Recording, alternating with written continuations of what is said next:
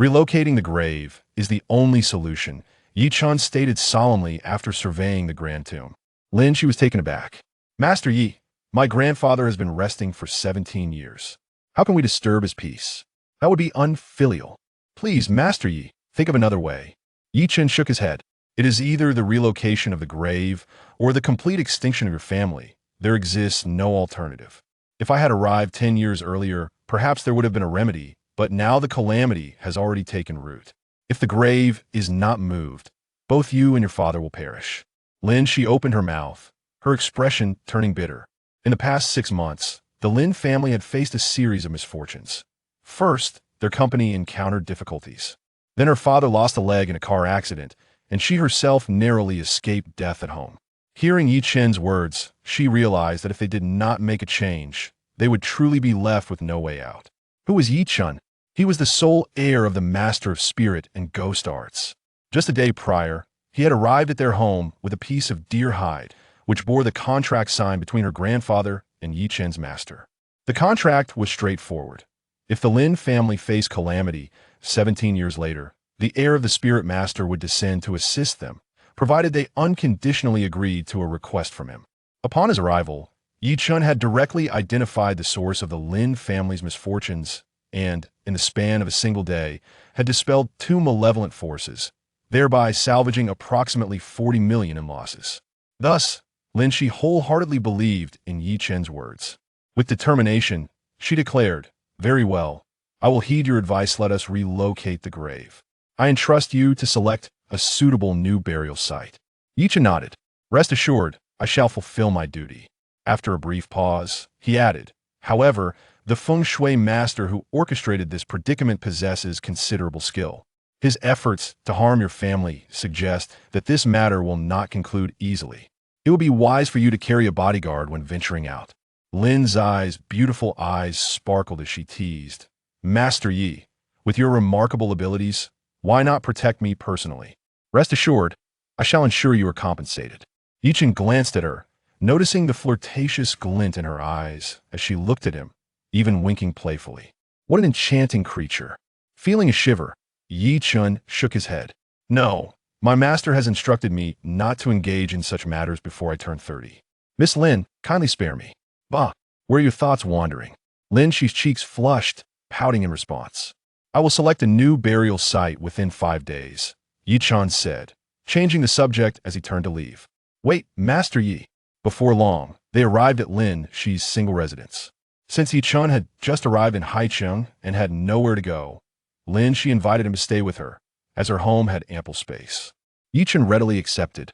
"Master Yi, could you assess the feng shui arrangement of my villa to see if any modifications are necessary?" Lin Shi initiated conversation. Yi Chen shook his head. "No, I will keep an eye on the feng shui aspect. You need not worry. Instead, focus on discerning which feng shui master has conspired against your family." Lin Shi's expression darkened. "I understand. I will thoroughly investigate this matter. Our family's enemies in Haicheng are not numerous, so it should be relatively easy to trace." "Indeed," Yi Chen nodded. "I shall take my leave to rest now." "Master Yi." Lin Shi suddenly blocked his path, a playful smile gracing her lips. "You have yet to disclose your request. Speak boldly. I assure you, I shall honor the pact inscribed upon the deer hide." Yi Chen regarded her intently, replying with a measured tone.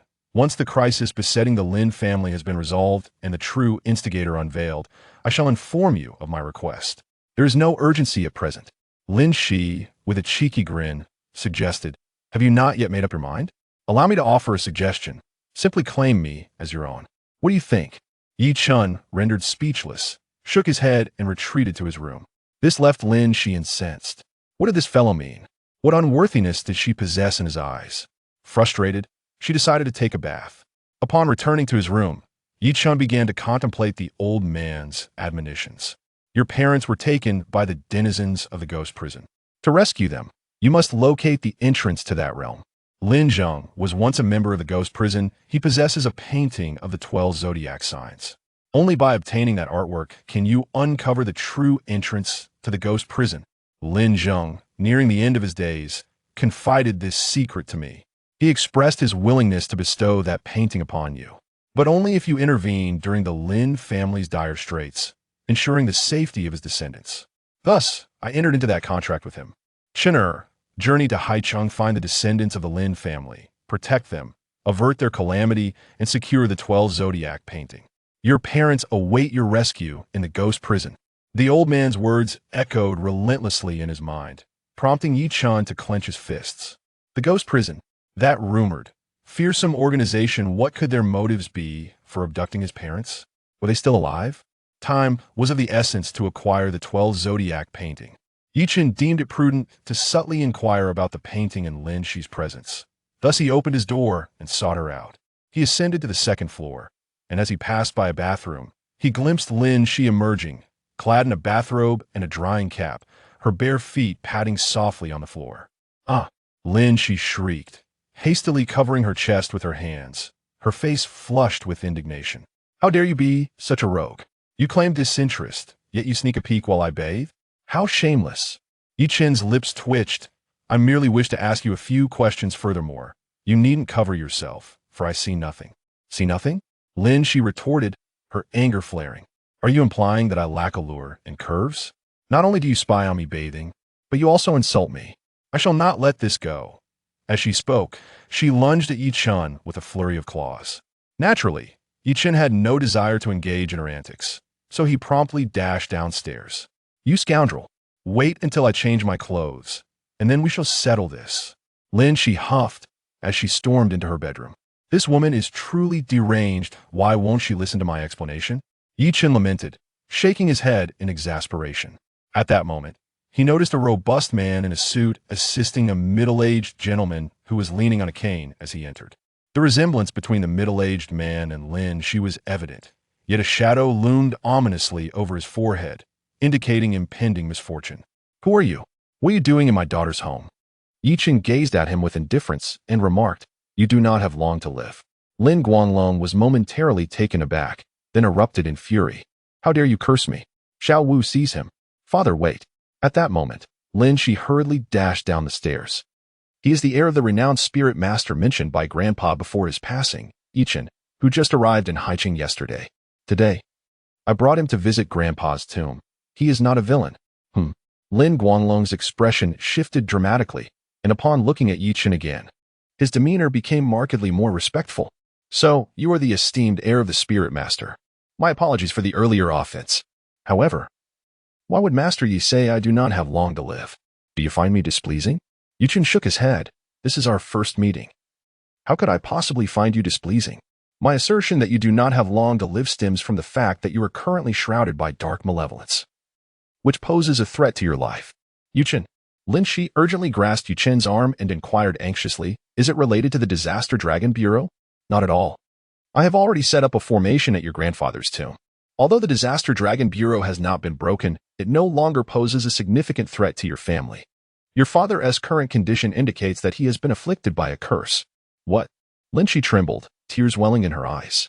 "Father, she, do not be afraid. Since Master Yi can perceive this, it surely means there is a way to break it." Lin Guanglong comforted his daughter, then turned to Yi Chen, clasping his hands together. "Master Yi, I beseech you to save me. I have important matters yet to accomplish. I cannot simply die like this. If you can rescue me, I will comply with any request you make." Yi Chen replied calmly, "Do not be anxious. My task is to ensure the safety of your family. I will not allow harm to come to you. Take this." He produced a somewhat moldy copper coin from his pocket. "Tonight, keep it in your mouth while you sleep and do not spit it out." Lin Guanglong immediately took the coin and asked, "What should we do next?" Yi Chen explained, "You will sleep here tonight. The practitioner of the curse will surely strike again. This copper coin will break his spell, and if fortune favors us, it may even help us locate him. Once I eliminate him, you will be safe." Lin Guanglong nodded earnestly. "Rest assured, Master Yi, I will follow your instructions without fail." As night fell at 9 o'clock, Yi Chen was meditating in his room when Lin Shi suddenly burst through the door, frantic. Yi Chen, come quickly. My father. Something has happened to my father." Without hesitation, Yi Chen's eyes gleamed with intensity as he rose to follow Lin Shi to Lin Guanglong's room. Lin Guanglong lay on the bed, his eyes tightly shut, his mouth moving as if speaking, with the copper coin clenched firmly between his teeth. Additionally, his body quivered as though electrified. Wisps of black smoke emanated from the coin, not dense but exuding a foul odor reminiscent of decaying fish. "Yi Chen, Without a moment to ponder, swiftly formed a hand seal with his right hand and promptly tapped Lin Guanglong's neck. As Lin Guanglong opened his mouth, the copper coin was on the verge of falling into it, but Chen deftly pinched the coin with his fingers. Crack! The coin shattered into two halves, landing on the ground with one half facing east and the other south. So it is, Chen murmured to himself. Father, how are you? She hurriedly rushed to her now calm father, giving him a gentle push before turning anxiously to Chen. Chen, where's my father? Huh? Where did he go? In a dimly lit underground chamber, a middle-aged man, bare-chested and portly, suddenly spat out a mouthful of black blood and collapsed before the headless statue. Cough. A master? There is a master. The man clutched his chest, coughing violently. Just as he was about to pull out his phone to make a call, he abruptly froze. Who exactly are you? He trembled, unable to turn around. The aura emanating from Chen was utterly terrifying, as if he could be reduced to ashes in the blink of an eye. Thus he dared not make a rash move. I have but one question. Who is the employer? Chen's voice was cold and detached. The man forced a bitter smile. If I tell you, will you spare my life? Chen replied, no, but I can grant you a swifter death. Taking a deep breath, the man confessed. It is Zhao Bingquan, the president of the Zhao Group. He offered me 10 million to eliminate Lin Guanglong, but the reasons elude me. Besides you, did he hire a feng shui master? A feng shui master? I am unaware. I have not seen any such individual near him. Understood. Chen turned to leave. In the next instant, the man's head was sent soaring into the air. Splash! Blood gushed forth like a fountain. Upon Chen's return to Lin Shi's single residence, Lin Guanglong had already regained consciousness. The moment Lin Shi saw him, she inquired about his sudden disappearance. Chen did not respond. Instead, he stated, the sorcerer is dead. You are safe now, Mr. Lin. Furthermore, it was Zhao Bingquan who paid that sorcerer 10 million to kill you.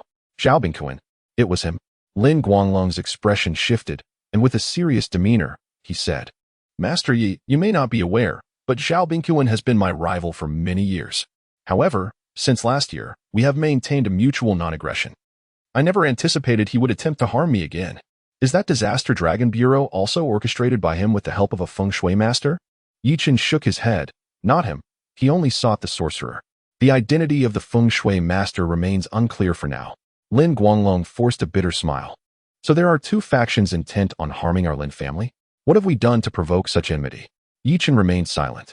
At this moment, Lin Shi interjected angrily. Father, Zhao Bingquan seeks to end your life. We cannot let this matter rest. I propose we declare war on the Zhao family. Lin Guanglong shook his head, declaring it unwise. While one can evade an overt attack, a hidden threat is far more challenging to counter. Our immediate priority is to identify the power of the feng shui master. He then turned to Chen. Master Yi, if you assist in relocating my father's grave, the calamity will surely be resolved, will it not? Chen nodded affirmatively. Absolutely, I am confident. Then let us focus on this matter. Lin Guanglong expressed his gratitude. Thank you, Master Yi, for your help tonight. No need for thanks, Chen replied. As night fell, the following day dawned. Chen shared breakfast with Lin Shi. Chen, where do you plan to find a new resting place for my grandfather? Do you need my assistance? Lin Shi inquired, intrigued by the enigmatic Chen, her curiosity deepening her desire to be closer to him. Chen shook his head. No need. Your assistance is unnecessary. I will seek a new grave for your grandfather tonight. All right, Lin Shi responded, somewhat disappointed. At that moment, Lin Guanglong hurriedly entered, breathless. Master Yi, Master Yi. I received a call from Zhao Bingquan shortly after arriving at the office. He mentioned there might be some misunderstandings between us and invited me to dinner tonight to resolve them. I accepted. Can you accompany me? Upon hearing this, Lin Shi instinctively felt apprehensive, fearing a trap, but Chen reassured her, with me present, there is nothing to fear. At around 8 in the evening, Chen accompanied the Lin father and daughter to the Grand Hotel in Haicheng. Zhao Bingquan had already reserved a private room and arranged for bodyguards to await their arrival. Upon their entrance, the bodyguards escorted them to the room. Old Lin, you've arrived. And you brought your daughter along? Ah, this young man is unfamiliar. Zhao Bingquan greeted them with a jovial demeanor, his joviality accentuated by the rolls of flesh on his face. A single glance from Chen was sufficient for him to ascertain Zhao's impending doom. This is my daughter's boyfriend, Chen. Lin Guanglong introduced him directly. Lin Shi, in a bold gesture, linked her arm with Chen's, who remained silent and offered no resistance. Ah, quite a fitting match. Congratulations. Please, have a seat, old Lin. You shouldn't stand for too long in your current state, Zhao Bingquan urged. With Lin Shi's assistance, Lin Guanglong settled into a chair, setting his cane aside. While Yi Chen took a seat to his right, Zhao Bingquan then got straight to the point. The reason for inviting you here, old Lin, is to clear up some misunderstandings. I must confess, the sorcerer Miao Yu was hired by me to eliminate you. Lin Guanglong's expression hardened. I did not expect such candor from you. I anticipated you would try to deny it. Your honesty is surprising. However, I am curious as to why you would do this. We have no vested interests anymore, do we? What benefit do you gain from my death? Zhao Bingquan managed a bitter smile. You are correct. Killing you offers me no advantage, nor do I have any need to do so. I was compelled to act. Who compelled you? I cannot speak. But I can tell you that the troubles currently befalling your family are the result of the seeds of calamity sown by your father during his lifetime. There are those who wish for your family's complete demise. I am merely a pawn in this game. Lin Guanglong questioned. Then why have you suddenly revealed the truth to me? Because he is about to die, Yi Chen interjected abruptly. His complexion was ashen. His lips tinged with yellow, a classic sign of terminal cancer. He has but a month left to live. Such a keen eye you possess, young brother, Zhao Bingquan chuckled. So, you mean to say that my sorcerer met his end at your hands? Yi Chen nodded, affirming, indeed, it was I who killed him. As I suspected, Zhao Bingquan remarked. As he removed his coat, simultaneously, both Lin Guanglong and his daughter gasped in shock. To their astonishment, wrapped beneath his shirt were layers of TNT explosives. Not only him, but even his bodyguard bore the same shocking revelation after shedding his outer garment. Zhao Bingquan, what are you planning? Lin Guanglong exclaimed in alarm. Zhao Bingquan sighed. How is it that even your son-in-law can grasp this, yet you cannot? I am destined to die, and the individual behind me has promised that if I take you with me, he will spare my family. Old Lin, do not blame me. I am left with no choice. With that, he and his bodyguard simultaneously reached for the bomb's fuse. No. Lin Shi screamed, rushing to shield her father. In a split second, Yi Chen seized a teapot and hurled its contents at Zhao Bingquan and his companion. The moment the hot tea splashed onto the explosives, the ignited fuse was instantly extinguished. Yi Chen then delivered a swift kick, sending Zhao Bingquan crashing to the ground. As the bodyguard charged with a drawn knife, Yi Chen swiftly pierced his wrist, incapacitating him with a punch to the temple. The bodyguard crumpled to the floor, unconscious. Ah! Lin Shi shrieked in terror at the sight. You cannot stop me. I must perish alongside Lin Guanglong and the others. Zhao Bingquan roared, reaching for a lighter in his pocket. Click. Yi Chen swiftly stomped down, breaking his arm, then yanked the explosives from Zhao Bingquan's body, tossing them aside. You are formidable. I concede defeat, Zhao Bingquan said, his face ashen. Now, reveal the identity of the one behind this. Yi Chen spoke coldly. Zhao Bingquan remained silent, merely gazing at him with a smile that gradually faded, his pupils dilating. This is bad. Yi Chen realized what was happening and hurriedly attempted to pry open his eyelids, but it was too late. He had succumbed. Yi Chen stood upright. He had ingested poison prior to this encounter, his second line of defense. Dead. Lin Guanglong hastily leaned on his cane and approached Yi Chen. Gazing at the smiling corpse of Zhao Bingquan, his emotions complex.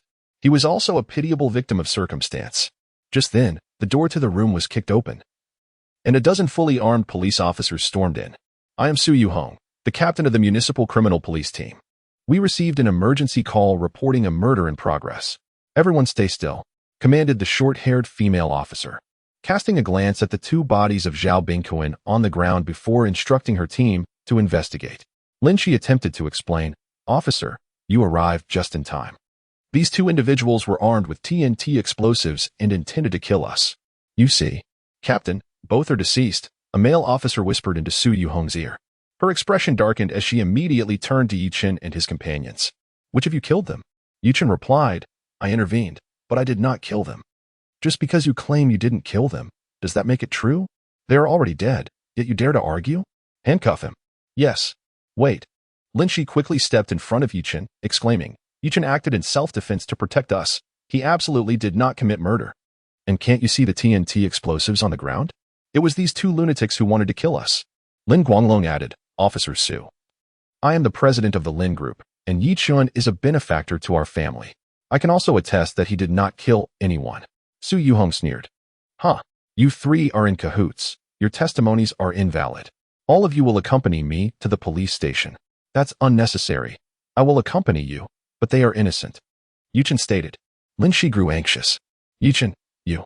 Chen quickly whispered in a tone only she could hear. Don't worry. Zhao Bingquan died from poisoning. After the forensic examination, my innocence will be proven. I will be released in no more than 48 hours. There is no need for concern. He then handed Lin Shi a copper coin, saying, keep this. I fear the person behind this may still wish to harm you. This coin will protect you. What are you whispering about? Su Yuhong's patience waned. You dare disregard my authority? Take them all away. Just take me. It suffices. Chen approached Su Yuhong, extending his wrist. But I can assure you, you have arrested the wrong person. They died from poisoning. Do not instruct us on how to do our jobs. With a snap, Su Yuhong personally placed the handcuffs on Chen. An hour later, outside the police station's interrogation room, Su Yuhong glared at Chen, who sat quietly in the chair, her frustration mounting. You scoundrel, I shall see how long you can maintain your silence. Captain Su. At that moment, the forensic officer arrived with the autopsy report, though both bodies bore Chen's fingerprints and signs of having been struck. It has been determined that the cause of death was indeed the poison within their bodies, which preliminarily exonerates Chen from being the perpetrator. Su Yuhong's expression shifted. Can we definitively rule out that Chen administered the poison? The forensic officer nodded. It can be ruled out that he was the one who poisoned them. This revelation only fueled Su Yuhong's anger further. Could it truly be that he did not commit the murder? She snatched the autopsy report and kicked the door open. Striding inside, and barked, Chen, the autopsy report has been released. It confirms you are the murderer. Why will you not confess? Chen lazily lifted his eyelids to glance at her. Officer Su, is it not a crime for the police to deceive? He stated. You can only detain me for another 48 hours at most. I will await the moment when you personally release me. After uttering these words, Chen closed his eyes to rest. Officer Su Yuhong's teeth ground in frustration, wishing to deliver a few kicks to him. Yet, she understood that Chen spoke the truth, without evidence to prove his guilt, that could only release him. What are you so smug about? During these 48 hours, you won't even be allowed to use the restroom. I will make you suffer. She angrily tossed out her retort before storming out of the interrogation room. At that moment, Chen opened his eyes, his expression grim. It was almost certain that Su Yuhong's visit tonight was orchestrated by the individual behind Zhao Bingquan. The adversary had made ample preparations, fearing that Zhao Bingquan would fail to eliminate the Lin father and daughter, hence resorting to this tactic. Now, Chen bore the weight of the situation alone. Without him by their side, could the mastermind remain composed? Chen was waiting. He was also gambling. As night deepened, in the pitch-black forest, an elder and a youth stood gazing towards Lin Shi's villa.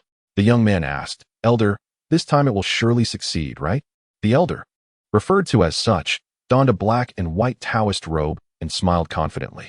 Absolutely. The expert beside the Lin family has already been detained at the police station. Tonight is our prime opportunity for action. Once we obtain the Zodiac map, young Master Huang, you will be the organization's greatest benefactor. The authorities will reward you handsomely. Huang Zhan chuckled. Then let us act swiftly. First, we secure the Zodiac map, and then we eliminate the father and daughter, setting their villa ablaze. Indeed, the elder whistled. And in the next moment, 20 shadowy figures surged from the surrounding darkness towards the villa. Tonight was a fortuitous occasion for them. Initially intending to merely detain the Lin father and daughter, they were surprised to find that the expert surnamed Yi had stepped in, taking all the blame upon himself. Thus, the Lin father and daughter had become mere prey on the chopping block. Young Master Huang, we should depart as well. Yes. In the interrogation room, Chen, who had been resting with his eyes closed, suddenly opened them wide, glancing down at the copper pendant hanging from his chest, now vibrating. The bait has been taken. He swiftly broke free from the handcuffs and in the next moment found himself in Officer Su Yuhong's office. Officer Su, someone intends to kill Lin Guanglong and his daughter. I must return to protect them. I need to leave now, Chen stated directly.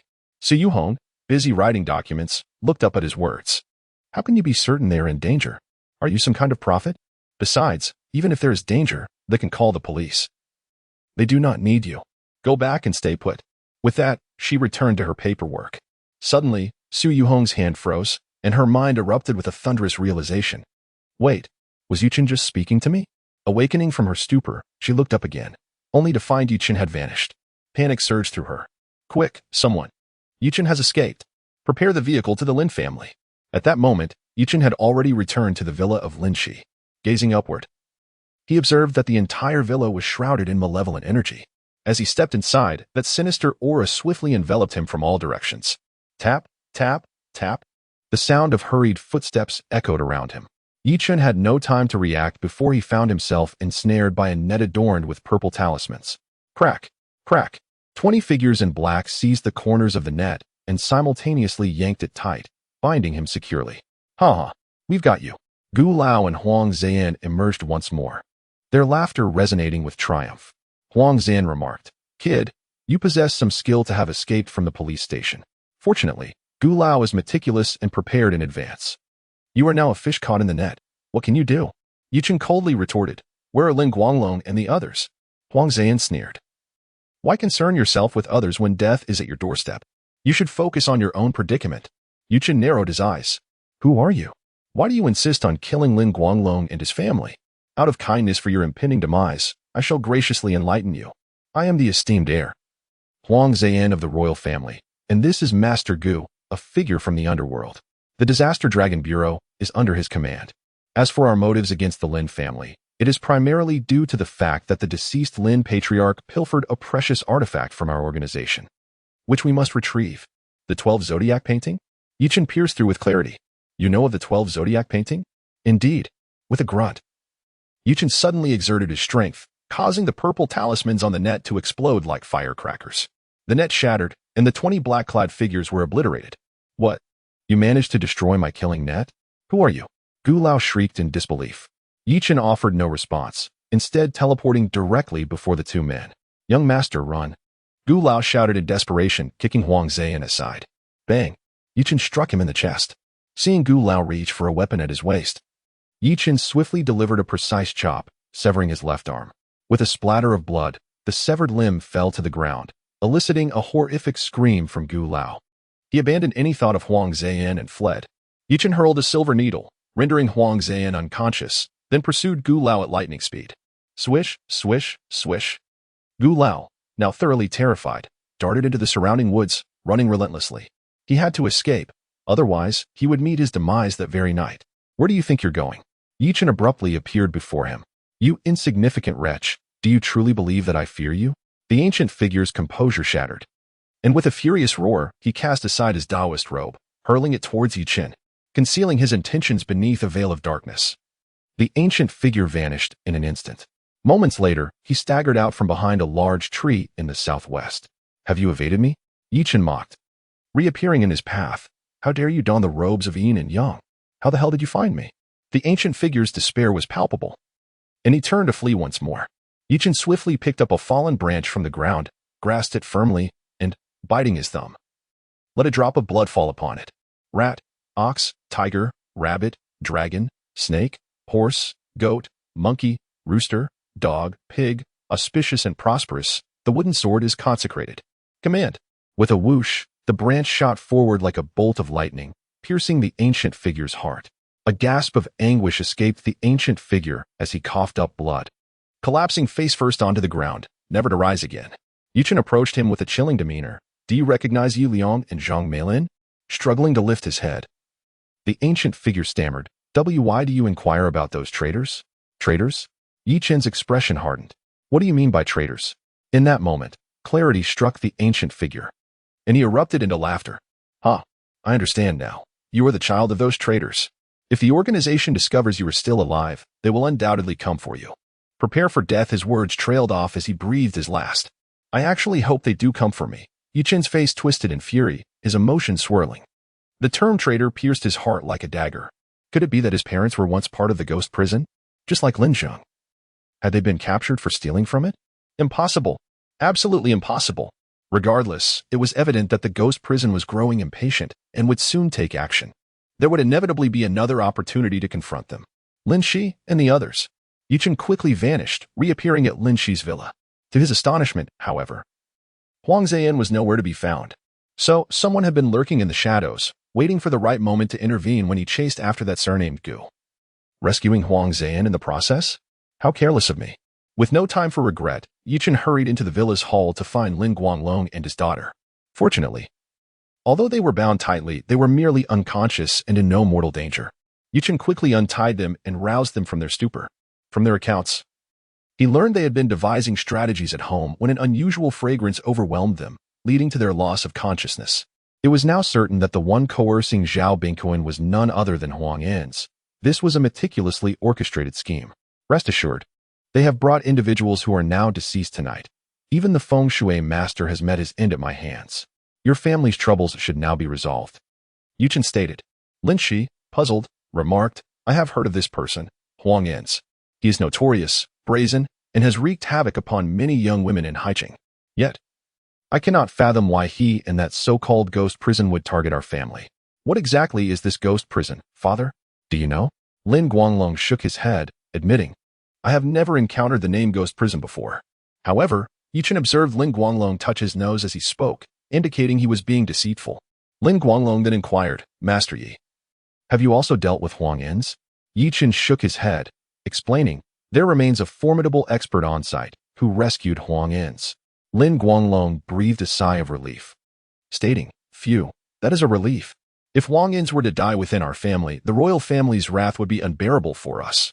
He expressed his gratitude to Chen, suggesting they consider the matter concluded for now, while he contemplated methods for retribution against the royal family. At that moment, hurried footsteps echoed from outside, as Su Yuhong and her team burst in. Officer Su, you are quite tardy, Chen remarked with a chuckle.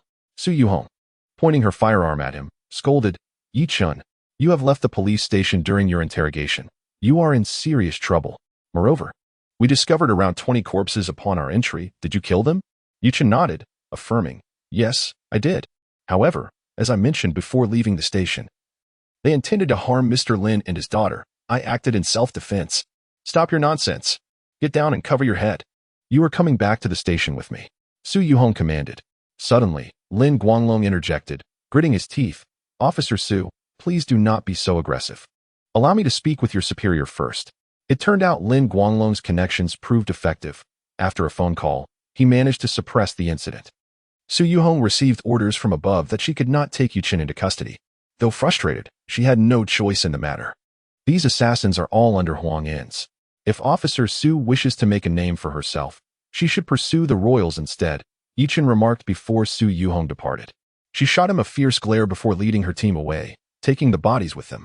In the following days, Chen helped Lin Zheng choose a new burial site, selecting an auspicious date to relocate the grave. Due to Lin Guanglong's mobility issues, Lin Shi took full responsibility for the arrangements. She questioned him. Isn't the Disaster Dragon Bureau disbanded? Why must we still move my grandfather's grave? Chen replied, the Disaster Dragon Bureau may be dissolved, but the negative repercussions for your family persist. It is prudent to relocate the grave as a precaution. After the relocation was complete, while driving back, Lin Shi asked Chen, all right, now it is your turn to disclose your terms. What exactly do you desire? Chen retorted, does your grandfather possess a vast collection of calligraphy and paintings? Lin Shi was taken aback, nodding slightly. Yes, he has a few. Do you want those artworks? I only require one of them. Which one? Simply take me there, and I shall select it myself. Understood, Lin Shi replied. Upon witnessing his arrogant demeanor, her temper flared. Were it not for his assistance in resolving their family crisis, she would have surely scolded him fiercely. Before long, they arrived at the residence of Lin Zhongxing. This is where my grandfather used to live. This is his study, where many of his calligraphy and paintings are displayed. Why are you holding my hand? Lin Shi asked, her confusion evident as she prepared to open the study door. Chen spoke in a low voice. There is a sin of blood. Lin Shi's expression changed. How could there be a sin of blood here? Without a word, Chen forcefully kicked open the study door, gasping in shock. In the dimly lit study, Lin Guanglong sat slumped against the wall, his eyes wide open, a scroll impaled in his chest, pinning his body to the wall, beneath him a dark pool of blood.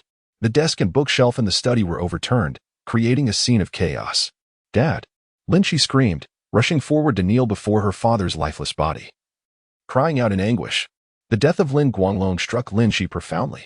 After her grandfather's passing, she had been solely reliant on her father. And now he too had been murdered.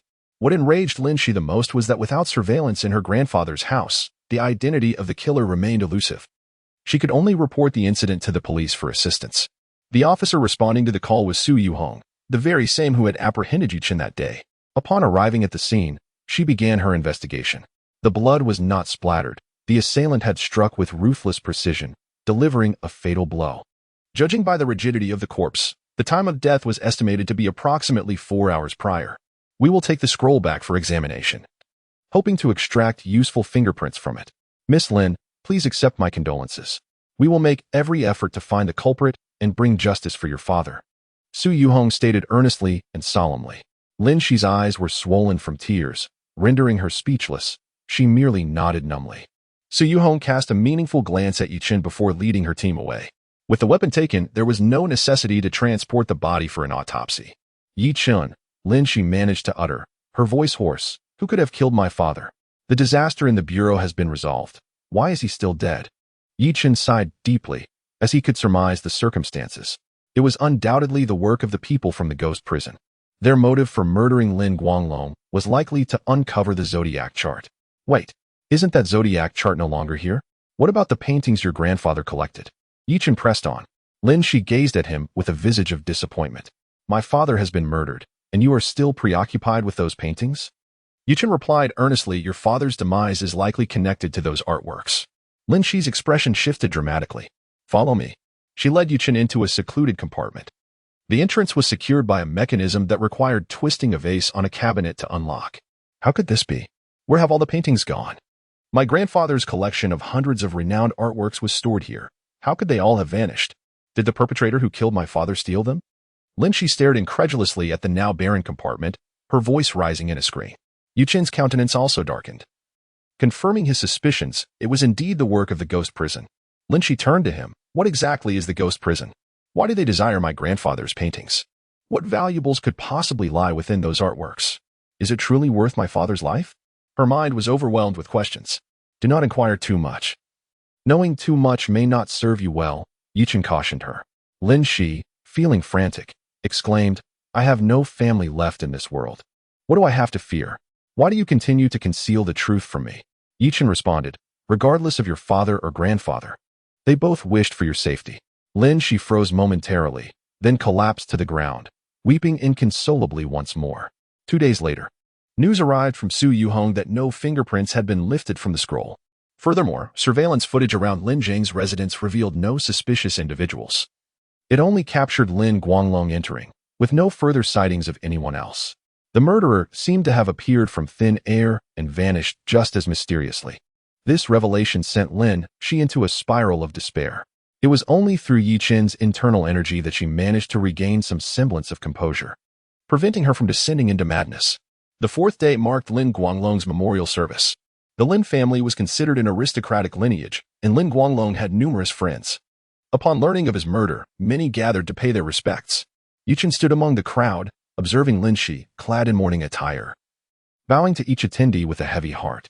The loss of Lin Guanglong and the disappearance of the 12 zodiac paintings severed all leads regarding his parents. A surge of unnameable anger welled within him, yet he could not unleash it upon Lin Shi, who was engulfed in greater sorrow. Was it truly the work of Huang Zhan's men? That night of slaughter had only seen him rescued by a mysterious figure, casting a shadow of suspicion upon him. Suddenly, a jarring screech of brakes pierced the air outside. Yi Chen furrowed his brow and dashed out. There, he witnessed 2 vans come to a halt, and 10 individuals emerged, wielding steel pipes and clubs. Smash this place. One of the assailants, a blonde, shouted. You are courting death. Yi Chen wore a grim expression, stamping his right foot and drawing a simplified Tai Chi symbol with his left foot in a clockwise manner. In the next moment, his body glided past the 10 individuals like an eel. The Tai Chi step. Bang, bang, bang. Ah, damn it. It hurts so much. The 10 men continuously cried out in agony, and soon, all but the one with yellow hair collapsed to the ground, the other 9 rendered unconscious. What transpired? Lin Shi, hearing the commotion, rushed out to investigate with the others. Yi Chen, who are these people? Why are they causing trouble at my father's memorial service? Lin Shi glanced at the thugs on the ground and couldn't help but ask. I was just about to inquire as well. Yi Chen replied before approaching the man with yellow hair. Don't come any closer. Stay back. The yellow-haired man was genuinely terrified. The 10 of them hadn't even had the chance to strike before Yi Chen had effortlessly taken them down. It was utterly humiliating and terrifying. He felt as though he could hardly stand. Crack. Yi Chen crushed his right calf with a single stomp. Ah, don't kill me, don't kill me. If you wish to live, reveal who sent you here.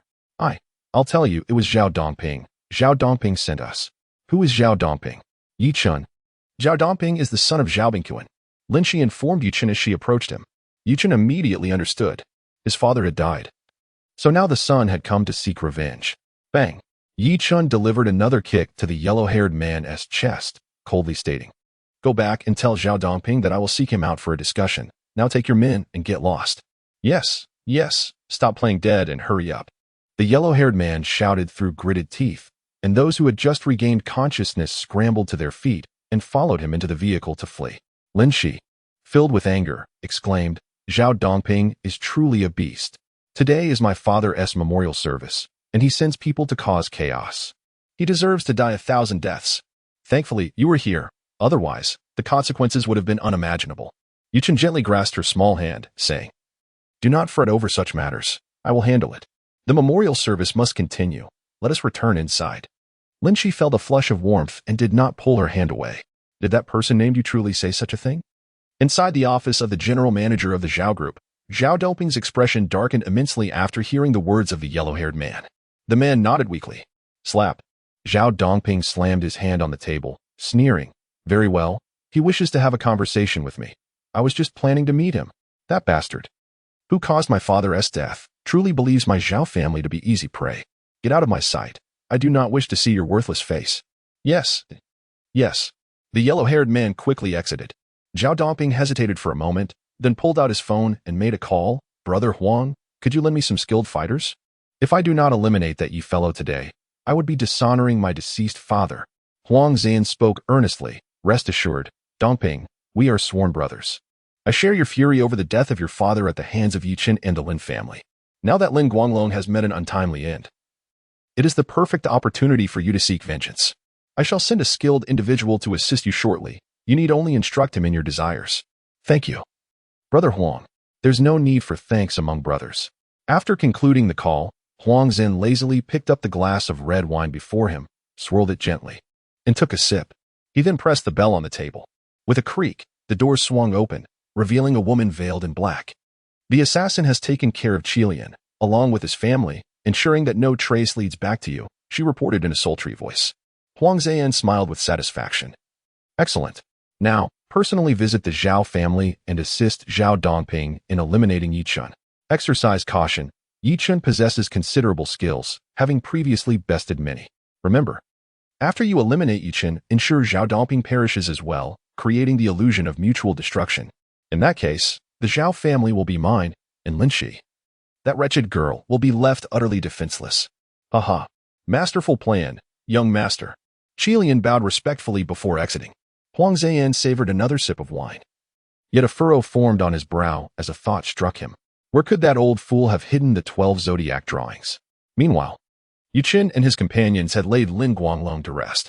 The gravesite, personally selected by Yu Chen, was adjacent to Lin Zheng's burial place, a prime location for accumulating wealth. "Father, you always wished for Grandpa to scold you again during your lifetime. Now, you are close to him, and your wish can be fulfilled," Lin Shi murmured tearfully at her father's grave. At that moment, a large hand rested on her shoulder. Feeling the warmth, Lin Shi turned to offer a bittersweet smile. "Yu Chen, I have no family left. What am I to do?" "I am still here," Yu Chen replied. "I will protect you." Lin Shi chuckled bitterly. "You have already honored your vow. How can I still ask for your protection? Besides, your identity is hardly legitimate." Suddenly, she shifted her tone. "Unless you agree to marry me, then you would have a valid identity." Yu Chen paused, then laughed. "You can still jest. This puts my mind at ease." Lin Shi pouted slightly. "I am not joking. What are your plans moving forward?" Yi Chen inquired, steering the conversation. Lin Shi clenched her fists, gritting her teeth. "My sole motivation for survival is to find the murderer of my father." Yu Chen nodded in agreement. On their way back, Yu Chen rolled down the car window, letting the wind flow through. Lin Shi felt her mind clear significantly. "Let's head to my father's company. Since his passing, I must shoulder its burdens alone. I cannot afford to falter," she declared. Yi Chen stated, "I am unable to assist you with matters concerning the company, but I can assure your safety." Lin Shi retorted, "Do you really believe those wretched beings from the nether prison still intend to kill me?" "Indeed. Then, while you may not divulge the true nature of the nether prison, you must at least enlighten me as to what they seek in that painting, correct?" Lin Shi could not suppress her curiosity. After a moment of contemplation, Yi Chen replied, "The zodiac painting? Have you ever seen it?" "The zodiac painting?" Lin Shi paused, then shook her head. I have perused many paintings in my grandfather's collection, yet I cannot recall such a piece. What significance does it hold? Just as Yi Chen was about to respond, his gaze fixated on a black sedan that suddenly emerged from a fork in the road, skidding to a halt in front of them. Brace yourself, trouble is upon us, Yi Chen warned. Lin Shi's expression shifted. Boom. Yi Chen slammed the accelerator, propelling their vehicle past the black sedan. As both cars raced side by side, the left window of the sedan rolled down, revealing the glint of a gun barrel aimed directly at them. A gun. Yi Chen, they are armed. I am not blind. Lower your head. Yi Chen barked, swiftly steering the wheel as their car collided forcefully with the other vehicle. The opposing car lost its balance and veered onto the right ramp. Lin Shi squeezed her eyes shut, instinctively letting out a scream. Crash. A thunderous noise erupted from above, akin to a heavy object crashing onto their car's roof. Yi Chen glanced up and saw a sharp steel knife piercing through the roof, carving a gash into it. Creaking, Yi Chen slammed on the brakes, reached out to grasp the knife's tip, and with a decisive snap, broke it off. Channeling his energy, he struck the roof with his palm. Boom. A muffled grunt resonated as the roof instantly returned to its original state. Stay inside the car and do not exit, Yi Chen instructed urgently, then flung open the door and dashed out. Swish. Two flying daggers hurtled toward Yi Chen, who nimbly dodged them. Out of the corner of his eye, he spotted his assailant, a woman clad in a black veil and a flowing black gown, her figure graceful and alluring. Impressive skills, she sneered coldly. Yi Chen fixed her with a steely gaze. Who sent you? Curious to know? She replied with a playful smile. Defeat me first. I have already triumphed. Yi Chen extended his right hand, and in the next moment, the woman was sent spinning 360 degrees through the air before crashing heavily to the ground. As she attempted to rise, Yi Chen's foot descended upon her face. Smack! His foot pressed her entirely into the earth. With a resounding thud, she burst forth from the ground behind Yi Chen, wielding a soft sword aimed at his neck. In a swift motion, Yi Chen turned and pinched the sword's tip, exerting a gentle force that shattered it. The serpent maiden struck a swift kick towards Yi Chen's chest. He deftly sidestepped, seizing her thigh and twisting it in the opposite direction, resulting in a bone-crunching snap. With a powerful punch, he struck her face. Bang! The veil shattered, revealing a visage marred by countless freckles. No wonder you hide your face. You are utterly unattractive, Yi Chen mocked, landing another blow to the serpent maiden's neck. She was sent sprawling several meters before rolling on the ground multiple times until she came to a halt. Coughing violently, she lay on her back, uncontrollably spitting blood. Yi Chen approached, towering over her, and said, Answer my earlier question, and I may grant you a merciful death. The serpent maiden let out a sinister laugh, her face twisted in malice. So preoccupied with me, have you forgotten about the girl in the car? Can you guess where my accomplice is now? Yi Chen's expression remained impassive. Do you think I am unprepared? The serpent maiden's smile faltered. In the next moment, a blood-curdling scream echoed from the direction of Yi Chen's vehicle as a tall figure clad in black hurtled toward him, landing at his feet. His clothing was shredded, his body drenched in blood, lifeless beyond any hope of revival. He was the gunman who had been driving moments ago, wasn't he? Yi Chen cast a cold glance at the corpse and inquired, Do you have any other tricks up your sleeve? The serpent maiden's face turned ashen. Do I have any other tricks? She retorted defiantly. If you want me to talk, go ahead and strike me. I will reveal nothing. Yi Chen smiled, finding her spirit commendable. Fortunately, I have time. I shall indulge you in some entertainment. He then retrieved a small green vial from his pocket, bent down, and pried open her mouth, pouring a green centipede into it. Swallow it down, dear, he commanded, ignoring her struggles as he squeezed her throat, forcing her to ingest the creature. What? What did you make me eat? She screamed, her voice cracking in sheer terror, unable to maintain her composure. Yi Chen spoke slowly. Fear not. It is merely a cursed insect. Once ingested, it will attach itself to your internal organs, gradually consuming them. Within an hour, your insides will be grotesquely decayed, while your exterior will show no signs of distress. After all, given your current appearance, I should be gracious and allow you a semblance of dignity in your demise. You. The serpent maiden panicked, hastily divulging. It was Zhao Dongping who sent me. I swear, I have told you everything. Please, give me the antidote. I would rather die by your blade than this torturous fate. Yet Yi Chen remained unsatisfied. You have not spoken the truth. It seems you still relish the sensation of having your insides devoured. I am telling the truth. I swear. I am not deceiving you. The serpent maiden howled in desperation. Yi Chen remained silent this time, his tranquil gaze fixed upon her, as though he could see straight through her very essence. Qilian could no longer endure the weight of his scrutiny. All right, I confess. I am one of the Emperor's confidants.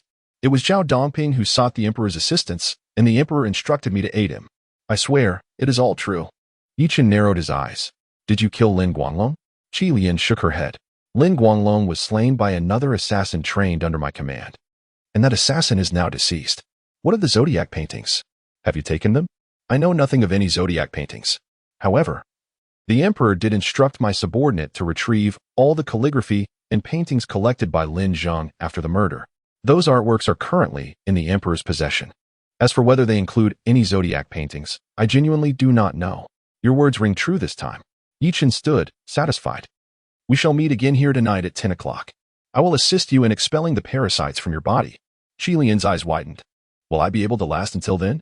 Yichen's expression remained impassive. If I say it is possible, then it is. But remember, only I can extract the parasites from your body.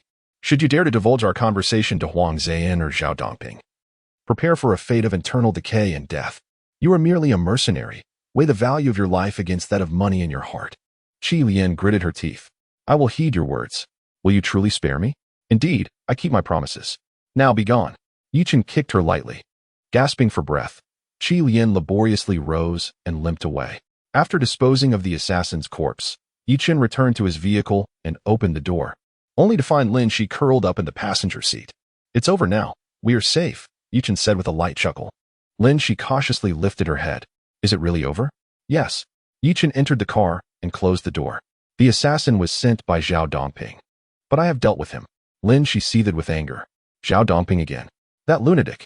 First, he disrupts my father's memorial service, and now he sends assassins after me. He has no regard for the law. I'll call Officer Su right away. No need. Yichen pressed her small hand. The assassin is dead, and there are no witnesses.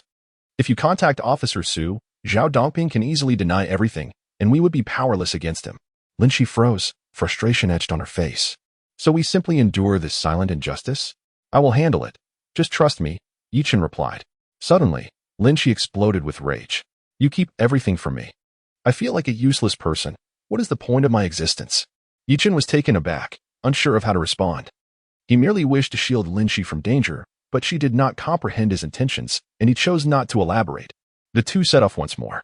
Upon arriving at the Lin Group, Lin Shi convened a board meeting to announce her intention to inherit the position of president, even while her father was still alive. She had already held the role of vice president, a testament to her evident capabilities. Now, as she steps into her father's shoes, there is little room for dissent among others.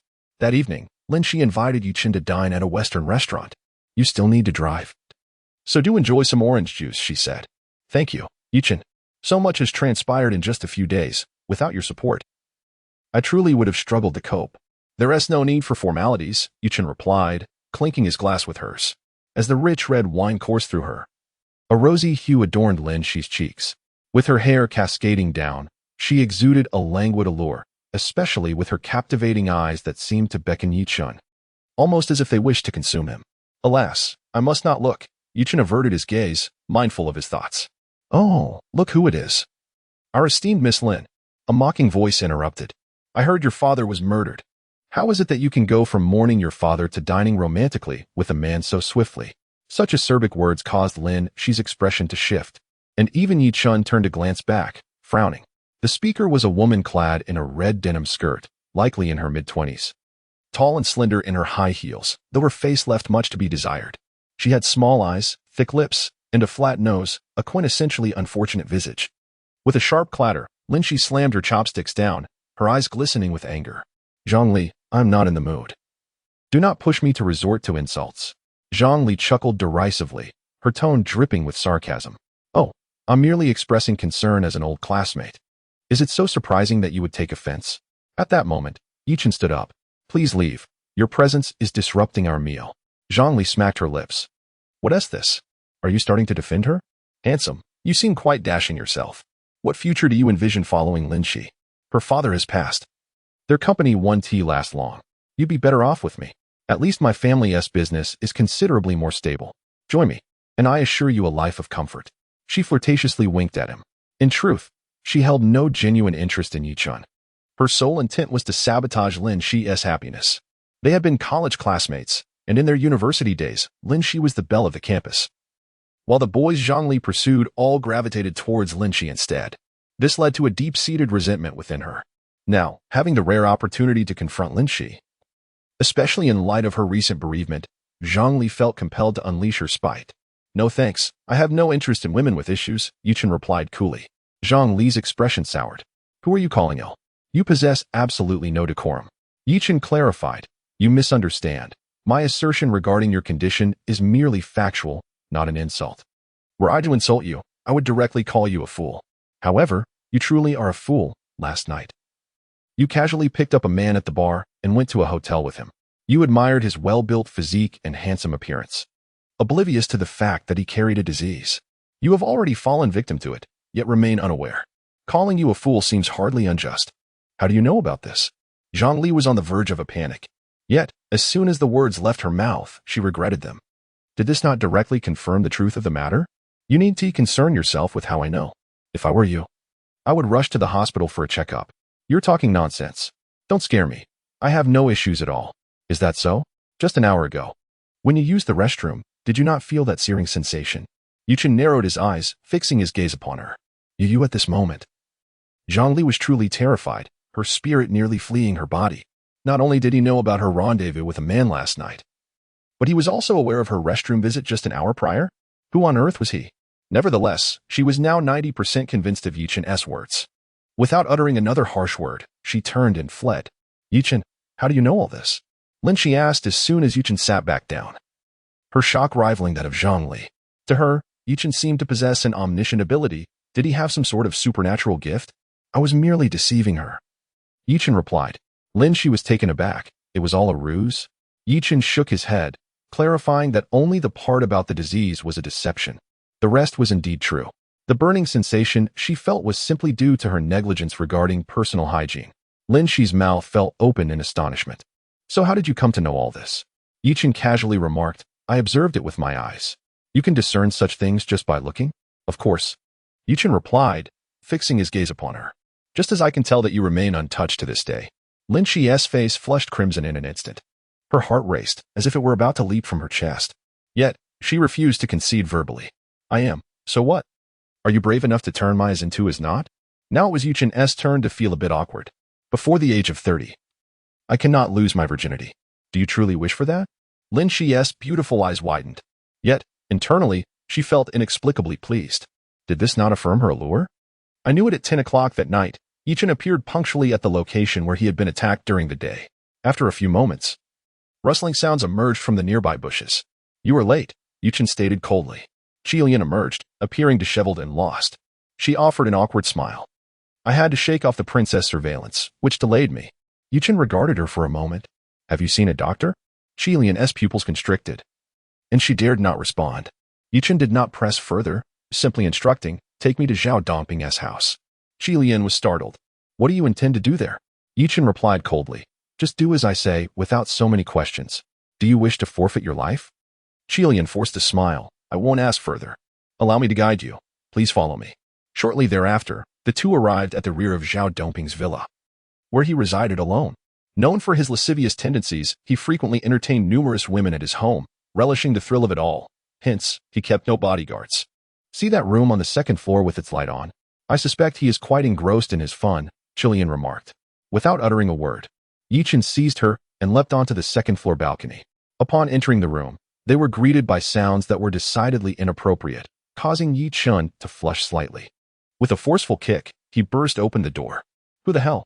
Zhao Dongping, startled alongside two alluring women, quickly pulled a blanket to cover themselves. Do you recognize me? Chen glared coldly at him. Zhao Dongping's expression shifted instantly as he recognized Chen, rage boiling over. Chen, you murderous fiend. How dare you come to my home?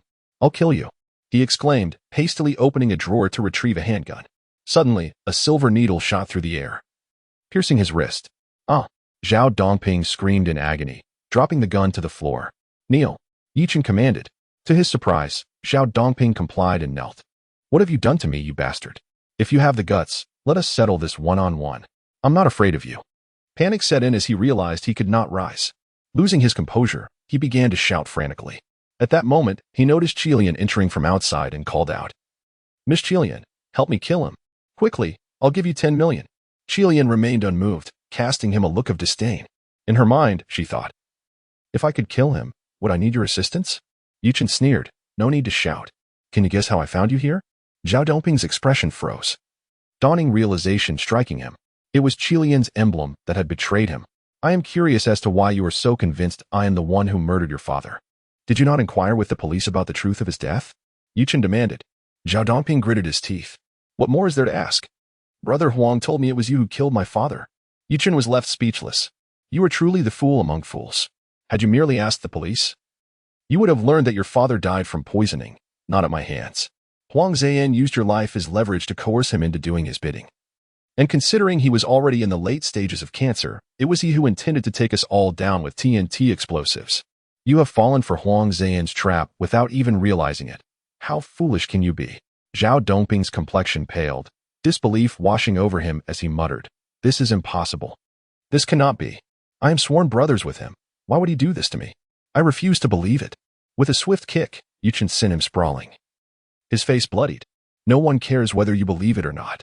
Since you have chosen to serve as a weapon for Huang Zhan, I shall today break this blade of yours." Chen's tone was devoid of any emotion, chillingly terrifying. Zhao Dongping finally began to panic. You intend to kill me?" "No, Chen, you cannot kill me. Just consider it a mistake on my part, will you? Spare me, I beg you. Grant me another chance, I implore you. Your first attempt to disrupt Lin Guanglong's memorial was insufficient to warrant my hand against you. But your subsequent collusion with Qilian to assassinate both me and Lin, she compels me to end your life. Please, I truly understand my errors, I beseech you." Silence. Chen, growing impatient, snapped his fingers, rendering Zhao Dongping mute, his mouth moving without sound. "Qilian. Why yes." Qilian stepped forward timidly. Chen cast a glance at her. "Eliminate everyone in this room." Qilian was taken aback. "You want me to kill them? What other choice do you have?" Chen smirked with a hint of amusement. "Either they die, or you do. Do I need to instruct you on how to choose?" With that, he strode out of the room. Qilian gritted her teeth, drawing a dagger from her sleeve, and approached the despairing Zhao Dongping. 1 minute later, she emerged, bloodied. Chen lounged on the sofa, leisurely sipping tea, glancing up at her. "Have you taken care of it?" Qilian replied, "It's all done. Rest assured. I am professional. I erased all their fingerprints before they died. No one will trace this back to me. As long as I remain undetected, you are safe. And this will be yet another unsolved case for the police." Chen chuckled softly. "I'm not concerned about that. You want to be alive much longer anyway." Qilian recoiled in horror, her face pale. You are not keeping your word. You promised not to kill me." Chen rose to his feet. "I did promise not to kill you, but I have since changed my mind. You shameless fiend. I will fight you." Bang. Just as Qilian prepared to charge, Chen had already teleported beside her, delivering a punch that blinded her right eye. Grasping her collar, he lifted her effortlessly and slammed her hard against the ground. "Ah!" Qilian screamed, collapsing like a puddle of mud, unable to speak or move. Chen, not in haste to end her life, crouched down and rummaged through her pockets until he retrieved her phone. Using her finger, he unlocked the device and dialed Huang Zhan's number. "Young Master Huang, wonderful news. I have captured Chen and brought him to Zhao Dongping. You must come and see." Chen imitated Qilian's voice, exclaiming with excitement. The real Qilian stared in disbelief, astonished at his ability to mimic her voice so perfectly. On the other end of the line, Huang Zhan's displeasure was evident. "Did I not instruct you to eliminate him first, then take care of Zhao Dongping? Who permitted you to capture him alive?" Chen remarked, "I initially intended to eliminate him, but this fellow claimed to possess knowledge of certain secrets regarding the Lin family. Thus, I refrained from taking his life, awaiting your arrival for interrogation." "Oh?" Huang Zhan was immediately stirred with excitement. "Then wait for me. I shall come over at once." "Very well. Please hurry," Chen responded. With that, the call ended. Click. Chen, before Qilian's gaze, crushed his phone to smithereens. "Now, it is time for you to depart." Bang. With a single, forceful punch, Qilian's temple was obliterated, leaving him lifeless and unseeing. Chen then made his exit from the scene. He lingered in the nearby woods for nearly an hour, until at last he spotted a black BMW coming to a halt. Shortly thereafter, he observed Huang Zhan and 2 bodyguards hastily disembarking from the vehicle. Chen promptly dialed the police. "Hello. I wish to report a murder incident occurring on a certain road. Please come quickly. After relaying this information, he hung up and swiftly departed. He had no intention of directly eliminating Huang Ziyan. His objective in luring Huang Ziyan was twofold: to frame him for the murder and to seize the opportunity to search for the zodiac paintings at Huang Ziyan's residence while he was away. Earlier that evening, en route to Zhao Dongping's house with Qilian, he had inquired about Huang Ziyan's address, discovering that Huang resided alone.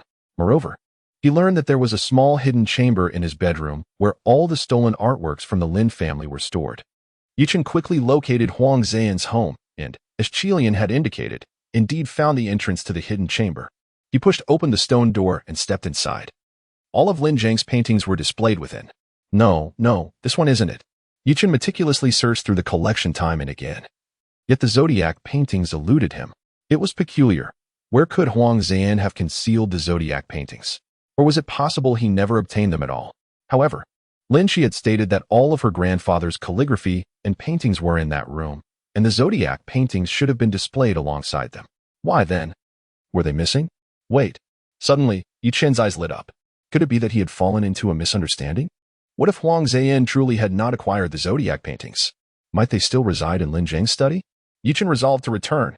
Chen exhibited remarkable efficiency, swiftly making his way to Lin Zhang's study. Ever since the tragic discovery of Lin Guanglong's lifeless body in this very room, the heartbroken Lin Shi had secured the door with an iron chain. However, such a lock was no obstacle for Chen. With a soft click, he illuminated the study. Stepping into the desolate space with meticulous intent, he heightened his perceptive abilities to the maximum, his hand gliding over every inch of the walls, leaving no corner unexplored. Suddenly, his fingers brushed against a protrusion. A spark of realization ignited within him as he pressed firmly on this raised spot. With a distinct click, a mechanism whirred to life, causing the wall before him to pivot, revealing a black box hidden behind it. This box, modest in size and square in shape, was not locked, appearing to bear the marks of time. Chen hastily retrieved the box and opened it, his breath quickening in anticipation. Inside lay a thin piece of parchment made from sheepskin, roughly the size of his palm, its surface coarse to the touch. The reverse side of the sheepskin was blank, while the other side was adorned with a vividly depicted tiger's head, yet it was evident that the parchment was not whole. Both edges bore the marks of having been torn from a larger sheet. Just a tiger's head? What could this signify? Was this a fragment of the 12 zodiac signs? Chen found himself momentarily perplexed. However, clarity soon dawned upon him. The 12 zodiac signs included the rat, ox, tiger, rabbit, dragon, snake, horse, goat, monkey, rooster, dog, and pig. Did this imply that he must locate the remaining 11 pieces of parchment, each inscribed with the corresponding zodiac images, to reconstruct the true zodiac tableau? The more he pondered, the more he became convinced of this notion. A wave of frustration washed over him. Initially, he had believed that only one zodiac image existed, and upon finding it, he could rescue his parents. Now, he realized he needed to gather the remaining 11 pieces. Old Master Lin, you have truly put me through great hardship. Chen sighed silently, carefully tucking the tiger-headed parchment into his clothing, returning the black box to its original place, and restoring the wall to its former state. Where could the other 11 pieces of sheepskin be? He had no leads whatsoever. Upon returning to Lin Shi's villa, he fortuitously encountered her descending the staircase. She wore a pink lace nightgown, her long, elegant legs exposed to the air, and the loose garment barely concealed her voluptuous figure. If Lin Shi's face was a perfect score of 100, her figure would undoubtedly merit 150. Chen, how come you're back so late? Where have you been? Lin Shi inquired, unable to contain her curiosity. Chen chose not to conceal the truth from her, replying, I went to deal with Zhao Dongping. Lin Shi gasped in shock. You killed Zhao Dongping? To be precise, it was not I who killed him, but Huang Ziyan, Chen revealed, withholding some details while conveying the essence of the truth. Lin Shi's eyes flickered uncertainly, her silver teeth clenched tightly. It turned out that Zhao Dongping had been seduced by Huang Ziyan's machinations, leading him to commit such heinous acts. That Huang Ziyan truly deserved a reckoning. However, would the police uncover the truth? If Huang Ziyan maintained his innocence, wouldn't this scheme be rendered futile? Chen replied, that matters not, at least Zhao Dongping is dead. Lin Shi's gaze dimmed as she responded, but Huang Ziyan still lives. He was responsible for my father's death, and I cannot let this grudge go unavenged. At this juncture, Lin Shi steeled her resolve and said, Chen, why don't you assist me in eliminating Huang Zan? If you help me rid the world of him, I shall grant you anything you desire, even my body, if that is what you wish. Yi Chen felt a disconcerting sense from her final words, as though she were eagerly offering herself to him. He chuckled. Very well, I shall go tomorrow to help you eliminate Huang Zan. Afterward, we can depart from Haiqing and begin anew in another city. Lin Shi opened her mouth to speak, but ultimately shook her head. No, your words have reminded me. Huang Zan's father is a tycoon, and his uncle is the governor of Haiqing. Should we kill Huang Zan, the royal family would undoubtedly pursue us like rabid dogs. Haiqing is my hometown. My parents and grandfather are buried here. I cannot abandon this place. I need time to consider a different plan. Yi Chen approached her earnestly, gazing into her eyes. I will certainly avenge your father. Trust me. Lin Shi hesitated for a moment, then, blushing, embraced Yi Chen. The warmth of her presence caused Yi Chen to straighten up immediately. Yi Chen gritted his teeth. Please let go of me. I cannot afford to lose my virginity before 30. Pa, I shall not release you. If you dare to act recklessly, then so be it. Lin Shi teased, her shyness evident. Yi Chen, feeling helpless, eventually pushed her away and walked toward the room. I am going to sleep. Yi Chen, are you even a man? Such a coward, Lin Shi exclaimed, stomping her foot in frustration. Late at night, Governor Jiang Zhengyu personally arrived at the police station to collect his nephew. Officer Yang Haiping was nearly paralyzed with fear, repeatedly apologizing. I am truly sorry, esteemed governor. It was my subordinate, the captain of the criminal police, who acted foolishly and apprehended your nephew. I am too ashamed to face you.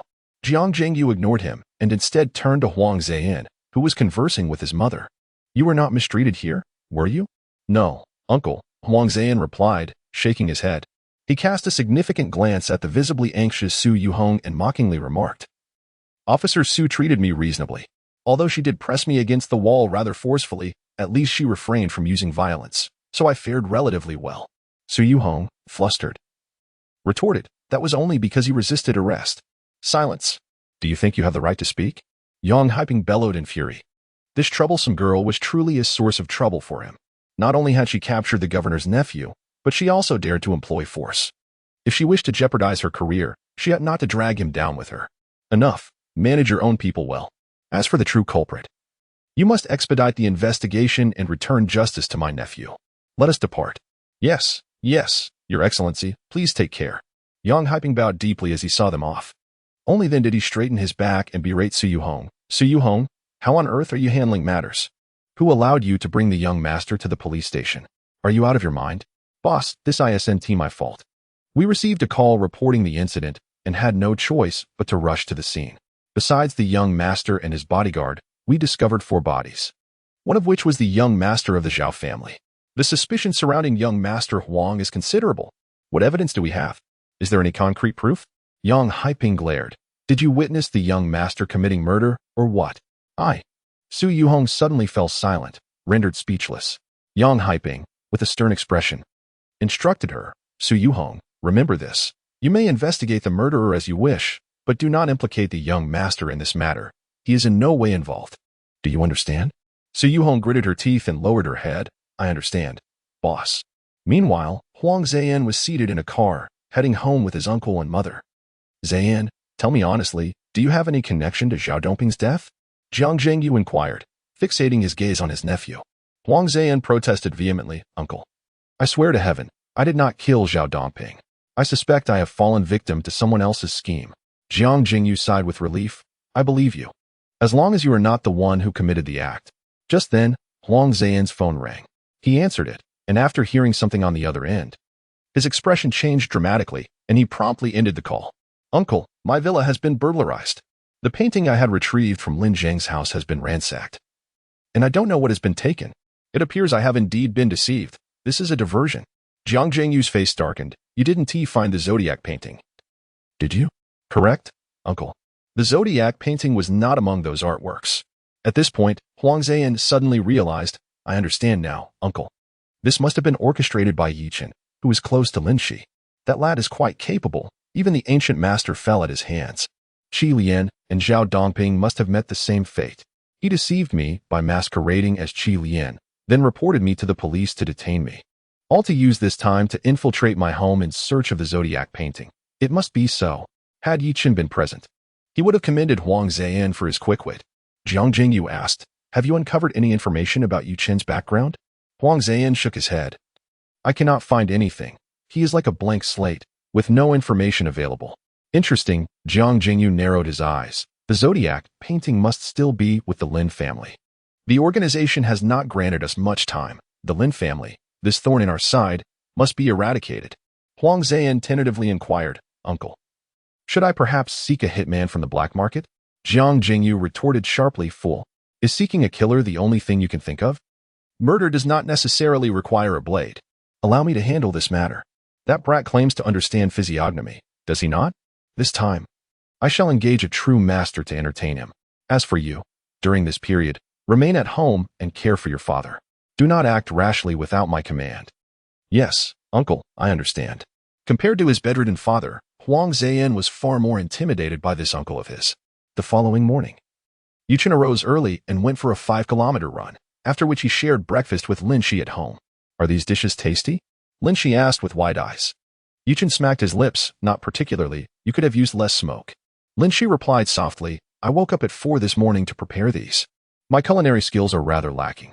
Coughing slightly, Yu Chen awkwardly responded, I haven't brushed my teeth yet, so my taste buds are not quite awake. In fact, upon further reflection, I must admit that it's rather delicious."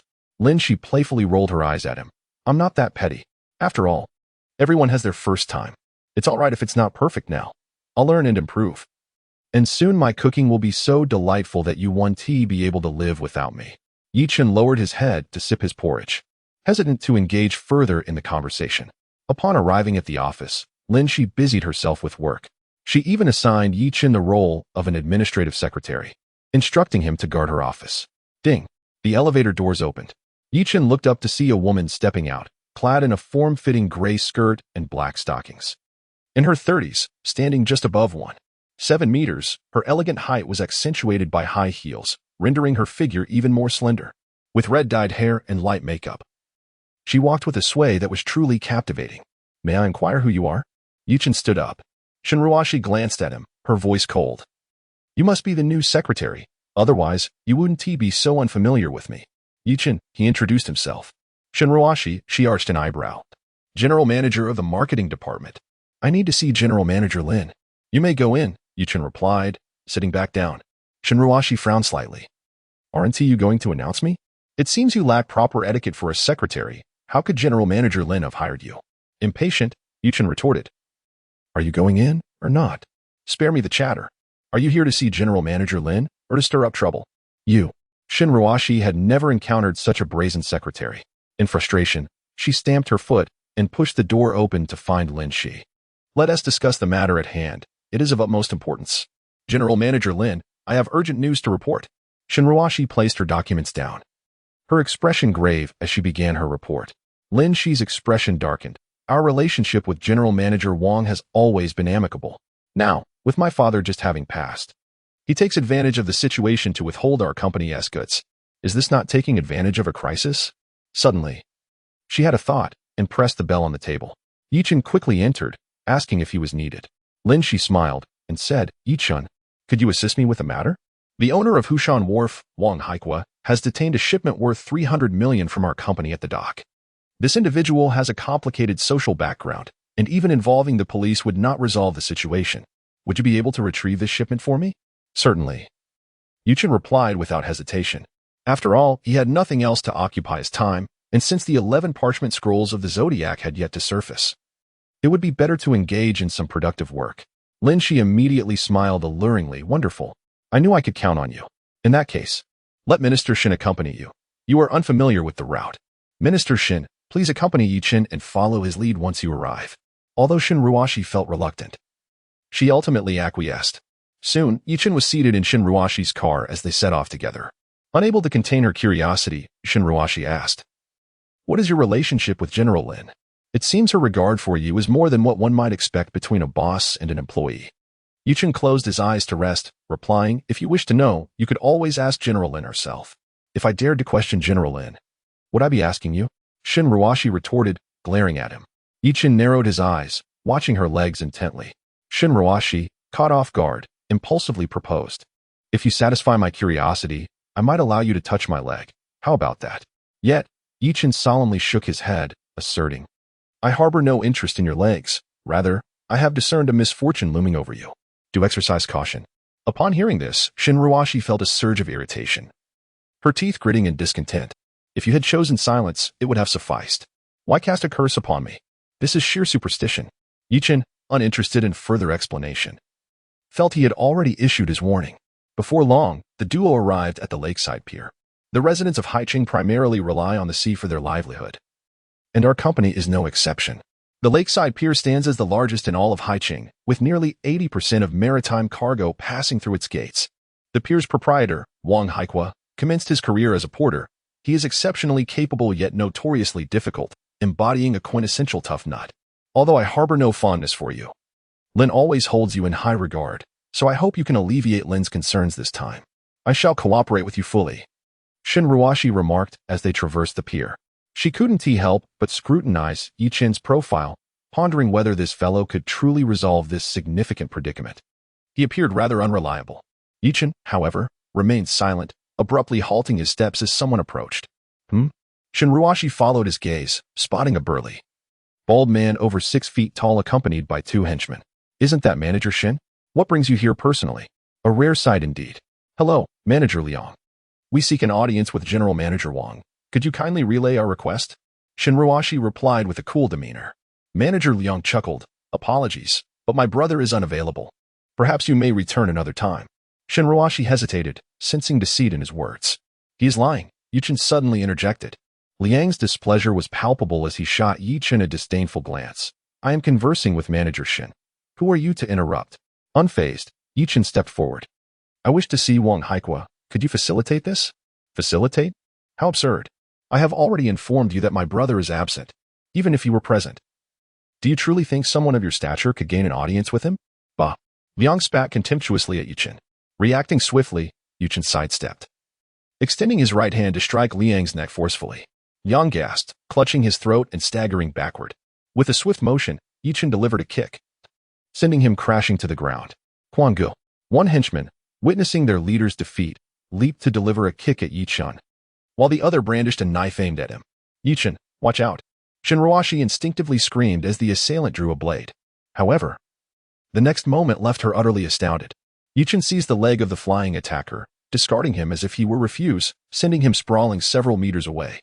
He then swiftly grasped the wrist of the second henchman, twisting it with a resounding crack into an unnatural position. A piercing scream escaped from the younger brother's lips. Seizing the moment, Yi Chen snatched the knife from him and thrust it menacingly toward his face, before delivering a powerful kick that sent him flying. Shin Ruashi stood in stunned silence, gasping in disbelief. Was Yi Chen truly this formidable? His strikes were ruthlessly vicious. Do not come any closer. You have no idea where this place is. I assure you, you cannot act recklessly here. Brother, please. I was wrong. Liang Quan had initially intended to intimidate Yi Chen, but to his astonishment, Yi Chen wasted no time engaging him. He approached and kicked him squarely in the face, leaving him bloodied. Then, seizing Liang Quan by the collar, he pressed his head down toward the stone slab. Bang! A blossom of crimson emerged on his face. I demand to see Wang Haikua, Yi Chen stated coldly. Liang Quan, in agony, felt his features contort. I will take you there. Please, spare me. I swear I will guide you. Had he known this would be the outcome, he would have acted differently. Yi Chen lifted him up and turned to Shin Ruashi. Let us go? Right, she replied, finally snapping out of her stupor. She began to comprehend why President Lin had assigned Yi Chen to accompany her for this task. One must confront evil with evil. Liang Quan, albeit reluctantly, guided Yi Chen and Shin Ruashi to Wang Haikua's office. Yi Chen hoisted him up and flung him toward the office door. Crash! The door burst open. Who the hell is it? Wang Haikua's furious voice resonated from within. Upon entering, Yi Chen beheld the rotund Wang Haikua adjusting his trousers, alongside a striking young woman who was smoothing her dress. What an exquisite affair, Boss Wang. Yi Chen remarked with a cold smirk. Wang Haikua retorted angrily. Who the hell are you to cause a ruckus in my territory? Do you have a death wish? Upon noticing Shin Ruashi, he exclaimed, Manager Shin? Is this scoundrel with you? What do you intend to do? Shin Ruashi cleared her throat and approached with a serious demeanor. President Wang, we are here on behalf of President Lin. He wishes to inquire why you have detained our goods. Surely, an explanation is warranted. So, It was regarding this matter. Wang Haikua chuckled, his eyes darting as he gestured for the woman to leave. Let us sit down and discuss. As he settled at his desk, he intended to order Liang Quan out as well, but a glance revealed that Liang Quan had already fainted. What a useless fool. Regarding your shipment, I was just about to present you with a surprise. It appears that some contraband was discovered within your goods, and the higher-ups have prohibited your cargo from docking. What can I do? We must wait, Wang Haikua casually stated as he pulled out a cigar. Shin Ruashi frowned.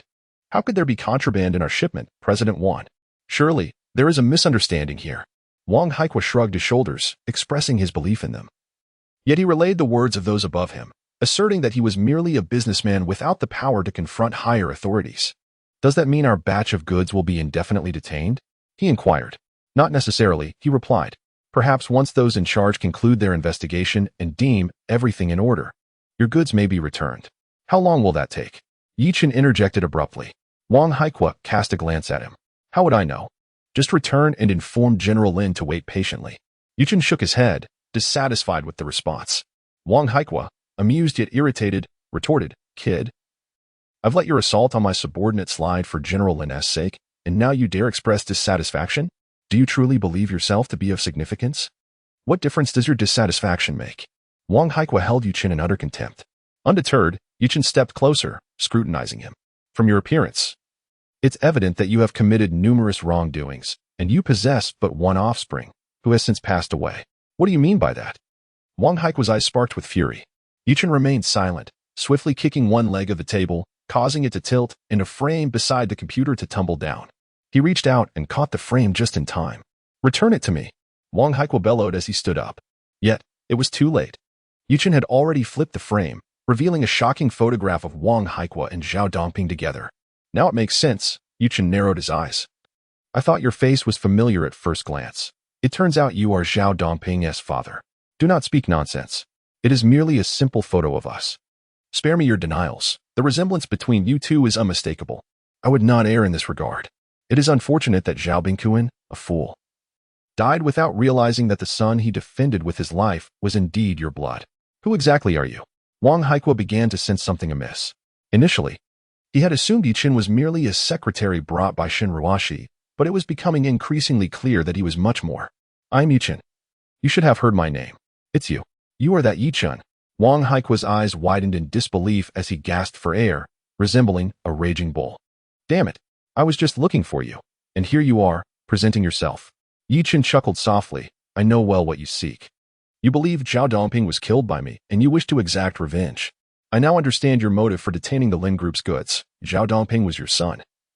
And upon his demise, his mother would naturally seek you out. Indeed, Wang Haikua, no longer concealing his true feelings, admitted, Dongping is my son. It is regrettable that I never had the chance to acknowledge him before his tragic end, and all of this is your fault. Those bearing the surname Yi. Though heaven offers a path, you choose not to tread, and though hell presents no entrance, you boldly venture forth. Today, I shall ensure your demise right here.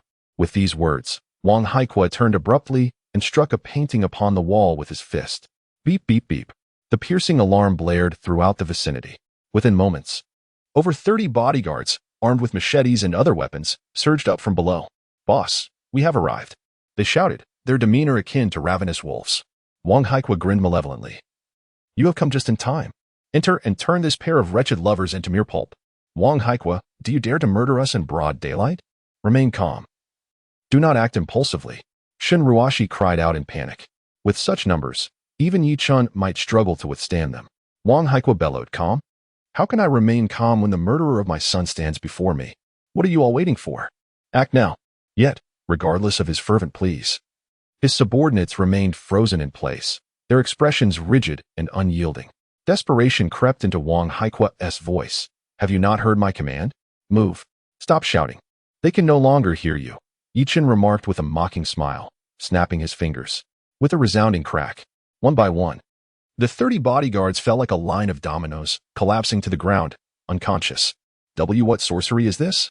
Wang Haikua fumbled with his cigar, which slipped from his grasp and fell. How could a situation he deemed certain to win be so effortlessly unraveled by Yi Chen? How did he achieve this? With a loud slap, Yi Chen answered his unspoken question. Wang Haikua tumbled to the floor. As he attempted to rise, Chen delivered a swift kick to his abdomen, causing him to uncontrollably spew forth blood. Why you dare strike me? Why would I not dare to strike you when you seek to take our lives? Bang! Chen kicked him once more, then seized him and hurled him against the wall. Thud. The impact left Wang Haikua in agony, feeling pain both front and back. Please, no more. I concede. I will return your goods. Let us pretend this encounter never occurred. Wang Haikua began to plead for mercy. At his advanced age, and having been weakened by indulgence, he could scarcely endure such punishment from Chen. He hoped to preserve his life, believing that as long as the mountains stand, there will be no lack of firewood. He intended to submit to Chen, and once he departed, devise a plan to deal with him. However, Chen was not oblivious to his underhanded intentions. You feign remorse with your words, yet your heart surely curses my ancestors, does it not? Chen glared coldly at Wang Haikua, feeling guilt wash over him. Wang Haikua fell silent. Chen continued, You believe I killed your son. I bear you no ill will for this misconception, for you are merely misled by slander. Much like Zhao Dongping, who also accuses me of slaying Zhao Bingquan. In truth, these claims are entirely false. If you wish to confront me, you may do so directly. However, it would be unwise to provoke the Lin group or trouble Lin Shi, as that is where you have overstepped your bounds. So, what do you intend to do? Am I not allowed to return the goods to you? Wang Haikua was in a frenzy. Chen turned to glance at Shin Ruashi. Manager Shin, please step outside. I need to speak with him privately. Shin Ruashi hesitated for a moment, but eventually complied, closing the door gently behind her. Wang Haikua, Chen began. Does the royal family have any business that needs to pass through you? This unexpected question caught Wang Haikua off guard. His mind raced before he replied, Yes. But only a portion comes through me. They have their own exclusive channels. Chen smiled. You wish to preserve your life, do you not? It's simple. Treat the royal family as you have treated the Lin group. Have you lost your mind? Wang Haikua exclaimed, startled. Though the royal head is incapacitated, his uncle is the governor of our city. If I dare to do such a thing, how could I possibly survive until tomorrow? If you do not proceed as I suggest, you will undoubtedly meet your end today, Chen stated matter-of-factly. Wang Haikua's eyes brimmed with tears. Brother, may I call you father? You have grievances with the royal family. Settle them yourselves, and do not drag me into this. I truly do not wish to be an enemy of the royals. Is it then that you prefer to be an adversary of mine? Chen retorted. Do not forget. Your life and death hinge solely on my whim. Moreover, even if you refuse to cooperate with me, even if I choose not to take your life, with your current fortune, it will not be long before your wealth dissipates and your life is in jeopardy. If you heed my counsel, I may be able to assist you. Chen spoke with an indifferent demeanor. Wang Haikua gritted his teeth. Are you trying to intimidate me? Intimidate you? Chen's gaze intensified. Since 5 months ago, can you honestly claim your business has not faced continuous setbacks? Did your mother not nearly perish on the operating table? And did you not come perilously close to being struck by a falling steel plate just stepping outside? Do you dare deny that any of these events occurred? Wang Haikua's face turned pale with shock. How do you know all this? Have you been stalking me? Are you a fool? I have been in Haiqing for less than half a month. How could I possibly stalk you? These revelations stem from the aura surrounding you. It is a matter of feng shui. When Huang Xin sought a so-called feng shui master to ensnare the Lin family, it was I who intervened, dismantling the trap and eliminating that master. If you doubt my words, feel free to inquire elsewhere. I considered extending a hand to you because you still hold potential value. Should you reject my offer, I will spare your life. However, I can assert with certainty that within 6 months, you will see your wealth vanish and your entire family perish. Chen's tone was cold, his expression grave, devoid of any pretense. Wang Haikua was left speechless, overwhelmed by shock. He had already learned of Huang Xin's previous engagement of a feng shui master against the Lin family from Zhao Dongping's mother. After all, Zhao Bingquan was part of that plan and had not concealed anything from his wife and children. However, it was only now that he realized that the situation had been unraveled by Chen. Furthermore, everything Chen had just mentioned regarding him was entirely true, compelling him to place greater faith in Chen's words. His eyes flickered uncertainly, and he ultimately sighed. Very well, I shall trust you this once. But you must ensure that if I follow your instructions, you can alter my fortune. Is that so difficult? Extend your right hand, Chen replied. To his surprise, Wang Haikua found himself compelled to extend his right hand. Chen bit into his own middle finger and inscribed a character into the palm of Wang Haikua's hand. Soon, the character melded seamlessly into his skin, as though it had never existed. Within 48 hours, your business will experience a turnaround. Should you still doubt my words after that, then wait for this span of time. I shall not force you. However, you must now hand over that shipment from the Lin Group, Chen instructed. Wang Haique pondered the notion of witnessing results in 48 hours. Very well. I shall await this 48 hours.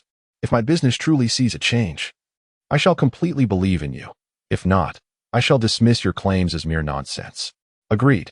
Wang Haique produced a key from his pocket and handed it to Chen. Exit from here.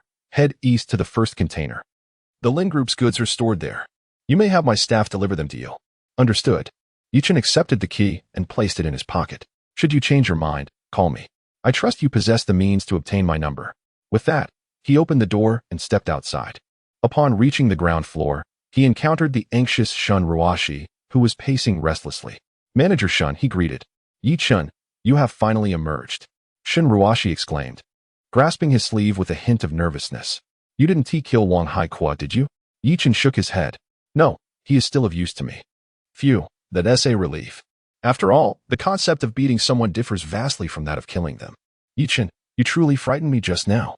Such concern for me? Could it be that you have developed feelings for me? Chen jested. Chen Ruoshi rolled her eyes dramatically. Spare me your arrogance.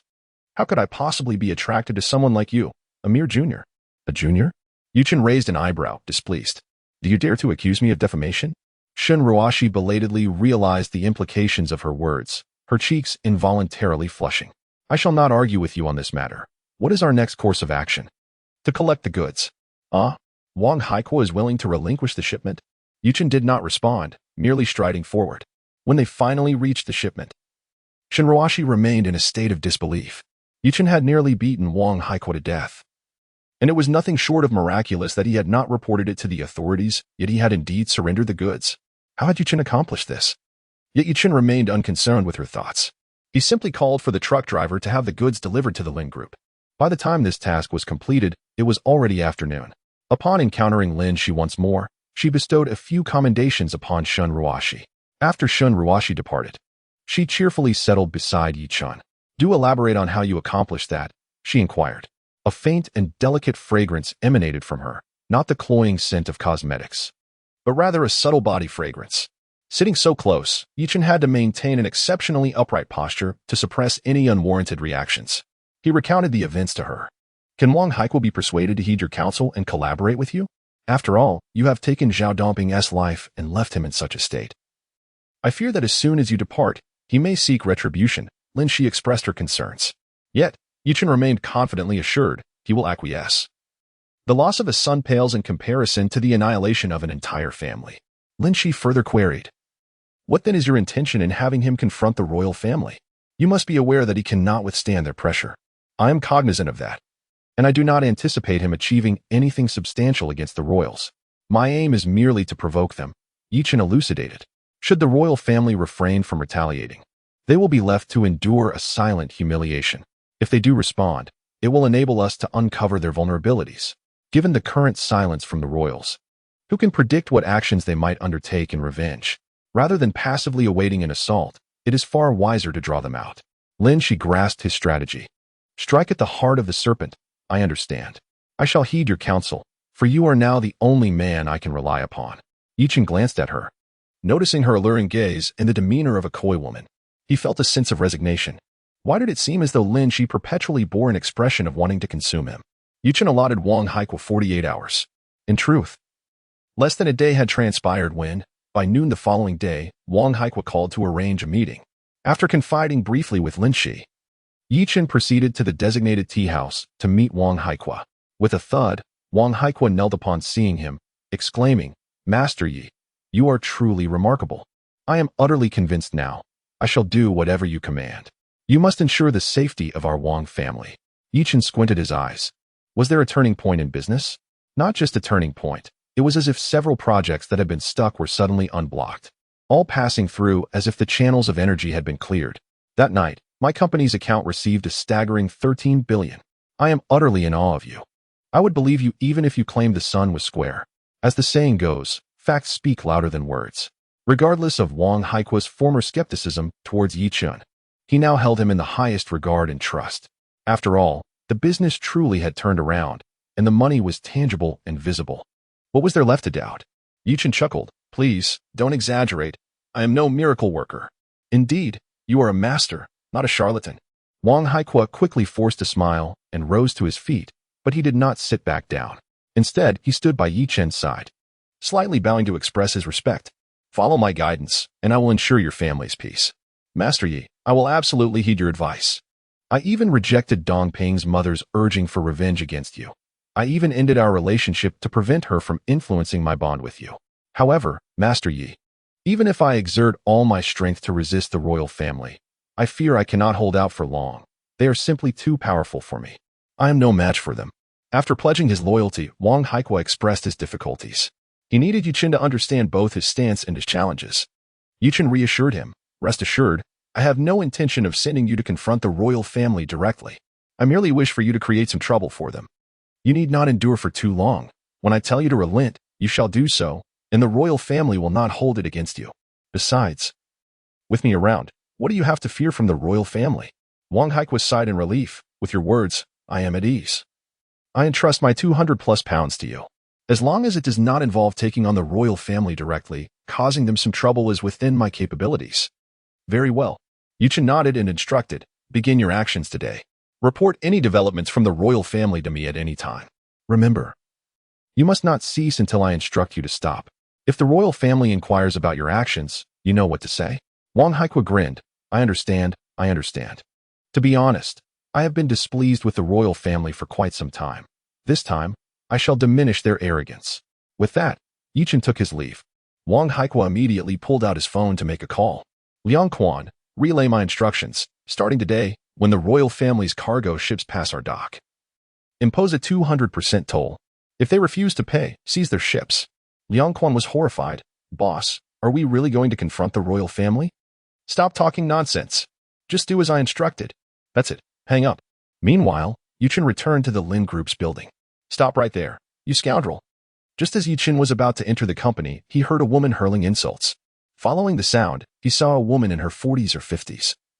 Her figure ample and her demeanor furious, striding toward him. Who are you? Chen furrowed his brow, having no recollection of her. I am Sun Xia, the mother of Zhao Dongping and the wife of Zhao Bingquan. You have caused the deaths of both my husband and my son, and I demand retribution. With that, Sun Xia lunged at Chen. Without a moment's hesitation, he delivered a swift kick, sending her sprawling. If your mind is unwell, seek medical attention and leave me be. Security, remove her. Chen called out coldly. The security personnel, aware of Chen's esteemed position as Lin Shi's secretary and her unwavering trust in him, rushed to his aid. Two guards quickly approached, seizing one of Sun Xia's arms and dragging her outside. You, with the surname Yi. You are responsible for my husband and son's deaths. You will face divine retribution, and the heavens will strike you down. Sun Xia continued to scream frantically, attracting the attention of other employees who paused to watch. Chen merely scoffed, unperturbed. As he turned to head toward the elevator, a sudden sensation prompted him to glance at his left wrist, where he noticed a tiny puncture mark. Chen froze momentarily, a realization dawning upon him as he squinted. Without lingering, he proceeded to the elevator to find Lin Shi. To his surprise, as he exited the elevator, he encountered Shin Ruashi just leaving Lin Shi's office. Manager Shin, are you here to report to General Lin? Chen greeted casually. Today, Shin Ruashi donned a figure-hugging dress, complemented by nude stockings that accentuated her shapely legs. While she might not surpass Lin Shi in beauty or physique, her legs possessed a more alluring allure. Lin Shi's slender legs appeared delicate, while Shin Ruashi's were more voluptuous, clearly more appealing to a mature man. Shin Ruashi inexplicably flushed. Chen appraised her for a moment before adding, I stand by my words. Take care of yourself, or misfortune will surely befall you. Gritting her teeth, Shin Ruashi retorted, Why do you always wish me ill? Do you find me disagreeable? With an irritated stamp of her foot, she stormed off. Chen found himself at a loss for words. Whether or not she believed him was of little concern. He entered the office to find Lin Shi. Chen, your timing is impeccable. Lin Shi exclaimed joyfully upon his return, grasping his arm. So, what did Wang Haikua say? Chen recounted his conversation with Wang Haikua in detail. Ah, that's reassuring. Now we shall await his news. By the way, since you're here, I need you to accompany me tonight for an important matter. Lin Shi shifted the topic. Chen curiously inquired, What matters require your attention? Lin Shi elucidated, We are heading to the suburbs. I received a call today informing me that the lease on a house my father rented in that area has expired, and I must go there to renew it.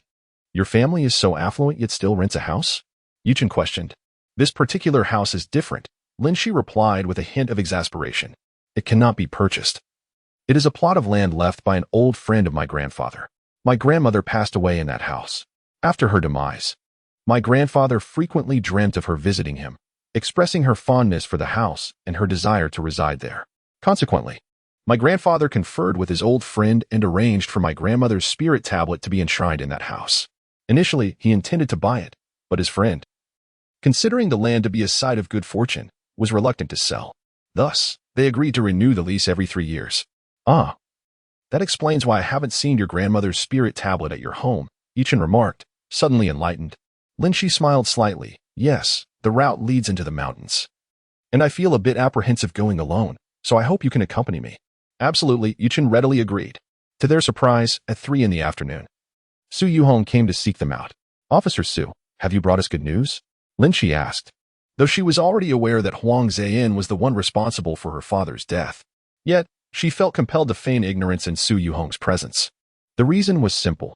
Even if she informed Su Yuhong, her position would render her powerless against Huang Ziyin.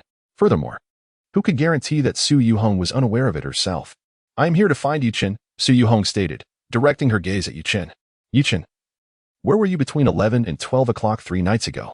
Chen replied leisurely, I was asleep at home. Miss Lin can vouch for me. You are lying. Su Yuhong glared at him fiercely. 3 nights ago, Zhao Dongping was murdered in his home. Besides him, 3 other women were present. We discovered a message on one of the women's phones, indicating a meeting with you at 10 o'clock that evening, precisely 6 hours before the incident. Do you know a woman named Qi Lian? Did you meet her that night? Or should I ask, did you kill Zhao Dongping? Chen coldly responded. I am acquainted with Qi Lian. She is one of Huang Ziyin's subordinates. That day, she and another person ambushed Miss Lin and me on the road, which Miss Lin can corroborate. Indeed, I can attest to that. We nearly lost our lives at the hands of those 2. Lin Shi exclaimed through gritted teeth. I killed one of the assailants. After Qi Lian admitted her allegiance to Huang Ziyin, I spared her life and arranged to meet her at 10 that evening. As I had further inquiries, I arrived at the designated location that night. However, she did not show up. As for how she ended up dead alongside Zhao Dongping, I have no knowledge. Chen's words were a blend of truth and deception, making them difficult to discern. Su Yuhong gazed at him intently before speaking. We discovered a knife on Qi Lian, which aligns with Zhao Dongping's wounds by 90%. It can be concluded that Zhao Dongping was killed by her. The truth is now evident. What more do you seek from me? I suggest you apprehend Huang Ziyin immediately, as it is entirely possible that he orchestrated Qi Lian's actions. She continued, I have a feeling that this matter is connected to you. It is my intuition. Su Yuhong clenched her teeth. Chen, amused yet irritated, remarked, it seems you are well aware of the royal family's influence, hence you choose to target the vulnerable. The royal family is not to be trifled with. Yet you assume I am an easy target? Su Yuhong's expression shifted as she diverted the conversation. Regardless, confirming your whereabouts is sufficient. I must take my leave. She then turned to walk away. Officer Su, Chen called after her, for the time being, avoid those establishments of ill repute. The allure of vice is perilous. This is my counsel to you. Su Yuhong shot him a glare over her shoulder. Are you implying that I am of dubious character? How absurd. Enraged, she departed. Women are truly incomprehensible, Chen muttered under his breath. Ahem, Lin Shi interjected, somewhat disgruntled. Hey, don't generalize. I am quite agreeable. For instance, if you desire my company, I would be more than willing to discuss it. Chen hastily waved his hands. No, that won't do. At 6 o'clock in the evening, within a certain villa, Jiang Zhengyu accompanied Huang Ziyin in hosting a man clad in a gray robe, sporting a goatee. The man appeared to be in his 50s, lean in stature, exuding an ethereal aura with every movement. Master Yushan, here is the item you requested, the blood of Chen. Please commence your ritual swiftly. Jiang Jingyu respectfully handed a transparent vial to Master Yunshan. Master Yunshan accepted it nonchalantly, saying, there is no need to rush, Governor Jiang. I shall begin the ritual at midnight. I can assure you, this young man will undoubtedly perish within a quarter of an hour. That is splendid news, Jiang Zhengyu exclaimed, clasping his fists in excitement. However, remember to uphold your end of our agreement. Rest assured, Master, I have prepared 10 maidens for you. They shall be delivered promptly at 9 o'clock. Master Yushan, appearing somewhat excited, rose to his feet. You may leave now. I must prepare. Indeed. We eagerly await your auspicious news, Jiang Zhengyu replied, leading Huang Zheyan out. Once outside, he instructed Huang Zheyan, do not depart, remain in the adjacent courtyard. I fear that old man may not exert himself after receiving his reward. You must supervise him for me. Understood, uncle. I shall take care of it. Huang Zheyan nodded earnestly, then with a hint of concern added, Uncle, today I received word that the Lake Mountain Wharf is imposing a 200% increase in toll fees. Wang Haikua is clearly intent on obstructing us. Wang Xiao has already confided in me about this matter. It was Yi Chun who instigated Wang Haikua to act in such a manner. There is no need for concern. Our goods can afford to be delayed for a few more days. Once Yi Chun meets his demise, all will be resolved effortlessly, Jiang Zhengyu asserted with confidence. However, Huang Zheyan expressed some apprehension, stating that while other goods are of no concern, he particularly feared the implications of delaying those specific items, as it might prove troublesome to account for them later. With me here, what is there to fear? Just remember, we must ensure Yi Chun quietly passes away. After his demise, I shall find a pretext to seal the Lin Group, applying pressure on Lin Shi to relinquish the Zodiac map. That is the utmost priority. Understood. Meanwhile, Yi Chun had already accompanied Lin Shi to the outskirts. The sky remained light even at 6:30, still glowing with a pale hue. Previously, I had always come with my father, but this time I was alone. Lin Shi, with the window down, let the wind tousle her hair and let out a sigh. The departure of loved ones does not wash over you like a torrential rainstorm. Rather, it is a relentless drizzle that continuously cleanses your soul. Suddenly, Yi Chun brought the vehicle to a halt. Lin Shi, curious, wondered why they had stopped. Could it be they were out of fuel? Something felt amiss. Yi Chun's expression darkened. Fog was beginning to roll in.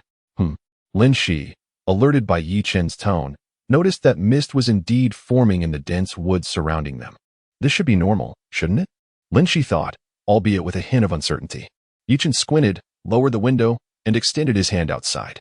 The next moment, he frowned and presented his left hand to Lin Shi. Is this also a normal occurrence? Lin Shi looked closely and gasped. 3 gashes, each 5 to 6 centimeters long, had unexpectedly appeared on his wrist. This fog harbors something sinister, she exclaimed in shock.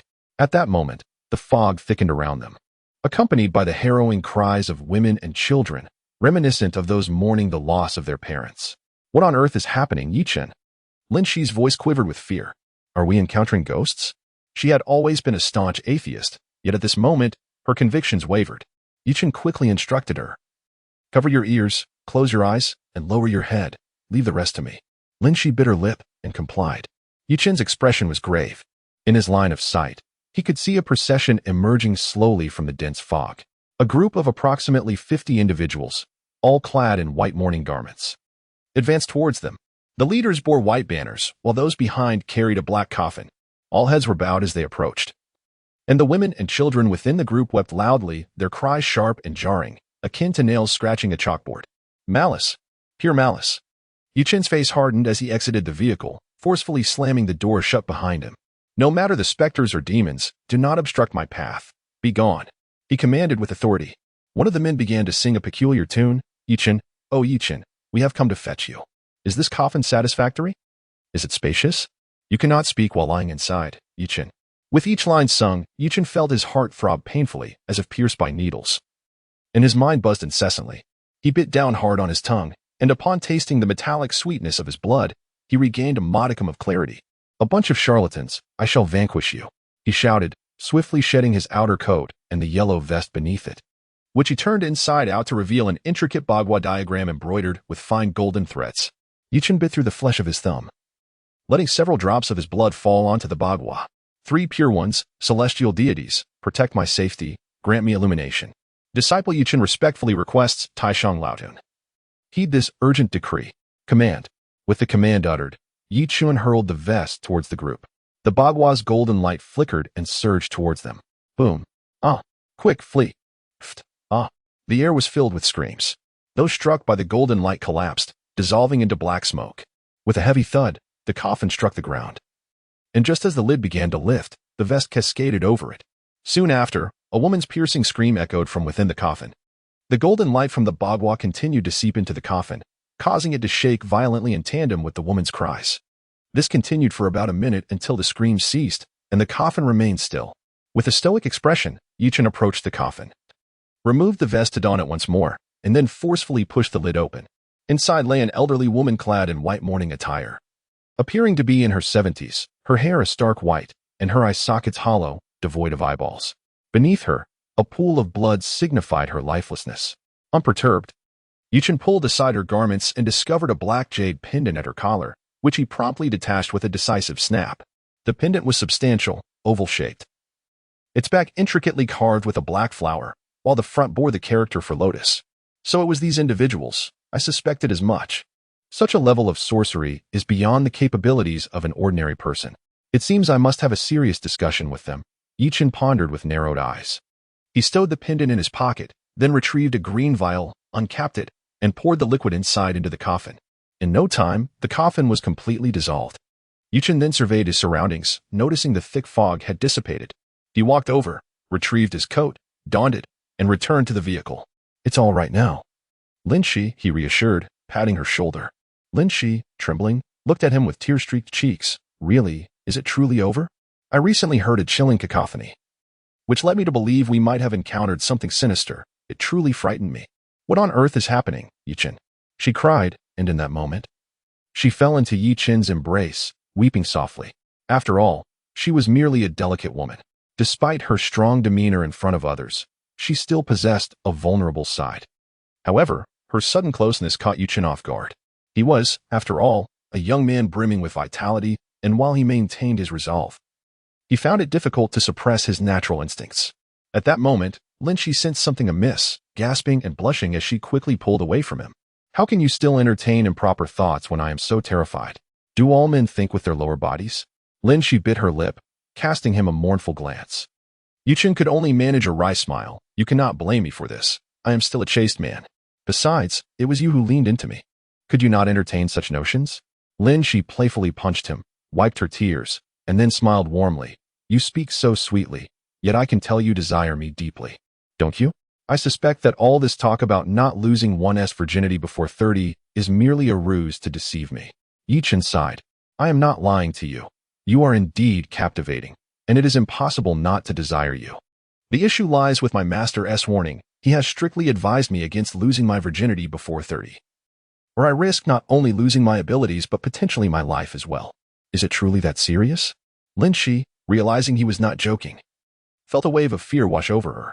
Let us not dwell on this, Chen said, eager to change the subject. What you witnessed and heard was merely an illusion, conjured by a single individual. An illusion?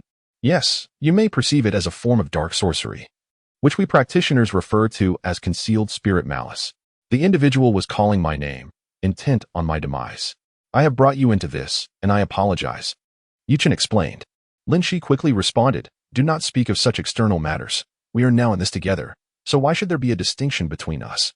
However, do you know who wishes to harm you? Is it Huangzin? It is not one of his people, though I cannot entirely rule out a connection. I already have a lead on where to find these individuals. My master has instructed me not to worry you.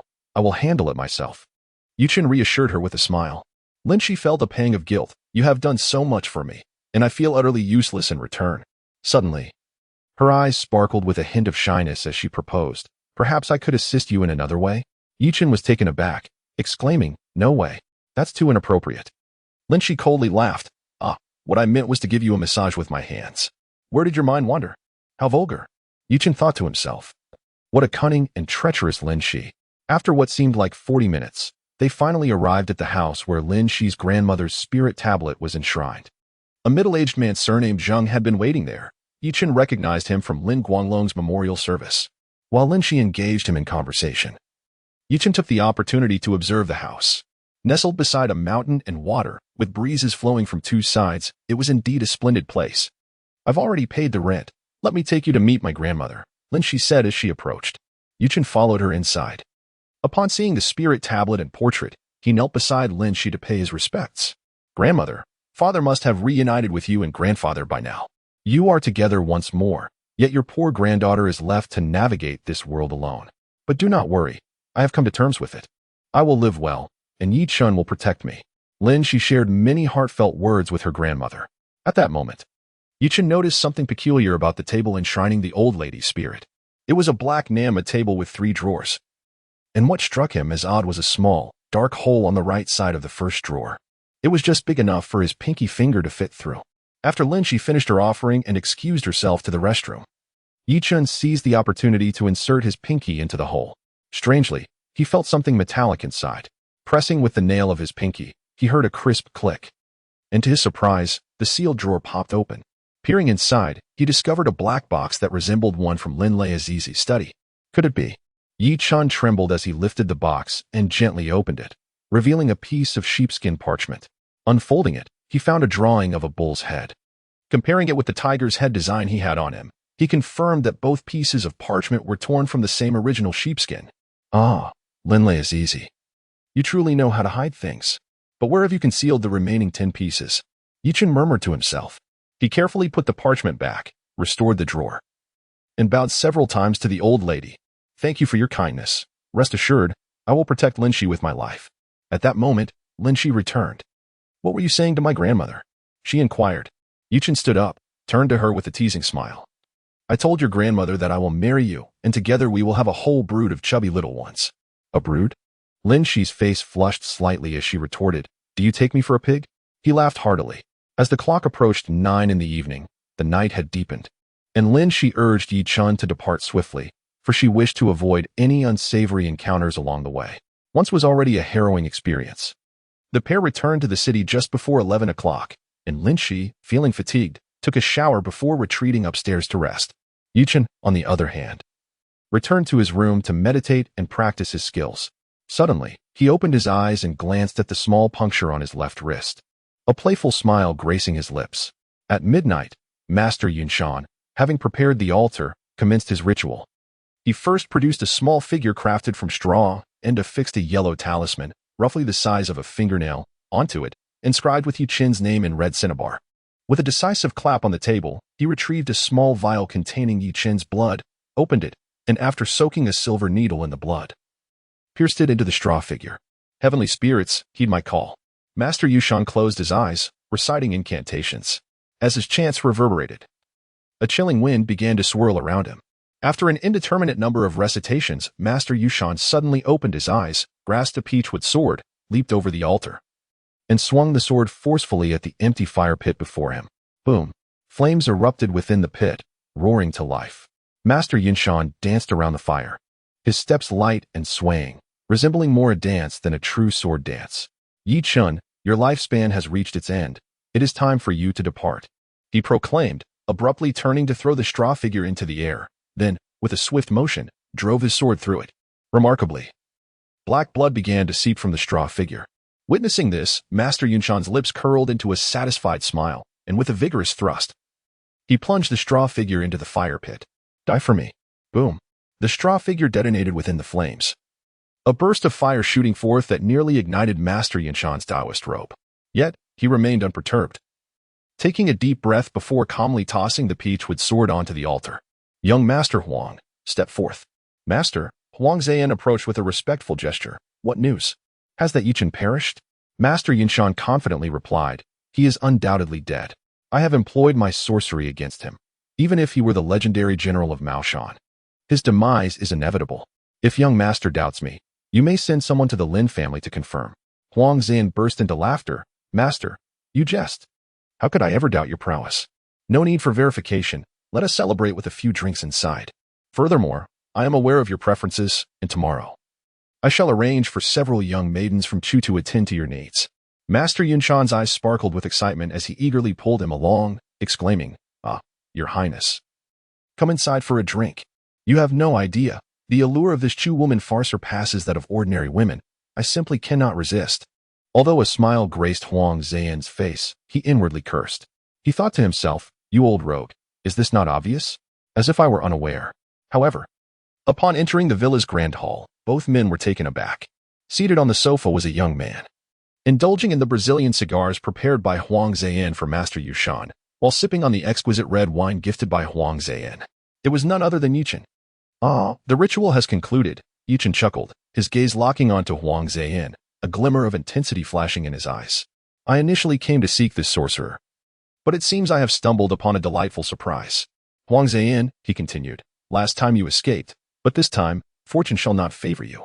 At this, Huang Zaiyan's mind involuntarily replayed the horrific scene from that night when Chen had dispatched 20 of his subordinates before his very eyes, including the ancient one who had perished at his hands.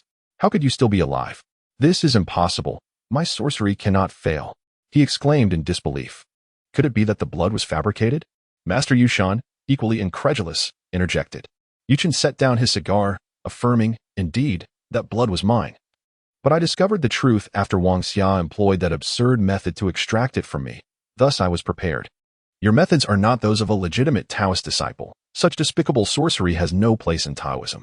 I surmise you belong to the lower echelons? Master Yushan huffed indignantly. I am from the Kuei sect. The Kuei sect is but one among the lower echelons, a collective of factions specializing in harmful arts, encompassing sorcerers and practitioners alike. Both Chen and his master held such sects in utter disdain.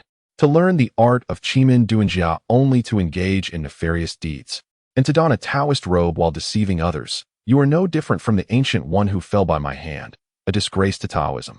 Today, I shall enact justice. With a fierce determination emanating from his eyes, Chen prepared for confrontation. Master Yushan laughed heartily. Do you believe I possess only that level of skill? You wish to kill me? Today, I shall be the one to end you. Your Highness, you must leave. I shall handle this. Yet, escape was not an option. In an instant, Chen teleported to the entrance, blocking Huang Zaiyan's path. Master Yushan, save me. Child, come at me. Master Yushan gallantly pulled Huang Zaiyan behind him, swiftly reaching into his clothing for a weapon. He was quick, but Chen was quicker. 3 silver needles struck his neck in rapid succession. With his right hand, Chen spread his fingers and then brought them together with a sharp clap, resulting in a sickening sound as blood erupted from Master Yushan's neck. He clutched his throat, letting out a cry of anguish before collapsing to the ground. Oh, what trickery is this? Bang! Chen delivered a kick that shattered his right leg. Master Yushan panicked, shrieking, "You cannot kill me. If you do, my senior brothers will not let you off. How dare you slay a disciple of the Kuei sect?" Crack! Before he could finish, Chen swiftly broke his neck with a single kick. What nonsense is this Kuei sect? A band of despicable rogues. One by one, I shall dispatch them. Huang Zaiyan. It is your turn now. Chen fixed a steely gaze upon Huang Zaiyan, resolute in his intent not to let this scoundrel escape tonight. At this moment, Huang Zaiyan was consumed by fear, yet he attempted to maintain his composure while retreating. Chen, you cannot kill me. My uncle is the governor of Haicheng, and I am the sole heir of the royal family. If you take my life, the royal family will not spare you. He desperately proposed. How about this? You let me go, and I shall pretend this encounter never happened. I swear, you will follow your path, and I shall follow mine, without interference. I swear on my life. Huang Zaiyan was genuinely terrified. He regretted not bringing more bodyguards with him. If even Master Yushan could be so easily dispatched by Chen, how could he, a mere debauchee more accustomed to reveling in the pleasures of life, hope to contend with him? He was still young. This vibrant world still held so much for him to enjoy. He could not perish here. Chen coldly inquired, "Did you orchestrate Lin Guanglong's death?" "I demand the truth." Huang Zaiyan's expression shifted repeatedly, ultimately leading him to confess, "Yes, I had him killed. I realize my mistakes." "And what of the 12 Zodiac Scroll?" Chen pressed. "I did not acquire it. Truly, I scoured every painting returned from Lin Zhang's study. It was not among them. You searched my home for those paintings, did you not? You saw for yourself that the 12 Zodiac Scroll is not in my possession. Please spare me. I am willing to erect a monument for Lin Guanglong, or I can apologize at his grave. Will that suffice?" Slap! Chen struck Huang Zaiyan, sending him sprawling to the ground. He then stepped firmly on Huang Zaiyan's chest, crushing several ribs beneath his foot. Bah! Who would care for such gestures? Let me ask you again. Did you arrange for assassins to ambush me and lynch you in the suburbs tonight? Chen interrogated coldly. Killers? Huang Zaiyan, racked with pain, stammered, "No, absolutely not. My uncle only hired Master Yushan to kill you. I truly did not seek any other assassins." Chen scrutinized his expression, discerning that he was not lying. With his life hanging by a thread, he would not risk further deception. "One last question. Answer me honestly, and I may spare your life. Ask away. How do you communicate with the ghost prison? Where can I find their people?" Chen's curiosity was piqued, and he yearned for this information. Huang Zaiyan's expression shifted, and he hesitantly stammered, My rank is too low to have direct contact with the people from the ghost prison. Previously, I could only connect with them through the assistance of the ancients. Only my uncle is qualified to engage face-to-face with those from the ghost prison. Is your uncle also a member of the ghost prison? Yes, he is considered a minor leader, far more valuable than I am. In his desperation to survive, Huang Zheyan was willing to betray even his own uncle. Is your entire family part of the ghost prison? Not at first. Initially, only my uncle was involved. Eventually, I became entangled as well. However, my uncle is not a true member of the ghost prison. He merely collaborates with them. As for the purpose of this collaboration and his intentions, I genuinely do not know. I find your response quite satisfactory. Then can you spare my life? I cannot. Bang. Chen crushed Huang Zheyan's skull beneath his foot. If I spare you, how could I justify it to Lin Shi, to old Master Lin, or to Ling Guanglo? The following day, as Lin Shi descended the stairs to use the restroom, she spotted Chen returning from his morning jog. Good morning, Chen. Good morning. Chen approached her, delivering a heavy revelation. I killed Huang Zheyan. What? The words struck Lin Shi like a bolt from the blue, instantly banishing her sleepiness. You. Overwhelmed by shock, she struggled to articulate a coherent response. Chen recounted the events of the previous night, confirming that he had indeed killed her father. I observed that he was on a path to death, so I ended his life. But rest assured, his body has vanished from this world. I can guarantee that no one will find it. Lin Shi opened her mouth, managing a bitter smile as she shook her head. I'm not worried about that. I trust your abilities. I just didn't expect you would take such drastic action. Chen replied, he killed your father, and he deserved it. That is part of the reason. The other reason is that I intend to leverage Huang Zheyan's death to pry information from his uncle, the governor of Haiqing. Of course, this latter motive was unnecessary to disclose to Lin Shi. Upon hearing Chen's words, Lin Shi's pupils quivered slightly, her nose tinged with emotion. So it was all for me that you risked doing such a thing. You foolish man. She gently took Chen's hand, biting her red lip, her eyes brimming with tenderness. Thank you, Chen. You are the only one who would treat me this way. Chen dared not meet her gaze, fearing that a single glance would ensnare him further.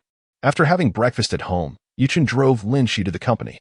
Along the way, he cautioned her to never disclose what he had shared with her that morning, not to a single soul. Lin Shi immediately assured him that she would pretend she hadn't heard anything. Upon arriving at the company, Chen urgently needed to relieve himself. So Lin Shi proceeded to her office alone. When Chen emerged from the restroom, he unexpectedly encountered Shen Ruoshi, who had just exited the ladies' room. Manager Shen, he greeted. Ah, Secretary Yi, good morning. Shen Ruoshi appeared flustered and disoriented. Chen narrowed his eyes, scrutinizing her. You seem a bit off. Is something troubling you? Do you require assistance? Shen Ruoshi hesitated for a moment before shaking her head. No, I assure you, I'm perfectly fine. Very well. Chen chose not to press further. Just as he finished washing his hands and was about to leave, Shen Ruoshi suddenly called out to him. Chen. Chen turned back. What is it? Shen Ruoshi, with a hint of reluctance, confessed. I still wish to shamelessly seek your help. It appears you are my only option. She continued. I previously thought you were a harbinger of misfortune, but now it seems you were right. I am indeed in grave trouble. She no longer concealed her predicament and succinctly recounted the events to Chen. The matter was straightforward. Shen Ruoshi had once been engaged to a fiancé. However, as their relationship progressed, she discovered that he had been deceitfully gambling extensively, losing and winning hundreds of thousands. Unable to accept a future with a gambler, she ended the engagement. Ordinarily, that would have been the end of the story, but last night, upon returning home, she received a call from an unknown number. The caller claimed her fiancé owed them 1 million and demanded that Shen Ruoshi pay the ransom, threatening her not to involve the authorities, or else dire consequences would follow. Shen Ruoshi explained to them that she had severed ties with that man, but they were unyielding, threatening that if she did not procure the money within 3 days, not only would her fiancé be harmed, but her family would also suffer. To validate their threats, they disclosed her parents' home address. This revelation left Shen Ruoshi in utter despair. You managed to deal with someone like Wang Haikua, a local bully. Surely you can handle these individuals as well, right? I have no other recourse but to seek your assistance. I truly cannot afford that 1 million, and I dare not report this to the police for fear of retaliation against my parents. If you can help me, I am willing to agree to any condition you set. Shen Ruoshi spoke with urgency. Any condition? Chen feigned interest, his gaze drifting to Shen Ruoshi's shapely legs, which appeared enticingly soft. Shinruashi noticed his gaze and felt her cheeks flush, instinctively tightening her legs. This defensive gesture, unbeknownst to her, was rather alluring in the eyes of a man. That is unacceptable. It is too indecent, Shinruashi declared through gritted teeth. Yuchen chuckled. I was merely jesting. I have no interest in exploiting anyone's misfortune. I will assist you. A simple meal in exchange will suffice. Are you truly willing to help me? Helping a beautiful woman? Why would I refuse? Yuchen smiled and added, you should call them back, inform them that you have secured the funds, and ascertain the meeting location. Let me know once you have the details. It would be best to arrange a meeting for the evening, and I will accompany you. All right. Shinruashi seemed to have found her anchor, her posture straightening with newfound confidence. Thank you, Yuchen, truly, thank you. If you help me resolve this predicament, I promise to treat you to a grand feast. May I touch your leg? No way. Shinruashi glared, her cheeks flushed as she muttered softly, at most. I'll allow you a kiss. Yuchen shook his head in disappointment, expressing disinterest. Shinruashi was taken aback. I've allowed you to kiss me, and you're still uninterested? Surely you know which is more appealing, touching my leg or kissing my lips. She was incensed. Later that afternoon, Yuchen received a call from Wang Haikua. Master Yi, it seems we might have been compromised. Governor Jiang just called me, insisting that I arrange a meeting with you. Uncle of Huang Zheyan? Yes, Wang Haikua gulped nervously. I never expected him to call out of the blue. He directly stated that he was aware of our relationship, not giving me a chance to deny it, and has already set the time and place. It appears he is merely using me to relay messages to you. What time and where? Yuchen narrowed his eyes. Wang Haikua replied, tonight at 9, at the Phoenix restaurant. Master Yi, I am uneasy about you going alone. I suspect this is a trap. Therefore, I will bring some people along with you. My team will be on standby outside, and at your command, we will rush in. That way, if it truly is a trap, you won't be at a disadvantage. Yuchen contemplated for a moment. All right, you take your people there in advance. If I need your assistance, I will call you. Good. Master Yi, rest assured, I will not let you down. Yuchen had a degree of trust in Wang Haikua's loyalty. After hanging up, he began to ponder the situation.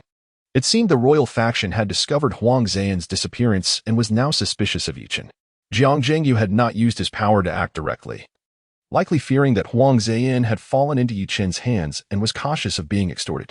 This, indeed, was a fortuitous opportunity for Yuchen. He shared this information with Lin Shi, who immediately expressed her desire to accompany him. Yi Chun, however, steadied her.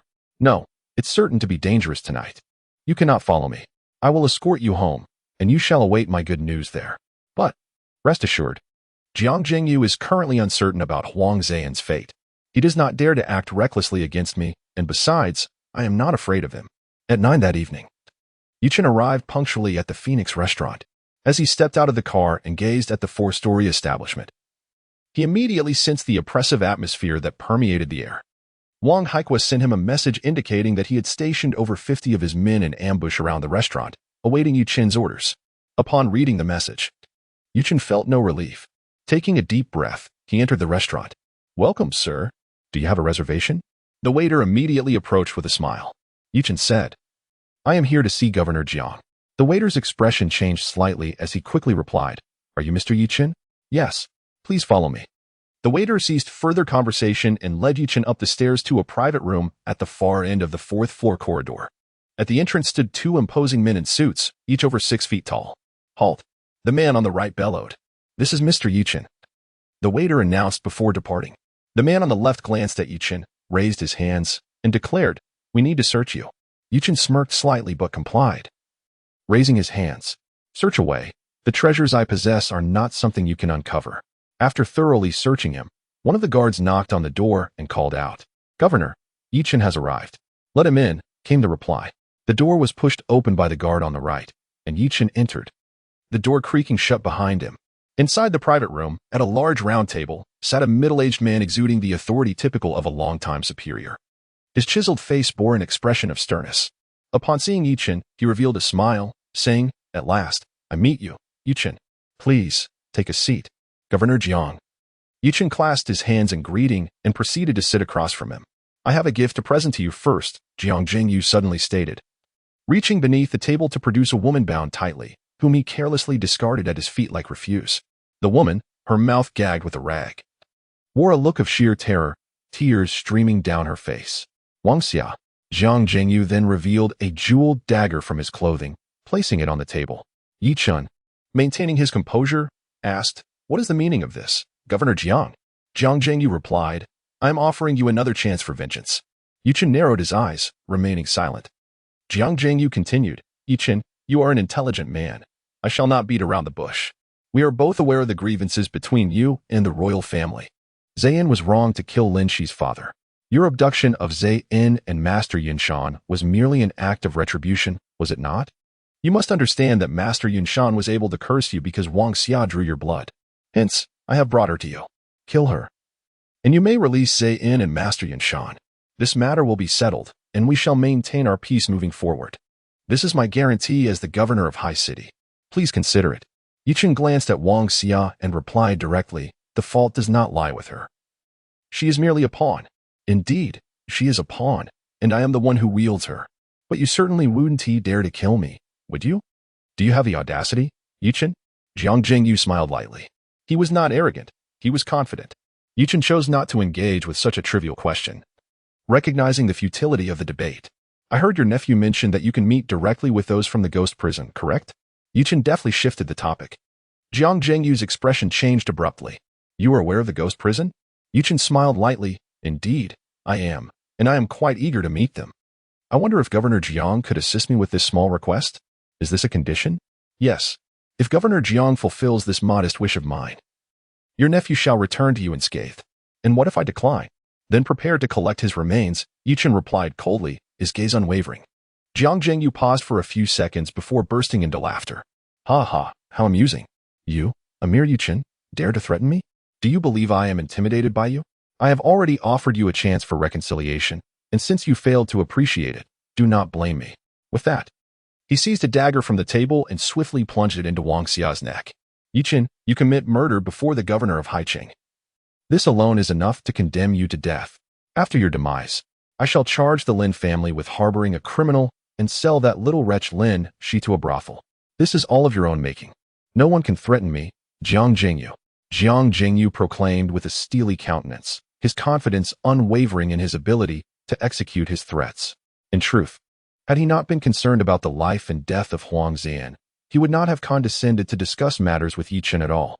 To his astonishment, after he had extended a gesture of reconciliation, Yi Chen audaciously dared to threaten him. If he did not teach Yi Chen a lesson, how could he maintain his authority as the governor of Haicheng? Yi Chen narrowed his eyes. Does Governor Jiang believe he can reign supreme in Haicheng? Jiang Jingyu scoffed. "You are correct. In this territory of Haicheng, I can indeed wield absolute power." With a clap of his hands, he summoned 2 bodyguards from outside. "Qilong, hey hu." The bodyguards entered promptly. Jiang Jingyu pointed at Yi Chen, commanding, "Seize this murderer." "Yes, Governor. If you dare to harm me, the zodiac map will forever elude your grasp." Yi Chen interjected suddenly. "Stop!" Jiang Jingyu shouted, halting the bodyguards, his gaze fierce as he fixed it on Yi Chen. "The zodiac map is in your possession?" Yi Chen replied coldly, "If I am not mistaken, the urgency with which you and your nephew seek the zodiac map stems from a decree issued by the ghost prison. If you fail to procure it, how will you report back to them?" Jiang Jingyu gritted his teeth. "You truly possess it?" "Indeed, but I only have a fragment." Yi Chen affirmed with a nod. Jiang Jingyu murmured to himself, "That aligns. The zodiac map was never complete. It seems you are not deceiving me." He continued, "If you hand over that fragment, I will pretend you never came. I will consider it, but I reiterate, I wish to meet the individuals from the ghost prison. And they must be of a high rank. Do not attempt to deceive me with mere lackeys. If you fulfill this condition, I shall grant you that fragment." He chuckled softly. "I could just as easily end your life and retrieve it from your corpse." Jiang Jingyu gritted his teeth as he spoke. Yi Chen wore a mocking expression. "Do you really think I would be foolish enough to carry the fragments with me? Besides, the Cloud Mountain of the Sun cult is no match for me, and the Ancient One from the ghost prison has already perished at my hands. Do you truly believe that your 2 subordinates can bring me down? Are you underestimating me, Yi Chen, or overestimating your bodyguards? I assure you, even if you were to kill me, you would never find that fragment. Furthermore, your nephew's head will arrive at your estate by dawn. Surely, you do not think I have not prepared any contingencies?" He laughed, as if mocking a simpleton. Jiang Jingyu despised this feeling of being ridiculed. He yearned to order the Qinglong and Heihu to eliminate Yi Chen immediately. However, considering that the Ancient One had indeed fallen to Yi Chen, and that his nephew had been captured under the protection of Master Yin Shan. He hesitated to issue such a command. While the Qinglong and Heihu were indeed retired special forces, this Yu Chen was rather formidable himself. Could they truly gain the upper hand against him? What if they failed and Yi Chen decided to eliminate him as well? After all, he had only recently secured his position as governor. Did he wish to meet his demise in a tavern? In a mere few seconds, Jiang Jingyu's mind raced through a tempest of thoughts. Finally, he took a deep breath and countered, "How can I trust that you won't deceive me?" Yi Chen chuckled. Does Governor Jiang lack even a modicum of courage to wager? Such timidity hardly befits a man of your stature. But tell me, why is it that you insist on meeting with someone from the ghost prison? That is my concern, and you need not inquire further. What I require from you is a simple answer. Will you accept my terms or not? I need to consult, Jiang Jingyu replied, rhythmically tapping his fingers on the table. Give me a few days to confer, but you must ensure that during this time, my nephew remains unharmed. Otherwise, I will not let this matter rest. Of course, that is not an issue. I assure you, your nephew will be safe. I am genuinely interested in a cooperative endeavor. There is no need for me to jeopardize my own position. With that, Yi Chen stood and asked, May I take my leave now? Jiang Jingyu gestured to Qinglong and Heihu, who promptly cleared a path for him. Yi Chen strode out confidently. Dispose of Wang Xia's body properly. Jiang Jingyu instructed as he rose. Yes, Heihu nodded, then tentatively asked, Governor, can we trust that Yi Chen? Trust is something that must be verified, Jiang Jingyu replied. After all, he spoke a truth. If I cannot locate the zodiac map, I shall not enjoy peaceful days ahead. Qinglong. Tonight you must make a trip to the old location and leave a signal for those above, indicating that I wish to meet with them. Be swift. Yes, Governor. After leaving the tavern, Yi Chen proceeded to meet with Wang Haikua. You performed admirably tonight. Additionally, you need not continue to monitor the royal side. It has already been exposed, and there is no need for further caution, Yi Chen informed him. Wang Haikua promptly nodded, a wry smile gracing his lips. Master Yi, I must confess, I too am nearing my limit, yet your words bring me solace. Thank you for your efforts. Yi Chen patted his shoulder and added, tomorrow at noon. Precisely at 10 o'clock, give me a call to remind me. I shall accompany you to your home to examine the feng shui and identify the source of your troubles. Once rectified, your potential hazards will be alleviated. Wang Haikua expressed his profound gratitude. Yes, I will call you on time. Thank you, Master Yi. Now, you may return. Yi Chen waved his hand and departed. Instead of returning to the Lin family, he took a taxi to a narrow alley in Haicheng known as Zouzi Lane. Upon alighting, Yi Chen ventured deeper into the alley. It was quite lengthy, and upon emerging from it, he discovered a bustling street filled with delectable snacks. Rich with the aroma of street food, Yi Chen approached a middle-aged woman selling candied fruit.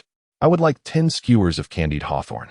5 of the hawthorn flavor and 5 of the fruit flavor, he stated. The woman's expression shifted, and she hesitantly asked, Such a quantity, can you consume it all? It's not excessive. I will have 5 in the daytime and 5 in the evening, Yi Chen replied smoothly. The woman scrutinized him for a moment before mustering a smile. I am running low on stock. Please follow me. With that, she abandoned her stall and led him through several twists and turns to a deserted Sihiyuan courtyard house. Suddenly halting, she whistled. And from within the courtyard walls emerged 6 burly men, wielding cleavers. What is going on? One of the dark-faced men inquired. The woman pointed at Yi Chen, stating, New face, but he knows our code. Oh, the dark-faced man frowned, eyeing Yi Chen. Might I inquire as to your identity? Yi Chen smirked. There is no need for suspicion. I harbor no ill intent towards you. Otherwise, with your numbers, you would have already met your demise. I seek your boss. The dark-faced man maintained a stern expression. Without revealing your identity, it is difficult for me to escort you to our boss. How can I ascertain your intentions? Yi Chen chuckled coldly, retrieving a rusted knife from his pocket and tossing it to the man. Show this to your boss. He will recognize me. The man caught the knife, hesitated briefly, then leaped into the courtyard. Shortly thereafter, the entrance to the Sihiyuan was forcefully pushed open, and an elderly man with graying hair and a stooped posture hurried out. Upon seeing Yi Chen, he was struck with shock and immediately knelt. I am Guo. Paying my respects.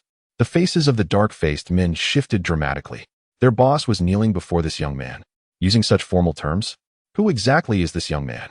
Yi Chen observed Guo with a sardonic smile. Old Guo, after 4 years, it seems you still remember me. It appears your eyesight has not entirely failed you.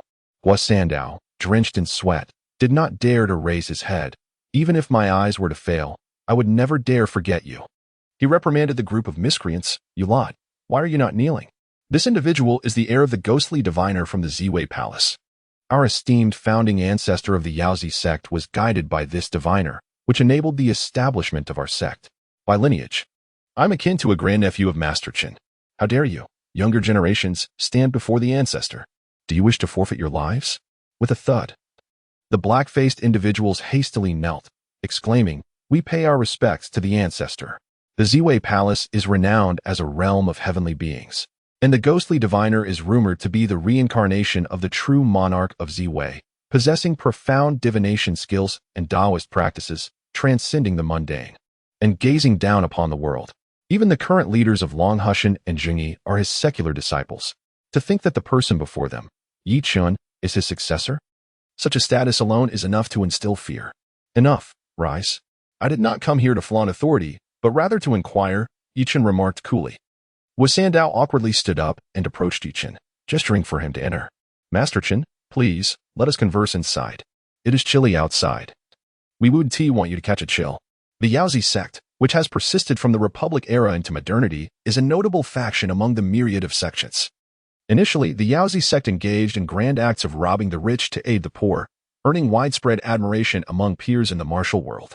However, with the advent of a new era, coupled with an increase in internal members in the complex web of internal power dynamics, the Yaozi sect has strayed far from its original ideals, devolving into a thoroughly disreputable entity.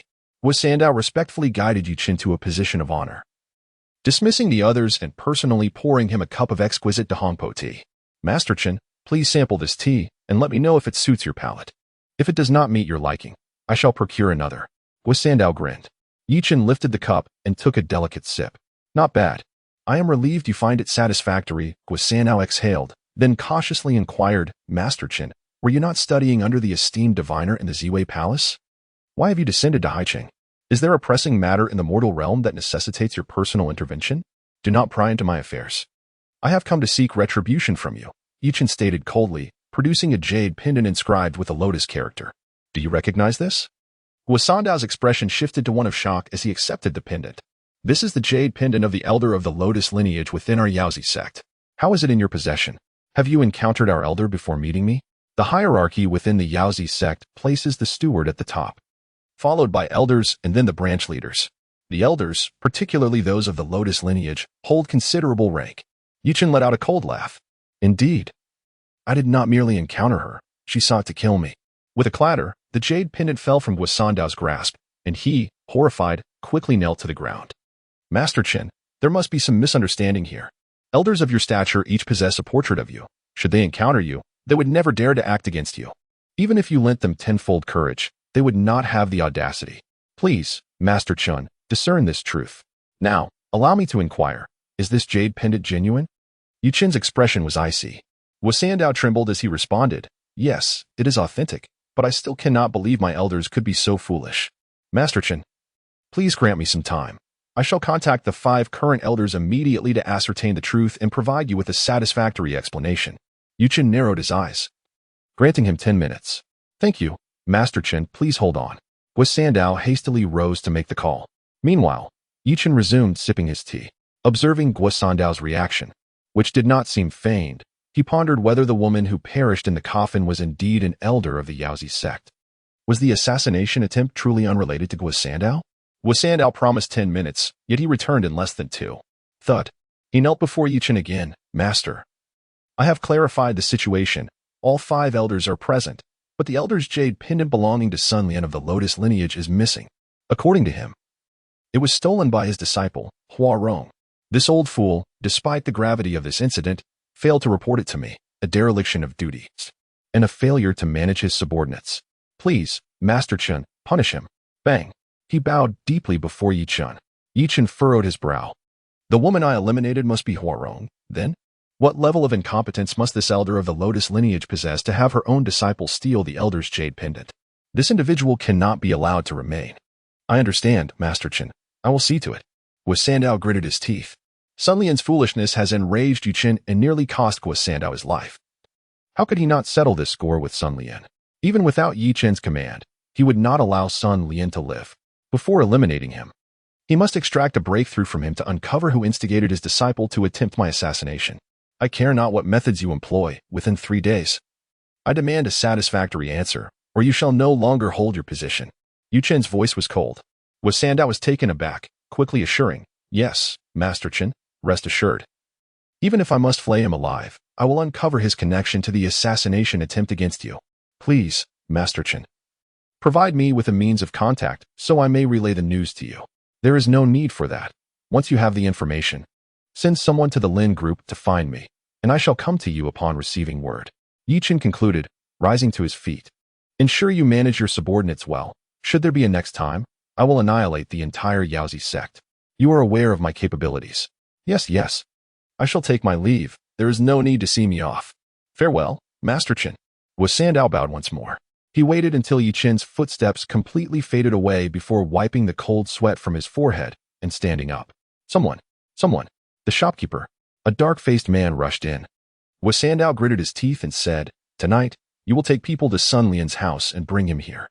That old scoundrel has caused me great suffering, and I will not let him off. Yes, shopkeeper, I will take care of it right away. At this moment, Yi Chen had already exited the alley and was passing through a bar street.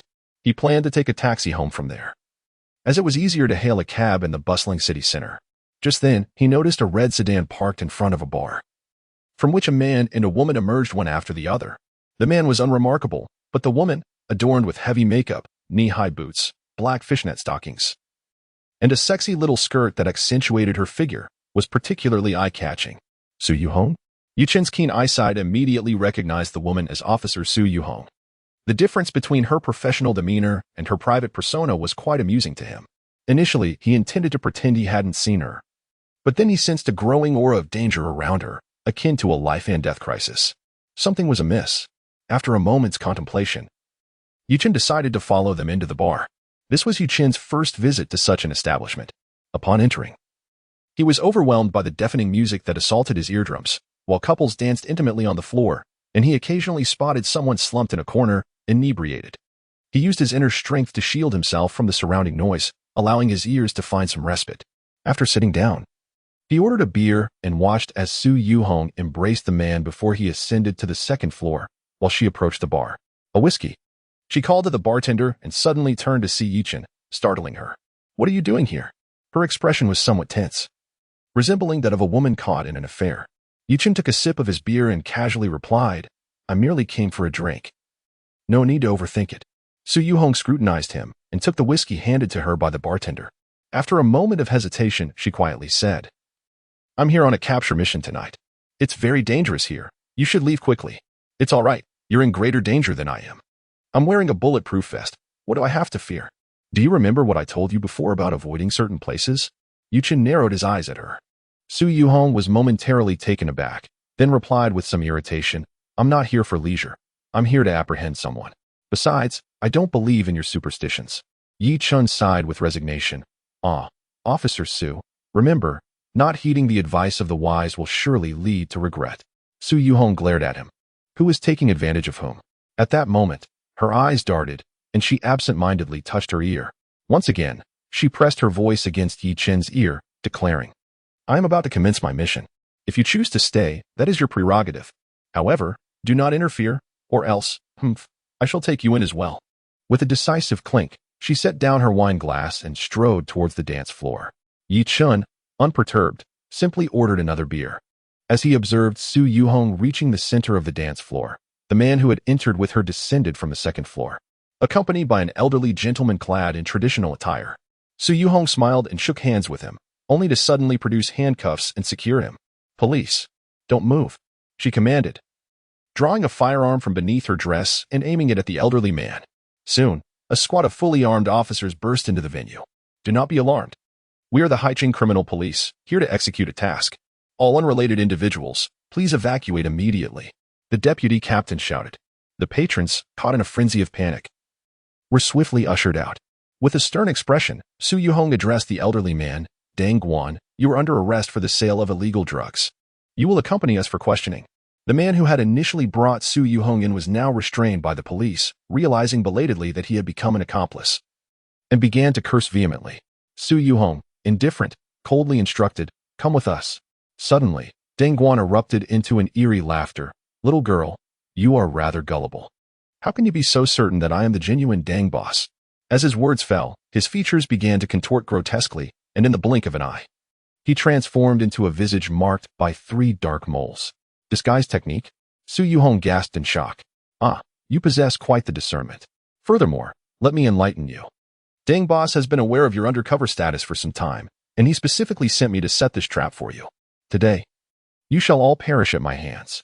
With a thunderous roar, Song Hu broke free from his handcuffs, effortlessly tearing apart his clothing. In an instant, a thick, yellow mist enveloped the entire bar. It's toxic. Quickly, cover your mouths and noses. Su Yuhong detected the strange scent and hastily shielded her face. But it was too late. A wave of dizziness washed over her, and she collapsed to the ground. Her colleagues fell alongside her, though she remained somewhat conscious. Ha! Is this all you can muster? Song Hu laughed boastfully, picking up a firearm from the ground and aiming it at Su Yuhong. Congratulations, Officer Su. You have perished in the line of duty. Surely you will garner a commendable reputation in death, he mocked, his smile rife with derision. With a face contorted in anguish, Su Yuhong closed her eyes. It was over. Bang. Ah, who are you? Just as she braced herself for the embrace of death, a sudden scream echoed from Song Hu. She instinctively opened her eyes, only to discover that Song Hu's right arm had been severed, blood gushing profusely from the mutilated limb as he collapsed to the ground, his face shamefully trampled underfoot. Following the leg that had inflicted such humiliation, her gaze ascended to meet Chen, whose imposing stature loomed magnificently in her eyes. Chen, you didn't leave just now? Su Yuhong exclaimed in disbelief. Chen glanced back at her. Do you now believe in my so-called feudal superstitions, Officer Su? Su Yuhong's face flushed crimson. Previously, she had mocked Chen's warnings as mere superstition, yet now he had come to her rescue, leaving her somewhat embarrassed. Chen, however, was unfazed by her turmoil. He coldly interrogated Song Hu. Where is that man named Deng now? Song Hu shouted defiantly, I will never betray Boss Deng. If you wish to kill me, then do so. You've already shattered one of my arms. What's a little brain matter to me? I fear nothing. Very well. With a resounding thud, Chen brought his foot crashing down upon Song Hu's right cheek. The force of the blow shattered several of his teeth. And as he opened his mouth, blood and broken fragments spilled forth. Let us see how many more kicks you can endure, Chen remarked, preparing to strike again. MMO Moose Hotel, room 1705, he is waiting for my good news there, Song Hu stammered through gritted teeth, the pain unbearable. He would rather face a fatal stab from Chen than endure such torment any longer. Finally, Chen withdrew his foot and flicked his fingers towards Su Yuhong and the other officers. Instantly, Su Yuhong felt a wave of relief wash over her, and the previously unconscious officers began to awaken one by one. Though the poison in your systems has been neutralized, you will still require rest. That man named Deng is likely to flee, so I suggest you call for backup to apprehend him, Officer Su. Chen approached Su Yuhong, assisting her to her feet. Gritting her teeth, she replied, I understand. Thank you for your assistance, Chen. As for your earlier use of excessive force, I shall pretend I did not witness it. Chen was speechless. Channel your sense of justice towards capturing the real villains. Su Yuhong swiftly called for backup to pursue the suspect. Her team members expressed their gratitude to Chen, and she ordered for Song Hu to be taken away while the bar was sealed off. At this juncture, Chen prepared to depart. Su Yuhong accompanied him outside the bar. Would you like me to drive you home? I feel much better now, she suddenly offered. No need.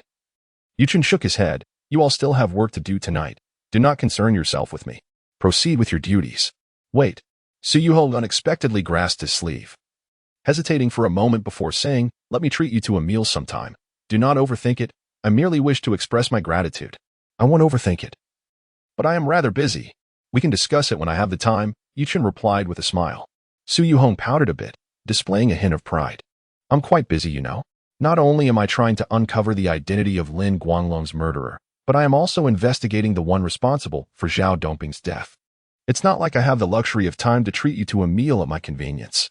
After uttering these words, she felt a tinge of regret. Chen had risked his life to save her that evening, so what was she being so haughty about? Chen chuckled. So, what are the results of your investigation? Su Yuhong sighed. If it were that easy to discover, I wouldn't be here fretting over it. Changing the subject, she stubbornly asserted, in any case, at the latest. I'll treat you to dinner the day after tomorrow. Even if you have other commitments, you must cancel them. I rarely take the initiative to invite men to dine with me. Understood, Chen replied lazily, lifting his eyelids before striding away. Upon returning to the Lin residence, Chen indulged in a refreshing slumber. He awoke a bit late the next day, only to find that Lin she had prepared breakfast. Good morning, Chen. I made this breakfast again, but rest assured, I have improved significantly, and it will certainly be more delicious than last time, Lin she said, seemingly harboring a slight grudge. Truthfully, the last one was quite tasty, Chen replied, feigning flattery. However, he noticed that Lin she was not wearing the OL uniform skirt from the previous days. Instead, she donned a pair of blue jeans that accentuated her figure, paired with a black short-sleeved top that sported two playful picachos grinning on her chest. Are you not going to work today? Chen casually inquired. Lin she chuckled. I know what you're thinking. You believe my outfit is too casual, don't you? But you guessed correctly, I'm not going to the office today. I'm taking you somewhere. My second grandfather has returned from the beautiful country, and I want you to accompany me to welcome him. Your second grandfather? Yes, he is my grandfather's younger brother. Lin she smiled, but with a hint of sadness added. When my grandfather was alive, they had a strong bond. After my grandfather passed, my father took over the family business, and my second grandfather had some grievances about it, which caused a rift between our families. It has been 7 or 8 years since we last had contact. Now, having learned about my father's passing, he wishes to return to pay his respects and also to visit my grandfather's grave. I am quite glad to welcome him. Chen responded with a soft "oh." He was unaware that Lin Zheng had a younger brother. However, the sudden return of Lin Shi's second grandfather seemed unlikely to be merely for the purpose of paying respects. From Lin Shi, Chen learned that her second grandfather was named Linda, who, in his youth, was a somewhat renowned calligrapher. In Lin Shi's words, he had a somewhat eccentric demeanor. My second grandfather is somewhat similar to you. He is a practitioner, perhaps even a Taoist. He has always aspired to achieve immortality. My grandfather would often scold him for this, claiming he was daydreaming. Chen, you are so remarkable. Can you tell me? Is there truly such a thing as immortals in this world? Chen pondered his choice of words. I cannot dismiss the existence of immortals, as the pursuit of ascension is the ultimate goal for many cultivators and a lofty ideal for numerous Taoist disciples. However, personally, I harbor doubts about the true existence of such beings. Lin Shi, with a playful smile and a wink, echoed my sentiments, remarking that we are indeed in sync. Chen, he merely smiled in response. After completing his morning routine and enjoying a modest breakfast, it must be said that Lin Shi had made considerable progress this time, at least far superior to her previous efforts. As they were to pick up Lin Shi's great-uncle later that morning, Chen sent a message to Wang Haikua, informing him of his prior commitments and that he would visit the following day. Wang Haikua naturally had no objections. At 10 o'clock, Chen and Lin Shi arrived at Haicheng Airport. After approximately 14 minutes of waiting, Lin Shi tapped his hand. I see my great-uncle with his granddaughter, she announced. Chen turned to follow Lin Shi's pointed finger. Approaching them was a rather stylishly dressed elderly man, leaning on a cane. Though his steps were steady, he appeared quite fatigued. Beside him was a beautiful girl in a black skirt, her exquisite features a blend of Eastern and Western aesthetics, resembling a porcelain doll. She dragged her luggage while linking her arm with the old man's. It was none other than Linda and his beloved granddaughter, Lin Can. Great-uncle, Lin Shi joyfully called out, hastening towards him. Little Shi, it has been ages. You have blossomed into a lovely young woman. Linda embraced her, filled with nostalgia, and gestured towards Lin Can, saying, This is your cousin Can. You should remember her, right? Of course, I do. Lin Shi warmly extended her hand to Lin Can, exclaiming, Can, long time no see. You have become even more beautiful. Thank you, Sister Shi, for the compliment. You are also quite lovely, Lin Can replied, her demeanor somewhat reserved as she shook hands. This is Chen, our family's benefactor and my good friend. After my father was murdered, Chen has been by my side, protecting me. Lin Shi introduced Chen. When she spoke of him, her eyes shimmered with affection. Greetings to you both. It has been a long journey, Chen said, maintaining a courteous demeanor. Following pleasantries, Lin Shi, along with Chen, led Linda and his granddaughter to pay respects at her grandfather and father's graves. On the way, Linda purchased some paper money and gold ingots to burn at the cemetery. After paying their respects, Lin Shi invited them back to her home. Great-uncle, Can, please stay at my house. We have plenty of rooms, and I have already had the housekeeper prepare accommodations for you. You must stay for an extended period this time. Lin Shi warmly urged them. With both her grandfather and father having passed away, she was overjoyed to finally be reunited with her great-uncle and cousin, regardless of their thoughts. Her heart brimmed with happiness. She longed for the warmth of family togetherness. Linda hesitated for a moment before saying, Xiaoxi, to be honest, Sanzan and I have other places to visit. Our stop in Haicheng was merely a convenience to see you, so there's no need to trouble you with accommodations. We have already booked a hotel. He continued, moreover, there is an important matter I wish to discuss with you. Lin Xi's smile faltered, and she inquired, What is it that you wish to tell me, second uncle? Well, he began, I previously left a painting titled The 12 Zodiac Signs in your grandfather's care, and I would like to retrieve it now. It should not be an inconvenience for you, I trust. Seated nearby, Yi Chen's expression suddenly sharpened. Lin Xi's face also shifted. And with a hint of confusion, she asked, Second uncle, do you wish to have that painting as well? To be frank, my father's death may be connected to it, and I am currently investigating its whereabouts. It is no longer in your home? Linda inquired. Not anymore, Lin Xi replied. All of my grandfather's paintings were stolen on the same day my father was murdered. Second uncle, you say that painting is yours? What secrets does it hold? Lin Xi pressed on. Linda's expression darkened momentarily before he responded with a touch of impatience. There are no secrets. I merely wish to reclaim what is rightfully mine. Since it is no longer available, there is nothing more to discuss. We shall take our leave. Second uncle, there is no need to see us off. Linda rose and departed with his beloved granddaughter. Are you all right? Yi Chen asked, gently patting Lin Xi's shoulder. Lin Xi offered a self-deprecating smile and replied, I'm fine. Merely bemused. I initially believed he genuinely wished to pay respects to my grandfather, yet it seems he has ulterior motives. Yi Chen, why does it seem that everyone covets that 12 zodiac signs painting? Is it truly that significant? Yi Chen chose to lie. Perhaps it is of great importance, however. I cannot discern the secrets it harbors. Do not overthink it. Regardless, I am here with you. Lin Xi sighed and added, I am feeling quite disheartened. Would you take me for a drive to clear my mind? Of course, Yi Chen acquiesced. He indeed drove Lin Xi along the coastal highway. The gentle breeze caressed their faces, lifting Lin Xi's spirits gradually. At that moment, Yi Chen's phone rang. While driving, he answered, Yi Chen, I've made arrangements with the other party. They want me at the coastal KTV tonight at 10 to redeem someone. I informed them that, for my own safety, I would bring a friend, and they agreed. All right, I'll see you at the entrance of that KTV tonight, he confirmed. Great. Let us make sure we don't miss each other. The call ended. Who are you meeting at the KTV tonight? Lin Xi could not help but ask. Yi Chen did not conceal the matter from her and recounted the details. Oh, I see. Manager Chen is indeed a pitiable figure, having encountered such misfortune. But how did your relationship develop to such a level that she would seek your assistance in such personal matters? Is there something more between you two? Lin Xi narrowed her eyes, a glint of mischief sparkling within, resembling a cunning little kitten. Do not overthink it. My relationship with Manager Shan is as pure as the one I share with you, Yi Chen asserted earnestly. Lin Xi scoffed dismissively. Please, do not assume I am blind. I noticed it earlier when you were in my presence. You seem rather fond of sneaking glances at her legs. Yi Chen's face flushed crimson. Lin Xi continued her relentless probing. Do you think her legs are more attractive than mine? How was Yi Chen to respond to such a provocative inquiry? He stammered. I can't tell. I've never touched them. Well, why not try now? Lin Xi boldly seized Yi Chen's right hand and placed it on her thigh. Wearing jeans. What do you expect me to discern? Yi Chen replied, exasperated. Lin Xi raised an eyebrow playfully. Are you suggesting I should remove my jeans? You naughty rogue. Yi Chen was left speechless. Around 9:30, Yi Chen arrived at the entrance of the KTV by the coast.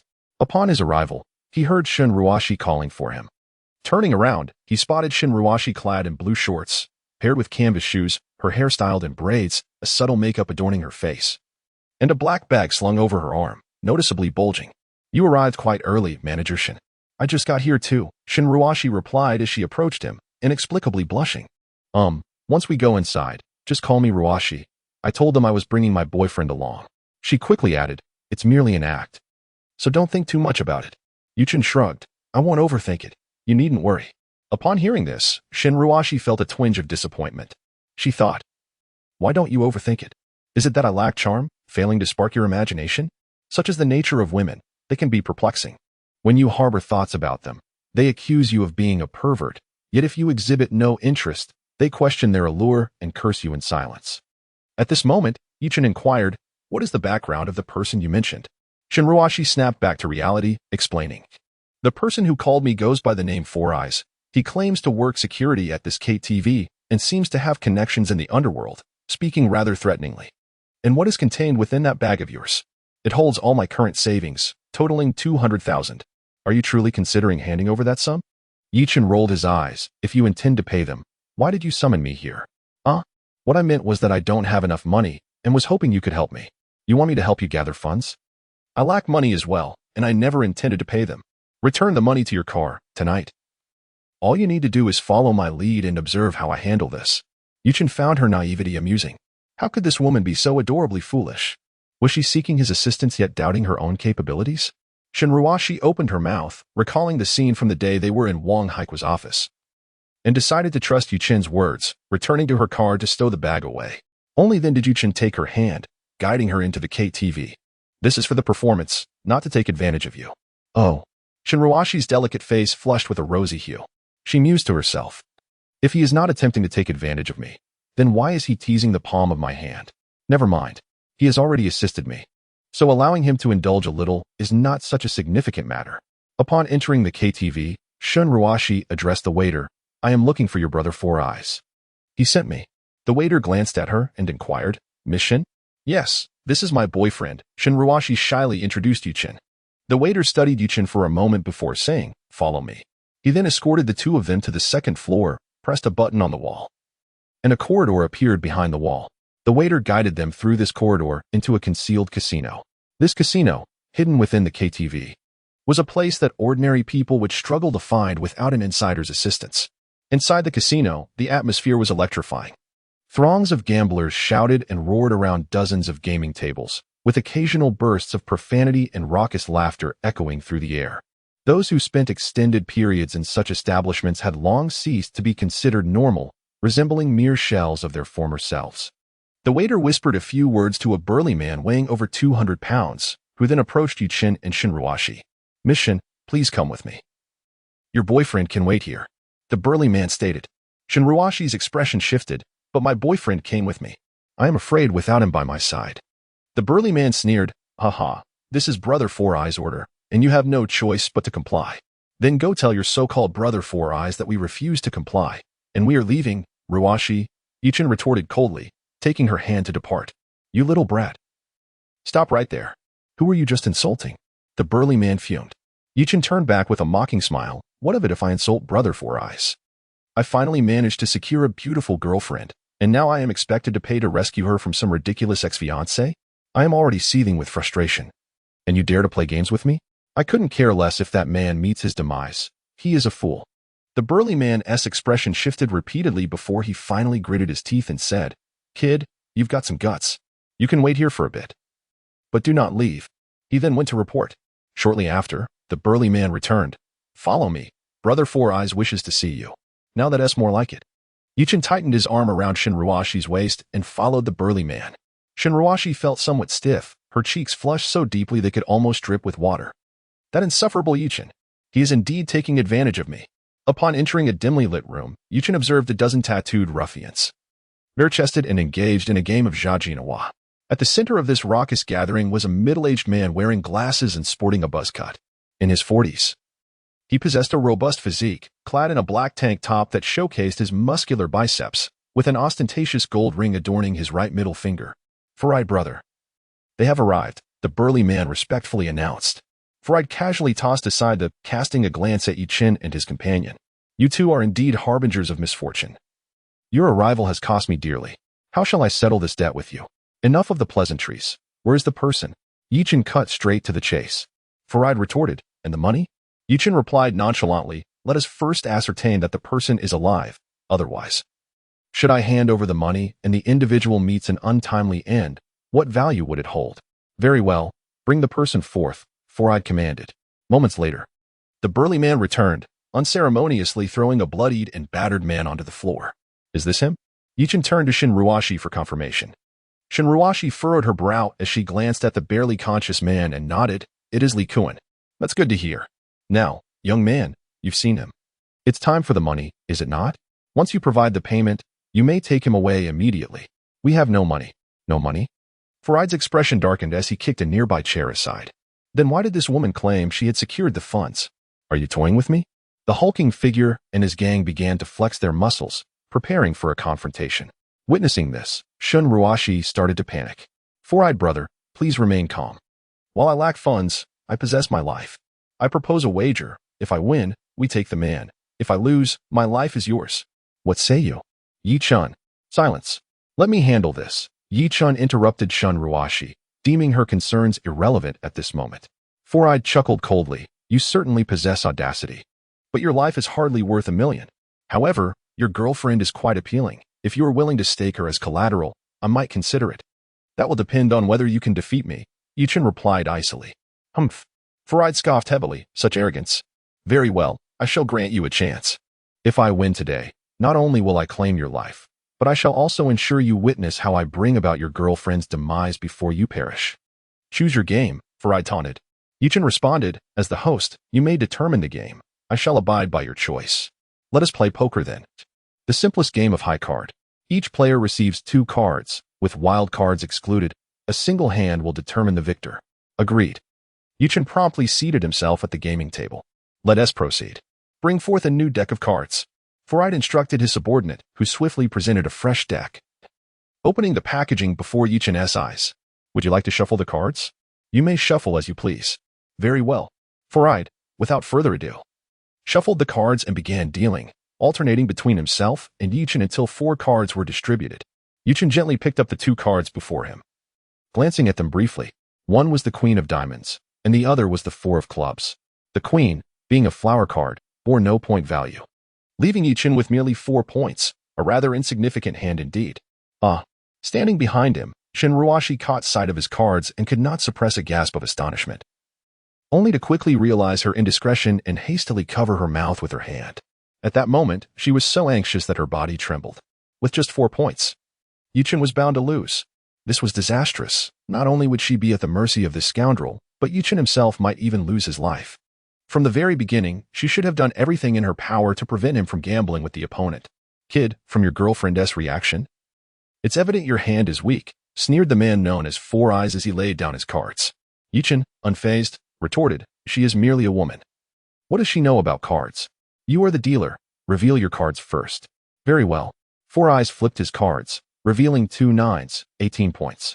Unless you have 2 10s. Victory is assured for me, haha. The lackeys around them erupted in cheers of support. 18 points was indeed formidable. Come on, reveal your cards. I am eager to see if you can defeat me. Then prepare your eyes to behold, Yi-chun declared as he turned over his cards. The entire venue fell into a profound silence. One was the 10 of Clubs, and the other was the 10 of Diamonds, 20 points. The highest possible hand, perfectly eclipsing Four Eyes' score. With a resounding clap, Four Eyes erupted in fury, slamming his hands on the table as he stood up. This is impossible.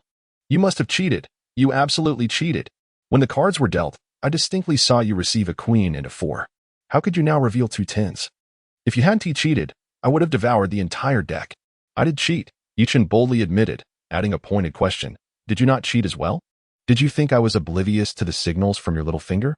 Four Eyes gritted his teeth in rage. I can't be bothered with your nonsense. Cheating in our casino is a direct insult to us. Neither of you will leave today. Someone, chop off this bastard's hand. Too late. As Yi-chun uttered those words, the onlookers barely had time to register the moment before a scream pierced the air. They turned to see Four Eyes' glasses shattered. His face bloodied as he was forcefully pressed against the table, experiencing an intimate encounter with its surface. Let go of our brother, Four Eyes. You better release him, or we'll kill your girl. Yes, release him immediately. Four Eyes' men began to shout and clamor. Unfazed, Yi-chun replied, do as you wish. Even if you kill my girl, I can have your boss accompany her in death. She wouldn't be at a loss. He continued provocatively, come on. Let us see whether you kill my girl first or I take down your brother Four Eyes first. The crowd exchanged glances, realizing the gravity of the situation. Who would dare to take such a risk? Do not act impulsively, my good man. Please restrain yourselves. The four-eyed man exclaimed, fear gripping him. He was utterly terrified. Should his subordinates lose their wits and resort to violence, Yi-chun would undoubtedly annihilate him in mere moments. The display of prowess Yi-chun had just exhibited was nothing short of astounding. How could he not be afraid? Four-eyed brother, please, I implore you, he continued. I merely wish to escort my people away. I have no intention of causing any fatalities. Your establishment must continue its operations, and the repercussions of a death would be rather distasteful. Let us settle this matter amicably. Allow me to depart with my companions, and I shall not harm you. We can all pretend this incident never occurred. What do you say? Chen spoke languidly, yet each word was laced with an unmistakable threat directed at the four-eyed man. The latter could distinctly sense the strength of Chen's grip around his throat. He felt utterly vulnerable in his grasp. With a strained smile, he responded, "Of course. No problem at all. I too believe we should avoid any loss of life. Please, take your people and go, I assure you. I will not pursue any accountability on your part. Now, let us have that young man's IOU." Chen commanded. The four-eyed man called to his subordinates. "What are you all dawdling for? Quickly, bring forth the IOU." One of his men hurriedly retrieved Li Kuan's IOU and placed it carefully on the gambling table. Ruashi. Shun Ruashi, finally regaining her composure from the earlier shock, swiftly picked up the IOU and approached Chen, offering it to him. He merely glanced at it without taking it. He then inquired of the four-eyed man, "This is the original document, correct?" With a wry smile, the four-eyed man replied, "Indeed. It is the original. In our line of work, we only keep a single copy of an IOU, as we are never concerned about recovering debts. Hence we do not bother with duplicates. Li Kuan truly owes you 1 million? Chen questioned. Well, actually, he only lost 250,000. The remainder is simply compounded interest, came the response. You lot are quite unscrupulous, indeed, Chen remarked, a sardonic smile on his lips. After a brief pause, he added, "If we exit through the main entrance, it would be quite undignified for you as the leader. Surely, you must have an emergency exit? Have one of your subordinates guide us. Once we have safely departed, I will release you." "Why yes, we have one. Shall go, you shall lead them through the emergency exit." "Understood, four-eyed brother." A thin man stepped forward. Chen surveyed the remaining individuals. "You lot stay put. If anyone dares to follow us, I will promptly eliminate your leader. Shall go, assist us in carrying Li Kuan and lead the way," he commanded. Shall go complied without hesitation. Upon exiting through the emergency exit, Shall go laid Li Kuan at Chen's feet. "My good man, you have successfully brought us outside. May I be spared now?" The four-eyed man said with a weary smile. Blood had congealed on his face, and he felt lightheaded from the loss of blood. He genuinely feared for his life if he did not seek medical attention soon. "Rest assured, I am a man of my word," Chen replied. Chen casually discarded the bespectacled man at the feet of the puppy, then seized Li Kuan and said to Shin Ruashi, "Let us depart." "Ah, all right," she replied. And they left. "Brother Sign, are you all right?" The puppy inquired, kneeling beside the bespectacled man with concern. Sign, lacking the strength to curse, managed to utter, quickly, "Take me to the hospital, and you immediately notify Brother Heisey. Inform him of everything that transpired tonight. Those bastards dared to cause trouble on our territory at Yazimen. If Brother Heisey learns of this, he will surely make them pay dearly." "Understood." Meanwhile, Chen had dragged Li Kuan to the roadside, carelessly tossing him beside a greenbelt. He then retrieved the IOU and tucked it into Li Kuan's clothing. "Let us go. I would appreciate it if you could drive me home," Chen said. Glancing at Shinruashi, she appeared bewildered, questioning whether they were truly leaving him there. Chen frowned. "What? Do you still have sympathy for this scum?" Shinruashi quickly shook her head. No, I wish for his demise. I am merely concerned about the trouble he may cause you. Fear not. If he bothers you again, simply call the police. The more you show weakness, the more such individuals will take advantage of you." With that, Chen began to walk ahead. Shinruashi hurried to catch up, hesitating before linking her arm with his. "Thank you for tonight," she said. "Rest assured, I will handle it myself if he dares to trouble me again." She had assumed Chen found her a burden. "I do not fear trouble. I simply believe you should possess more resolve and not allow yourself to be so easily manipulated," Chen remarked. "I understand your point," Shinruashi replied, lowering her gaze. Suddenly, a thought struck her, and she looked up at him. "You were rather harsh with that Saiyan. Do you think he might retaliate against us? Should we report it to the police in advance?" Chen chuckled. "Now you think of calling the police? Do not worry, they will not seek trouble with you again. Their animosity has shifted towards me. They will only come after me. But that is unacceptable," Shinruashi exclaimed, stamping her foot anxiously. Chen halted, casting a meaningful glance at her. "Are you genuinely so concerned for my safety?" Shinruashi blushed, avoiding his gaze. "You treat me so well. Unless I have lost my conscience, I would certainly worry about you." "Ruashi, do you recall how you phrased your request for my assistance?" Chen teased. Winking at her, Shinruashi suddenly remembered something, her face reddening even more. She stepped back 2 paces. "Did you not say you were not interested?" I am interested now. Chen replied, boldly cupping her face and kissing her lips. A gasp escaped Shinruashi as her mind went blank, her body weakening instantaneously. Instinctively, she wanted to push Chen away, yet she found herself captivated by the kiss. Chen forcefully pressed her against the wall, kissing her with an assertiveness that grew more daring. Shinruashi suddenly realized something and hurriedly pushed him away with force. No, this won't do, she gasped, her voice slightly sticky. It's already quite generous of me to let you kiss me. You mustn't overstep your bounds, especially not in public. Chen scoffed. All right then. How exceedingly stingy of you. However, you ought to wear stockings more often. Your legs are perfectly suited for them. Bah! Shinruashi exclaimed, her face flushed as she muttered. So you enjoy seeing me in stockings, do you? Isn't it obvious? What man doesn't appreciate stockings? Chen rolled his eyes, finding Shinruashi's words rather redundant. The allure of stockings on a man is undeniable, particularly when they adorn Shinruashi's exquisitely sensual legs. Consequently, she lowered her head even more, exclaiming, Ah! I can't face anyone. Initially, Chen had intended for Shinruashi to drive him home, yet she adamantly refused to share a car with him. Chen surmised that she feared being in the confined space of a vehicle might lead him to engage in even worse behaviors. In reality, Shinruashi was overly worried. Even if he wished to, he could not act on such impulses at present. Damn this romantic tribulation, when will it ever be resolved? Chen felt both helpless and enraged. His mentor had warned him that before turning 30, he would encounter a romantic ordeal potent enough to claim half his life. The safest course of action was to remain celibate until then. Otherwise, once he succumbed, his true essence would be unleashed, and his life would genuinely be in jeopardy. He had always believed his mentor's words, yet the issue remained that even his mentor was uncertain as to whom this tribulation concerned. Was it beyond his calculation? Or was he deliberately withholding information? Chen had an inkling it was the latter. Upon returning to the Lin residence, she was perched on the sofa in the living room, clad in a pink nightgown, engrossed in the television. Her delicate, fair legs were crossed, and as she turned to glance at him, her expression was laced with languor. The nightgown accentuated her curves exquisitely, and from Chen's vantage point, it sparked an urge within him to lose control. These enchanting creatures are truly perilous. Why do you keep staring at me without speaking? She teased, rolling her eyes playfully. Have I captivated you? Just as Chen was about to respond, a sudden loud bang echoed, and the house was plunged into darkness. What happened to the power? She exclaimed, startled, as she quickly rose to her feet. Boom. At that moment, another deafening sound erupted. She rushed to the floor-to-ceiling window and peered outside, only to witness flames engulfing the lawn. The grass, which surrounded the entire yard, was ablaze. And as one area ignited, others quickly followed suit, transforming the exterior into a sea of fire. It's on fire. It's on fire.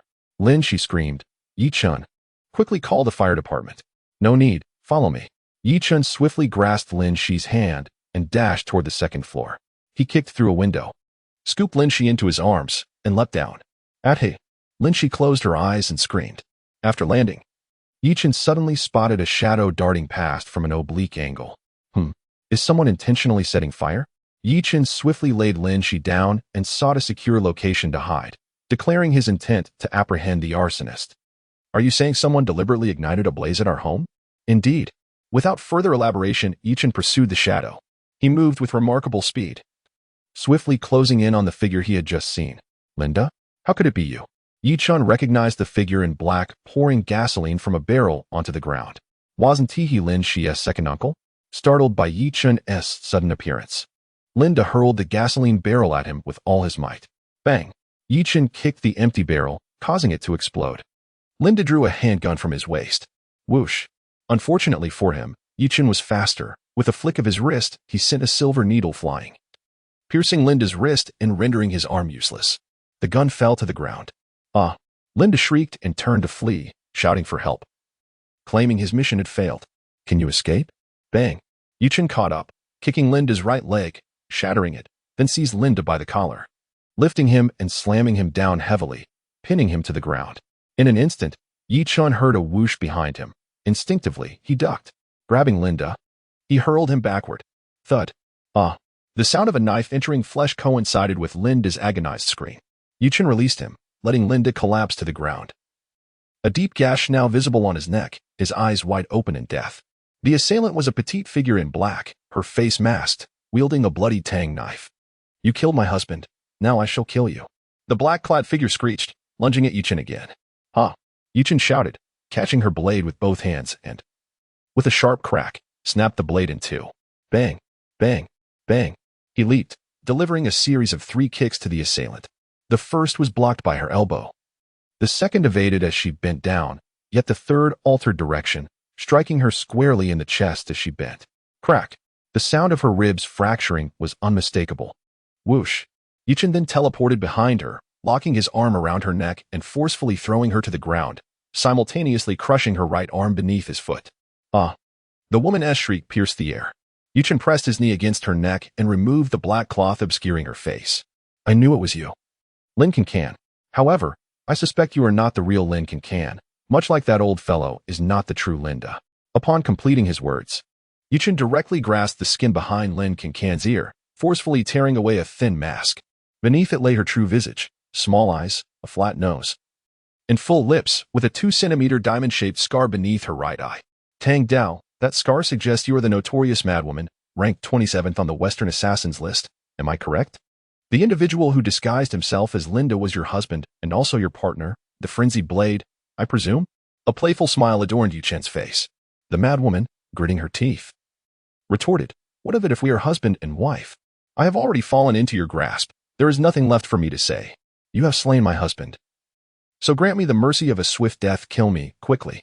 Chen did not hasten to eliminate her. Instead, he first extinguished the flames with a talisman and then called for Lin Shi. Upon learning that her second grandfather and cousin had been impersonated, Lin Shi felt a surge of anger, yet simultaneously, a sense of relief washed over her. She had always believed that her true second grandfather could not possibly be such a heartless individual. Why did they disguise themselves as my second grandfather and cousin? Lin Shi posed a pivotal question that required an answer. Chen narrowed his eyes, fixating on the madwoman. Who sent you? What is your purpose in seeking the 12 zodiac chart? The madwoman clenched her teeth, remaining silent. Chen glanced at Lin Shi, instructing her, please turn away. I intend to engage in a rather unique form of entertainment with her. Lin Shi was taken aback, questioning his intent. You see, I carry a small box with me, containing some pets I have nurtured, among which is a particularly unique centipede. This centipede has been cultivated using my internal energy and some rather unsavory special substances. Once ingested, it triggers certain unique hormones within the human body. For instance, even a mammoth, after consuming this centipede, would become overwhelmed with primal urges, relentlessly seeking gratification until death. I plan to have this madwoman consume one, and subsequently, I will seal her acupuncture points. After she eats it, her mind will be consumed with chaotic thoughts, ultimately leading to her own demise. Chen explained with a smile. A chill ran down Lin Shi's spine. Chen was utterly devilish. This was far more merciful than a swift execution. We received a bounty from a blacklisted website, demanding the assassination of Lin Shi and the acquisition of the 12 zodiac chart. The account that issued the bounty is completely unfamiliar. I do not know their true identity. The madwoman pleaded, I have already divulged everything. I beg you, do not treat me this way. I would rather you simply snap my neck. The madwoman was genuinely terrified by Chen's words. The very thought of such a fate befell her was chilling. Chen fell into silence upon hearing this. He had heard of that blacklisted website. It was a platform in the Western world specifically designed for assassins and bounty hunters. Essentially, anyone with money could post a bounty, with no restrictions on the type, be it murder or treasure hunting. Moreover, to protect privacy, every user on that site operates under a virtual IP address, rendering them untraceable. With that, the lead had effectively been severed. Then why did you set the fire tonight? We did not trust Lin Shi's words at all, therefore. My husband and I thought to ignite a large blaze. Typically, when a house catches fire, the owner instinctively rushes to secure their valuables. So you intended to take advantage of the chaos to locate the 12 zodiac chart? Indeed. The plan was commendable. Chen nodded. At this moment, Lin Shi posed a crucial question. What has become of my true great-uncle and my cousin? The madwoman feebly replied, they have perished, their bodies cast into the sea. Ah, you two wretches. Lin Shi, her eyes aflame with rage, screamed and delivered a furious kick to the madwoman's face, subsequently collapsing to the ground, clutching her face in despair. It is my fault that they died, all my doing. I am a harbinger of misfortune, having brought death upon my grandfather and father, and now, Lin Shi. Chen grasped her small hand, urging, do not speak such things. This is not your fault. The blame lies with those vile individuals. You should go inside. I will deal with her remains after her demise. This is not something you should witness. No. Lin Shi withdrew her hand, forcing out a statement between clenched teeth. I must witness you kill this woman. I want to see her perish. Ultimately, Lin Shi could not endure to witness the madwoman's death. As Chen picked up the handgun from the ground and fired the first shot into the madwoman's abdomen, Lin Shi screamed and fainted. Once the body was disposed of, Chen carried Lin Shi back to her room, carefully removed her shoes, and tenderly covered her with a blanket. Although the fire from the previous night was somewhat terrifying, prompt discovery prevented any significant damage to the villa, aside from the destruction of the lawn. After returning to his own room, Chen opened the laptop Lin Shi had prepared for him and entered a series of web addresses, resulting in a black screen for a few seconds before accessing a rather sinister website. The home page displayed a massive blood-red skull, accompanied by a scrolling line of text that translated to, "With wealth comes everything. The best service awaits you." This was the black market site. After logging in, Chen began searching for bounties related to the 12 zodiac signs, and he indeed found one. $1 million? How miserly, Chen muttered. Then messaged the employer of the bounty. Has the task been completed? I wish to take it on. A prompt reply came, stating that it had been completed. Completed? Chen was taken aback. The next moment, the bounty was abruptly closed and deactivated. Had he sensed something amiss? How astutely cautious. Chen then searched for other bounties concerning the Lin family or Lin Shi, and fortunately, he found no additional targets related to them. Perhaps a rest is in order. Chen shut the laptop and retired to bed. The following morning, Lin Shi was in the kitchen preparing breakfast for them. Ever since Chen moved in, she had forbidden the housekeeper from cooking. Yesterday, she had even given her the day off to visit family. It was fortunate the housekeeper was absent. Otherwise, there could have been a grave incident last night. Good morning, Chen. Good morning. Chen approached the kitchen, wrinkling his nose at the enticing aroma. What are you cooking that smells so delectable? Beef and egg soup. Eating something so rich so early in the day? It is not greasy at all. Lin Shi smiled softly, yet suddenly her cheeks flushed with embarrassment. Last night, was I very shameful? Chen shook his head. Not at all. After all, you are merely a virtuous young lady. Being startled by such a bloody scene is entirely understandable. Yet I still feel quite embarrassed. My great uncle and the others perished because of me, and here I am, lacking even the courage to witness the murderer being slain by you. Alas. Stop sighing. Be careful, or you'll wrinkle your skin. I noticed your soles were somewhat wrinkled last night. Upon hearing this, Lin Shi fixed her gaze upon him. Why were you looking at the soles of my feet? You pervert. What did you do to me after I fainted last night? I merely slept with you. Chen replied lazily. Lin Shi's face turned crimson as she spat. Pa? Do you take me for a fool? I felt no pain whatsoever. Humph. Go brush your teeth. It's almost time for dinner. All right. However, once Chen departed, Lin Shi muttered under her breath. I actually wish it were true. Upon arriving at the company, Lin Shi began her day of busyness. Chen called Wang Haikwa to arrange a meeting for that evening, and the latter readily agreed. Just then, the elevator doors opened to reveal Shinruashi. Upon seeing her, Chen smiled playfully. Were you thinking of me? Shinruashi was startled, rushing to cover his mouth. You. Don't say such nonsense. If the president hears, I will be done for. Their bodies were nearly pressed against one another. The faint scent from her body tantalizing Chen's senses. Any normal person would have an unusual reaction in such proximity. Shinruashi sensed it as well and quickly withdrew her hand. Rogue, she exclaimed, her eyes filled with reproach as she stomped her foot. Feeling once again that Chen had taken advantage of her, Chen, maintaining a serious demeanor, acted as if nothing had transpired. No one is troubling you, right? Shinruashi shook her head. No, I'm fine. Li Kuan hasn't he contacted me again. I've made up my mind. If he does reach out, I'll report him. After a pause, she tentatively asked, May I invite you to dinner tonight? Wearing stockings? Chen replied without hesitation. Shinruashi laughed in exasperation. Stockings. Stockings. All you think about are my stockings. If you keep talking like that, I'll stuff them in your mouth. Chen shrugged. The good has been mentioned. So what about the bad? Shinruashi was taken aback. Has this person truly become so shameless? Chen cleared his throat. However, I have no time tonight.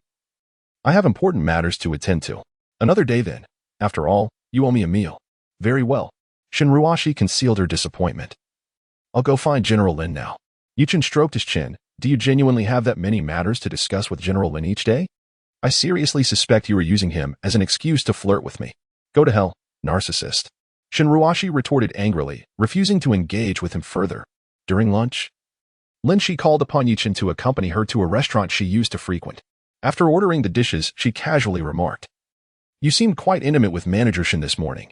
You two were practically glued together." Yi Chen choked on his water, his eyes widening in surprise as if to say, "Are you spying on me?" Lin Shi rolled her eyes, stating, "There are cameras in the corridor. Haven't I mentioned that before?" Yi Chen sheepishly admitted, "I actually forgot. But I was merely chatting with Manager Chen. We weren't doing anything inappropriate." She retorted, "You dare to do something inappropriate? Aren't you afraid I'll cut you off?" Lin Shi made a scissor gesture with her hand, mimicking the sound of cutting. Yi Chen, feeling guilty, could only manage a forced smile.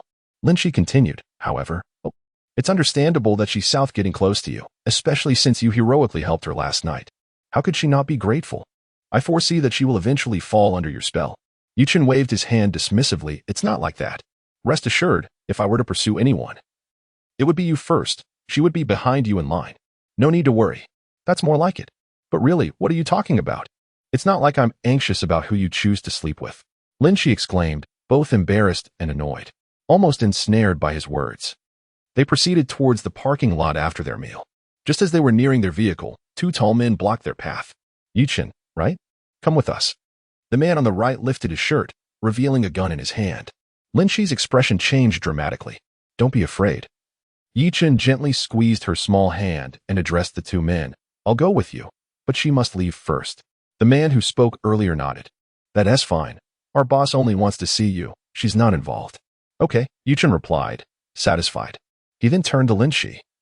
"You drive back to the company first. I'll return to find you shortly." Lin Shi panicked. "Yi Chen, how can I leave you behind? If you're in danger, I want to share your fate." Yi Chen was both amused and exasperated. "What are you talking about? They just want to discuss something with me. If they intended to harm me, they'd simply shoot. There is no need for all this trouble. You don't have to worry. You know my capabilities. I assure you I will return to you unharmed. But just listen to me." There was an almost magical quality to Yi Chen's voice. After hearing his words, Lin Shi felt slightly dizzy and, surprisingly obedient, nodded before getting into the car and driving away. "Let us go. Take me to see your boss. Follow us," the two men said, escorting him as they navigated through the parking lot to an open area nearby. A black sedan was parked there, with 8 men standing in 2 rows beside it, waiting. Yi Chen spotted a familiar face. "You bastard, weren't you quite the tough guy last night? Let us see if you make it out today." The bespectacled man, with a bandaged head and leaning on a cane, sneered. Upon seeing him, Yi Chen understood the situation. It seemed the casino had sent someone for revenge. The bespectacled man approached the car door and knocked. "Brother, hey, we've brought him." The door creaked open. The car door swung open, revealing a burly man clad in a black suit. "Where's he?" Blackie asked coldly. "Right there." Four Eyes gestured towards Yi Chen. Upon turning to look, Blackie was taken aback. "Oh, old ancestor, is that you?" The mention of this title rendered Four Eyes and his companions utterly bewildered. How did this young man come to be Blackie's ancestor? "So your name is Blackie. After 2 days apart, you've certainly grown in stature. Where is Guisandao? Is he still in the vehicle?" "Have him come down as well," Yi Chen replied with a stern expression. He hadn't anticipated that the leader behind Four Eyes was a subordinate of Guisandao. What a twist of fate. "Ancestor, this is all a misunderstanding." Blackie hastened to kneel before Yi Chen, simultaneously roaring at his subordinates. "What are you all dawdling about? Kneel down immediately. This is our ancestor. Our steward is a nephew of his. How dare you stand while speaking to him? All of you, down on your knees." Thud, thud. Four Eyes and the others, terrified, fell to their knees one after another. The steward is his nephew? Goodness, how can he have such a high lineage? Among them, Four Eyes was the most panicked. He had thought that summoning Blackie would enable him to eliminate Yi Chen, but he had inadvertently struck a hard rock. This was disastrous. "Is that casino your Hatzimen's property?" Blackie quickly replied, "Yes, ancestor, it is indeed our Hatzimen's property. I sincerely apologize. It is my failure to discipline my subordinate, who has offended you. Please, ancestor, punish him. Break his legs to teach him a lesson. Also, Shinruashi is my woman. Do not lay a finger on her. If I find out any of your subordinates dare to touch Shinruashi, next time, I will personally break your legs." Yi Chen's voice was devoid of any emotional fluctuation. Yes, yes, ancestor." Blackie wiped the cold sweat from his forehead and immediately turned to command. "Drag Four Eyes away and break his legs. Make it swift." "Yes. No, Blackie, you can't treat me like this. I have worked diligently for the casino over the years. I may not have achievements, but before Four Eyes could finish, a punch shattered several of his teeth, and then he was dragged away. You may rise. Chen instructed Blackie. Only then did Blackie dare to stand, albeit still hunched over. Return and inform your steward to expedite the process. I am growing somewhat impatient. Yes, ancestor. I will relay your message faithfully. Chen said nothing further and departed. Just as he returned to the road leading to the parking lot, he heard a familiar voice call out, Chen. Linshi? Chen gazed at Linshi running towards him, momentarily stunned. Didn't I ask you to return to the company first? Linshi rushed over and threw herself into his arms, her voice trembling as she said, You scared me. I thought something terrible had happened to you. Chen, you are all I have left. If anything were to happen to you, I wouldn't know how to go on. Her heartfelt words pierced the softest part of Chen's heart. He gently embraced Linshi, assuring her, I will be fine. I must protect you. I will not succumb to death, so do not worry. Linshi sniffled and inquired, Who were those people just now? Chen recounted the events, omitting any mention of the Yaozi sect. It's all taken care of. They will not trouble us again, he stated simply. That's good to hear. Linshi sighed in relief, then suddenly turned serious and said, Chen, why don't you marry me? We both have no family left. If you marry me, we can create a new one together. All right, I will marry you once I turn 30, Chen replied earnestly. Linshi's face flushed with a mixture of anger and embarrassment. So you only want to marry me when you're ready to lose your virginity, right? Can't we just have a platonic relationship? Chen rolled his eyes. I'm not Yang Wei. Why would I want a platonic relationship? Besides, if I had no feelings for you at all, you would be furious. Humph. Linshi, flustered and annoyed, pushed him away. She turned her face to wipe away her tears, saying nonchalantly, Let us head back to the office. All right. The afternoon passed without incident. In the evening, Chen first took Linshi home before seeking out Wang Haikwa. He had promised Wang Haikwa that he would resolve matters tonight. Master Yi, welcome. Thank you for your efforts on the way here. Wang Haikwa had been waiting at the villa entrance with his household staff. Upon seeing Chen exit the car, he quickly bowed. Chen acknowledged him with a grunt, casually surveying Wang Haikwa's villa. A prime location? Quite nice. This villa is well placed for prosperity and wealth. It must be worth a considerable sum, he remarked as he walked. Wang Haikwa chuckled. Master Yi, you have a keen eye? The land for this villa was indeed expensive. I spent nearly 2 billion to acquire it. However, it was worth it, as I have certainly profited since moving in. Previously, you mentioned that my luck was problematic. Is this villa the cause? Chen countered with a question. Wang Haikwa sighed. Alas, my mother is still in the hospital, showing no signs of improvement. The doctors have thoroughly examined her and confirmed there are no major issues, yet she still does not recover. It truly troubles me. To be honest, Master Yi, my father passed away early, and my mother raised me through hardships. I wish for her to enjoy her later years. I do not want her to leave this world so soon. You must help her. He spoke fervently, revealing his genuine anxiety. Chen remained silent, seemingly meandering through the villa's courtyard, until he finally came to a halt.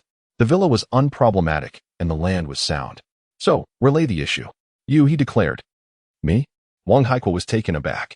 Master Yi, what problem could I possibly have? I am not ill. Chen responded gravely, that is precisely the problem.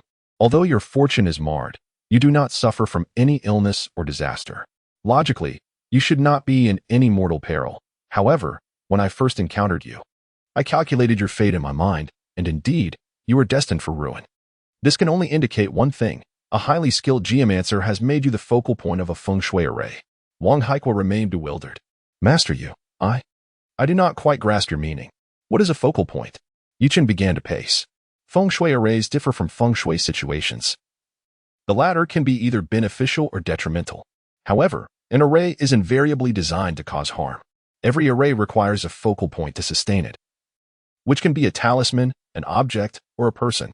Without this focal point, the feng shui array cannot function. I think I understand, Wang Haikwa said slowly. So, the issue lies with me, and to resolve it, I must first address my own predicament? Almost, Chen nodded, then inquired, in the past 3 months. Have you encountered any peculiar individuals? Think carefully and do not rush to answer. Wang Haikwa fell into a long contemplation. After about 3 minutes, he managed a rueful smile. Master Yi, the people I meet privately are all business clients. If you are asking about strange individuals, I must confess I have not come across anyone unusual. Chen pondered for a moment, then declared, in that case, we must enter a dream. Enter a dream? Indeed. With a sudden motion, Chen tapped Wang Haikua's forehead. Wang Haikua rolled his eyes and fell backward, but Chen swiftly caught his arm. Freeze. Chen commanded, and when he released his grip, Wang Haikua remained suspended in his backward position, motionless. Chen then pried open Wang Haikua's mouth, placing a copper coin inside, and produced a blank yellow talisman, which he shook before it spontaneously ignited. He circled Wang Haikua's body with the burning talisman, ultimately halting before his feet. Chen swiftly removed Wang Haikua's shoes and socks, pressing the flaming talisman against the sole of his right foot. A fleeting dream, a grain in the vast sea. I wish, he chanted softly, as the talisman seamlessly integrated into Wang Haikua's foot. Chen closed his eyes. The feet are most connected to the earth. To enter a dream is to channel the essence of the earth through the body's meridians, allowing the sealed human vessel to fully open, thereby facilitating a deeper entry into the subconscious. Chen delved into Wang Haikua's dreams, sifting through his memories from the past 3 months. Suddenly, he glimpsed a somewhat familiar parchment materializing in his memory, yet this recollection seemed deliberately obscured, rendering him unable to pinpoint the exact location of the parchment. Wang Haikua also possessed a fragment of the zodiac illustration. What an unexpected discovery. He continued to search. He then recalled a scene within a private room of a bar, where Wang Haikua was toasting with a woman. Initially, her face was indistinct, but as the memory deepened, Chen finally discerned her features. With a sudden gasp, Chen opened his eyes wide and exhaled a breath of stale air. He approached Wang Haikua from behind and gently tapped his head, causing him to shudder and awaken. Chen then gave him another tap on the body, and he collapsed onto the ground. Master Yi, what just happened to me? It felt as if I were in a dream, and you appeared in it, Wang Haikua murmured, still dazed. Quite normal. For I employed a technique to enter your subconscious and assist you in uncovering clues. It is entirely natural for you to dream of me, Chen replied. In your dream, I saw a woman. 2 months ago, at the Dihao bar, you were drinking with this woman in a private room, and while you were distracted, she slipped a green pill into your glass. Do you recall this incident? Wang Haikua rubbed his head and shook it vigorously. I'm sorry, Master Yi, but I genuinely do not remember such an occurrence. I am not even aware that I visited this Dihao bar. She must have sealed your memories. It appears she is the geomancer intent on harming you, Chen deduced. Wang Haikua, perplexed, asked, What woman seeks to harm me? Master Yi, do you recall her appearance? I do, Chen answered, meticulously describing the woman's features. Upon hearing this, Wang Haikua broke into a cold sweat. And Master Yi, the woman you described is my wife who passed away 5 years ago. Chen was taken aback. You cannot be mistaken? I am not mistaken, absolutely not. I even have her photograph, Wang Haikua stammered, trembling as he retrieved his phone to show Chen the image. Indeed, that is her, Chen nodded. She died 5 years ago? How did she perish? In a car accident, struck by a dump truck. The traffic police said her death was too gruesome for me to see, so I did not look, but I personally arranged her funeral. There can be no mistake about that. At this point, Wang Haikua grew anxious. She died 5 years ago. How could she have been drinking with me in a bar 2 months ago? Is she seeking revenge for my perceived lack of affection?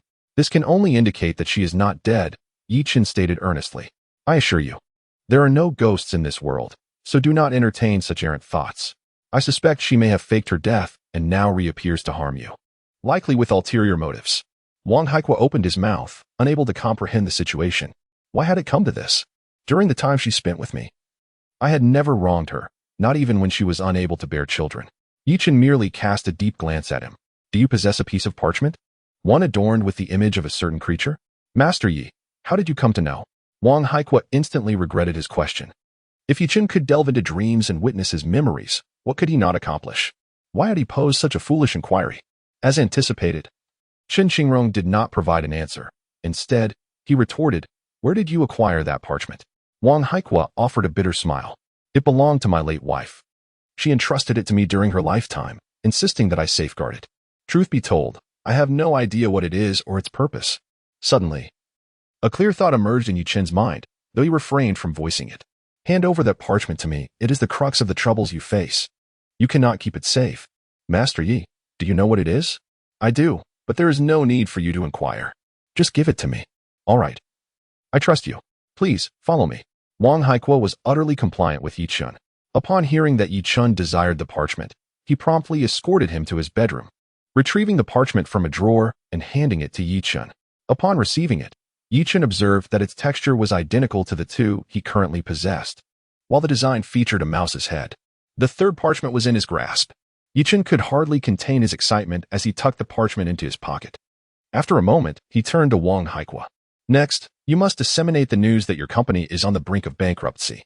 Furthermore, you should feign illness to convince others that you are nearing death. Wang Haikua was perplexed. Why must I do this? Follow my instructions.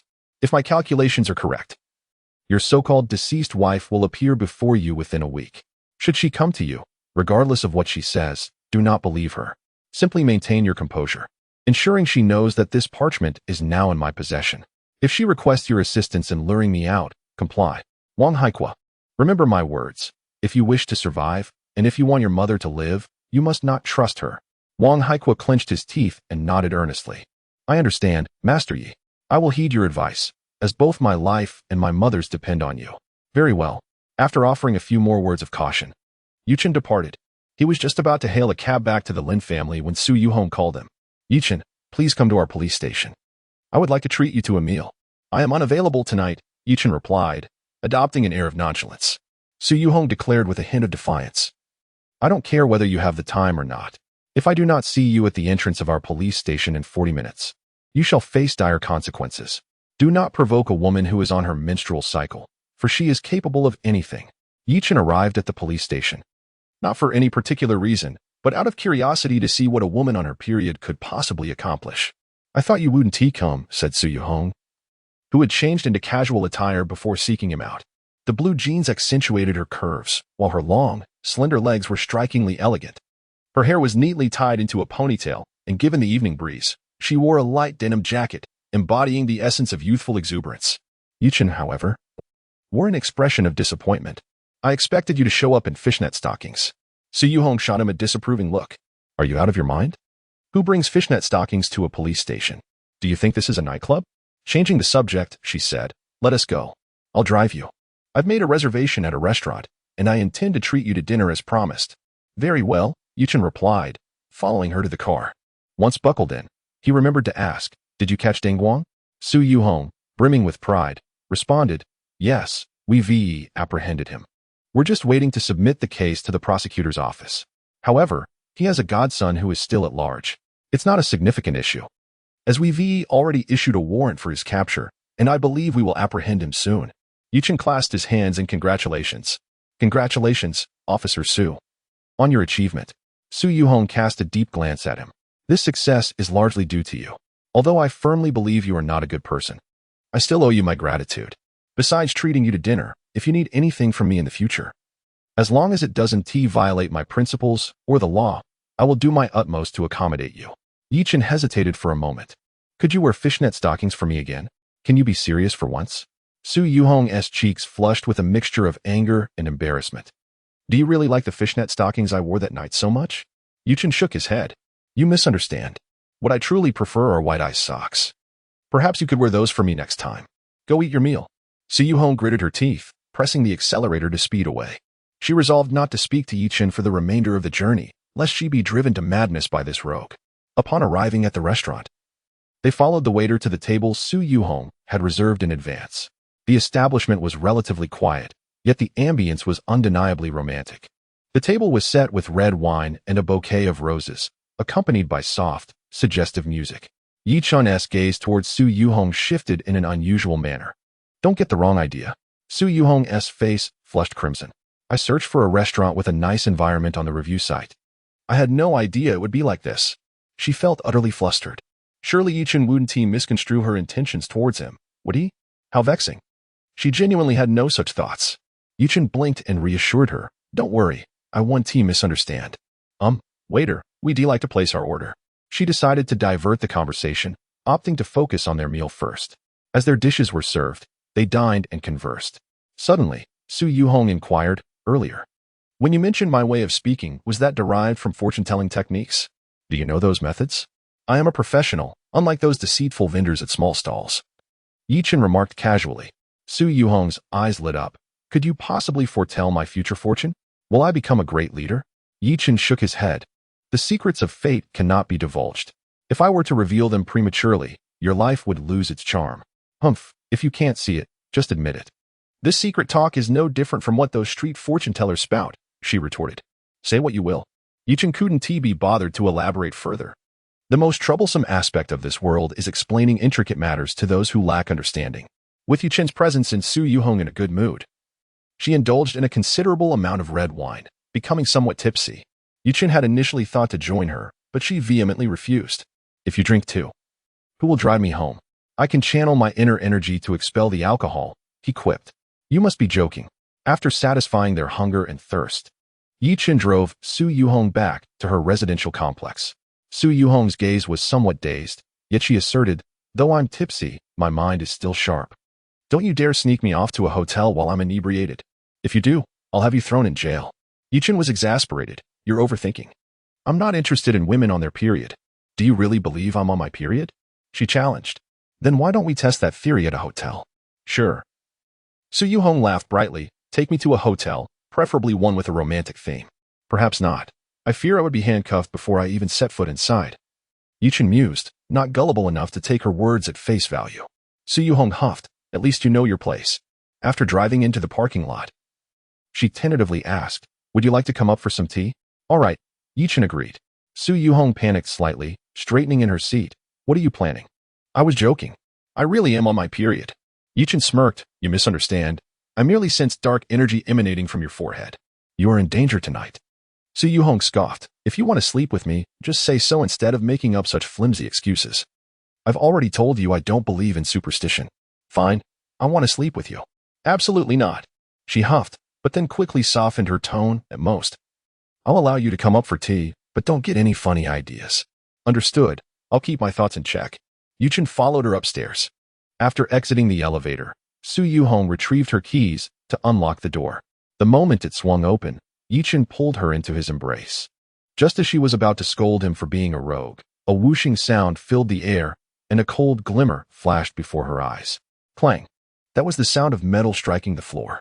Someone was lying in wait inside her home. Yi Chen forcefully pushed her away, his body slipping to the corner like a loach, and he kicked the wall. Bang. In the darkness, someone raised an arm to block the kick, emitting a muffled grunt. Snap.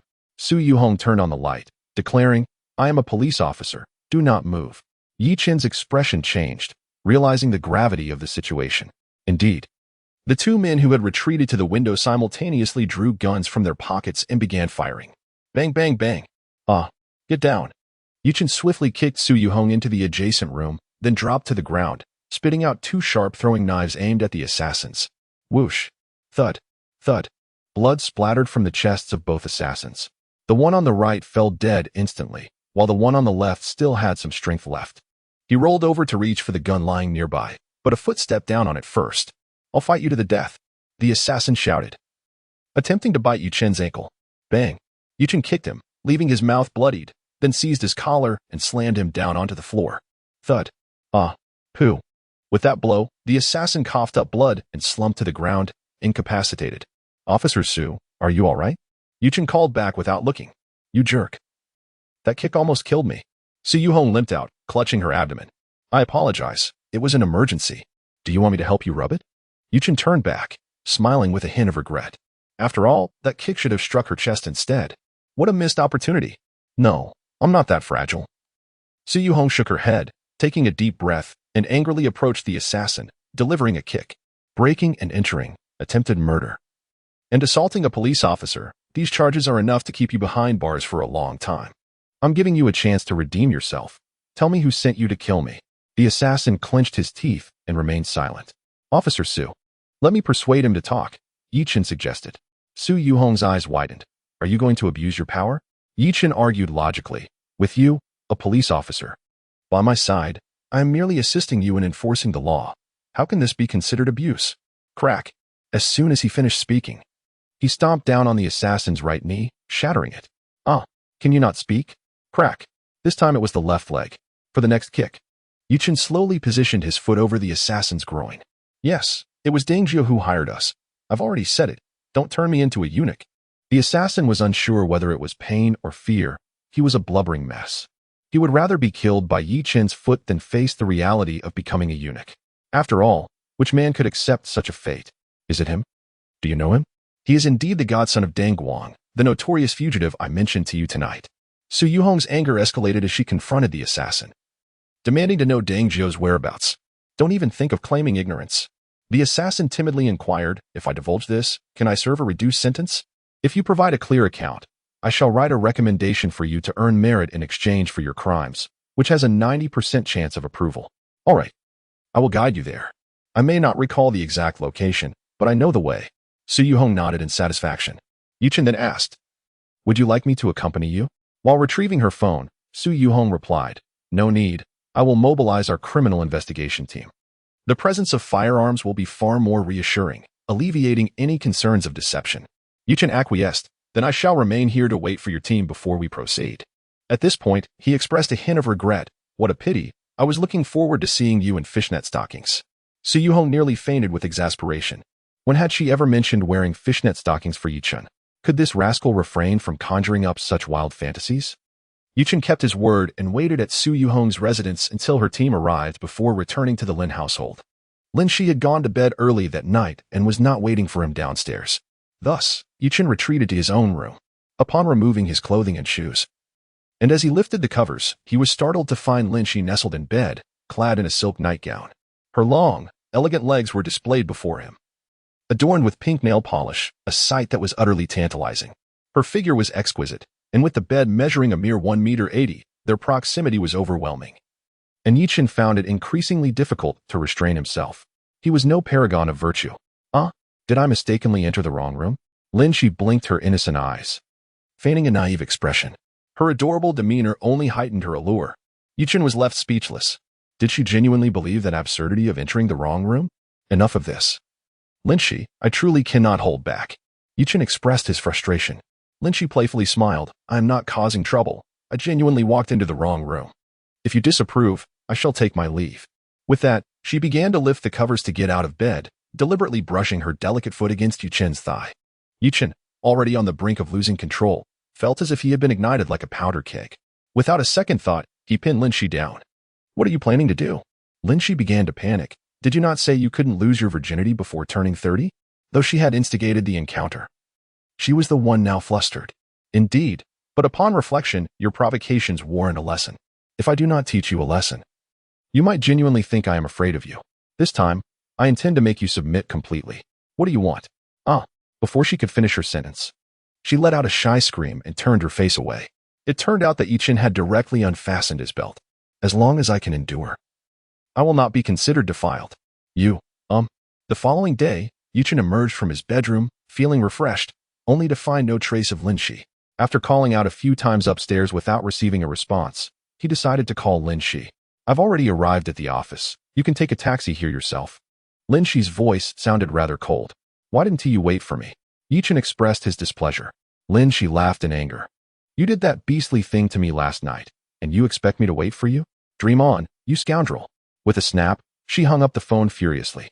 Chen chuckled, dismissing it. He had devised a clever method last night that both punished Lin Shi and preserved his integrity. His mentor had warned him against losing his vitality before the age of 30. For a man, losing his essence was tantamount to losing his purity. As long as he retained his essence, no matter his actions, he would not be deemed defiled. Chen had even practiced his internal energy last night, confirming that his essence remained locked, proving he had successfully navigated this loophole. With this thought, he no longer feared Lin Shi's provocations. Should she dare to challenge him again, he would simply teach her another lesson. On his way to the Lin group, Chen received a call from Su Yuhong. She informed him that Deng Zhio had been apprehended and expressed her intention to invite Chen to her home for dinner as a token of gratitude, promising to cook for him personally. Chen, out of good nature, inquired whether she would wear fishnet stockings while cooking, which promptly angered Su Yuhong, leading her to hang up. Manager Chen, Secretary Yi. Upon arriving at the first-floor lobby of the company, Chen greeted Shin Ruashi. Speaking of which, Shin Ruashi's delicate lips were quite charming, prompting Chen to entertain a bold thought. Didn't you say you'd invite me to dinner yesterday? Is that still on? It is, she replied. Let us make it tonight at your place. At my place? Shin Ruashi was taken aback. She immediately regarded Chen with a wary gaze. Chen felt a bit flustered under her scrutiny. What kind of look is that? I merely wish to sample your culinary skills. Do you not trust me? Shin Ruashi found his words rather absurd.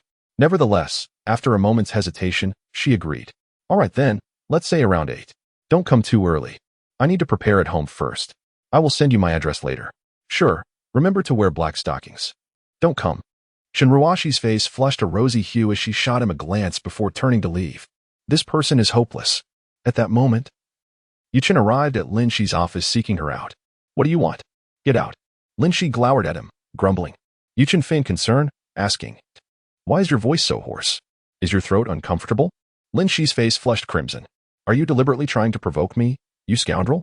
She exclaimed, grabbing a folder and hurling it at Yuchen. He effortlessly caught it and languidly remarked, This story imparts a lesson. Do not casually invade a man's bed, especially one as vigorous and spirited as I. Lin Shi gritted her teeth. I merely intended to jest with you last night. Who could have anticipated you would take it seriously? How vulgar. I concede.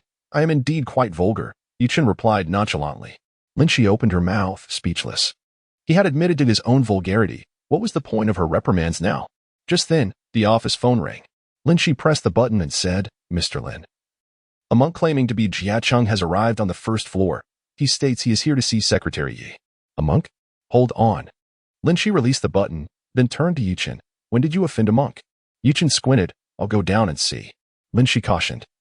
If he is an enemy, just take him far away and deal with him. We cannot have a bloodbath in my company. I know what to do. Be careful. All right. Yuchen swiftly made his way to the lobby on the first floor. He immediately spotted a monk clad in a gray robe and hat. The man appeared to be around 70, with graying hair and a flowing white beard, frail and stooped, resembling an elderly man with little time left. You seek me?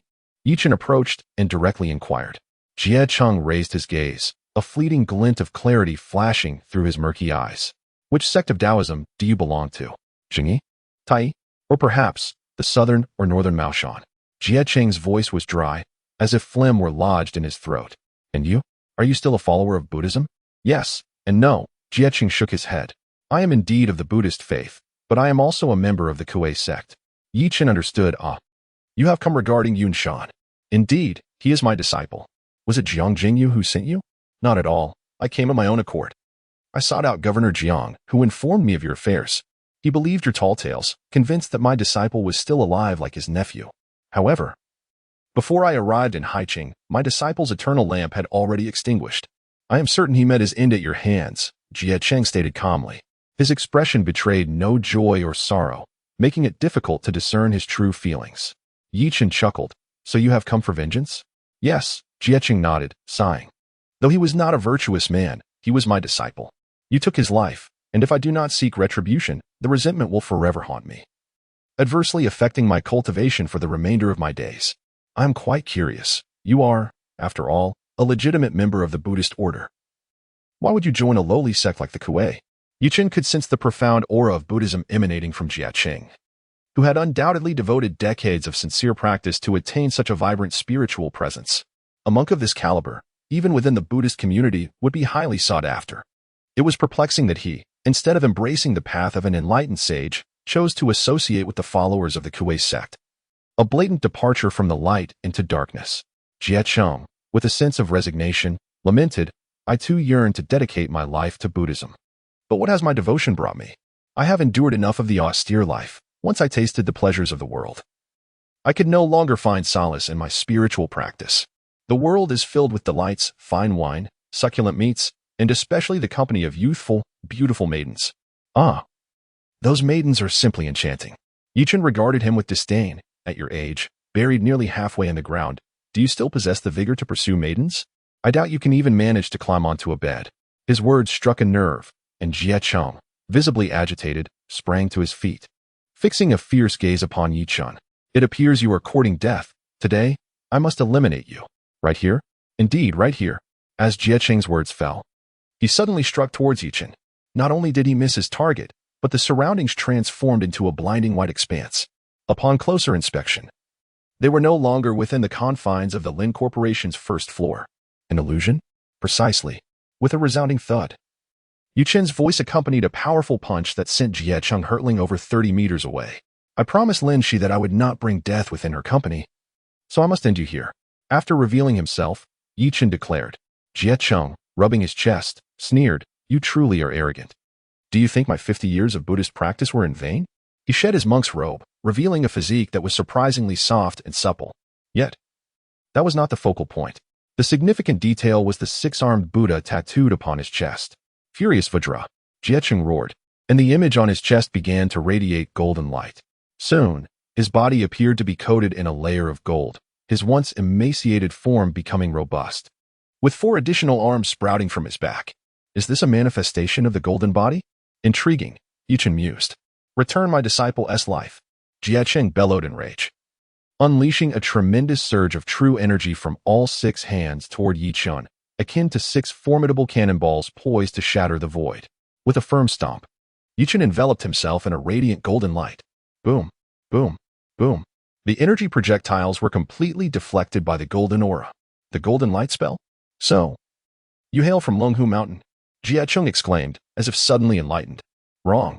After uttering this, Yichen swiftly closed the distance, delivering a punch at Jiecheng's golden form. With a thunderous crash, the golden form remained unscathed, while Yichen staggered back 3 steps. Jiecheng laughed heartily with such feeble strength. Do you believe you can breach my golden body? Do not think that just because you are from Longhu Mountain, I fear you.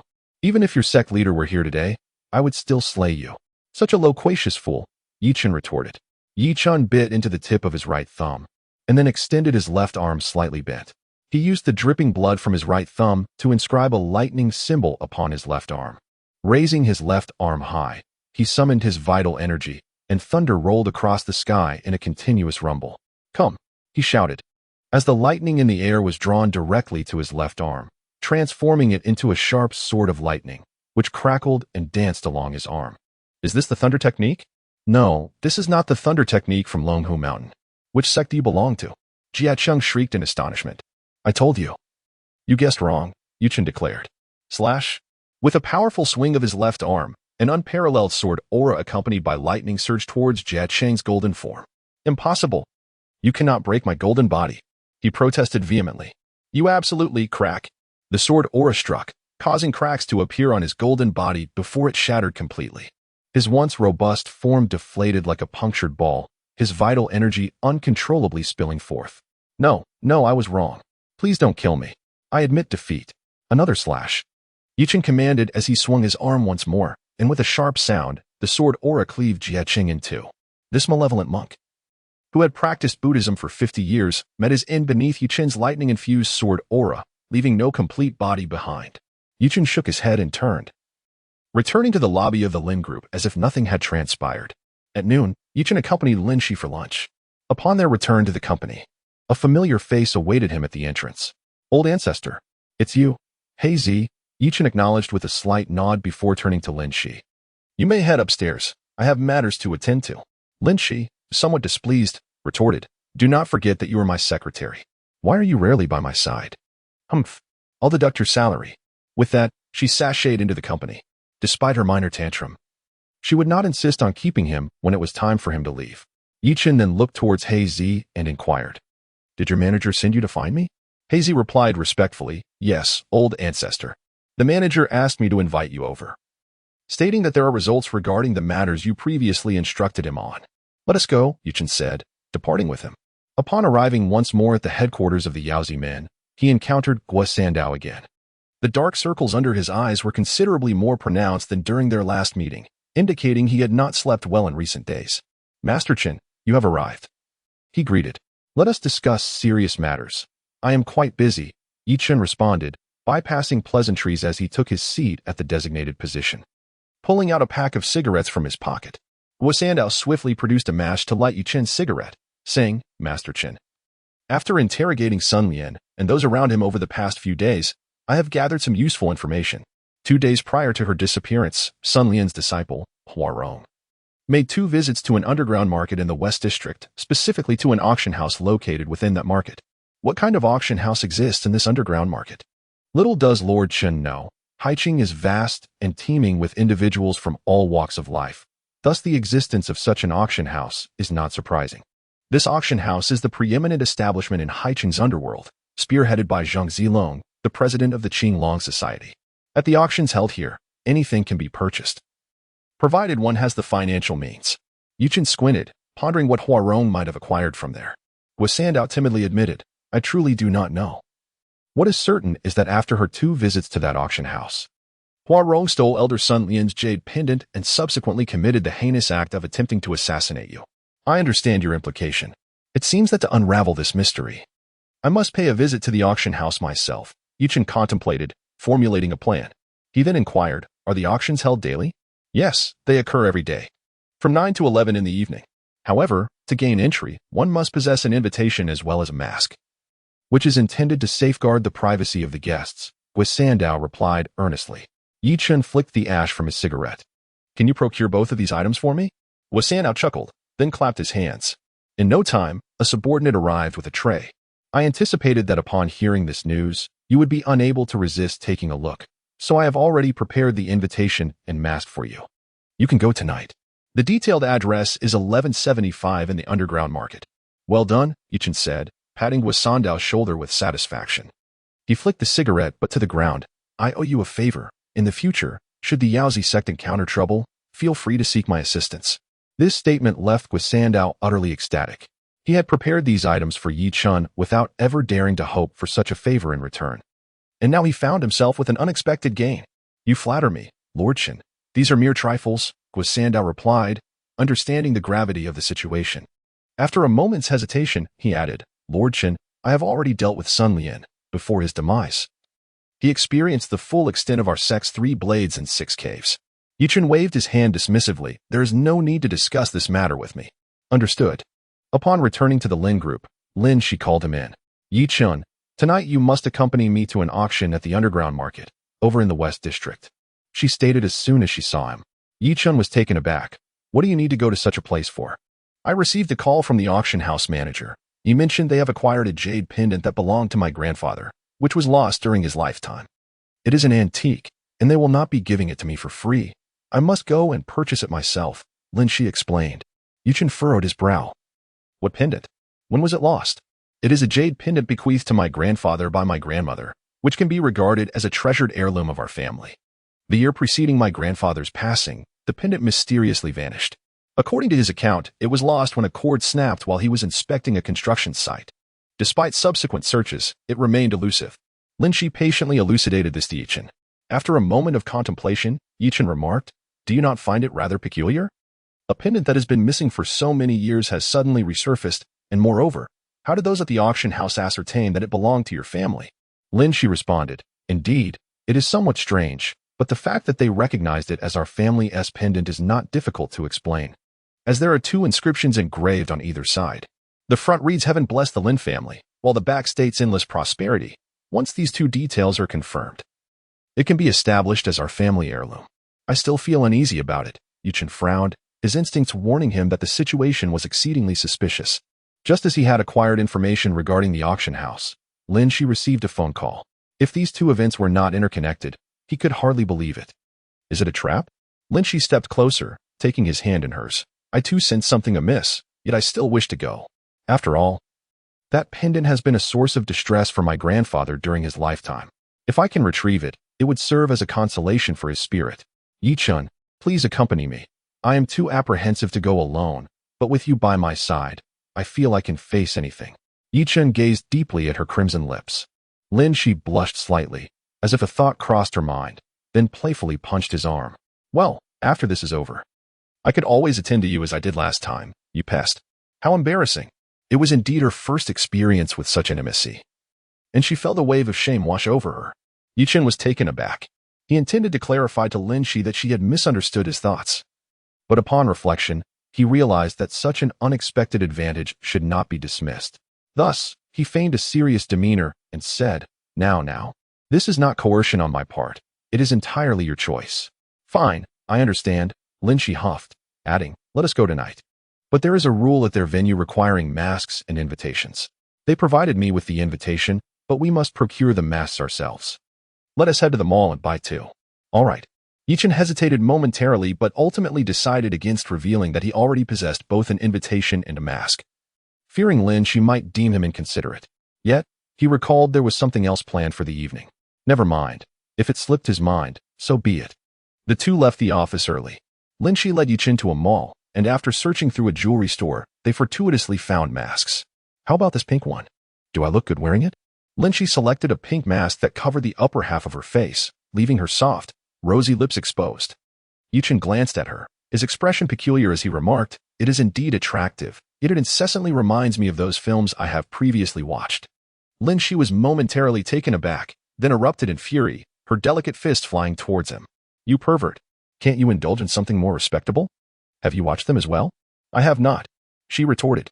Being a lady, she would never confess to indulging in such films during her idle hours. However, Chen's words now troubled her. If she wore it, the more she pondered, the more it resembled the attire of the leading lady in those films. Yet if she refrained, entry to the auction would be unattainable. "Damn it, I shall purchase this black one." Ultimately, she chose a black piece. Surely, the black hue would seem less suggestive, wouldn't it? Chen, on the other hand, selected a blue one. Upon returning home, Lin Shi changed into a light-colored mermaid dress, its hem trailing on the ground, accentuating her curvaceous figure. "Do I look good?" she inquired, her eyes sparkling with anticipation as she turned to Chen. He paused for a moment, then nodded. "You look splendid, as if you are about to walk the red carpet." "What a strange compliment," Lin Shi replied, gritting her teeth. "When I return tonight, I shall bite you." With a playful gesture of gnashing her teeth, the collision of her upper and lower jaws produced a crisp sound. Hiss. Chen inhaled sharply. When the time arrived, he drove her to the underground market, effortlessly locating auction house 1175. After presenting the invitation to the security guard outside, Lin Shi linked her arm with Chen and entered. The interior of the auction house was extravagantly adorned and teeming with guests, all donning various styles of masks. An assortment of desserts and beverages were provided for the guests to indulge at their leisure. "I am going to mix myself a cocktail. Do you want a drink?" Lin Shi asked him. Chen shook his head. "You enjoy. I will hold our spot here." "Very well," she replied, making her way to the buffet. Meanwhile, Chen's eyes were rapidly scanning for any suspicious individuals.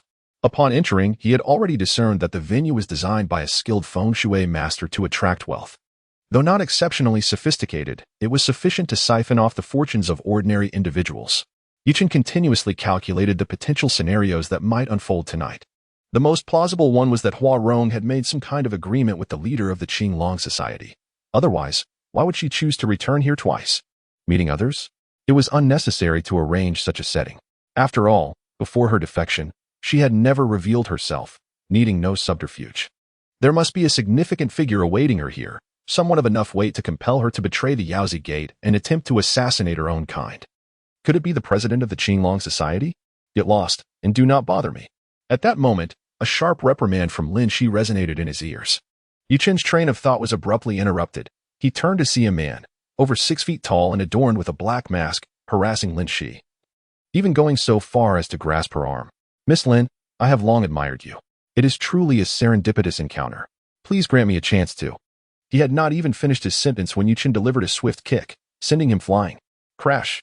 The man's body collided with a table, toppling it and scattering drinks and pastries all over him. A gasp rippled through the crowd. Was someone causing a scene in the territory of the Qinglong Club? Insanity!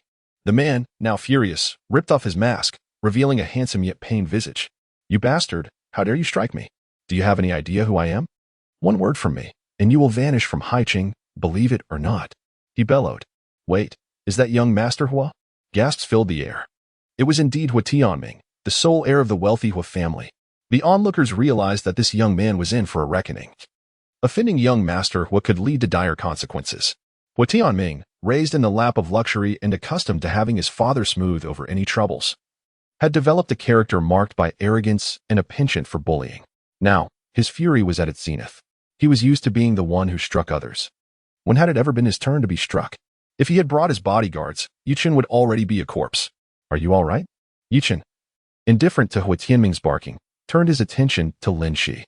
She shook her head, assuring him she was fine. "That is good," he nodded in response. Hua Tianming, feeling utterly disregarded, seethed. "Hey, are you even listening to me? You bastard, what is your relationship with Lin Shi? Explain yourself."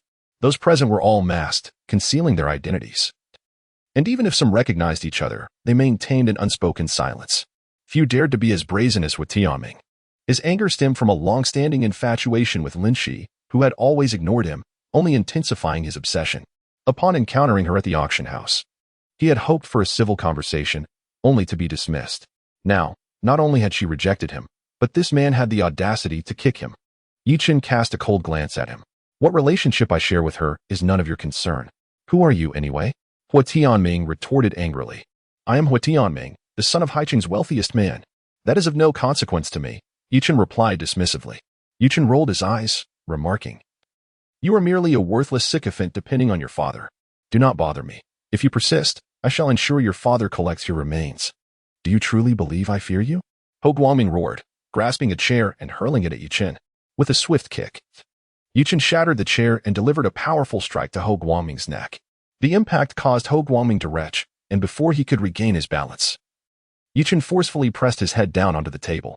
A resounding crash ensued, leaving Ho Guangming bloodied and disfigured. Go on, kill me if you dare. Otherwise, I will have my father exterminate your entire family. Ho Guangming, now completely unhinged, shrieked in a frenzied manner. Such bravado, yet you are not worthy of my hand. However, I shall teach you a lesson for your foul mouth. Open wide.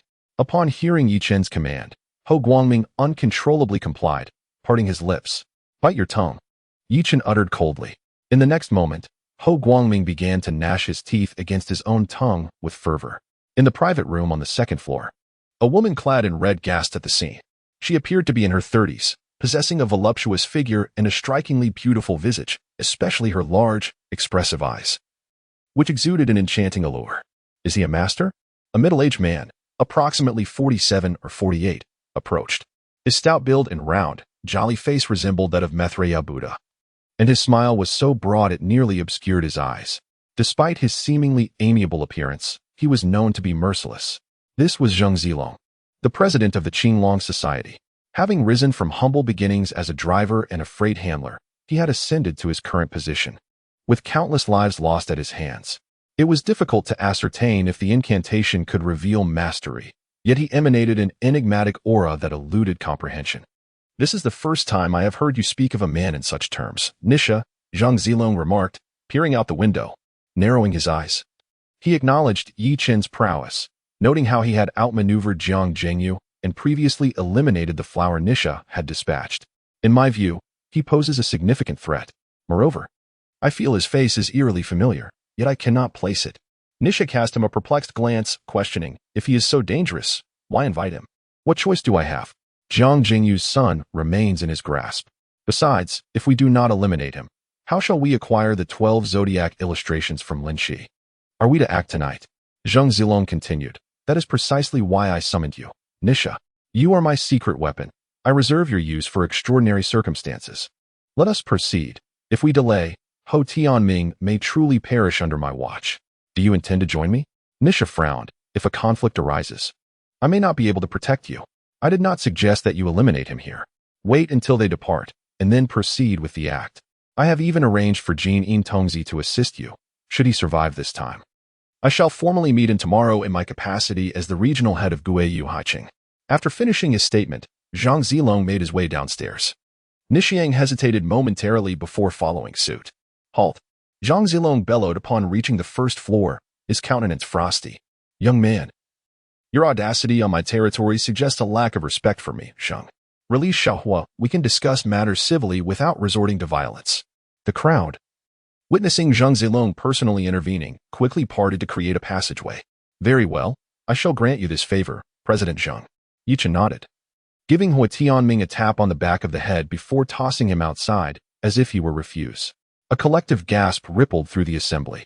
This was hardly an act of deference towards President Zhang. It was an affront. Was this young man out of his mind? Yet, to everyone else's astonishment, Zhang Zilong displayed no signs of anger. Instead, a curious smile crept across his face. Interesting. He instructed the bodyguards at the door. Go check on Xiaohua's condition and transport him to the hospital. The bodyguards promptly complied. Zhang Zilong then approached Yi Chen, who followed closely behind. What do they call you, young brother? Yi Chen. Ah, Yi Xiao brother. You possess courage. I admire that. Zhang Zilong's comment left Yi Chen bewildered. Was this rotund man not meant to be furious? Zhang Zilong chuckled, turning to the crowd. What just transpired was merely a minor incident. Dear guests, do not dwell on it. The auction will commence shortly, with many treasures awaiting your eager anticipation. Haha. His diversion rekindled the lively atmosphere. Zhang Zilong then led Nishiang backstage. Yi Chen observed their retreating figures, his gaze fluctuating. Compared to Zhang Zilong, the woman accompanying him piqued Yi Chen's interest more. He discerned that Zheng Zilong lacked martial prowess, yet the woman, although seemingly devoid of any visible energy fluctuation, emanated a hint of hostility during their brief eye contact. She intended to eliminate him. How intriguing. Chen increasingly suspected that the incident involving Huarong was tied to Zhang Zilong. Chen, are you all right? Linshi approached him, inquiring. Chen shook his head. What could possibly be wrong with me? Linshi sighed in resignation. Had I known I would encounter Hua Tianming here, I would not have brought you along. Now we have unwittingly antagonized the Hua family. How troublesome. Do not worry. With me around, the Hua family cannot harm you.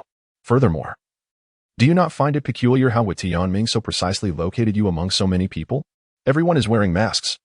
And the lighting is so dim that unless he loves you to the core, how could he pinpoint your location so precisely?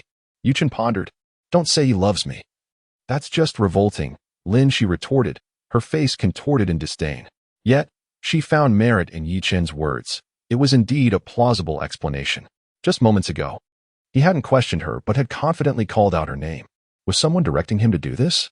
Chen cast a knowing glance toward the window on the second floor. The entire hall was equipped with cameras, and so was the entrance. If someone wanted to locate you, utilizing the cameras would make it exceedingly simple. Linshi's expression shifted. Zhang Zilong. Did he inform Hua Tianming of my whereabouts? But why would he do such a thing? Was it merely to incite trouble for me? It seems there might be a deeper intention at play. Chen had his suspicions but kept them to himself. To Chen's surprise, he had anticipated some mischief at tonight's auction, yet everything proceeded smoothly. And she successfully acquired her grandfather's jade pendant. When she received the pendant, her hands trembled with excitement. It's that pendant. I couldn't mistake it. How wonderful. Chen, tomorrow we must visit grandfather's grave and show him the pendant to comfort his spirit. She exclaimed eagerly. Though Chen still felt something was amiss. He was happy for her. Whatever you wish, let us head back now.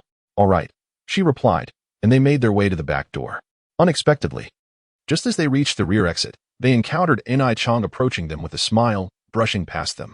Linshi turned to glance at her, then inexplicably pinched Chen's arm. Ouch, what was that for? Chen protested, displeased. Linshi huffed, offering no reply. Chen, choosing not to dwell on her behavior, attributed it to the monthly cycle affecting her mood. It is said that women can be quite unreasonable during that time, and it certainly appeared to be true. Once in the car, heading home, Linshi began to hum again in a disgruntled manner. Chen shot her a glance. Is your nose bothering you? Linshi, gritting her teeth in frustration, shot back. Your nose is the problem. Can't you see I'm angry? What's the reason? You dare ask? You heartless cat. You did that atrocious thing to me, yet you're flirting with Zheng Zilong's woman. How despicable. Linshi lamented, resembling a wronged wife, expressing her grievances about Chen's actions. Chen wore a bemused expression, struggling to comprehend her accusations. What nonsense are you spouting? When did I ever flirt with Zheng Zilong's woman? Are you referring to just now? She was merely smiling politely at you. Linshi scoffed. Women don't smile at each other with such insincerity. Chen, taken aback, could only exclaim, by heaven's grace. He truly failed to perceive the source of amusement in that woman's earlier laughter. Chen, I feel a bit drowsy. I wish to rest for a while. Linshi suddenly yawned, fatigue evident on her face. Chen glanced at her intently, his brow slightly furrowed. Go ahead and sleep. Please inform me when we arrive home. Linshi gradually closed her eyes, leaning her head against Chen's shoulder, drifting into a deep slumber. Chen drove in silence. Approximately 2 minutes later, Linshi abruptly opened her eyes. Chen, not sleeping anymore. Chen chuckled. No. It's time to attend to serious matters. Linshi giggled, suddenly turning around, swiftly drawing a knife with her right hand, aiming it at Chen's throat. Clang. A radiant golden light emanated from Chen, shattering the knife in her grasp. Protective golden light. Are you from Longhu Mountain? Why does everyone mistake me for one of them? Chen shook his head helplessly, braking the car to a halt. To avoid harming Linshi, I have resolved not to resort to physical violence to eliminate you. He glared at Linshi with a stern expression. Linshi appeared somewhat bewildered. When did you realize? From the moment you entered the vehicle, I discerned that you had begun to manipulate Linshi. In fact, it was Linshi's own words that alerted me. She mentioned that when we encountered you at the back door, your smile was rather sinister. At the time, I thought that was absurd, as I genuinely failed to see what was sinister about your smile. In retrospect, that smile was not sinister. It was a smile of cunning intent. Should you wish to kill me, that is acceptable, but employing such vile tactics as soul theft against Lin, she is unforgivable. For that alone, I ought to dismember you. As his words fell, Chen swiftly extended his right hand, pressing his fingertip against Lin Shi's forehead. Heh, the soul theft has taken effect. Unless you kill Lin Shi as well, you will never be able to force me out. Is that so? Depart. Chen suddenly shouted, his fingertip erupting with golden light, causing a resounding crash within the car as Lin Shi's body was flung against the car door, accompanied by a piercing scream. Ah, impossible. This cannot be. The connection between Lin Shi and I is vanishing. How have you accomplished this? If you wish to know, then inquire with your true self. Chen flicked a drop of blood onto Lin Shi's face, eliciting another shriek. Subsequently, her body slackened, falling silent. Chen first inserted a silver needle into Lin Shi's forehead, then exited the vehicle, affixing a purple talisman to the car. The vehicle was parked atop a grand bridge, with a turbulent river rushing beneath, and a chilling wind howled around. If you do not emerge, I shall compel you to do so. Chen called out as he advanced. The surroundings fell eerily silent, even the wind ceased. Refusing to appear, are we? Then I shall force you out. With those words, Chen retrieved 3 copper coins from his pocket, seemingly tossing them forward at random. Crack. Ah, a mournful scream echoed, and 3 figures staggered into view by the riverbank below. Chen observed that, apart from the enchanting Ni Chong he had encountered earlier that night, 2 diminutive individuals stood before him. They were notably short, around 1.40 meters in height, yet bore the visage of adults. One donned garments of shimmering gold, while the other was clad in silver, their attire reminiscent of burial shrouds, and both sported whimsical pigtails that exuded an air of childlike innocence. The one who had let out the agonizing cry was the individual in golden attire, his right arm shattered by the impact of Chen's 3 copper coins. Striking him thrice could indeed be considered a stroke of fortune. You are even more formidable than I anticipated, Ni Chong remarked with a scowl. Chen coldly inquired, was it Zheng Zilong who sent you to eliminate me? The trio remained silent. He continued, why would Zheng Zilong wish to kill me? Is it because I dispatched that Huarong? If we trace the threads of this, it would seem your Zheng Zilong was the one who commissioned Huarong to assassinate me, correct? Still, they offered no response. Choosing to feign muteness, are we? Very well. I shall sever your vocal cords and render you true mutes. Chen's patience began to wane. To his surprise, Ni Chong laughed. Hee hee. Have you not noticed that the weather tonight is rather peculiar? Chen paused momentarily before gazing skyward. The once starry expanse had vanished, replaced by an eerie crimson moon looming above. Have you discovered it? To bring about your demise, we have been biding our time. The moment has now arrived. Tonight marks your end. Silver and gold children, proceed. Ni Chong cried out, her voice piercing the night. Yes. The duo clad in gold and silver simultaneously shed their garments, kneeling bare-shouldered at Ni Chang's sides.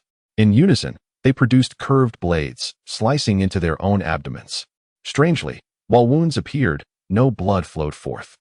They then formed peculiar hand seals, pressing their fingers against their wounds, their heads bowed as they chanted an eerie incantation. A blood sacrifice? Chen squinted, intrigued. Yet he mused that such a rudimentary offering could not vanquish him. Ni Chong scoffed. Ah, you possess some discernment, albeit limited. This is no ordinary blood sacrifice. It is the soul-devouring formation of the demon realm, designed specifically to eliminate so-called righteous individuals like yourself. With that, she drew forth a curved blade. Slicing through her right wrist, her beautiful visage contorted with a fierce expression. With a thud, Ni Chong knelt, the blade embedded in the sandy ground, raising her wrist to let her blood flow onto the blade. Once sufficient blood had pooled, she clasped her hands together, her countenance imbued with profound humility and gravity. With our blood, we offer this to the Almighty. Bestow upon us your power. With a resonant hum, a crimson line emerged from the figure of Nishang, connecting her to the golden and silver boys, forming a triangle. It is done. Nishang opened her eyes and grinned wickedly at Chen. Chen, from this point, within a radius of 70 kilometers, lies the realm of our formation. You shall not escape this night. Escape? Chen chuckled. Why should I flee? I initially believed you to be mere sorcerers, yet I now see you as heretical devotees of the blood god. It is far more satisfying to slay heretics like you. The soul-devouring formation, is it? Let us see whose soul is truly devoured. With that, Chen flicked his wrists, producing 4 more copper coins in the palms of his hands. Upon seeing the peculiar coins, Nishang's fear surged, and she shrieked, kill him at all costs. Burn our essence. Roar. Roar. The golden and silver boys bellowed in response. With a thunderous crash, Two enormous bloodied hands shot forth from behind them, crashing down towards Yi Chen. Excellent. Yi Chen's eyes gleamed coldly, and he flung the 4 copper coins forward. Swish. Boom. The 2 blood hands were obliterated in an explosion. Splatter. Ah. The remaining coins struck the bodies of the golden and silver boys, and they screamed in agony as their forms detonated, simultaneously causing the bloodline on the ground to vanish. No, blood god, please do not forsake your faithful. Nishang cried in a frenzy upon witnessing this scene. In the next moment, Yi Chen delivered a swift kick to her face. You break our formation, I shall take you on. Nishang sprang up, clutching Yi Chen's leg, and unleashed a red flower bud towards him.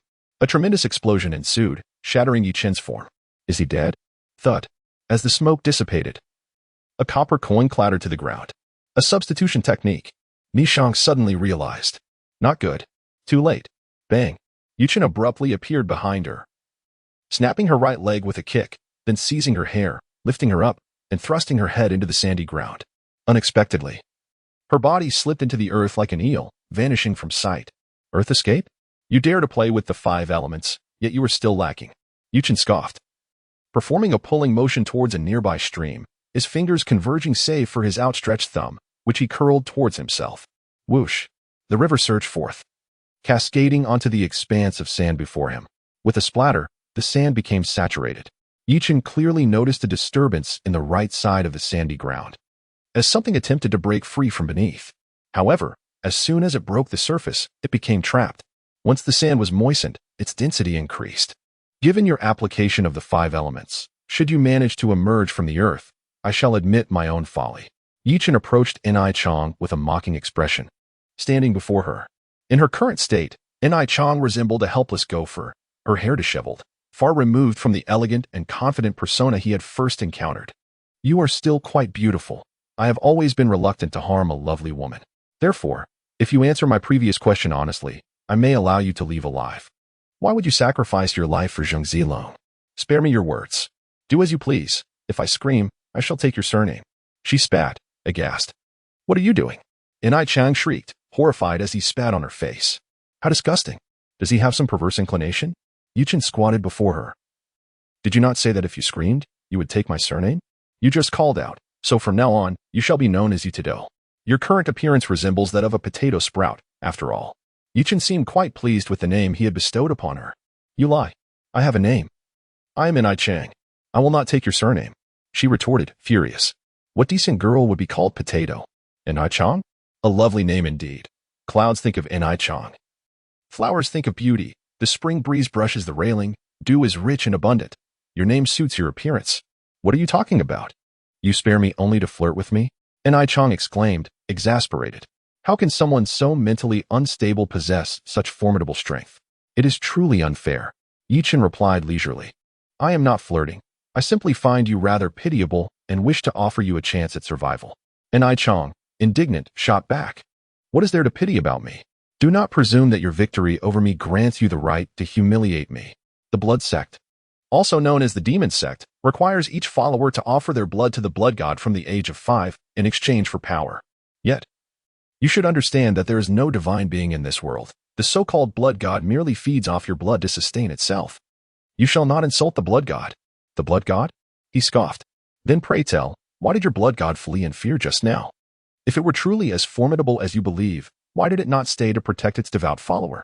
To be sold for money is foolish. But to be sold for blood money is not just foolish. It is mindless, utterly senseless. Thus, I declare you pitiable. Is there anything wrong with my words? Yi Chen spoke incisively. Enai Chang's face flushed with indignation as she screamed, You know nothing. How dare you speak of the blood god in such a manner? The blood god is invincible. If the true essence of the blood god were to arrive, you would stand no chance against it. Is that so? Well then, go back and tell your blood god to personally come and kill me. I am eager to see if it can. You will not kill me? I do not harm the vulnerable. Yi Chen grasped Enai Chang's chin. However, your use of the soul-stealing technique against Lin Shi tonight has left me quite displeased. Even if I do not take your life, I shall bestow upon you a lesson you will never forget. What do you intend to do? What is the purpose of loosening your belt? You beast. After Yi Chen drove back to the Lin residence, he roused Lin Shi from her slumber. Have we arrived home? She murmured, turning over like a languid kitten. Yes, We have, Chen replied with a soft chuckle. Suddenly, he noticed a glimmer at the corner of Lin Shi's mouth, yet he refrained from mentioning it to spare her any embarrassment. I slept rather well, Lin Shi said, stretching lazily before unbuckling her seatbelt. Let us go, it's time to head inside. All right, Chen responded as they both entered the living room on the first floor. Make sure to rest early, Chen. For some reason, I feel as though I haven't quite had enough sleep, Lin Shi remarked. Then perhaps you should head back upstairs and continue resting. You've had quite a day. Very well, good night. Just as Lin Shi ascended the stairs, a thought struck her. She turned and asked, what about the jade pendant? Chen retrieved it from his pocket, holding it out to her. Here it is, your dress has no pockets. So I kept it safe for you. Give it to me. I'll take it back to my room, Lin Shi said, taking the pendant before making her way upstairs. After watching her enter her room, Chen returned to his own. He pulled 3 copper coins from his sleeve and casually tossed them onto the table. The coins aligned in a straight line.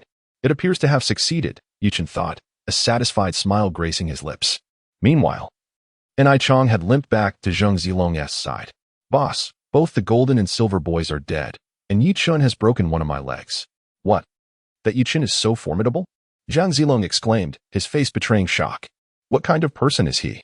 N.I. Chong gritted her teeth. He possesses a protective golden aura. I suspect he is from Longhu Mountain. Taoism, then, Zhang Zilong narrowed his eyes.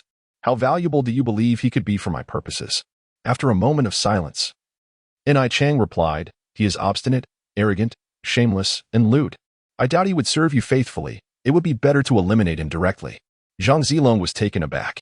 This is the first time I've heard you speak so disparagingly of a man. Aside from breaking your leg, has he done anything else to you? A flush crept over N.I. Chang's face as she quickly responded, nothing else. He had the opportunity to kill me, yet his arrogance led him to release me, even demanding that I summon the blood god to confront him. Such insolence is beyond measure. Boss, grant me another chance. I will summon my fellow disciples, and together we shall lay a trap to ensure his demise. The memory of Chen's despicable actions ignited a fierce hatred within her. Chen must die. Zhang Zilong waved his hand dismissively, indicating there was no rush. Have you forgotten how he communicated with Jiang Jingyu? I shall inform Jiang Jingyu to summon Chen under his name for a meeting, at which point I will confront him directly. I find myself rather intrigued by such an exceptional individual. If he willingly surrenders the 12 zodiac chart, I shall spare his life. If he refuses, I can always take his life later. However, my dear boss, if I do not invite my fellow disciples first, I fear that when the time comes, there is no need to trouble your fellow disciples. I have already summoned the heartbroken sword god. A sharp intake of breath escaped N.I. Chong. The heartbroken sword god, who had, 24 years prior, vanquished all the sword masters of the Dragon Kingdom with a single merciless sword, later represented the Dragon Kingdom in battles against the Eastern Japanese, severing his opponents' heads within 3 strikes, earning immense renown. After achieving invincibility, he was recruited by the Ghost Prison, becoming one of its 6 guardians. This time, Zhang Zilong was fortunate to have him passing through Haiqing, allowing for his summons. Otherwise, with his stature, it would have been nearly impossible to request the heartbroken sword god as presence. Upon hearing that the heartbroken sword god would intervene, N.I. Chang sighed in relief. He was indeed a true master-level figure. With such a formidable individual in action, Chen's demise was assured. Zhang Zilong glanced at N.I. Chang's injured leg and said, You should tend to your wounds properly. There is no need for you to accompany me tomorrow. No, I must follow. I want to witness his death with my own eyes. Meanwhile, in a private hospital, Hu Tianming lay on the hospital bed, continuously lamenting to his father, demanding vengeance. Silence. Hu Zhengxing's stern expression conveyed seriousness. Tianming, have you disregarded Master Nanming's words? You are fully aware that you are facing a calamity this month, and your life may be at stake, yet you still seek to stir up trouble. Do you wish for me and your mother to endure the grief of losing you? Moreover, you fool, have you not realized that you are being used as a pawn? Hu Tianming opened his mouth, bewildered. What do you mean? Hu Zhengxing let out a heavy huff. Zhang Zilong's people deliberately revealed that Lin Shi would be present, knowing full well that your character would compel you to bother her. Their intent is to incite a conflict between you and Lin Shi, thereby testing the abilities of that person named Chen by her side. You are so foolishly being manipulated without realizing it. How could I have such a dim-witted son? It was only then that Hu Tianming began to grasp the situation. However, he still found it perplexing. Dad, even if they did use me, I don't understand why they would want to test Yi Chen's abilities. That Yi Chen is merely skilled. He took advantage of me when I was unaccompanied by bodyguards. If I had brought my guards. You fool. I advised you to be more aware of the information around you, yet all you do is indulge in frivolities with women day in and day out. Recently, the Lin Group faced a near bankruptcy, a predicament orchestrated by Yi Chen, a highly skilled feng shui master. Following Lin Guanglong's demise, it was Yi Chen who safeguarded Lin Shi, for without his protection, would Lin Shi have been able to maintain her grip on the Lin Group? Surely, it would have been dismantled by others long ago. Hua Zhengxing reprimanded his son in frustration. After a prolonged silence, Hua Tianming finally gritted his teeth and spoke. Yet, it remains a fact that I was struck by him, father, as the heir of the Hua family, with so many witnesses to my humiliation tonight. If you do not help me reclaim my dignity, what becomes of the Hua family's reputation? Revenge does not necessitate the use of violence, Hua Zhengxing advised earnestly. You will remain obediently here for the time being, with no excursions. I will summon Master Naming to dismantle the Lin family through feng shui. Do you not harbor feelings for Lin Shi? Once Yi Chen falls victim to Master Naming's expertise, Lin Shi will naturally belong to you. Really? Of course. Just wait and see.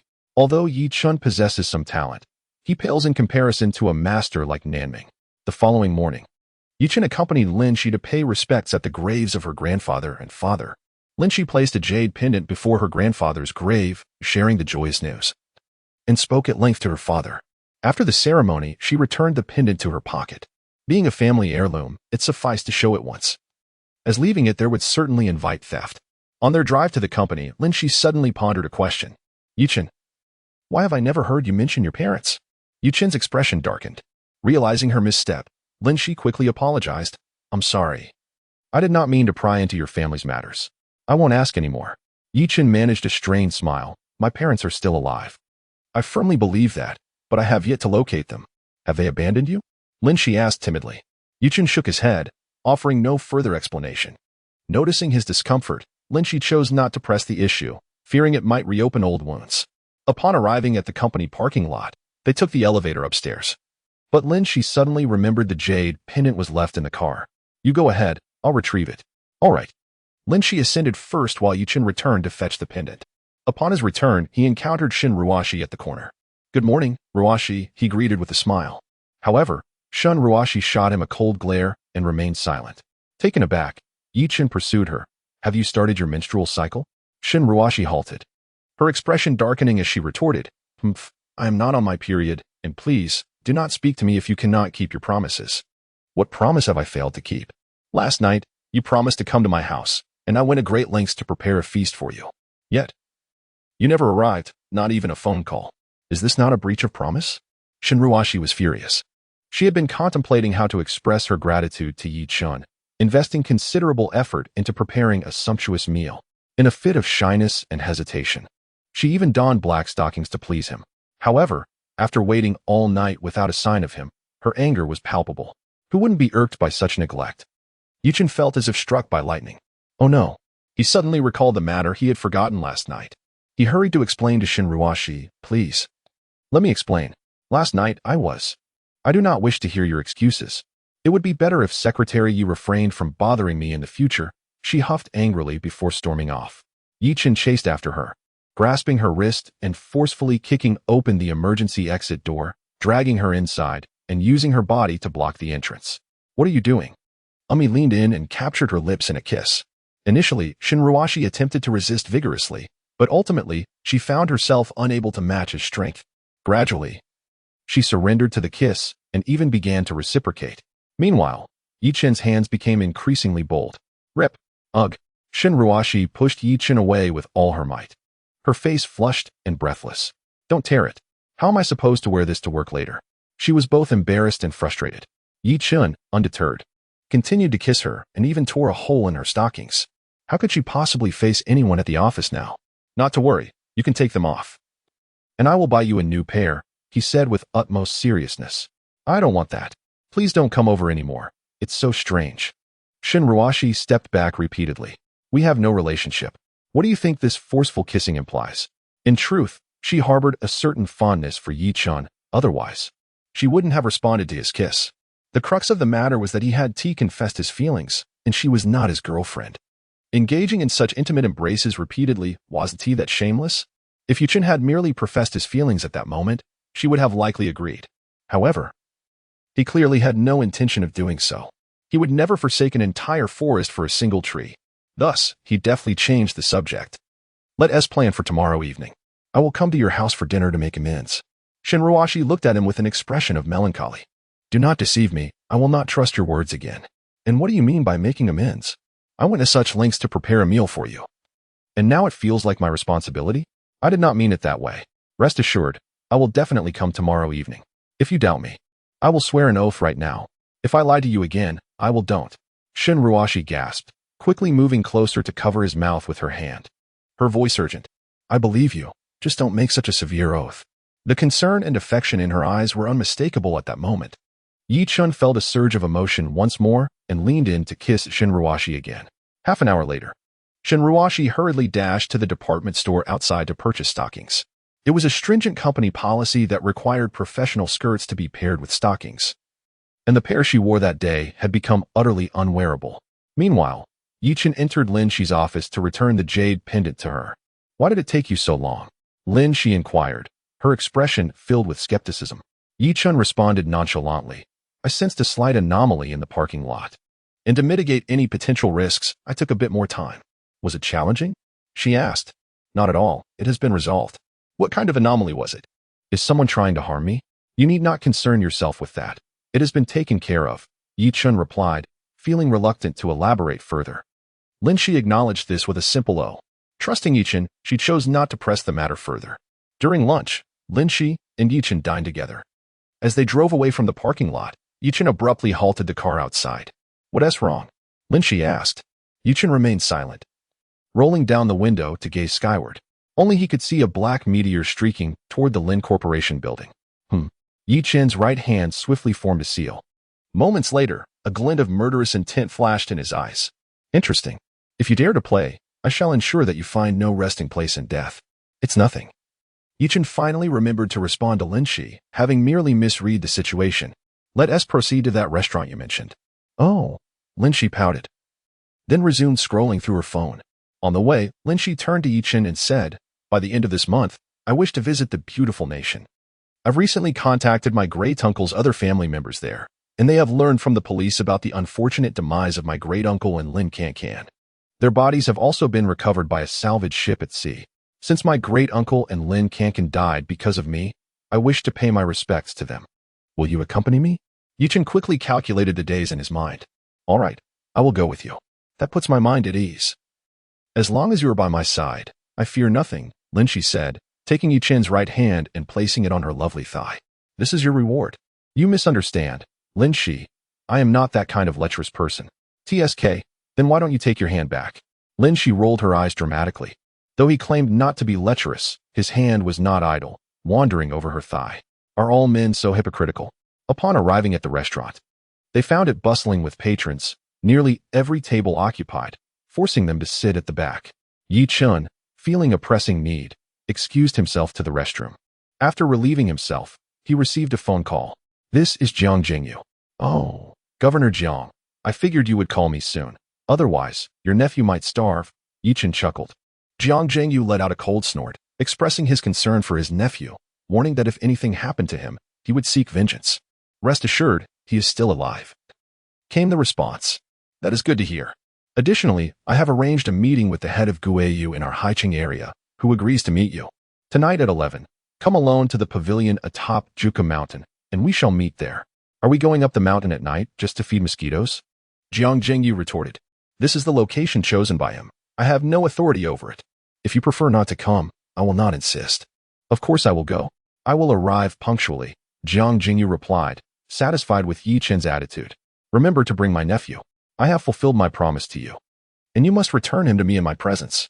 As for Master Yushan, his fate is of no concern to me, Yi-chun assured him. After my meeting with the head of Guiyu tonight, your nephew will return home on his own by tomorrow. You better keep your word, Jiang Jingyu warned, gritting his teeth. I will be waiting for you at the foot of the mountain. Do not be late. With a click, the call ended. Juku Mountain, Yi-chun murmured, then searched for an aerial view of the mountain on his phone. Stretching over 700 miles, with its winding paths and two peaks separated by distance. It was indeed a place shrouded in secrecy. It seemed the night would be quite eventful. Chen chuckled to himself before washing his hands and stepping outside. Upon exiting, he immediately spotted a young man harassing Lin Shi, who appeared visibly annoyed. Beauty truly brings trouble, he thought, shaking his head as he approached. You're blocking my way, the young man stated. And you are? Chen replied coolly. Can't you see I'm flirting with this lovely lady? Move along and stop being a nuisance. Chen remained indifferent, responding, This is my woman, and you are attempting to flirt with her. Should I intervene? I'm here to dine, not to engage in conflict. So do yourself a favor and leave quietly. I will pretend you never existed. Are you trying to intimidate me? Listen, I'm Wang Haoren, and this restaurant is owned by my uncle. You'd best behave on my turf, or I want to just kick you out. I'll have security throw you out as well. Do you understand? He punctuated his threats by jabbing a finger at Chen. You poke me 3 times, and I'll break 3 of your fingers, Chen replied, seizing Wang Haoren's right hand, and with a sharp crack, he broke his thumb. That S1. Are you insane? Wang Haoren shouted. Crack. That S2. Security. Someone help me. Wang Haoren roared. At that moment, the restaurant manager arrived with 4 security personnel. Wang Xiao, you little brat, release Wang Xiao, or I'll ensure you leave here unable to walk. The manager bellowed. Crack. That S3. Chen paid no heed to him. After breaking Wang Haoren's 3rd finger, he forcefully pushed him back to the manager's feet. He raised his gaze to the manager and inquired, What were you saying just now? A gasp swept through the restaurant. At that moment, the manager was unsure whether to be enraged or terrified, his entire body trembling uncontrollably. A lunatic. This fellow is nothing short of a complete madman. What sane person would break another's 3 fingers in such a public setting over a mere disagreement? The manager was genuinely frightened. Simultaneously, a sense of panic began to engulf him. If Wang Xiao's father and his uncle were to find out, especially the latter, his superior, what would become of him? This is disastrous. Manager Qi, what are you still dawdling for? Hurry and summon the security to apprehend him. He has broken 3 of my fingers. I demand tenfold retribution. Wang Haoren was now crumpled on the ground, howling in agony, cursing vehemently. Only then did Manager Qi come to his senses, promptly ordering the security. Go. Take him down. Yes, manager. However, Chen merely extended his finger, sequentially pointing at the 4 security guards. Strangely, they indeed fell in accordance with the order of his finger, not only collapsing but doing so in a remarkably peaceful slumber. What the hell? Is this some kind of magic trick? Must you be so cooperative? What are you 4 useless fools doing? Stop pretending and get up. No need to shout. They have already succumbed to sleep and will not awaken. Chen chuckled softly. Manager Qi's pupils constricted as he retorted, Kid, do you know who the behind-the-scenes owner of this restaurant is? That would be Wang Haikua, known as the Sea Dragon, and this young master is his nephew. You have assaulted Wang's nephew and caused a ruckus in our establishment. If Wang learns of this, you are as good as dead. I see you are young, so I shall grant you a chance for survival. Kneel now and apologize to Wang Xiao. Otherwise, when Wang arrives, you both shall face dire consequences. Chen smirked. So this restaurant belongs to Wang Haikua. Then by all means, call him here. I am most curious to see what he can do to me. With that, Chen returned to his previous seat. Manager Qi was left dumbfounded. I have told you this restaurant is owned by Wang. How can you remain so arrogant? Have you never heard of Wang's renowned name? Or are you merely a reckless fool? Will you fight or not? Chen frowned. I will fight. I will indeed fight. You bastard, since you seek death, I shall oblige. When my uncle arrives, he will surely flay you alive. Without waiting for Manager Qi's response, Wang Haoren began to howl like a rabid dog. Trembling, he fished out his phone to call Wang Haikua. Uncle, I am at your restaurant, and someone has broken 3 of my fingers. He is threatening to deal with you as well. You must come quickly for revenge. As soon as the phone connected, Wang Haoren burst into tears. Upon hearing his nephew's words, Wang Haikua's face turned a ghastly shade of green. How dare they break your fingers in my establishment? Where's Qi Wu? Where are the security personnel? Have they all perished? I am nearby. Wait for me. I shall be there shortly to seek retribution on your behalf. All right, uncle, please hurry. Yes, hold on until I arrive. The call ended. Wang Haoren, reveling in the misfortune, taunted, You are finished. My uncle is close by and will be here soon. Prepare for your doom. Very well, I shall await your arrival. Chen replied with a chuckle, taking a bite of his meal. Before long, Wang Haikua arrived with bodyguards in tow. Haoren, I'm here. Are you all right? Uncle, I have 3 fingers broken. It hurts so much. Wang Haoren, a master of theatrics, immediately began to wail upon hearing his uncle's inquiry. Consequently, Wang Haikua's expression darkened further. His own nephew had suffered such an injury in his own establishment. If he did not resolve this matter satisfactorily, he would not only fail to account to his elder brother, but would also lose face in his own circle. Stop crying, since your uncle is here. Rest assured that vengeance will be delivered. Chi Wu, what on earth were you doing? Why did you not ensure my nephew's safety? In his fury, Wang Haikwa kicked the trembling Manager Chi, sending him sprawling to the ground. Manager Chi, feeling wronged, protested, "Boss, this brat is just too sinister. Our security personnel didn't even touch him before they all fell unconscious. I had no way to prevent it. Absurd. It's not as though we encountered a deity. I shall see just what kind of formidable character he is. Where is he? Right over there." Manager Chi pointed towards Yi Chun and his companions. Wang Haikwa hurried over, and his eyes fell upon Lin Shi, who was seated facing him. "General Manager Lin? Why are you here?" "Mr. Wang, your nephew is punished by my people for harassing me," Lin Shi replied, raising her hands in exasperation. Only then did Wang Haikwa realize that his nephew's lecherous behavior had landed him in trouble. Furrowing his brow, he remarked, "Even so, is it necessary to break 3 of my nephew's fingers so brutally?" Lin Shi gestured towards Yu Chen, who was enjoying his meal. "His temper is rather uncontrollable. I cannot manage him. You must speak to him yourself. Regardless of his temper, he's still your bodyguard? Can you not rein him in? Young man, turn around and talk." Wang Haikwa, displeased, slapped Yi Chun on the shoulder. Yi Chun set down his spoon and turned to face him. "What the hell, Master Yi?" Wang Haikwa exclaimed, astonished. At that moment, he realized the gravity of the situation. It was Master Yi who had acted. Now, he had no courage to seek vengeance on behalf of Wang Haoran. "Mr. Wang, you are quite imposing. How do you intend to deal with me?" Yi Chun retorted coldly. Rising from his seat, Wang Haikwa shuddered in fright, forcing a wry smile as he said, "Master Yi, please do not jest with me. I would never dare to impose upon you. I sincerely apologize. I had no idea it was you. Had I known, I would not have come." Yi Chun chuckled softly. "Oh, you must still come. Your nephew mentioned that upon your arrival, you would flay me alive. If you do not come, how shall I experience that sensation?" Wang Haikwa's face turned pale, and he shot a fierce glare at Wang Haoran. "You scoundrel! If you wish to court death, do not drag me into it." "Do I possess such abilities?" Wang Haoran, oblivious to the gravity of the situation, urged. "Uncle, what are you staring at? Hurry and deal with him. I'll deal with you instead. Do you even know who this is?" "This is Master Yi, our family's benefactor. You want me to confront him?" "I see you are tired of living," he commanded. "Someone, drag this beast out and give him a beating. Do not stop until I say so." "Yes, sir." The bodyguards promptly seized Wang Haoran and dragged him away. Wang Haoran protested, "Uncle, are you mad? He's the one who deserves to be beaten. Why are you letting them hit me?" Wang Haikwa's face twitched with frustration. "Fool." Yi Chen clicked his tongue, remarking, "Director Wang, with such a nephew, he is bound to bring you trouble eventually. It would be wise to discipline him." He could see that Wang Haikwa's actions were motivated by a desire to protect his nephew. Taking the initiative, he ensured that Wang Haoran received a thorough beating, thereby preserving face for Yi Chen, making it difficult for him to voice any objections. If Yi Chen had proposed conditions first, Wang Haikwa would have lacked the courage to refuse. However, Yi Chen chose not to dwell on such minor scheming. Wang Haikwa quickly cupped his fists and said, "Master Yi, you are correct. It is my elder brother and I who have spoiled this child.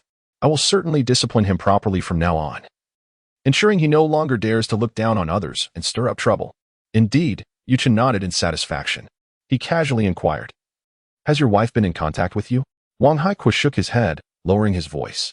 "Master Yi, is it possible that your method was ineffective? I have followed your instructions, yet she still has not appeared." Yi Chen replied, "That simply means you have not executed the plan correctly. If you wish to safeguard the lives of you and your child, you must follow my guidance. Spread the news far and wide, ensuring that not just Haicheng, but even the neighboring cities are informed. I assure you, she will not remain calm." Wang Haikwa gritted his teeth. "Understood. You go about your business. I still have dinner with Lin Shi." Yi Chen began to wave him off. Wang Haikwa chuckled. "Allow me to treat you both to this meal. Please enjoy. I shall not disturb you further." With that, he departed with his bodyguards, taking Manager Chi along to presumably offer further instructions. "Yi Chen, does Wang Haikwa now regard you with such respect? What was that business about his wife?" Lin Shi inquired, clearly intrigued. Yi Chen gazed at her crimson lips, his words laced with intrigue. "If you would allow me to savor the sweetness of your petite mouth once more, I might consider revealing what you wish to know." Lin Shi's face instantly flushed a deep crimson. "Go to hell, you perverted scoundrel. I shall never permit you to act recklessly again, Humph.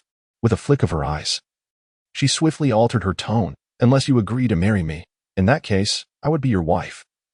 And it is only natural for a wife to cater to her husband's needs. Chen promptly shook his head. Let us not go down that path. I have no desire to bear such responsibilities. Lin Shi's teeth clenched in frustration. You insufferable scoundrel. After their meal, the two drove back to the Lin group. During the journey, Chen informed Lin Shi of his plans to meet Jiang Jingyu at Juku Mountain that evening. Lin Shi expressed her concern. Juku Mountain is a good 40 to 50 kilometers from the city center. It's late at night, and Jiang Jingyu calling you there clearly bodes ill. Perhaps you should reconsider. Chen gently shook his head. I must go. Do not worry, I will be fine.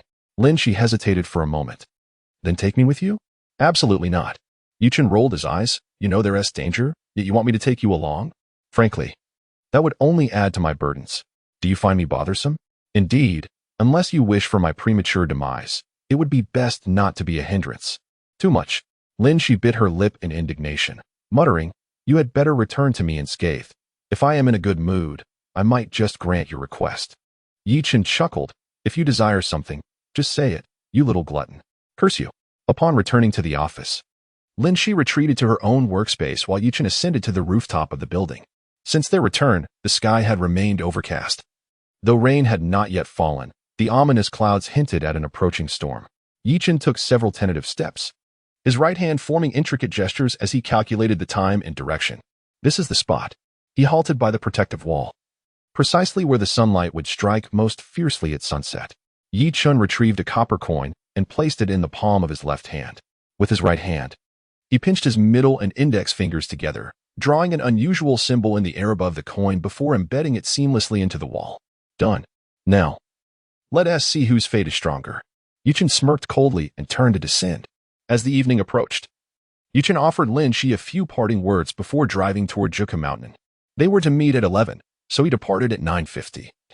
Arriving at the mountain's base by 10:50, exiting the vehicle, he gazed skyward. The night was devoid of stars. Thick clouds blanketed the sky, enveloping Juku Mountain in darkness. An unsettling atmosphere pervading the air. Creak. At that moment, another car pulled up. Chen turned to see three figures emerging from the vehicle. The first to alight from the vehicle were two bodyguards clad in black, escorting Jiang Jingyu. Governor Jiang is late, Chen remarked nonchalantly. Jiang Jingyu glanced at his Rolex. With a minute to spare before 11 o'clock, he deemed his arrival perfectly timed. Let us proceed, Chen. I shall accompany you to meet our overseer in Haicheng. Have they arrived? Indeed, they await you at the summit. An hour and a half later, Chen and his companions finally reached the mountaintop. Atop the mountain stood a quaint pavilion, ideal for gazing into the distance. The mountain breeze was considerably more forceful than that at the base, whipping against them with a chill that offered no warmth whatsoever. Where are they? Chen halted, inquiring. Currently, the altar's Huang Dao Zun was in seclusion, emanating an aura of yin and yang potent enough to rival the Blood Shadow King's prowess, thus enabling the activation of the Heavenly Exchange Array. Li Xiangyin's lips twitched slightly. Momentarily at a loss for words, he merely operated within a chaotic faction, not a terroristic one, and found the notion of destructively rising against the Federation utterly absurd. Upon hearing this, Jose recounted his encounter with Xian Yao after pursuing the demonic entity outside the city. Returning to the topic of holy light, did it mean that his angels were also to harness this radiant force? And ultimately, what exactly was holy light? Legend spoke of it as a force capable of judging evil and healing ailments. Clearly, natural light lacked such capabilities. What, then, was the essence of holy light? Su Xiao recalled that with the arrival of summer, Zhang Guifak no longer bothered to boil water. She simply drank from the well. Several indistinct figures hovered beneath the azure sky, their lower halves existing in a state of void, suspended above the divine sentinels. Despite their ethereal nature, they exuded an aura reminiscent of an expansive, boundless realm descending from the heavens. Yang Ke positioned himself not far from the Golden Lion clan. His slaughtering sword aimed at them, his stature imposing, radiating an aura of invincibility. Her marksmanship, honed over 3 months, demonstrated her proficiency with firearms. To strike the banner of her duchy from such a distance required formidable strength. No problem. The standard rifles and bayonets used by the previous army come as a set, weighing 5 pounds and 5 shillings, along with 10 rounds of ammunition, Joseph stated, slightly reveling in his accomplishments. Upon entering, he had shared a drink with everyone. but thereafter remained largely idle. Yi Qinghan lightly glided her toes, the ground cracking beneath her, harmonizing with the earth's power that coursed from her waist to her limbs. A tactile operation, is it? Quite intriguing. The familiar operational mode of the light screen evoked an inexplicable sense of nostalgia in Roger, who shook his head to dispel the feeling and began to meticulously examine the classifications displayed on the screen. Thus, upon returning to the Heavenly Exchange sect, Chen made extensive preparations. All disciples retreated to the island housing the sect, establishing layered formations to ensure not a single fly could infiltrate. He then commanded 20 war-grade celestial artifacts to patrol the island's perimeter, with a strict order to eliminate any celestial emperor-level experts encountered without hesitation. In the realm of southern transformation, Chen had merely scratched the surface of understanding. His wisdom, albeit limited, was overshadowed by his considerable strength. Despite his prowess, his brief period of cultivation and solitary endeavors rendered his insights less profound than those of seasoned practitioners who had cultivated for countless years and possessed rich legacies. This matter shall be revisited later. For now, I seek to dominate the entirety of Xiahai. How do you propose we approach the matter of cultivation? Chen will contemplate this later. For the time being, it is imperative to solidify the influence of the Stealing Heaven sect. As for the power of the Imperial clan, Chen will not let it go to waste. It turns out that Chairman Wan's true name is Wan Bin. Previously, Chen Mufan and the others had overlooked this detail. And it seems that Chairman Wan is indeed no ordinary individual. Not only is he a half-demon bloodsucker, but even his name is a Fade. One wonders what the outcome for Song Duan will be. There is no need for accolades. Perhaps fate will allow us to meet again. Chen unleashed a punch, employing the tyrant's ninefold strike. With his current strength, summoning dual forces was already at his limit, yet it sufficed to obliterate the imprisoned Martial Xin Emperor into ashes. Zhang Zilong clarified that Lin Zheng is merely one among many. Initially, a total of 12 traitors conspired to abscond with the Zodiac map, collectively known as the 12 Thieves, of which your parents were two. Now it becomes clear to Yi Chen why the ancients once labeled his parents as traitors.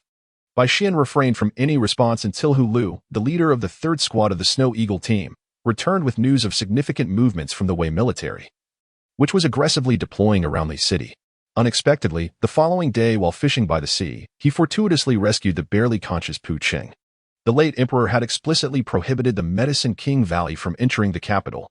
However, over the years, the valley had already infiltrated the city, even entangling itself with court officials. The pearl shimmered beneath the glass of the Lioli lamp, casting brilliant reflections. Lin Du, shrouded in light, bore a visage devoid of emotion. Her physique was remarkably developed. With high cheekbones and thick lashes, shadows fell heavily beneath her eyes, revealing unmasked gloom and detachment. In the adjacent classroom, Gu Yusen, the top student of the school, was not only beautiful but also came from a prestigious family, surrounded by numerous secret admirers. She greeted everyone with cheerful banter, displaying both humility and politeness. Jin Tianyang paused, pondering whether someone had been sent to fetch him. The next moment, the rear car door swung open, and a large hand abruptly reached out, grasping his collar and efficiently pulling him into the vehicle. At this hour, a few scattered employees of the Xia Corporation were emerging after finishing their shifts. Li Chang regarded Li Yuan with curiosity, noting that his attire, consisting of low-quality goods, was decidedly out of place among the Xia Corporation's typically high-end fashion. He was somewhat aware of Li Chang's current predicament, as Wang Yueping had mentioned it more than once during a previous dinner at his home. Upon hearing this, Lin Shui scoffed, adjusting her white cloak and, with an expressionless demeanor, strode towards the inner palace. Observing the figure wrapped in inferior satin, her outrage was palpable. Changxing smirked disdainfully. Having endured 8 years of confinement in the palace, she would no longer tolerate such indignity. He understood that his earlier defense of Liz was a momentary impulse. Such an instinctive action, however, seemed to trigger a subtle shift within the depths of one's heart. Changxing was astonished. When did Mingjing become so mature in her endeavors? Was it truly a directive from Ming Che, or was Mingjing deliberately making a statement in front of others to avoid gossip stemming from a mere meal? Meanwhile, Kaiyuxuan and Nong Yao, watching the live broadcast, erupted in laughter upon seeing Mu Huali emerge wearing a mask. With the disappearance of the Feng Shui barrier, various continents stirred restlessly. The esteemed representatives of various sects personally intervened to suppress the forces of this continent. Yet, the initial laxity of Shenluo had inadvertently led to an unavoidable conflict in the north. Particularly striking was the boy's ears, which were pointed and reminiscent of a cat's, lending him an appealing appearance. The chief and junior attendants of the princess's residence were entertaining a previously unfamiliar eunuch over tea when they congratulated Chongqing upon his arrival. Feeling a sense of relief, Chongqing respectfully received the decree without delay. In truth, the circle of acquaintances that she and Lin had across the entire Far East continent was exceedingly limited. After Ji Feichen merged into one entity and encountered the Moonling Palace Master in Shalua Tianzhou, the master of Yuhuang Manor on Blackingzhou promptly went to Longhuan Fudi to inquire about news. The silent Jinjin gazed at the familiar four characters, remaining speechless before he finally sighed and pointed towards the sky. Huan Gongwei hastily rose in a flurry, leaving the palace and closing the doors behind her, leaving only Huan Yu and Lu Chun in the chamber. Bruce. She called out to her old friend in her heart. Why did you spend such a fortune to construct this stadium? And why must I be the team manager? Do you genuinely believe I can lead the Leopard team to victory in the championship within just a year? The ZY spiritual energy is only utilized by the master of gods and spirits, and even the disciples who worship him within the ZY divine palace cannot wield it. How then can you? The heartbroken sword god continued to wail. Quite simply, because I am his only successor. In truth. Did the three of you depart from the east together? Jiang Fengyan interjected, feeling inexplicably unsettled upon learning this information. Surely, she must have been dreaming. Those who had already passed away could not possibly appear before her. The three grand doors collectively referred to as the porch led into the interconnected halls and sedan chair reception area. This was historically where esteemed guests were welcomed and sedan chairs were halted, with the reception area also known as the tea hall, serving tea to entertain visitors. Upon the carriage of the Duke of Yu entering the estate, Xiong'er was immediately escorted back to the Dianse courtyard for safekeeping. Master Jin was summoned to the main courtyard at once, while Zhai observed the princess's disheveled outer robe and the several bloodstains on her palm, silently preparing water to tend to her wounds. Rather than join some wolf special forces and endure their nonsense, it would be more practical to create an independent team. Tanotaro's battalion was the first to charge up White Dragon Mountain, only to find that the inhabitants had long been prepared. Those professional tomb raiders, such as the historically renowned Mo Jin Xiaowei, surpassed even contemporary archaeological experts in their expertise. As Naira drew nearer, Li Feng felt a sense of trepidation. The Dragon King's blade was no longer reliable. What else remained? The castle steward, Ulf, listened with a somber expression, attempting to piece together the truth from the chaotic and exaggerated accounts of several deserters. Among the large crabs, she selected one that was gravely wounded and handed it to the Taoist priest. Xuan was equally surprised. Why had he come to her room to sleep instead of going to his own? Bai Jingxing appeared contemplative in the original narrative. This character had mistakenly believed that he had wronged Yoko, leading to his suicide. Resolving that misunderstanding should suffice, shouldn't it? A snow-laden cedar finally succumbed to the weight upon its branches, resulting in a thunderous crash as countless snowflakes cascaded down. Simultaneously, I exerted forcefully with my legs and lunged to the side, launching the dagger in my hand with precision. Fu Dequan took the initiative to greet, only to find himself punctured under his armpit, rendering his arm temporarily immobile as he could only manage an awkward smile. It was not just her, even Su Ruoruo, upon seeing his freshly washed face, momentarily forgot that he was once her meal. Raising the battle blade high above his head, he paused momentarily to allow his comrades to behold it before spinning and sweeping in 2 grand circles. Subsequently pointing to the sky on either side, the pursuing cavalry split into 2, flanking from both sides. Su Qichen emerged with a jug of ordinary rice wine in hand. Qingyin did not contest him, chuckling, "You deserve a few days of respite. By the way, where is Yuntian Shun?" Zhang Pa replied, "I have put it away. There has been little to do these days. You may return home for a visit." Qingyin agreed, and Zhang Pa offered a slight bow to the others before soaring away with divine intent toward Xing Yuan. The teacher led the trio through the winding streets, and after a quarter of an hour, they found themselves on a dark thoroughfare. The overall hue of the street had transformed, the previous gray had vanished, replaced entirely by an enveloping black. Hang Minglin pushed old Miao back, asserting, "I must go. You are unfamiliar with the village's layout. Going there would only lead to your demise." With her words, she had already ventured quite far. Shi Zhongyu felt astonished. She should not have harbored such thoughts. Yet she found herself unable to think clearly, merely reacting mechanically. The following morning, as Yichen awoke, he was greeted by a knock on the door. With a sense of resignation, he rose to open it, wondering what could have transpired so early in the day. She scrutinized him with alarm, asking, Did you kill Jiang Zhengyu last night? For such a trivial matter. The lottery system could yield items that the current host could neither purchase nor accumulate sufficient points for. With the quality of the drawn items correlating to the prestige invested by the host, the system responded. A brilliant orange sword light sliced through the air, striking down fiercely, cleaving the afterimage in two, crashing onto the ground with a resounding explosion, sending fragments flying and dust swirling, leaving a deep crater in its wake. When the man turned around, the Marquis and Li Yunhui realized that he was, in fact, a man over 60 years of age. Although the chaotic sea beasts in the Star Soul Sea are countless, capturing them proves to be exceedingly difficult, particularly the higher-tier sea beasts, which not only possess formidable cultivation but are also as cunning as a fox. There is no need for concern. Simply resting will suffice, Mr. Zhang replied after exhaling deeply in response to Zhao Zhen's inquiry. All right. Zhu Feng was well aware of the system's peculiarities. Once it stated it would not respond, further questioning would be futile.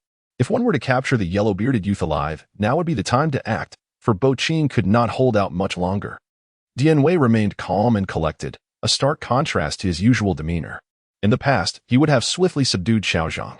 In this regard, Wang Yu was notably straightforward. It was evident he spoke from the heart, especially considering that many skilled individuals had perished in the pursuit of treasure. If they were careless, their fate would likely not be favorable. Master, have you misunderstood? It is merely that the disciple does not understand why the furnace is not being forged and refined here. Lu Quan inquired. The cultivators of the Four Realms had long since opened their qi chambers within their dantians, enabling them to transform the spiritual energy of heaven and earth into spiritual power, which they stored within their qi chambers. In just a few breaths, the fish-shaped void being suffered significant casualties, and the practitioner was completely annihilated by Chu Yang. Without a doubt, it was his grandson who had been up late playing games, though he had no intention of advising him to sleep early. When those in power encounter issues and discover methods to grow stronger without any faith, will the wage earners continue to serve the Woma royal family? Lu Hao gritted his teeth, informed his wife, and descended to his car.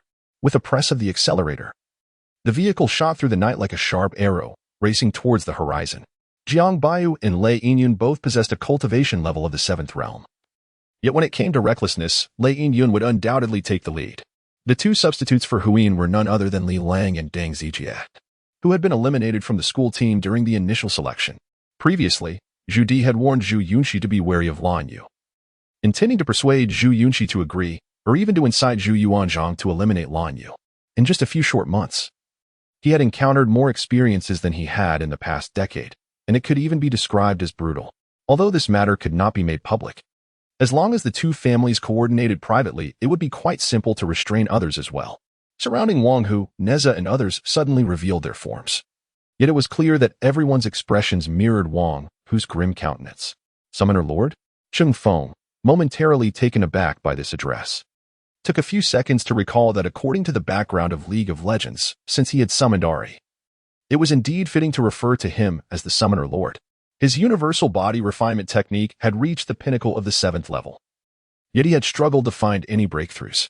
However, after recently descending to the depths of 5,000 meters with the Sea Demon, he began to grasp the terrifying pressure of the seawater. Team Leader Chen, what instructions do you have for me? Su Yuhong promptly stood at attention and saluted. Regarding Governor Zhang's case, there are several details that require your assistance and analysis. And this is? Chen Hao's sharp gaze swept over Yi Chen, noting the unfamiliarity. He did not appear to be from the police department. After the words of the 9th brother were spoken, we all nodded in agreement. And then each of us dispersed to seek a suitable location for an ambush. After a considerable time, the mountain chicken gradually lowered its head, the blood-red hue in its eyes having faded. It glanced at me, and Ouyang Zilong opened its mouth as if to speak, but ultimately refrained from uttering a single word. At this juncture, Jin Yinner cast a glance in my direction and said, Xiaoge, do you think if Qin Wan manages to capture the mountain chicken, he would easily allow it to escape? In the southern hilly region, a mountain approximately 400 to 500 meters high, known as Guanyin Mountain, stood abruptly. Zhang Ning looked up and saw the winding mountain path obscured by lush greenery, making it impossible to glimpse the temple, likely concealed by the surrounding foliage. Under the oppressive weight of the sacred mountain, Ling Feng realized that ascending to the mid-slope was no trivial endeavor, given his current pace. It would take at least 2 months to achieve such a feat in light of this situation. It was evident that his traversal had become an irrefutable fact. One cannot remain passive indefinitely. Since alteration was unattainable, one must learn to acquiesce. Rather than lamenting fate, it is more prudent to contemplate solutions. Alas, this chilly water is truly potent. Just a small amount has rendered my eyes quite intolerant. After dousing himself in the liquid, he reached for some chilly water and applied it to his eyelids. Before long, he felt a searing pain, and after a few rubs, his eyes turned crimson. Ling Feng experienced a profound sense of frustration. He merely expressed his disinterest in Princess Yunxian, yet this lean uncle erupted in fury. Could it be that this gaunt uncle is an ardent admirer of Princess Yunxian?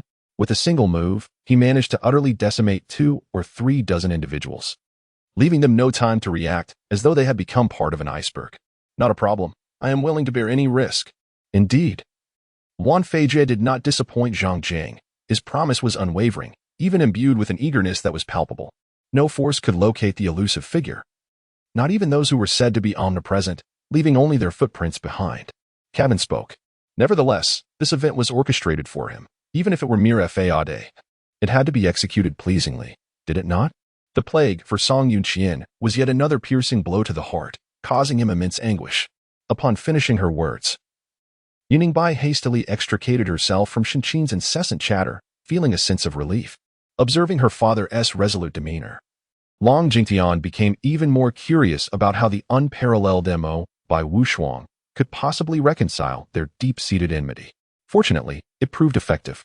Hermes choked on the water and immediately expelled it, effectively ruining his image. At this point, Sun Xier could see Tang Ji's tightly clenched silver teeth, seemingly lamenting the unfortunate fate of Yi Lingxin, yet feeling utterly helpless. Yu Fei and Lang Yun found themselves shrouded in confusion, grasping only that Hua Yuexin aspired to become the grand commander of the Yinyang clan. Yu Fei, however, felt little trepidation. Wei Wunyang had no reason to deceive him. It was possible that this indeed represented a fortuitous opportunity for Master Hua Yuexin. It appeared that if the leader of the Tianya gang were to discover what we had done to his son, he would not let us off easily.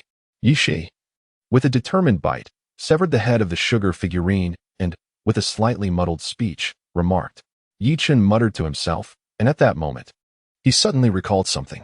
He looked up and discovered that Shin Ruashi was gazing at him with a somewhat melancholic expression. Apologies, I was lost in thought just now. Let us continue, Yi Chen said with a broad smile. I refuse, Shin Ruashi quickly retorted. You scoundrel, you unworthy descendant of the Lin family. Lin Boang slowly shook his head, sighing, I never expected you would commit such a foolish act. You have deeply disappointed me. A grayish haze formed a tangible wall of densely packed crossbow bolts and pellets, visible and audible. The blade held the principle of ensuring the peace and prosperity of the common folk. Iron was forged in the pursuit of righteousness, while wickedness and plunder ran rampant. Upon joining the group, one was even required to have blood on their hands, the blood of innocent lives. The city of La Dao was substantial, and as Shitzi ventured out for the first time during the day, he realized the stark differences from the world of cultivation outside. However, apart from the northern demon continent, there was no other place where one could savor such exquisite tea. The fragrant Demon King S. Danlu was an excellent gift for forging friendships, rarely seen at auctions. And if one had none left to drink, who could afford to auction it? Once you have taken the sword, do not follow me. After touring the Cloud City, you may go wherever you wish. Staying here is entirely up to you. The hilt contains 3 new poems of mine, a gift for you. Fanbai smiled. Shitzi nodded while walking towards the furnace, retrieving softened ore and placing it upon the anvil, beginning to hammer it, breaking it into pieces to extract the dross. Is Enrin the one you had injured? Zhang Man's pupils widened at this revelation, her tone shifting. This was a hurdle in Lu Feiyang's heart and a question on everyone's mind. Following the sound, he gazed into the distance, where through the mist, a colossal floating island, 10 miles in circumference, appeared, not significantly different from the previous one. On the city wall as they observed the retreating army of Hejian, everyone felt utterly drained, leaning against the walls to rest. Mr. Fu, I would like to borrow some money from you, Jiang Nan finally spoke under his gaze, refraining from mentioning her resignation, instead opting for a request for a loan, though it was the last remnant left to us by our great-grandfather. If one day Lingxi Rice were to reappear in the world of cultivation, surely he would be delighted, Mo Lingwei remarked lightly. I truly appreciate it. This group of Colons has caused us great distress by destroying our formation, preventing us from summoning our celestial lord for rescue. Just as he understood, Li Luo Sheng gasped in fear, but fortunately, Ji Huixing was prepared and quickly covered her mouth. Norma, having traversed the lands for years and serving as the president of the Female Alliance, soon acquired the strength to contend with the malicious females. Do not concern yourselves with her, General Hua, Director Tao. You should proceed with your arrangements, Gong Lan said. Realizing she could not persuade the stubborn child and refrained from further discussion, allowing Tao Tixing and others to handle the arrangements. Such an enchanting legend captivated the rowers. As they listened intently, one let out a chuckle, only to immediately realize the impropriety and lowered her head, too timid to meet the gazes of the two. Chu Qi had followed all the way, yet had only glimpsed Su Jing a few times. Even those fleeting encounters were enough to bring him joy. Fortunately, Chu Qi had perused the guest list for the banquet and was aware that the Princess of Pengjun was in high spirits, having invited a multitude of guests. While he remained unfazed, Jinghe could not help but gather her composure to face the occasion, thus exercising restraint. Lu Ning felt a profound sadness upon hearing Chen Jinlan's words. Indeed, Lu Junhua and his mother were cut from the same cloth, their manner of speaking so disparagingly lowly. Sui Zifeng could not help but invite Yao Linger to board the carriage that Sui Nini had used, to which Yao Linger graciously expressed her gratitude. The hunchbacked elder had never anticipated that his Mianshan techniques would be so easily dismantled by Yi Chen. It appeared he had underestimated his opponent. This individual was undoubtedly also from Mianshan. With a snap, Yi Chen effortlessly broke the wooden hairpin. You dare to harm others with only a superficial grasp of the art. You bring shame upon Mianshan. His demeanor was not particularly warm, yet everyone was accustomed to it. The snow god was always thus, his emotions concealed. It was difficult to discern his opinions on the battlefield, as he would only voice his insights during the analysis, which could sometimes be quite pointed. To his surprise, this time the dim light instantly melded into Nania's being, proceeding exceptionally smoothly. According to the current sentiments of the populace, anyone daring to provoke Wei Wuyang was either a fool or an extraordinary individual, yet Qi Prefecture produced neither. Li Jing arrived, and Wei Jiao's brows furrowed even tighter. While Changsun Jiaqing chuckled, rising to his feet with a smile. Ling Zhou returned home, feeling relieved. With Li Hu's matters resolved, life had become considerably easier, as the discomfort of an abundance of mosquitoes was alleviated. At that moment, old Zhao's eyes sparkled with a glimmer as he beheld a meteor streaking across the pitch-black night sky. However, this meteor did not fall in a straight line. Instead, it spiraled in the heavens, landing directly in the neighboring mining area. It was then that old Zhao realized it was no meteor, but rather a superhuman. Li Jing cast a glance at Wei Jiao, merely a fleeting look, before lifting the steaming tea from the table and softly speaking. Ling Zhou remained silent, his mind brimming with the sudden influx of knowledge, as something he had longed for appeared vividly in his thoughts. Old Zhao strode back to the mountain summit. Gazing down at the mining area below, the thought that it would soon belong to him filled him with anticipation. As flames flickered upon his garments, the dark ashes gradually spread, slowly dissipating into the void. Upon hearing the abrupt words, Bai Weiwei felt a tinge of disappointment at not receiving the anticipated response. Yet she understood the gravity of the situation and solemnly nodded in agreement. The recent battle had already been recorded, and he harbored a notion to release this video before the Fire Emperor's Lonely Half-City solo play video to deliver a resounding rebuttal. Li Yi stepped forward to inspect the corpses. The two bosses yielded only 2 pieces of blue gear he had no use for, as the drop rate for blue-named bosses was notoriously low. Zhang Chen, upon hearing the other party's request, found nothing inappropriate about it. The fact that this nobleman took such meticulous care of his collection prior to the transaction indicated that he was indeed an automobile enthusiast as well as a serious collector, deserving of a personal meeting. The third skill, known as the skill theft buff, allowed one to randomly steal a designated target skill every 3 minutes for a duration of 1 minute, during which the target would be unable to utilize the stolen skill. Villain, what is that you hold in your hand? Ingo inquired with a hint of curiosity at the dish in Li Ming's grasp. It was entirely accidental. My revival was somewhat akin to your predicament, though far more severe. I lost all my memories and did not know who I was, which naturally meant I had no recollection of Tsunade, leading me to unwittingly marry someone else, Duan hurriedly clarified. The only remaining individuals were the seemingly dazed staff and security at the Lottery Redemption Center. It was inconceivable that anyone could miraculously latch onto the winning number 5 times in a row. Such precision was utterly absurd. Few would believe it even if it were spoken aloud. This cannot be. I must first have your promise before I can divulge this method to you. Until then, I hope you understand that I cannot share it, the Ice and Snow Sovereign remarked, shaking his head slightly. In truth, he harbored a modicum of resentment, yet dared not voice it. He worried that should he express his feelings, he might provoke Chen, jeopardizing his own life in the process.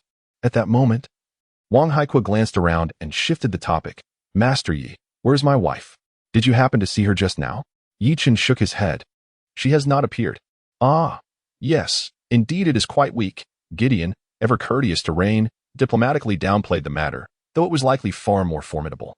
Ronan cast a brief glance over the content, folded the newspaper as instructed by young Masterly, then folded it again before tossing it into the furnace. Watching it turn to ashes, she wished to continue speaking, yet her mind was a blank. She had no idea how to proceed. The direct disciples were the backbone of the Xiantian sect, with each peak's leader selected from among them. Should one fortuitously reach the nascent soul stage, they could ascend to the position of nascent soul elder or even become the sect leader, thus receiving the veneration of the entire sect. The sole duty of a nascent soul elder was to intervene during times of crisis for the sect. The mask in his possession could summon a heavenly tribulation with but a single utterance, and judging by the scale of this tribulation, it would far surpass the one he faced during his transformation into the nascent soul. Xianku could not help but ponder the origins of this mask. If such a power could be harnessed, who in the entire Qianyuan star could possibly stand as his equal? The power of the sacred wing is that of protection. This child had yet to awaken the belief in guardianship within the family, which was the reason he had not reached the B level. Now that he had someone to protect, his belief would naturally be ignited. Unbeknownst to others, Linyu perceived the situation with clarity. From the moment the transparent figure emerged, he had been poised to act. This ethereal entity drifted forth from a portrait hanging above a grave not far from the trio, rendering the scene exceedingly bizarre. His own condition was far from optimal. During a prior skirmish, a wild boar had charged at him multiple times. Despite Ren's best efforts to evade, he was unfortunately grazed, resulting in a searing pain in his chest with every breath. I truly wish to crush your skull with a single blow.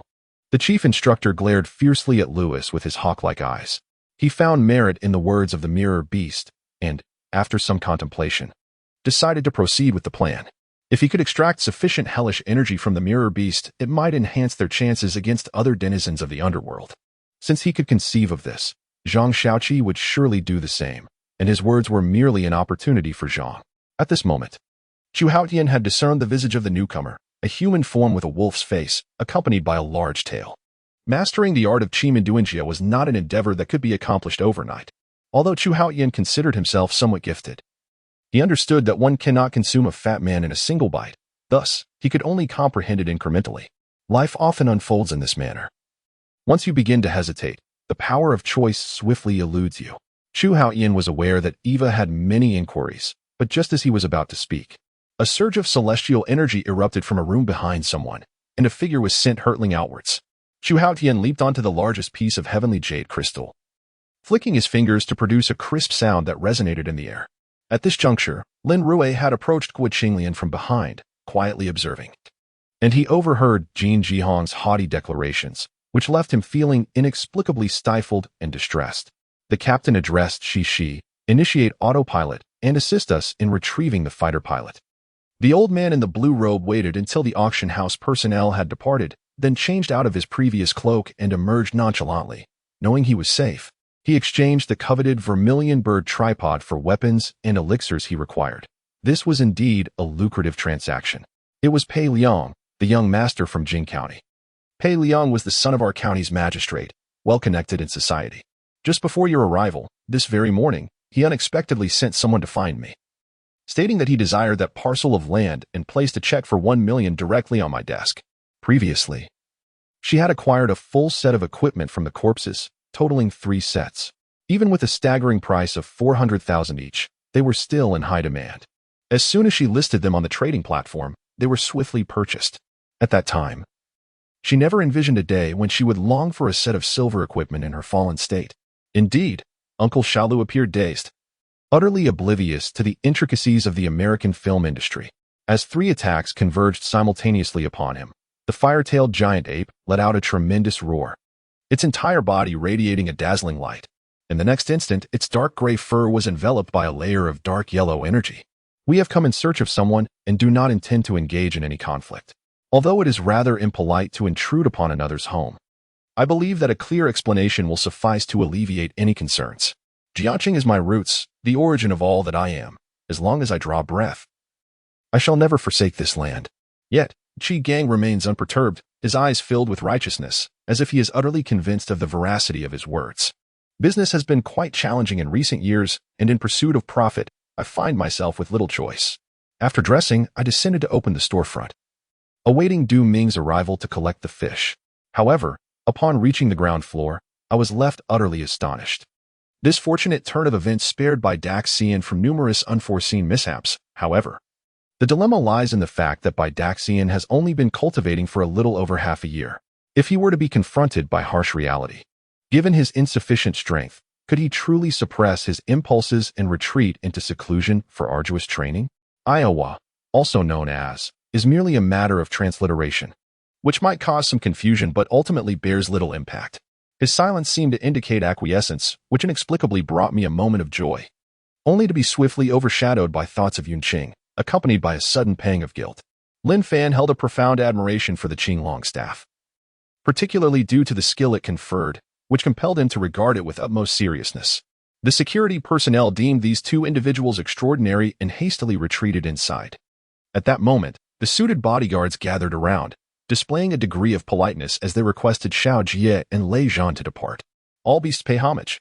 At that instant, Lin Fan raised his hand, unleashing a devastating strike that sent the Demon Emperor reeling backward, only for a multitude of creatures to once again encircle the Demon Emperor, emitting a cacophony of frenzied roars.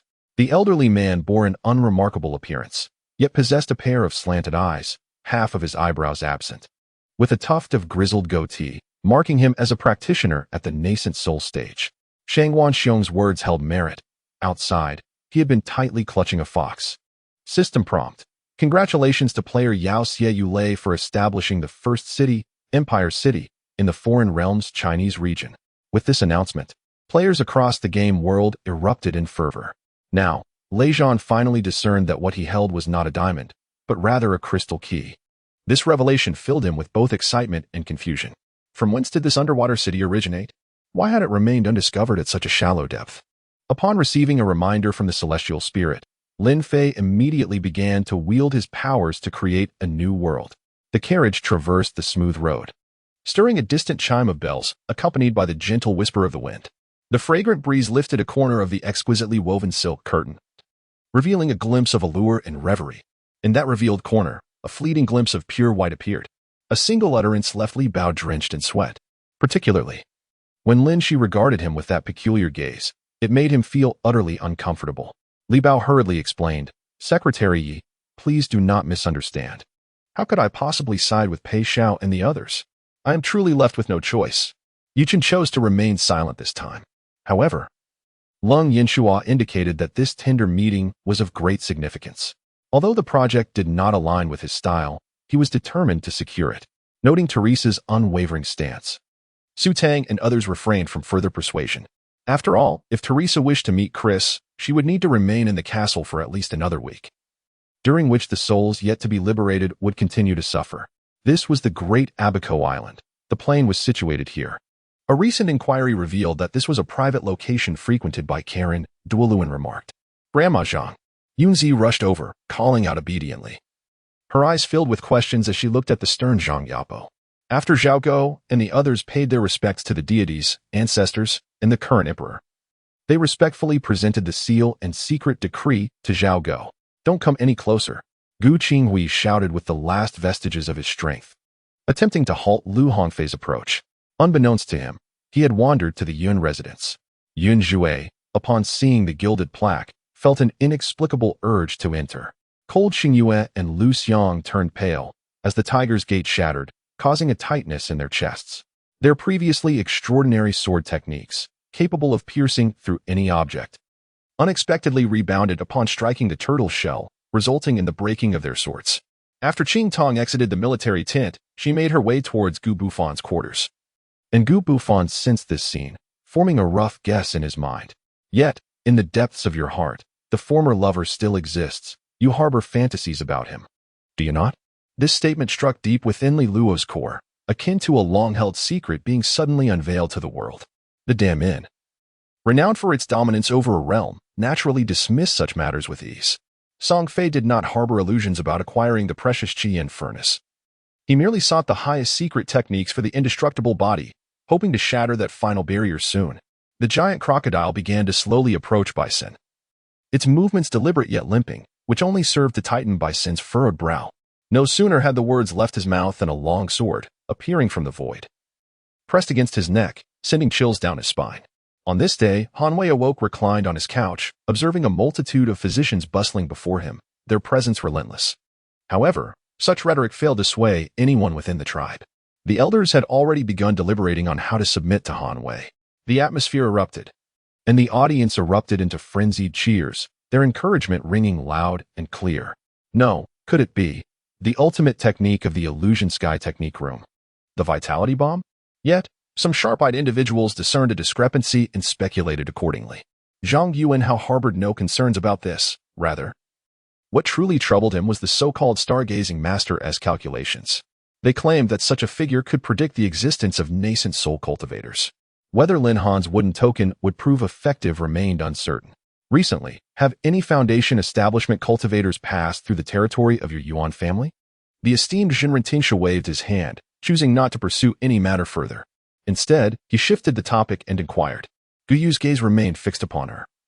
His expression so intensely focused, utterly enchanted, and deeply immersed in the moment. The profound wound she tended to, cleansing and applying medicine, must surely have caused her pain.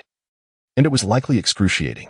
Pei Liang's mind was struck like lightning. A sudden realization dawned upon him, and he glared fiercely at Zhang Hongyan, whose body trembled in fear. With a resounding slap, Pei Liang knocked her to the ground, his fury ignited. I have treated you with such kindness, even going so far as to purchase land for you to construct a venue for your concert, and yet you dare to. The raucous laughter in the lounge persisted for no less than 10 minutes before it finally began to subside.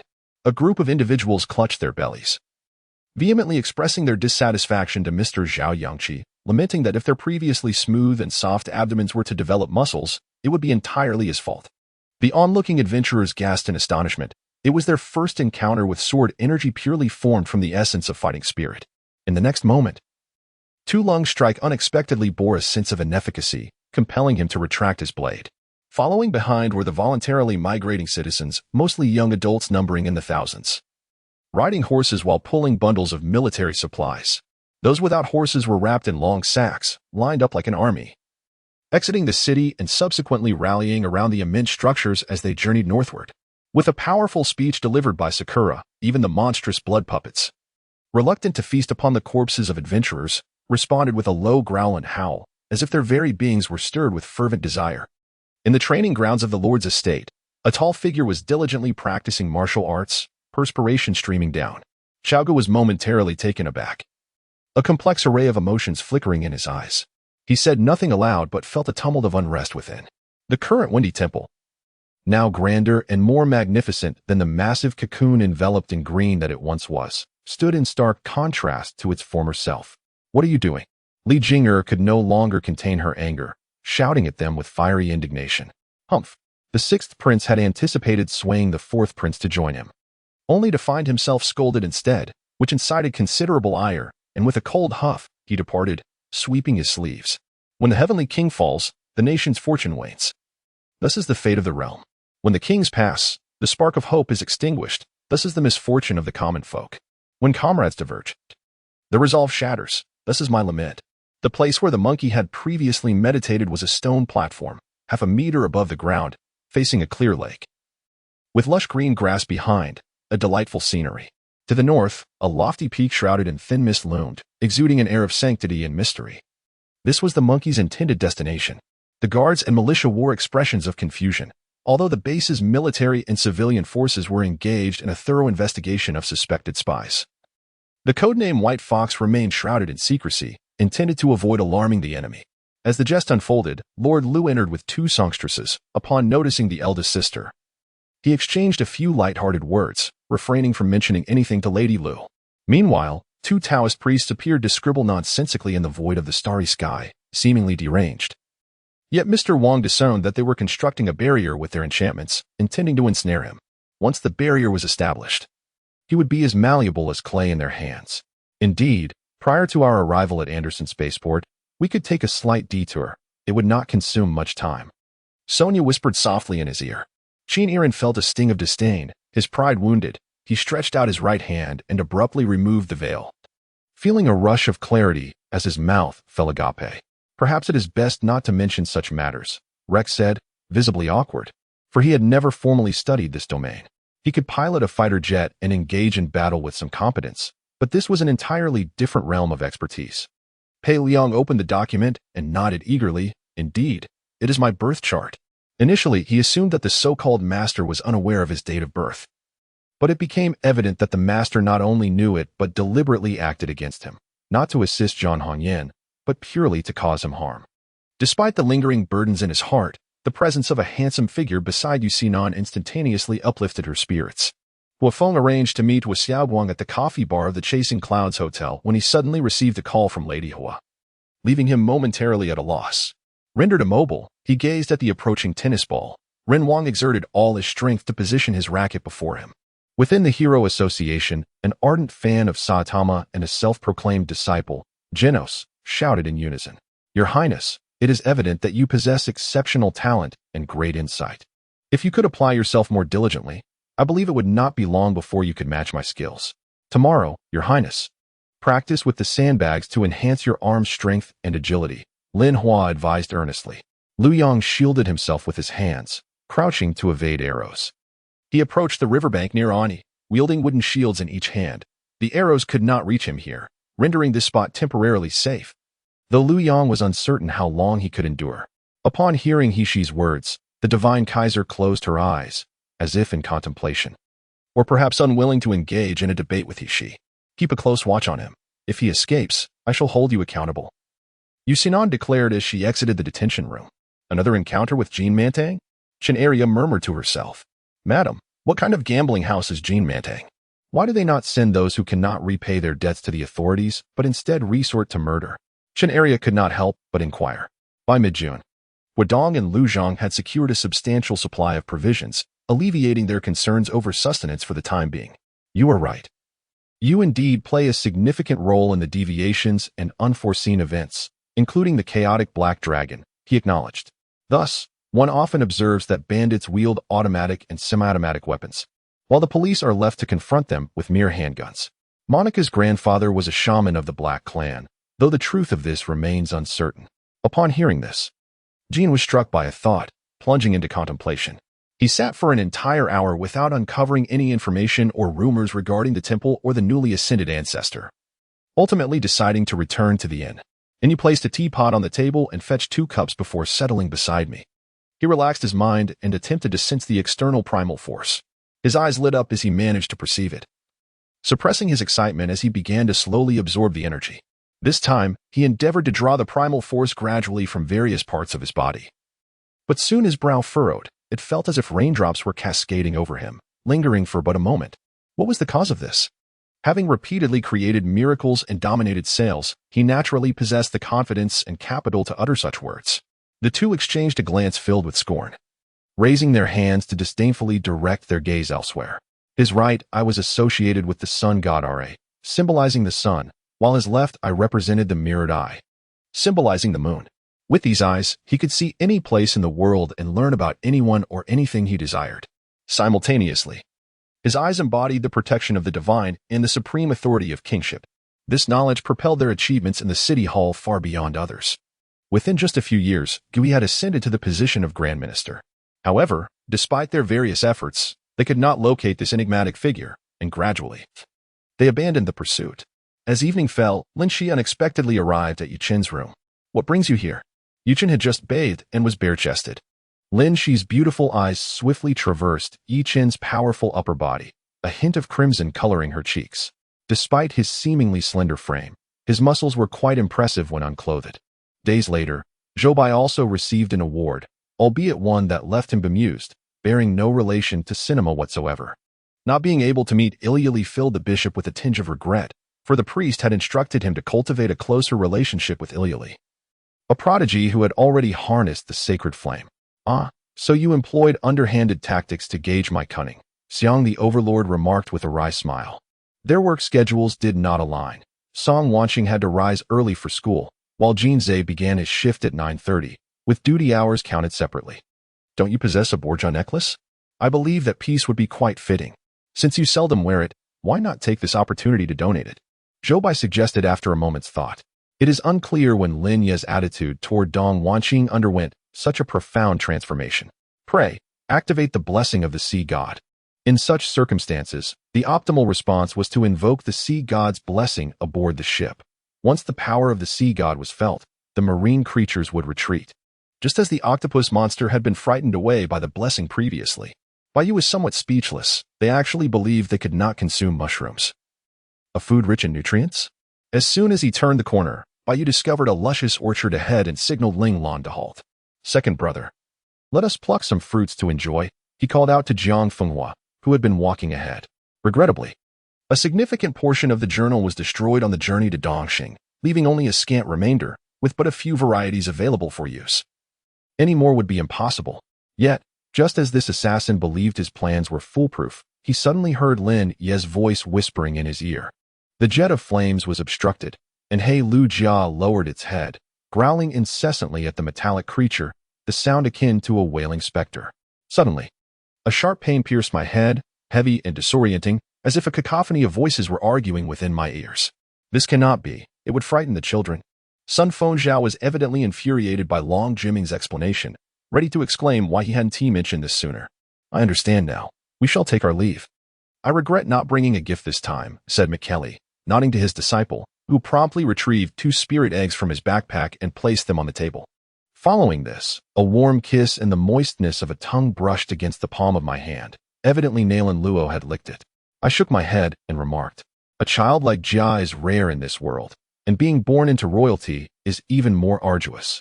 I would only wish to bless the holy child with a sister. Speaking of royal destinies, I found myself lost in thought. If my child were to be born and the Shu kingdom were to perish, what then? Ling Shi understood what Lian Rong desired. Despite the grievances and reluctance in her heart, she recognized that she needed him. Minger, do you go by Mingo? I asked, bewildered. Feeling the throbbing pain at the point of impact intensifying, surely the pain could not be a mere dream. Could it be that my soul had departed? The Empress, a devout believer in Buddhism, would retreat to the temple of Dengzi, established by the esteemed Zen master Mazu Daoi, for several months each summer. Naruto weighed his options thoughtfully. Gripping the hilt of his sword, a glimmer of resolve flashing in his eyes, Chen ultimately did not provide Pei Zhongxin with a definitive answer, merely stating that the investigation had yet to yield results and that patience was required. That evening, Pei Zhongxin and his family graciously hosted Chen and his companion, indulging in their hospitality until the clock struck 10, at which point they took their leave. Chen, have you deceived the venerable Pei?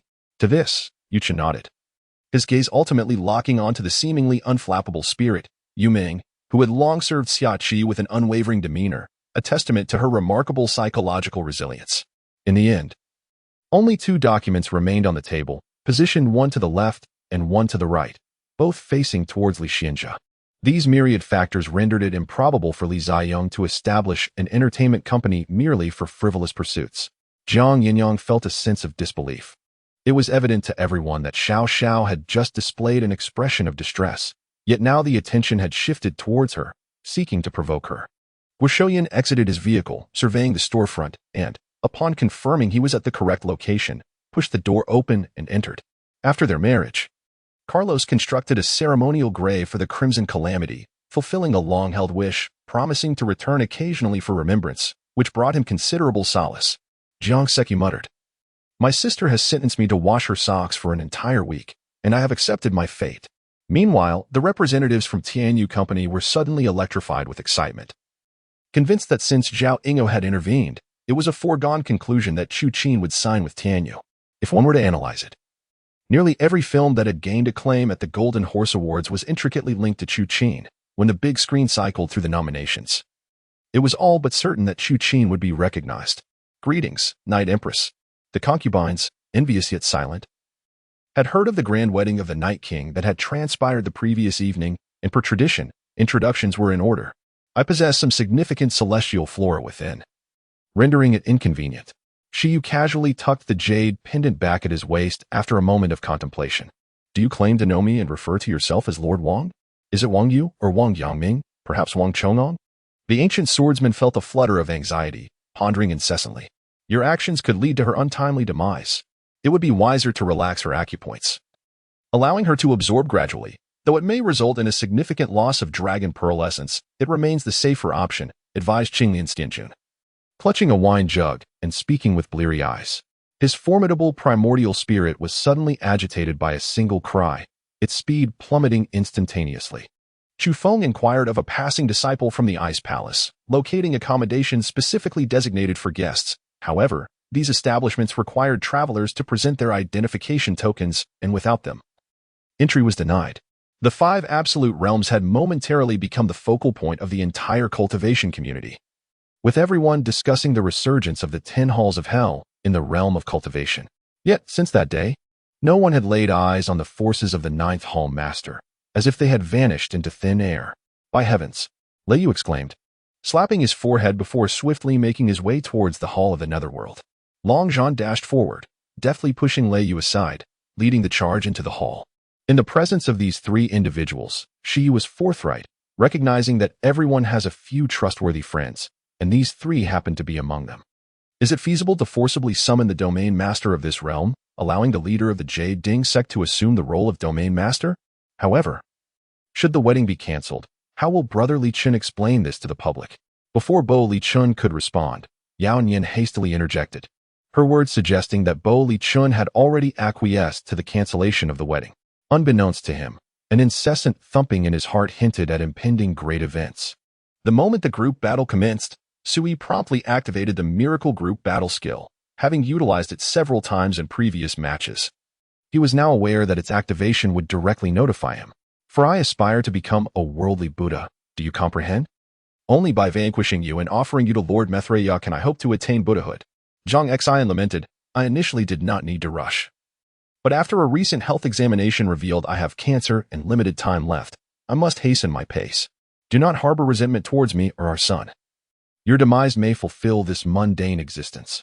It is quite simple. The gaming industry cannot be extinguished and will only thrive further. Instead of vehemently resisting gaming, we should explore ways to create employment opportunities within the industry, allowing gaming to be recognized as a legitimate profession, said Hang Yu. Of course, this is merely the beginning. Our public education system remains robust and is functioning well, so there will not be significant immediate effects. Having navigated the business world for many years, his fear of that family far exceeded the power exhibited by these extraordinary individuals. No one could have anticipated that the most formidable races in Guangqing, filled with unrestrained killing intent, would converge upon the human resistance army, culminating in such an astonishing outcome. Meng Luo also discerned numerous weaknesses among the newcomers. Had he been the one to engage them, he could have effortlessly vanquished them with minimal effort. Yi Kai was utterly taken aback. He had anticipated the shopkeeper would quote prices in the tens of thousands, yet was astonished to learn it was merely 1,000 yuan. Is this sum even worthy of consideration? Led by the electric woodpecker, 7 cores, and Nightfall, the team consisted of 3 streamers and 2 water friends. Lin Jingfeng's stance was unequivocal, simultaneously conveying to Long Yaoyang that there were no conditions, only transactions. Hu Ying rose to leave, and shortly thereafter, returned accompanied by Xie Yaohuan, clearly indicating that Xie Yaohuan and Luo Tong had been awaiting them. Following Zhao Ping's statement, Wang Jiqiang fell silent, and then Zhao Ping composed himself and began to knock on the door of the second-floor residence. Although the other party had consistently displayed friendliness, Han Xian dared not offend them, not to mention their identity as master-level martial artists. Even a couple of top experts dispatched by the Ziyang sect could annihilate the Yuehua sect. Cui Zhulu found himself in a predicament, as the enchanting beauty behind him was supported by the queen, while the Jinwu Tavern had the emperor backing it, rendering both businesses unapproachable. In a moment of anxiety, he received a letter from Cui Hong, which read, after a barrage of artillery, the 5-meter-high city walls of the Minjing were shattered, with several breaches several meters wide, some sections even collapsing into ruins. Today, it appears that due to some activities at the school, I was unable to return. The distance of 600 or 700 meters is insignificant for a heavy machine gun. However, in Lin Bei's current environment, finding even a few martial artists of the initial stage is a formidable challenge. The students admitted to Songzon Medical College are all outstanding individuals, destined to become the pillars of major hospitals upon graduation. How could they endure such disdain from Xiaonan? Xiaonan took a few steps back, shocked as he gazed at the bloodstains on his arm, while several strips of cloth fluttered in the wind from the hand of Elder Tong Xian. Gao Yiming is indeed the biological son of Gao Tianxi, although the two were engaged in a dispute. Neither could fathom the depth of the pain that resided within Gao Yiming's heart. Feng Yuansheng wished to shield Feng Lanhong from excessive knowledge. Thus he merely hinted at the calamity that had befallen him and Ling Lingqi. Shui Mu narrowed his eyes and then burst into laughter. In that instant, he comprehended the true intentions of the three main deities. The profound sense of loss that enveloped him felt as though this opportunity, once missed, would never be grasped again. The red-robed high priest Mark nodded slightly, and the two began to discuss the current state of Lewis City. Suddenly, two attendants arrived with desserts and red wine. Placing them on the coffee table in front of Wallace and Eliza, Lin Shi, lying beside him, stirred at his call, rubbing her eyes, still groggy from sleep. "What are you shouting about so early?" "It's so annoying," she said, expressing her discontent with a punch aimed at Yichen. Yichen quickly recoiled, lifting the blanket to check his trousers. Still wearing them. In truth, his recent elevation was quite reasonable. Ever since he was transported to this realm known as the Wuhua realm by Kuanping, he has been surrounded by abundant spiritual energy, feasting on various spiritual flowers and fruits, refining numerous beast cores, and absorbing an unknown light mass that descended from the mountaintop. His physical and mental prowess had made significant advancements. Most people, oppressed by Zhang Kaitong, found it increasingly unbearable to live. Now that Zijiang had slain Zhang Kaitong, he had provided them a path to survival.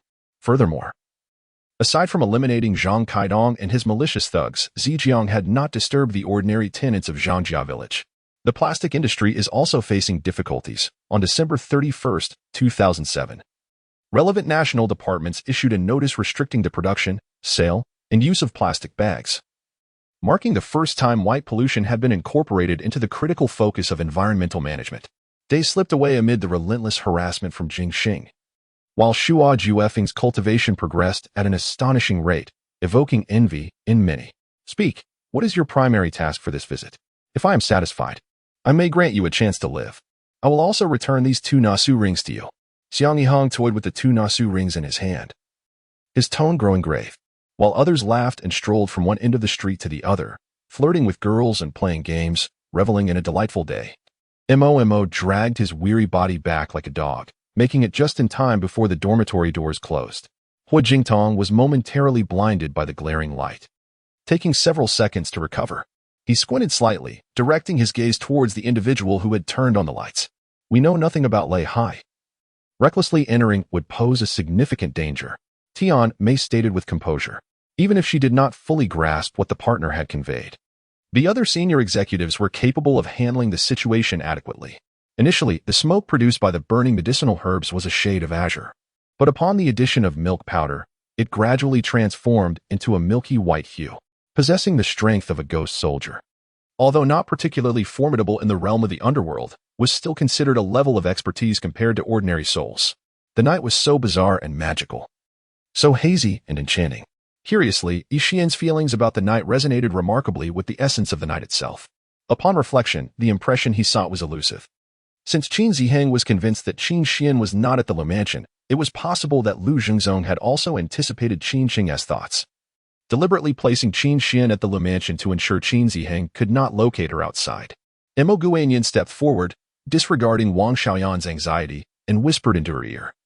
"To keep one's secrets, one must refrain from wrongdoing. You have likely heard this before." After uttering this phrase, she took a step back, leaving Wang Xiaoyan's expression frozen. "What? Do you have a solution?" Shan Shan inquired, her gaze fixed on the bracelet in her hand, which she had purchased with Yixian during their visit to Lantern Street, adorned with the character Xian. "What do you intend to do?" "Stay back." The assailant struck Yixian's head forcefully with the gun's butt, causing him to cry out in agony, tears mingling with blood.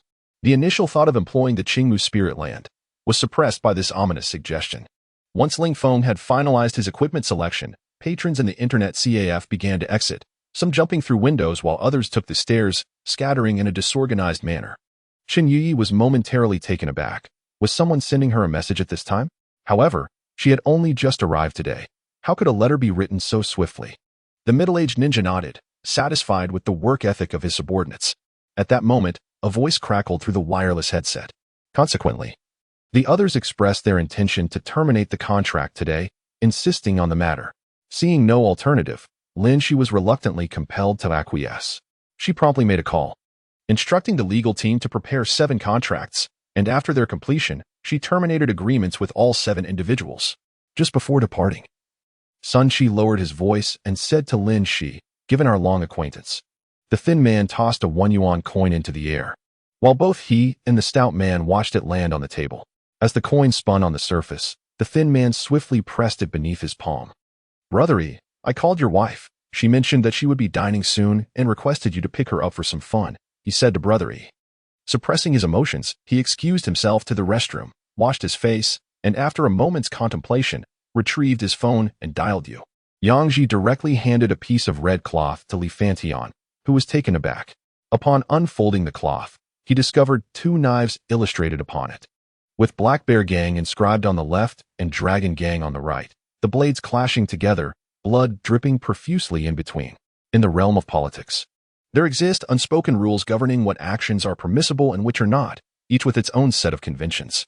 Should Wei Qinyuan openly disclose such matters, it would signify that this young man is ill-suited for survival within the capricious and inscrutable world of officialdom. Sun Dong cast a smiling glance at Wen Su, shaking his head in polite refusal of his mother's kind offer. "Aunt Zhou, I'm quite full, truly, I could not possibly eat another bite." To reassure his mother, Sun Dong even let out a loud belch.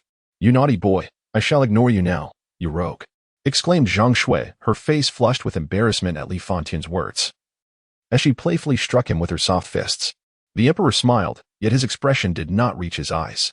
He merely said, "The empress is with child and must rest. It would be best for her to return to the palace early. I shall visit concubine Qing." With that, he rose and summoned a palanquin to depart.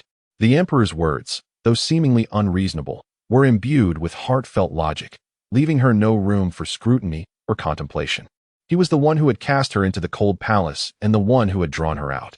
Perhaps he was indeed afraid, terrified of her demise beneath the poison or consumed by flames, and thus felt compelled to keep her close by his side.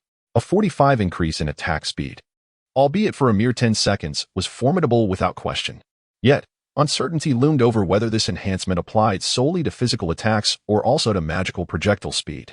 Faced with this pivotal dilemma, Wu Zhangyan hesitated, fully aware that a truthful confession would enable the authorities to easily capture the leader of the holy sect in Shandong, thereby uprooting its influence throughout the province. In such a case, he would become the gravest sinner of the holy sect. Qin Ming had always believed himself to be a person who concealed his emotions, yet he found that when events unfolded beyond his control, he struggled to contain his feelings and reactions. Receiving the black token and placing it into the Qinquan bag, he followed Jin Ling's lead as they exited, pondering what expression Ling Yun would wear upon discovering that his secret chamber had been thoroughly ransacked. Chen Lin perused the collection of discs, finding a dozen or so. Yet not a single one was of a conventional nature. All were Japanese adult films, leaving him both amused and exasperated. The onlookers anticipated that the iron ball would create sparks upon contact, but to their surprise, electric arcs danced across the cage, swiftly enveloping it in a web of electricity. A burning scent wafted through the air, followed by a loud crack as the wire snapped. Yet, Mu Ziyun, undaunted by the lightning, grasped the cage with her own hands. Thanks to the timely intervention of the second elder, Huang Yu regained his footing after stumbling back, staring incredulously at Lan Yushua, while Huang Li gasped for breath, beads of sweat forming on his brow. Wang Xiaodian chuckled nervously, addressing Master Pei. "Good day to you, sir. I just received a call from my project manager over at Black Tiger Mountain, informing me that you issued a directive halting my project. I was quite taken aback. As we are friends, I could hardly believe you would do such a thing. Therefore, I am calling to inquire if there might be some misunderstanding regarding this matter." The token at Yu Mukin's waist vibrated, signaling a message from Elder Sunitao, the overseer of the 10th Peak, summoning the new disciples to assemble at the Hall of the 10th Peak. "Ah, I'm well aware of this, thank you, esteemed elder," he replied, swiftly mounting his horse and calling upon everyone before galloping directly towards the southwest. Long Kuan pondered that since his father no longer resided in that house, and he needed to find a better water source for his distillery, it would be wise to invite his sister, Hong Yu, who was suffering at the Wang family's hands, to move in with him, thus performing a noble deed. The inclination to seek excitement is not unique to the nation of Zhou Bafu. Individuals from all nations share this trait, for it is a facet of human nature. However, abroad, the pursuit of merriment is often conducted with greater subtlety than in Zhou where it is more open and unrestrained. Fierce flames ignited upon the corpses of Yadong's companions, prompting everyone to kneel in reverence. Before long, only half a gene of bone powder remained on the ground, and those more than a dozen companions had completely vanished from the realm of the wind and fire continent. Ultimately, the crowd departed with tears in their eyes. Yet, the man appeared exceedingly haggard, his eye sockets deeply sunken, and his dark eye bags reminiscent of a panda's. Lin Bureau, no suspicious individuals have been detected in the periphery, reported an undercover police officer who approached. Su Rui's face flushed with alternating hues of red and white, his body trembling as he spoke, clearly on the brink of a furious outburst. The triumph of today cannot guarantee the survival of tomorrow. How proud was Jin Rui before the return of King Chu and King Ning. However, the situation in the capital was about to undergo a drastic transformation. Just as Pu Baiwan had finished gathering his treasures and prepared to depart, the marauding forces led by Zhang Hu had already arrived. Pu Baiwan stood dumbfounded, gazing at the bandit troops that surrounded his estate, rendering escape impossible. Before long, it seemed as though a hidden passage had been opened between the Qi Sea and the outside world. This passage, invisible to the naked eye, was akin to the Qi Sea itself, referred to as the Eye of the Sea. Roughly estimating, Long Yuan felt that the ghostly blade in Meng Zhong's hand weighed around 2,000 pounds, and surprisingly, Meng Zhong's strength was not far from his own. In response to the pleas of the Lord of Reincarnation, no powerful figures intervened, until at that moment, Yi Kuang made his move. Tian he led the charge, with Long Yuan following closely behind. Tian he displayed boldness, while Long Yuan executed a stealthy attack. Tian he was fierce and unmatched, while Long Yuan's strength was subtle and contained. Their coordination was remarkably harmonious. Niu Gao quickly stepped in front of him, signaling to Guanxing with a glance. Together they managed to persuade and restrain Bao Su from proceeding further. Gu Yuan returned to his routine of early departures and late returns. For establishing a company required extensive preparation. The shareholders, who had previously shown him great enthusiasm, now lowered their heads, unwilling to meet his gaze. Moreover, he advanced step by step towards Yihan, unlike the former Wu Changong, who, hidden among the 3,000 divine weapons, found it nearly impossible to move. A millennium hence, countless so-called experts would hold forth with evidence, proclaiming their own hypocrisy, and at that time, their names would be forever tarnished. This is inconceivable. The expression and tone of August Chang'an indicated that there was no room for negotiation regarding this matter. As Lao Zhu was poised to launch his next assault on Ji Wuyan, an unforeseen change struck, rendering him immobile, his figure frozen in place. Days turned into weeks. And at last, the madness of the celestial sovereign came to an end. He departed from the shattered realms of the myriad heavens. Returning to the domain of the heavenly Tao, Yuchen remarked with indifference, "Isn't it rather peculiar for team leader Qin to focus on me? I have assisted your police force in averting further casualties, yet not only do you refrain from honoring me, but you also choose to interrogate me? If the police treat every citizen in this manner, how can we possibly foster cooperation between the police and the community in the future?" Liao Xian, supported by a palace maid, elegantly bowed, her demeanor delicate and graceful. She had come prepared, never one to engage in battles without strategy, and she would not yield easily. Just wait and see. This matter pertains to Lin Yuner, and while he might lend assistance, truthfully, his relationship with Kim Taeyun was not yet strong enough for that. Although not as flamboyant or rebellious as the likes of Xie Yao Tianzun, he had certainly outgrown his former self. As for Weston, he believed only half of what was said. While the desire to handle matters independently was genuine, the simplicity of such thoughts was questionable. Cheng Xiao, on the other hand, found it inconsequential. This was the norm, and a lack of surveillance would indeed be odd.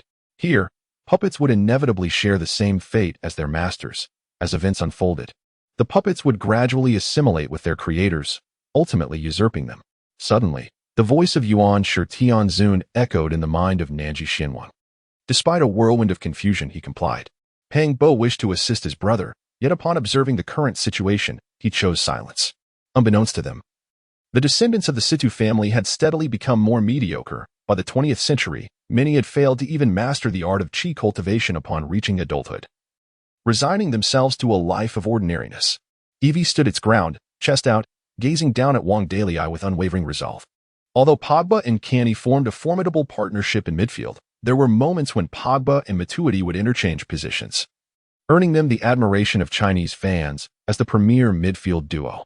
This tournament showcased the epitome of versatile midfielders. Moreover, the referee made no indication of any foul.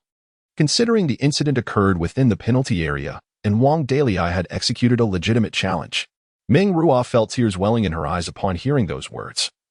Yet she gritted her teeth. For the sake of her family, her parents, and her brother, she steeled herself.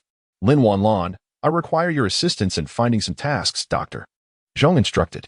Following Huang Jinxiang's pointing finger, Zhang Jun spotted Tang Wu being interviewed on screen, with the CCTV logo prominently displayed on the microphone.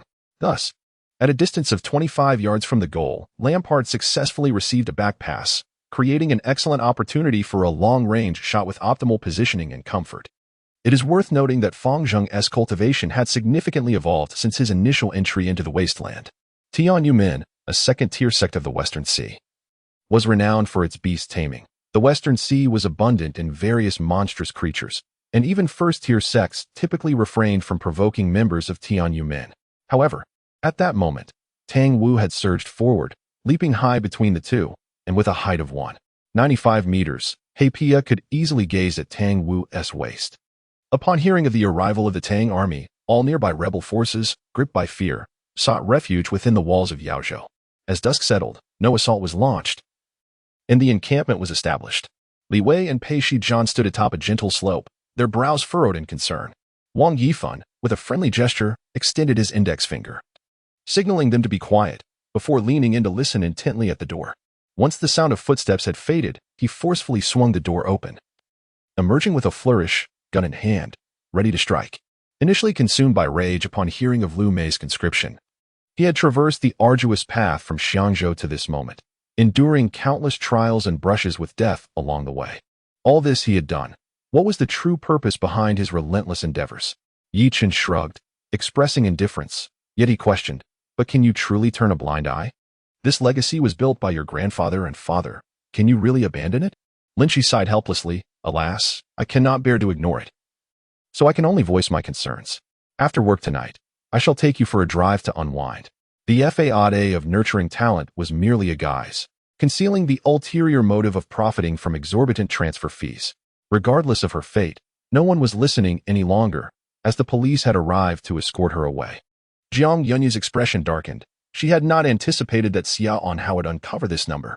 Zhang Mingxian, after delivering his words, refrained from further discussion, swiftly organizing his troops. Leaving behind some injured soldiers, and excluding the cavalry, he led an additional 130,000 troops from the south to reinforce Lin Chanfeng. Lin Chanfeng glanced and remarked, "This is a river, and it appears rather ample." He then seemed to ponder deeply. Unfortunately, Shuri was destined for disappointment, as a week later, the DNA report provided to Lung Yishio by Assistant Chen revealed a complete match between Gu Yilin and Lin Yixuan's DNA. One message welcomed Tang Xinghe to Xinguang, while another shared a popular song, confirming that Su Xia would be the guest performer alongside Tang Xinghe. Gao Qian did not return directly to his apartment. Instead, he wandered the city before eventually arriving at the Dark Night Bar. Zhao Lishuan watched with near obsession, repeatedly reflecting on how she had managed to win the affections of such an outstanding man. It was then that Xiangzi realized that the individual before him, now in plain clothes, was the very person he had struck down with a stone. The casualty rate has decreased by half compared to last time. He issued orders to Sun Weigua. First, the 93rd Battalion will be stationed at Gaomi Zhongling. Second, the 94th Battalion will be stationed at Jinan Dongguan. Third, the Independent Battalion will be stationed at Yintai Coastal Defense Camp. Fourth, the militia will continue to be stationed at Rizhao. Fifth, newly recruited soldiers are to be sent to the Qintuan barracks for training under the instruction of Chen Ning. The cursed ground crew must despise you for not dying early enough. This fighter's appearance screams at the enemy to target and fire at me. For I am the true adversary that keeps you restless. Valentine laughed maniacally. What reason would I have to deceive you?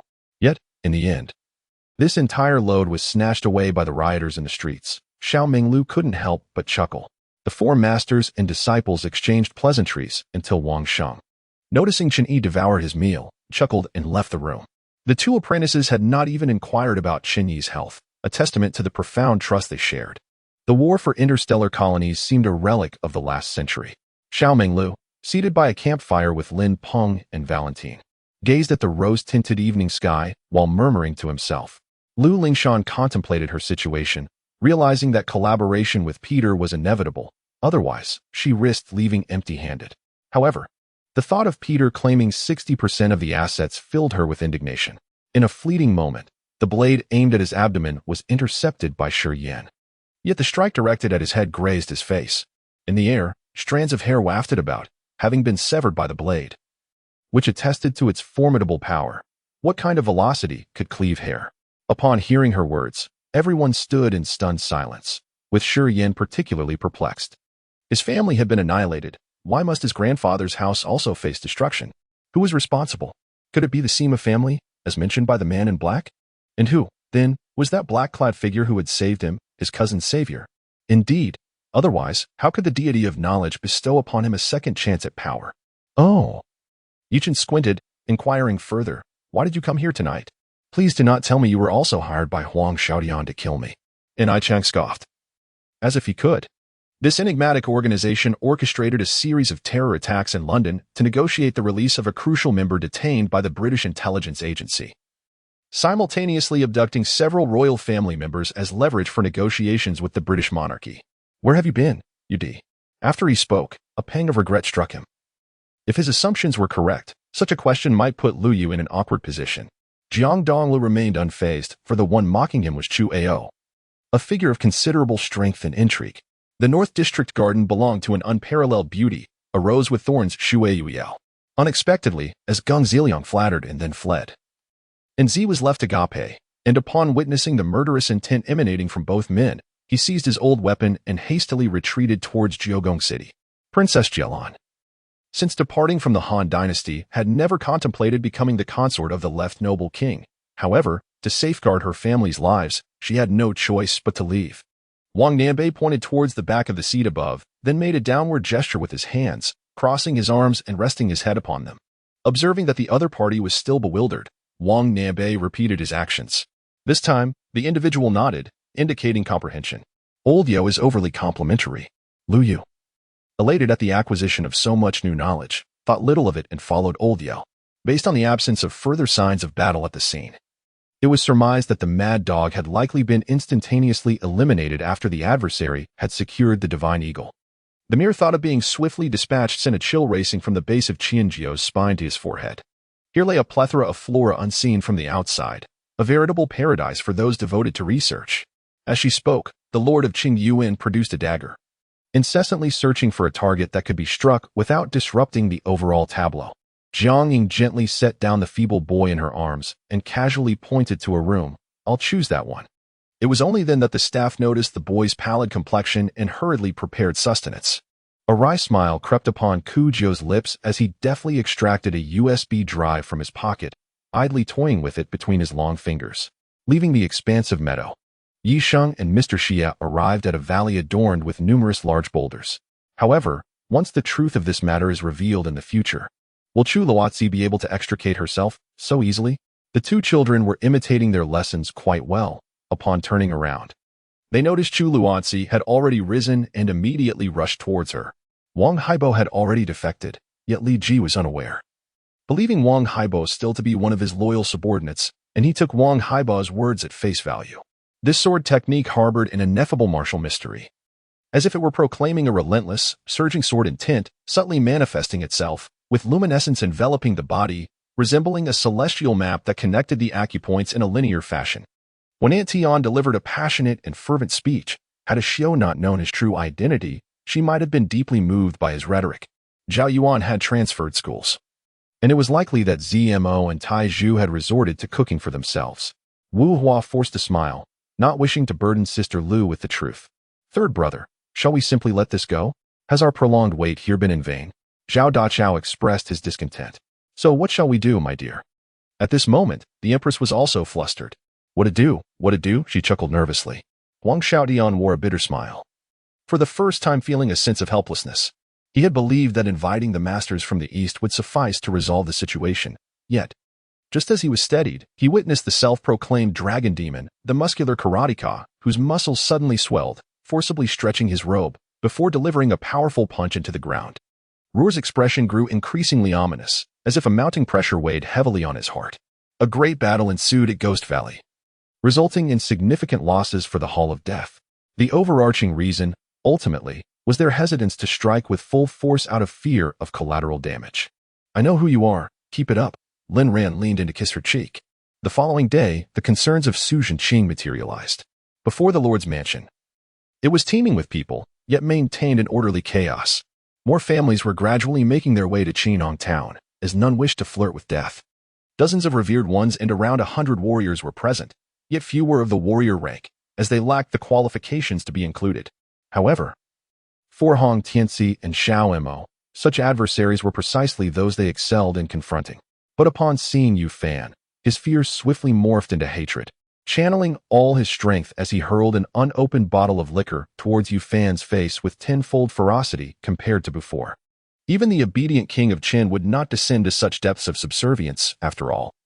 He was a king of a nation, and kneeling before an envoy would strip him of dignity. There must be ulterior motives. Observing Magellan's delight at the mention of sugar, one would think he had never encountered such a confection before.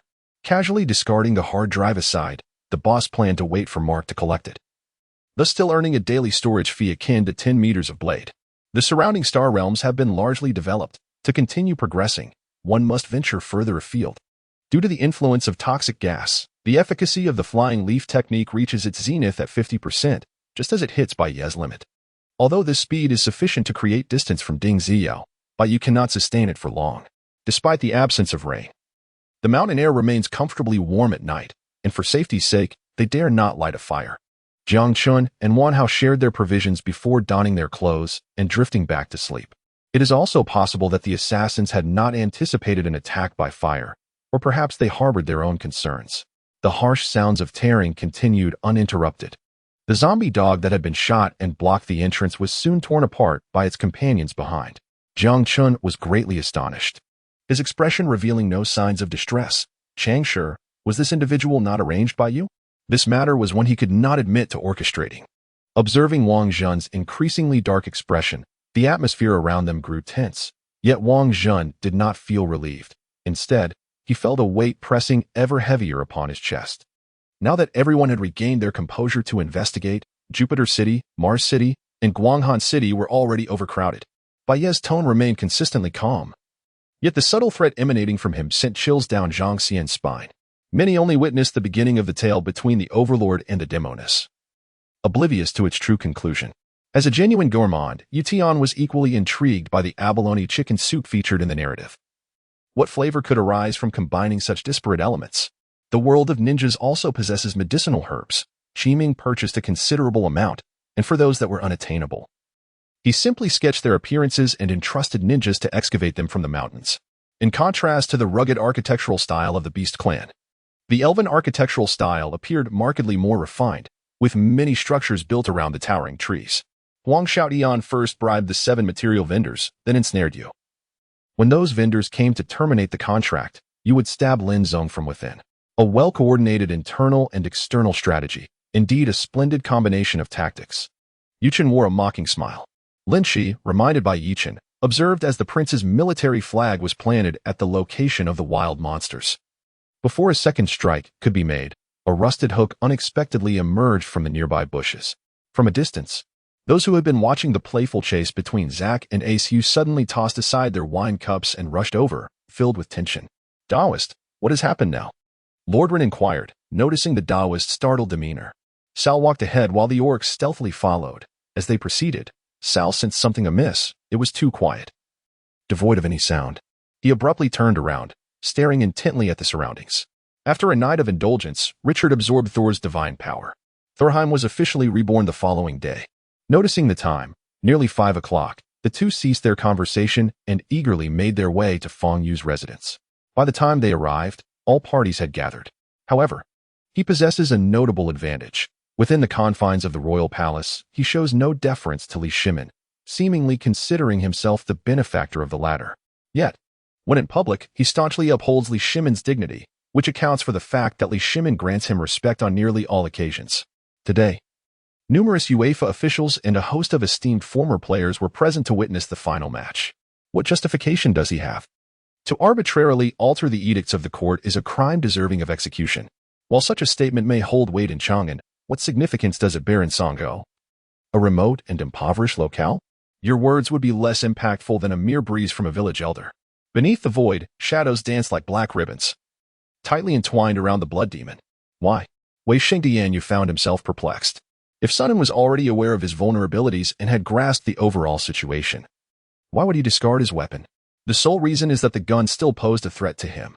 The parking lot is shared by students and faculty. From a safety perspective, Qingji University encourages students to drive to and from school, facilitating management. However, the parking area does not directly connect to the main entrance of the school. Those arriving by car must exit the parking lot and then enter through the school's gate. 6 individuals lined up in a row, trepidation evident as they ventured forth, unfamiliar with the area and uncertain of the location of the stairs, resorting to searching for them. Who would join you in a duet? Unaware of any embarrassment, Yin Chun pressed her lips together and softly uttered a remark. Yet her face was adorned with a sweet smile. Wu Xian, maintaining a serious demeanor, gently grasped Zhou Yi's arm. Her gaze unwavering as if conveying that all actions should stem from the heart, as long as it is for the rescue of those with loyalty and virtue. What does it matter if the wicked are eliminated? And he had already devised a plan to dispose of his younger brother, thus ensuring that the roots of the problem were thoroughly eradicated, commanding a relentless pursuit. Even the military appeared to be on high alert, executing large-scale troop movements, encircling the Mingzhong-infected area like a fortified barrel, which precisely indicates the perilous nature of the infection zone. Beyond that, there were numerous herbal gardens, over 10 in total, cultivated by the Mu family themselves.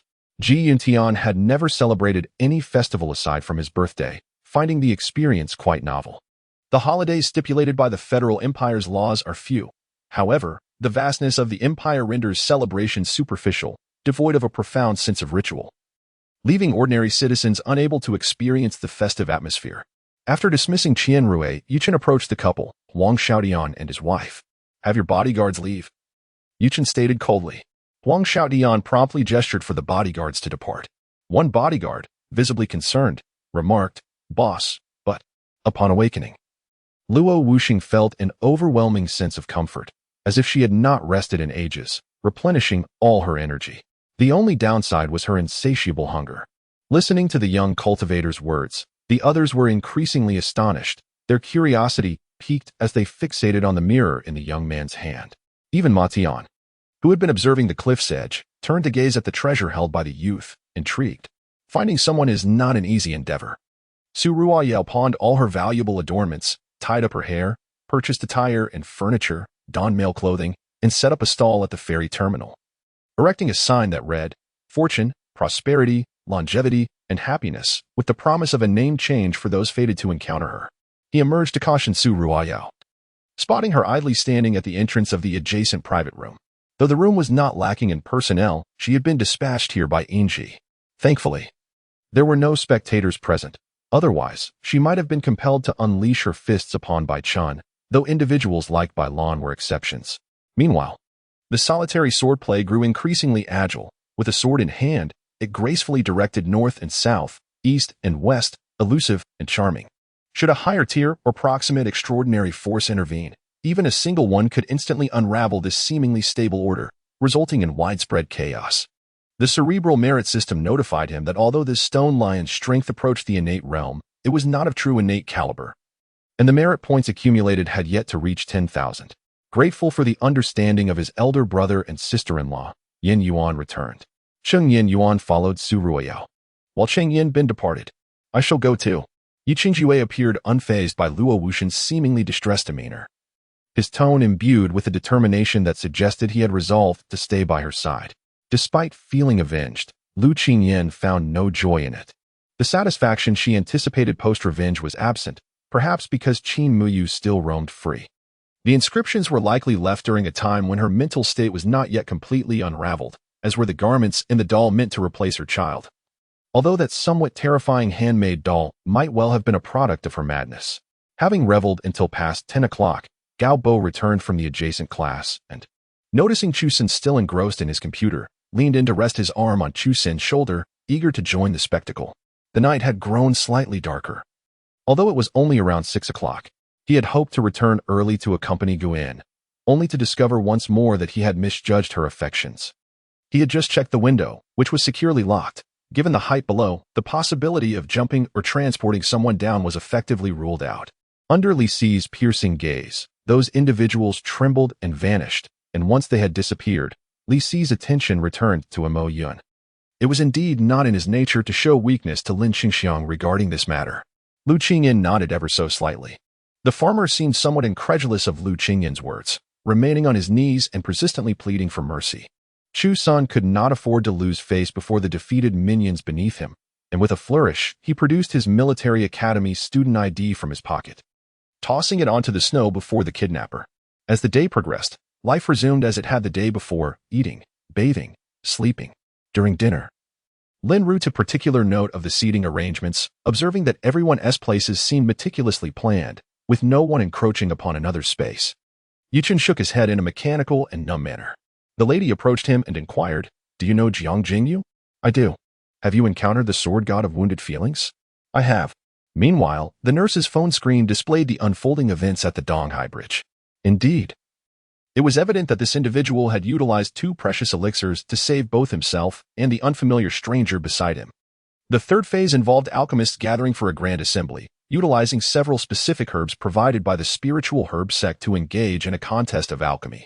The ultimate victor would receive a formula, an alchemical furnace, rare herbs, and stellar coins as rewards, culminating in an exhilarating climax to the event.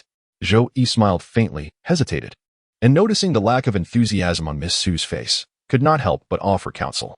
After posing his questions, he felt a wave of shame wash over him. Deep down, he understood that the issue lay with him, that his actions had created a chasm between them. Yet, in the end, he offered no explanation, shamelessly hoping that the other party would not harbor resentment and yearning for forgiveness. He observed as the black liquid from the vial was applied to Qian Haonan's wounds, causing the bleeding to cease almost immediately, and the injuries gradually healed, eventually closing completely without leaving a trace of scars. Lu Haoyuan's lips curled into a dazzling smile. But upon seeing Lin Fan beside Qin Yuhan, he could not help but frown.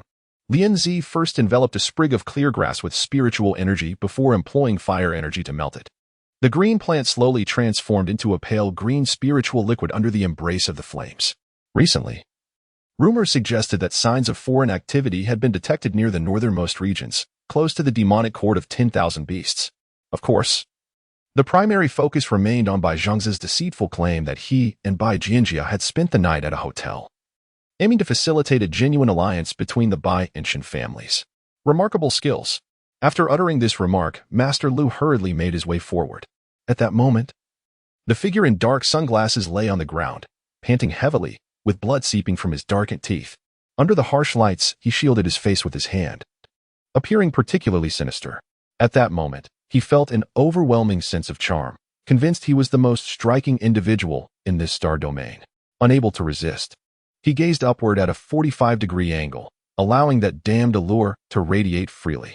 Upon realizing this, Vayantas felt a twinge of anxiety, for it seemed that the opponent had received guidance from certain individuals and practiced a unique cultivation technique, attaining the realm of spirit transformation. "All right.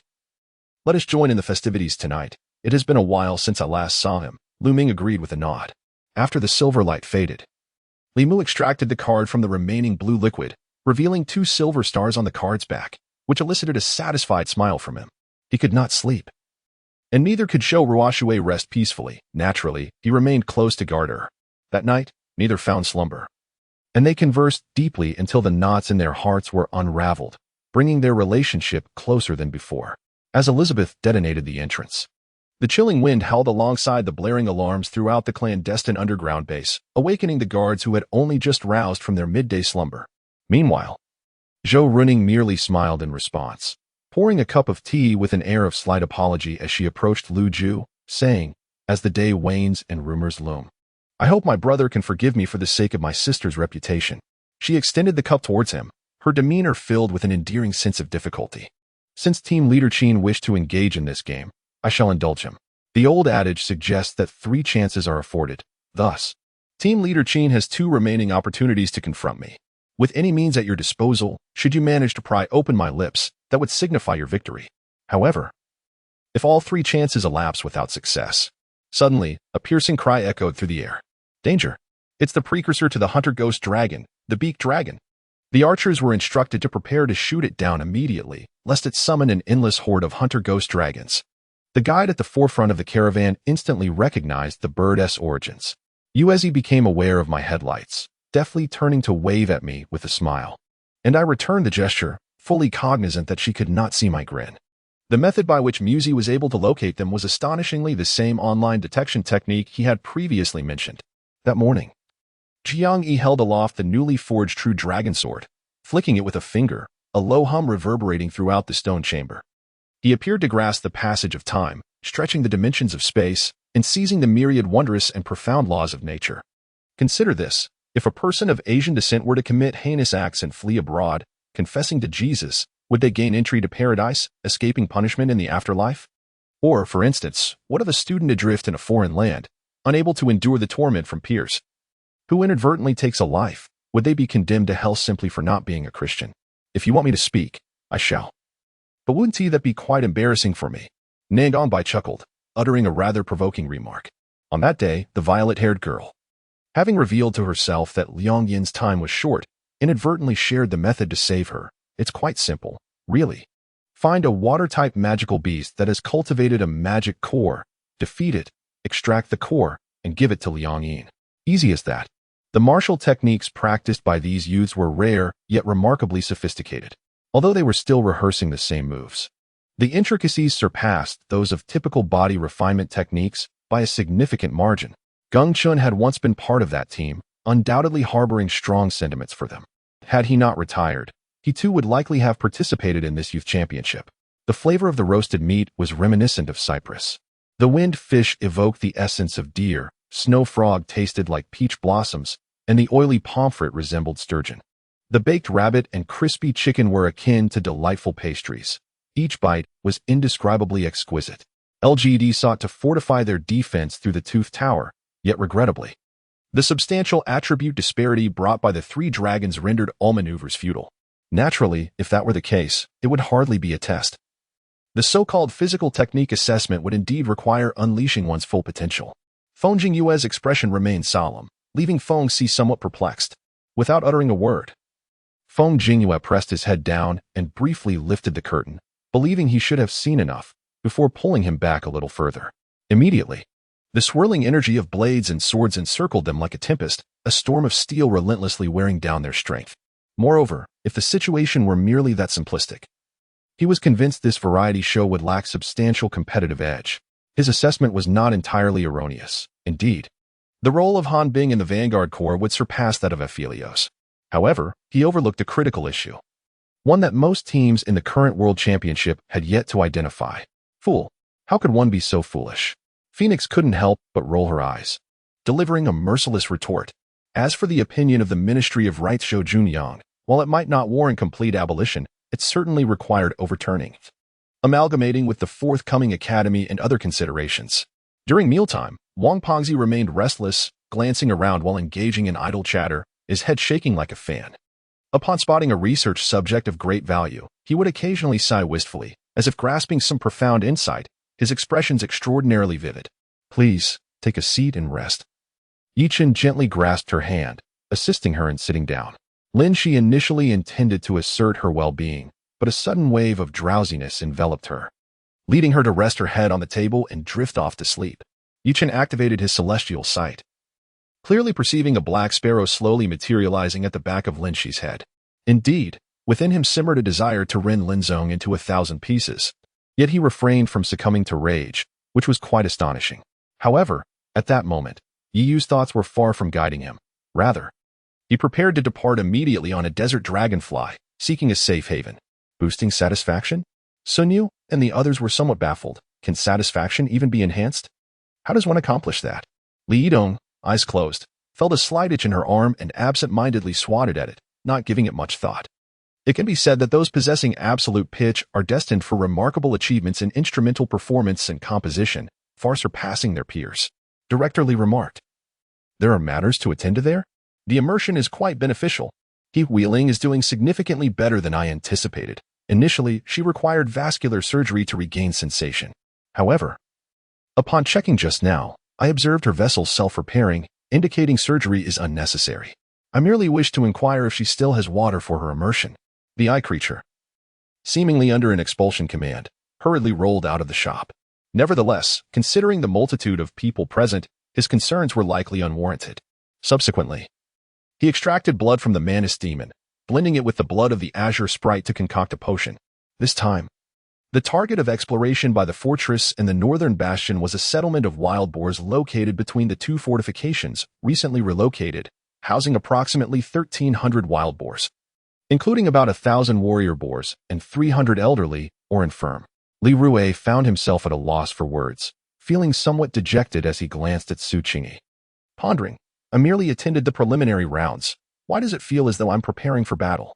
Fortunately, he had yet to commit any actions he would regret for a lifetime, until he encountered Li Huai's demise. Wei Ruyi gazed at the enchanting figure before her, unmistakably pleased, though she had initially intended to keep her feelings concealed for a while longer. Lin Yuan lifted his gaze, catching sight of the no-smoking sign on the wall.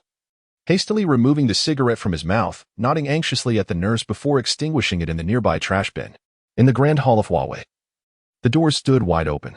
Despite the April weather, the wind brought a chill, prompting him to have instructed that the doors remain closed unless necessary.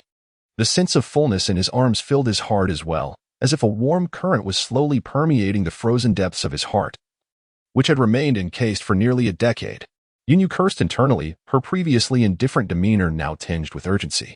Lu Fei was adorned in understated elegance, and it was evident that the handsome features of Gong Yi Nen were inherited from her. Particularly, their eyes resembled each other so closely. Yet Lu Fei's eyes had lost their luster due to her blindness. For years had passed since the establishment of the Tianrong dynasty, where the emperor ruled with wisdom, bringing peace across the seas and gradually solidifying imperial power, all proceeding in an orderly fashion. Is that so? Then, Ronger, play a tune for me, a male voice, warm yet inherently solitary, beckoned. Feng Wei steadied her thoughts, her fingers emanating a soft white light, causing golden flowers to dance around her, stabilizing the swirling sands around her while also grounding her own form. This as well, consider it a chance to recuperate on the train, lest I become a burden upon arrival. With a determined leap backward, she understood that one could not always be the first to strike. The hammer fell upon Yu Chao's chest, and in an instant, a tremendous force coursed through Yu Chao's clothing, penetrating his skin, flesh, and ultimately striking against his bones. You've mistaken me. I am not your son, Hua Tianming retorted coldly, casting a dispassionate glance her way. You are Yi Chen, Master Nanming exclaimed in disbelief, his tone rife with incredulity. You've taken advantage of young Master Hua's out-of-body state to seize control.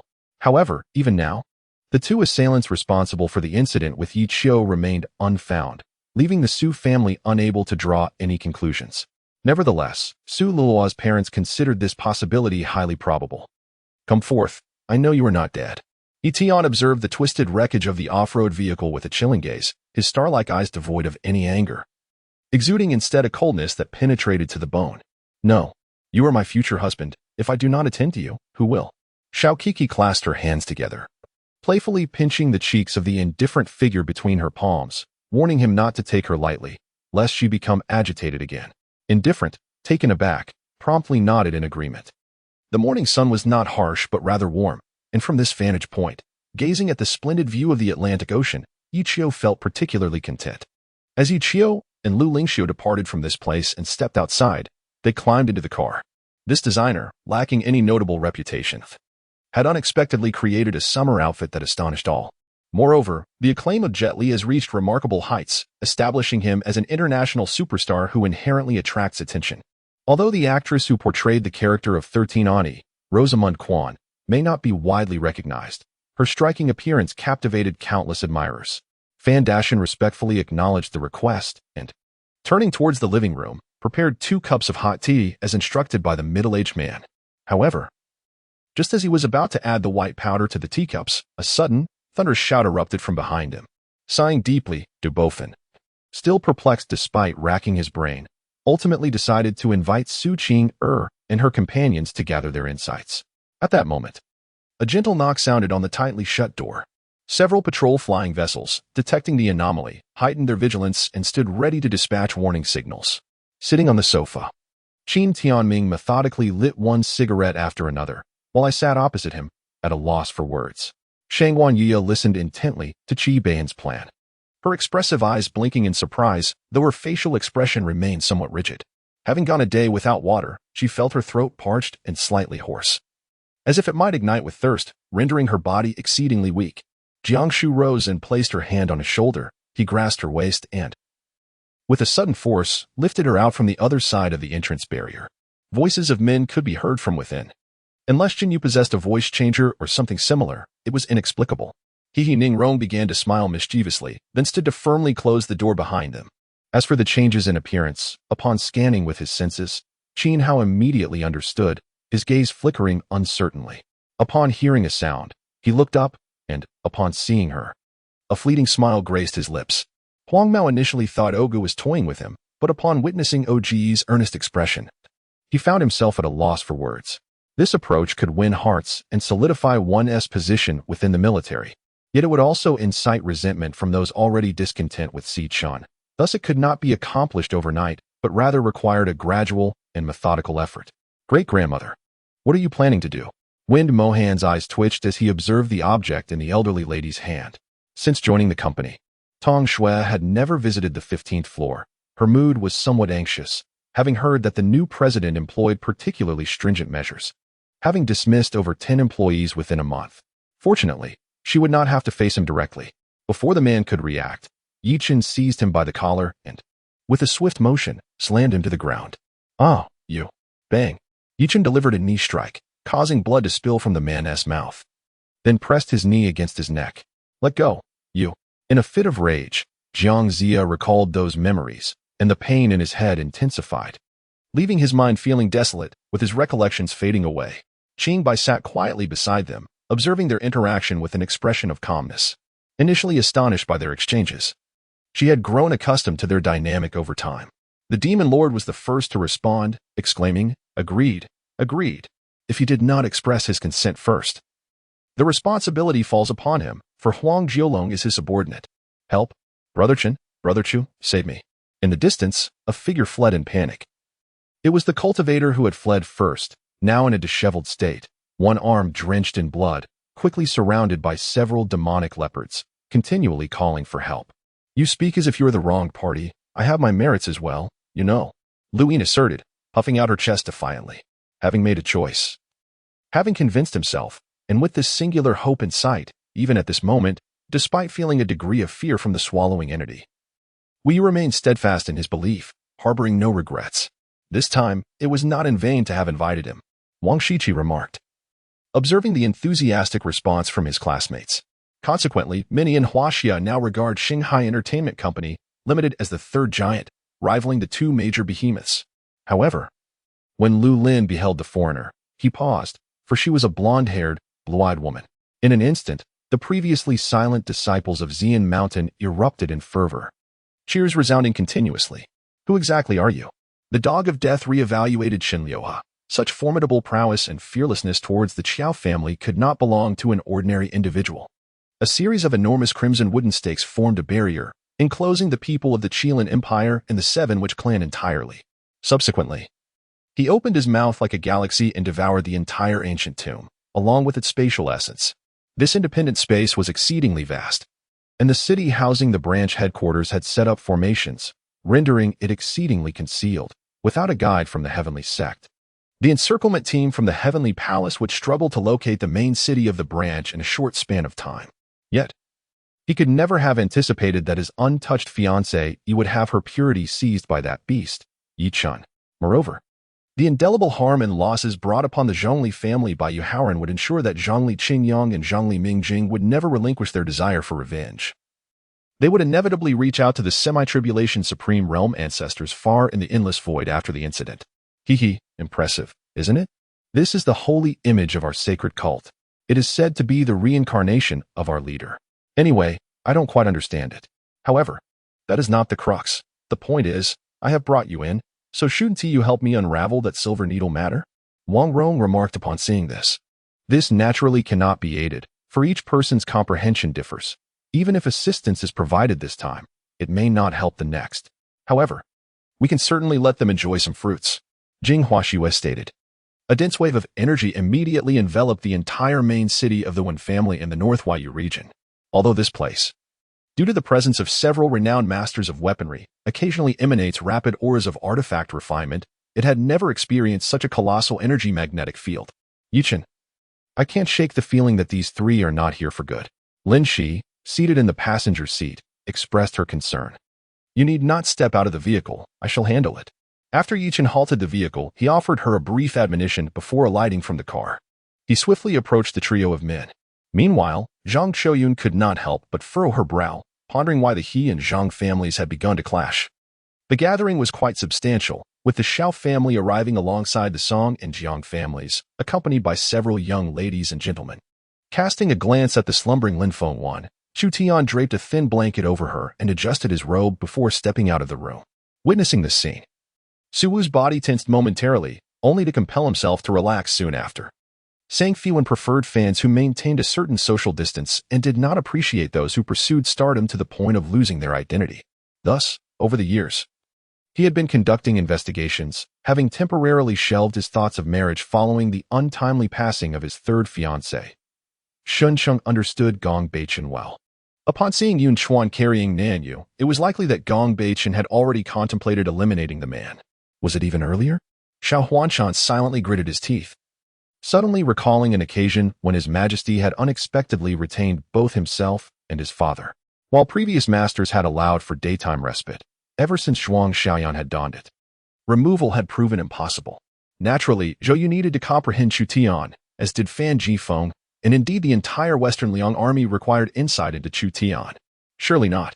Li Shangyun gazed in astonishment at Bai Liuguang, who appeared to have his innermost thoughts laid bare. Li Lin, also possessing a stubborn temperament, elevated his internal energy to its zenith, managing to break through the spiral force once more, reaching the 5th level.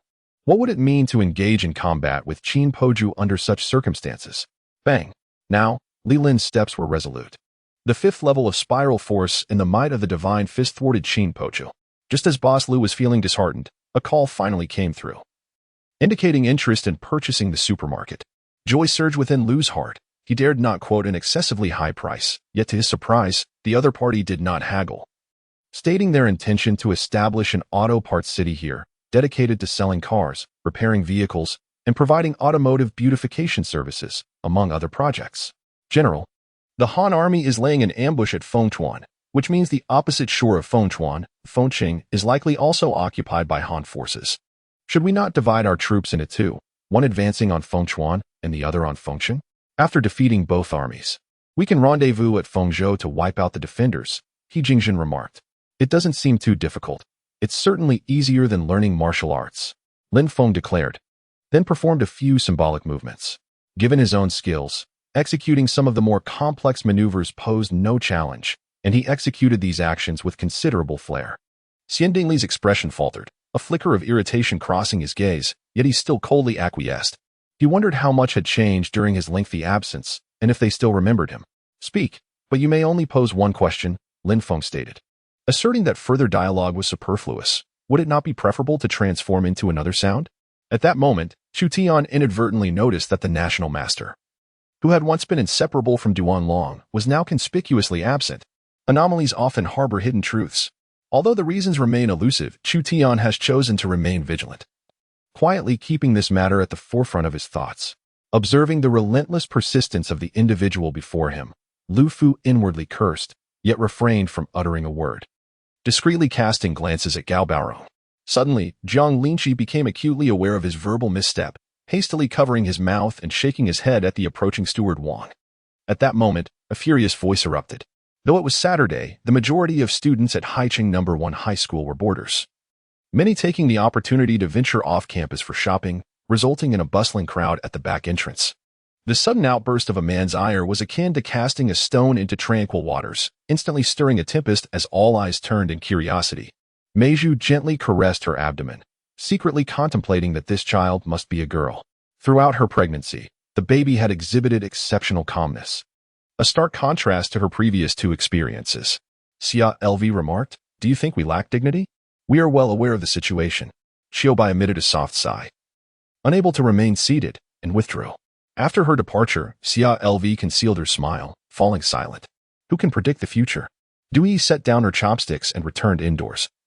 Lying on the soft couch for half an hour, ultimately drifting into slumber, the elite creature, blood-thick high defense, was struck by a shield, raising its rock-like fist to deliver a blow.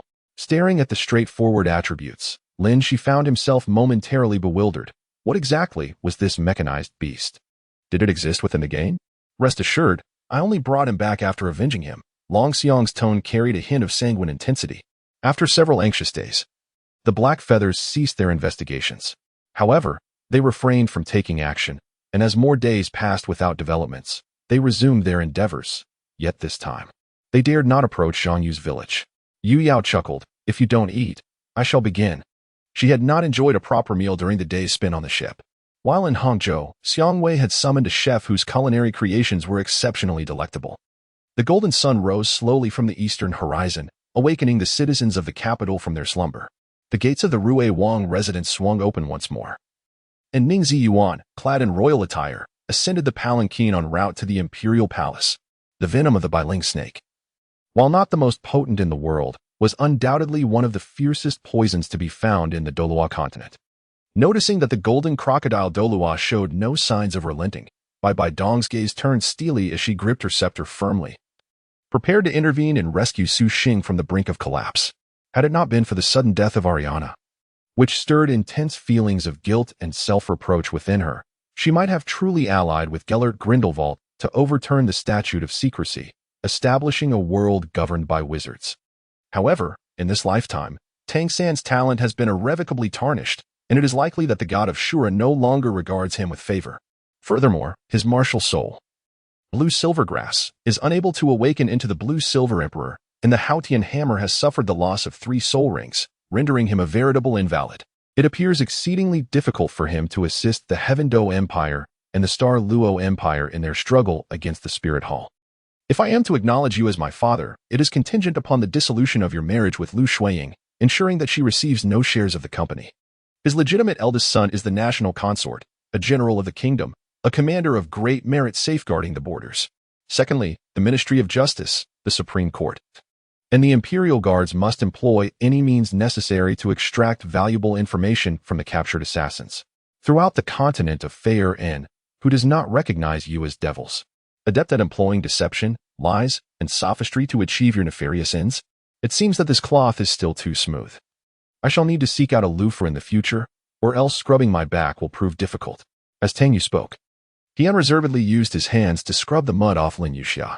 Following the sound, the courtyard door was violently kicked open, and a flustered Ahu rushed in. While Tana resided in the mansion, she did not quite harmonize with the household but encountered no significant conflict. The old matriarch and Lady Wang were quite lenient towards her, so there were no serious disputes with the Jia family. If your cousin were like that, I would not wear such an expression. For the benevolent peach blossom does not seek one's life. At worst, it merely entangles you. As long as you consult a master to perform a ritual and fulfill the opposing party's wishes, the bond may be severed. Moreover, benevolent peach blossoms typically favor individuals of great virtue, akin to a 10-lifetime good person. Yang Lu gazed at Shenmu. Although Yun Yinin's arrival was unexpected, it remained within the realm of reason. However, what then of this chi condensation cultivator? Wilder's arrival in Filson, along with the battleship god of war, could have effortlessly annihilated those loyal to Wu Rue C. Although the trajectories of the bullets were exceedingly clear to her, and their speed seemed sluggish, her bindings rendered certain movements impossible. Chu He's words deeply resonated with Shiyuan Temple, intensifying the fondness within her heart. Lin Zhengxiao had yet to awaken, his entire form bound to a chair. Lin Yong hastily untied him, casting the chair aside, and lifted Lin Zhengxiao to the backseat of the car, before driving home to retrieve the pure June sword. His usual demeanor was now entirely altered. At this critical juncture, he dared not speak. If Mu Chun were to perceive something amiss, he sensed the consequences would be dire. Chu He, eschewing pretense, took a seat, while a Jia assumed the driver's position. Amidst the envious gazes of onlookers, the Lincoln slowly commenced its journey. Their romance was not one of grandiose fervor. The two had not even met prior to cohabitation. An inexplicable fate had entwined their lives, an unbreakable bond. Li Yuanming felt a surge of joy. Despite being outnumbered, the adversaries could only capture him alive, which posed minimal threat. Fei swiftly turned around, only to discover that the gun's radiance not only shattered the world beyond, but also pierced through the dimensional barrier, tearing open a passage to another realm. Li Jingxian was captured by the phoenix and soared into the void, leaving Li Yuhan and the others momentarily bereft of spirit. As for Li Yuhan herself, she could no longer withstand the turmoil and leaned weakly against the city wall, collapsing softly. Are you burdened by something you cannot let go? In response, Feng Wuan, seemingly pensive, continued to probe. Who been? I furrowed my brow. I had previously crossed paths with this individual, but had since forgotten him due to the weight of my responsibilities. His diamond ring also struck the Taoist, causing the colorful mist swirling around him to tremble incessantly under the force of the blow. Although he managed to dissipate much of the ring's power, the residual force propelled him backward uncontrollably. It took the remains of over 50 mantis corpses, more than 80 blood-sucking worm carcasses, and several dozen mosquito-like creatures to fully shape this scythe. It is well known that the Qilin is a divine beast, a rare creature said to bring good fortune. Cherished by the heavens, and known for transforming misfortune into blessings throughout its life, hence its inherently innocent and carefree nature. Uncle Zhang could not bear to watch. Killing was nothing more than a mere act of vengeance, and even Su Rue, no matter her hatred, did not need to resort to such extremes. As dusk settled, Ma Long returned with two elderly individuals. After ensuring their comfort, Yu Chao, with a grim expression, sought him out. An immeasurable barrier formation? If that were the case, why are we still able to freely enter and exit the Beast Soul Canyon? Yi Xiao inquired, perplexed. We must find the party representative at all costs and eliminate those two scoundrels, Lang Qing and Du Ying, Deng Hofeng declared, his teeth clenching audibly. Brothers, the future is destined to be extraordinary. I hope we can forge our paths through hard work and determination, creating a future that belongs to us. Standing tall as honorable men, this luxurious hotel will do. You are in room 308. And I will be across the hall with your cousin at 7:50 p.m. Your cousin and I will be waiting in the room across the hall. When the moment feels right, I will lead her inside. Rest assured, I guarantee with my life that Yang Hao absolutely. Robin Wong immediately perked up as the question he had just cast aside resurfaced. Why had everyone in Gotham lost consciousness? Who was responsible for this? Yes, Chen Shun could only respond with frustration, unsure of what scheme his grandfather was plotting. He thought she was about to bite him, instinctively using the half-eaten jujube to stifle his mouth. Just as Zhang Fangxin was basking in his own self-satisfaction, a notification from the reincarnation tower unexpectedly echoed in his mind. Years ago, when Su Xiao had refused to allow his subordinate to don the yellow robe, the brother of the Wu Queen had harbored ambitions to support Qin Jibao in establishing his own faction and declaring himself king. For reasons unknown, Ren Xiao felt an inexplicable urge to inquire about purchasing a storage space from the owner of this sundry shop. Do not click any further after 2 minutes. Withdrawal is impossible. Yuan smiled as he observed Chen Shun. Gu Wanning, however, did not decline the offer, for crafting 2 garments would require little of her time. She merely needed to outline the design, and Chun Lan and the others would assist with cutting and sewing, leaving only the final embroidery for her personal touch. The sudden withdrawal of 100,000 elite troops from the border posed a significant vulnerability and threat to the frontier defense. This news spread throughout the entire Xianshui imperial capital, leaving even Lin Xiaohan momentarily stunned. Such decisiveness seemed almost cold-blooded. Chuiying, you were tasked with managing the 2 aircraft outside.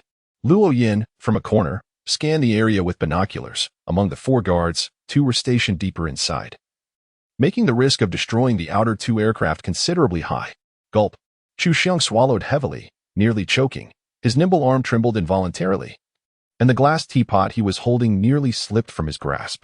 It was precisely due to the substantial procurement by the Imperial Guard that the decline in pickled fish prices did not adversely affect the fisherman's income. The various prodigies had been assigned to different academies, and before the Spirit Water Lake, only son Ba Kong stood alone, exceedingly solitary. Chen Yu coldly regarded the smug expressions of the 2, his countenance betraying neither joy nor sorrow, merely lowering his head to twirl his fingers. The underground lighting was somewhat dim, and not far away, 2 mechanical sentinels were patrolling. Unlike humans, these mechanical guards would not slacken in their duties, which proved somewhat troublesome. Fortunately, lacking intellect, they remained soulless automatons. Although confronting them was not without its challenges, it was not insurmountable. As soon as the words left his lips, Song found additional thoughts materializing in his mind, projecting directly into the depths of his spiritual sea. This semester, the defense against dark magic class was taught by Mad Eye, an aura who had been fortunate enough to see the light of day again, thanks to Jing Qiongyu. Yet, Jing Qiongyu was not a benevolent figure. It was one thing for others to be unaware of the events at Azkaban, but Mad Eye was not so easily deceived. After completing all of this, with a sweeping gesture of his sleeve, a mirror of water appeared before him, ripples emanating from the center and gradually clarifying the image. However, Ruo Shi's figure was quite commendable. Gu Mingfeng reassured himself. Once they were wed, would he still need to worry about Ruo Shi not complying with him? Jiang Qingyu was not surprised. After all, Minggui Pin had committed numerous heinous acts, and the emperor would certainly not let her off easily. Han Xian, Li Jing, and others were engaged in the campaign against the Wei state, defeating 30,000 Wei troops and significantly enhancing their military prowess, rapidly elevating from the 4th to the 5th realm of military mastery.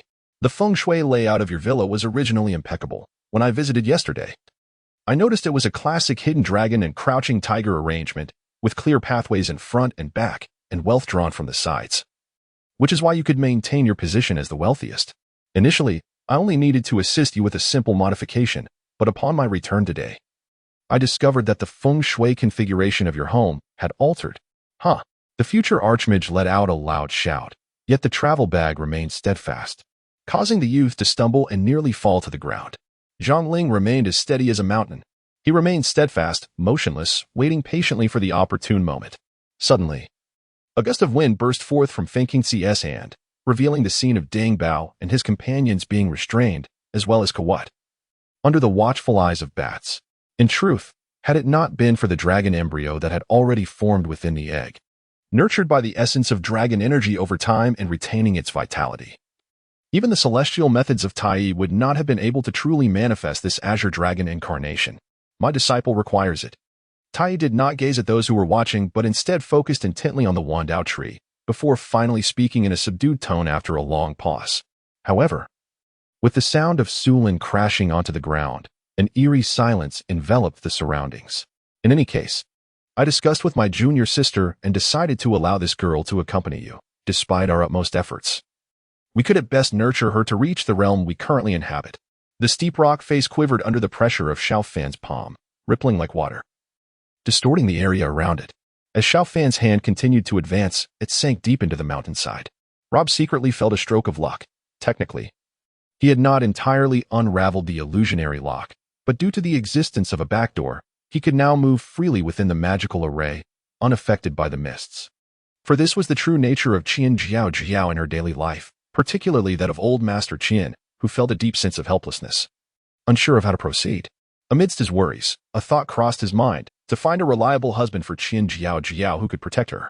The two conversed in the tent for several minutes before departing, but upon exiting, Chen Shui Li's expression had clearly shifted from when she entered, likely due to Yai's upcoming parent-teacher meeting. Onlookers among the tribes would assume he was retreating defensively after a thwarted attack, entirely unaware that this was, in fact, a deliberate choice by Lu Yu. Although Debu Shuiyun was the cousin of Jiazhua, she possessed her own insights. She observed that Qiu Xian, though young, was cunning, according to Qiu Xian's design. This was the perfect moment to have Debu Shuiyun drive away Mu Ronglan while Obajia harbored suspicions towards her, thus creating an opportunity for herself. Chia Qi, clad in the luxurious fur coat I had purchased for her, appeared even more regal, standing there like an ethereal fairy, as she caught my gaze. Her cheeks flushed crimson, to which I responded with a gentle smile. This was akin to wandering too much through the night path and encountering spirits. Such incidents were trivial yet significant, for who would not dare to gamble? My entire essence of magical power was akin to an expansive ocean of sunlight, with the core of my power being a singular sun, lacking even the slightest trace of Y energy. Yet at this moment, Chen Yuan infused an exceedingly pure form of Y energy into me. Though the quantity was minimal, its quality surpassed my own magical essence. Under scrutiny, her facial veil vanished, revealing a visage marred by scars, rendering it rather unsightly. Mu Rong de Tao was astonished by his sister's sudden appearance, elated at the prospect of salvation, as his sister Mu Ronglan would surely dissuade Obajie from continuing the fight against him. Hui Zhongxing found the situation laughable. Truly ridiculous. You have resorted to villainous schemes against me, yet you still have the audacity to claim you are safeguarding the lifeblood of the Hu family? It seems you intend to eliminate me and subsequently seize my wealth, does it not? We do not. We're Zhengxing, after all these years as brothers. Do you not understand my character? If I were to. 2 minutes later. The colossal vessel Thunder with a displacement of over 30,000 tons tilted slightly to the right and made a sharp turn. The ship's stern immediately stirred up towering waves. And shortly thereafter, the escort ship Lightning struggled to maneuver its body, following closely behind the flagship along with 4 destroyers heading eastward. Although Casper's arrival was not intended for the children, he still felt the need to inquire for reassurance. Li Yaoan had already spoken plainly. Yet Kuang San continued to evade the topic, which genuinely exasperated Li Yaoan. Subsequently, the group deliberated on the objectives for the Tank Battalion's long-distance mission, unanimously deciding that this mechanized force, primarily composed of 2 new Steel Dragon Type 1 tank regiments, would execute the operation, targeting Benghazi and Libya. In approximately 10 days to 2 weeks, of course, I could hand it over to you, but I hope to first study it and then carve it into exquisite jewelry. The scholar contemplated before speaking. Brother Mo, you have arrived. Allow me to introduce you to this esteemed envoy of the Xuanji sect, Daoist Qi Ling. Elder Yunshui promptly stood to make the introduction. Enough, that is beyond our purview. Brizalov yawned, his gaze vacantly fixed on the ceiling. The blood sea of the underworld, while formidable, had long since faded into the unknown depths of the netherworld, rendering its power undetectable. Moreover, the judge had already perished. The corpse of this judge, manifesting the blood sea of the underworld, served merely as a spectacle, truly a pity for its lack of utility. Originally, the raw material was meant to contain the essence of heaven and earth, yet this particular piece radiated a potent life force. Clearly not the aura one would expect from an ordinary pseudo-spiritual stone. France's population barely exceeds 40 million, yet the army has already conscripted 4 million soldiers. When combined with the personnel of the Navy and Air Force, the ratio of the population to the military has surpassed 10 to 1, nearing 9 to 1. Should the military continue to expand, the repercussions on France in every aspect are unimaginable. In comparison to the tunnel that excavated a large pit, this passageway is entirely constructed of embedded blue bricks. Judging by the marks on the bricks, it is evident that this secret passage has existed for many years. Yuanqi. Within 30 miles eastward, are there any suitable locations for an ambush?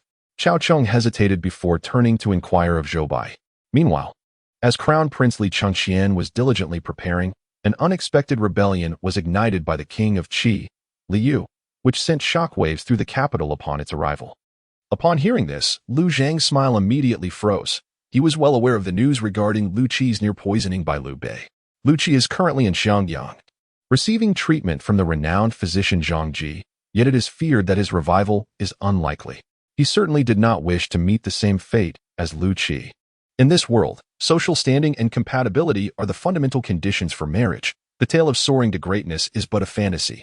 He, too, smiled, offering nothing more than an approving glance towards Chao Cheng before deftly shifting the conversation to another topic.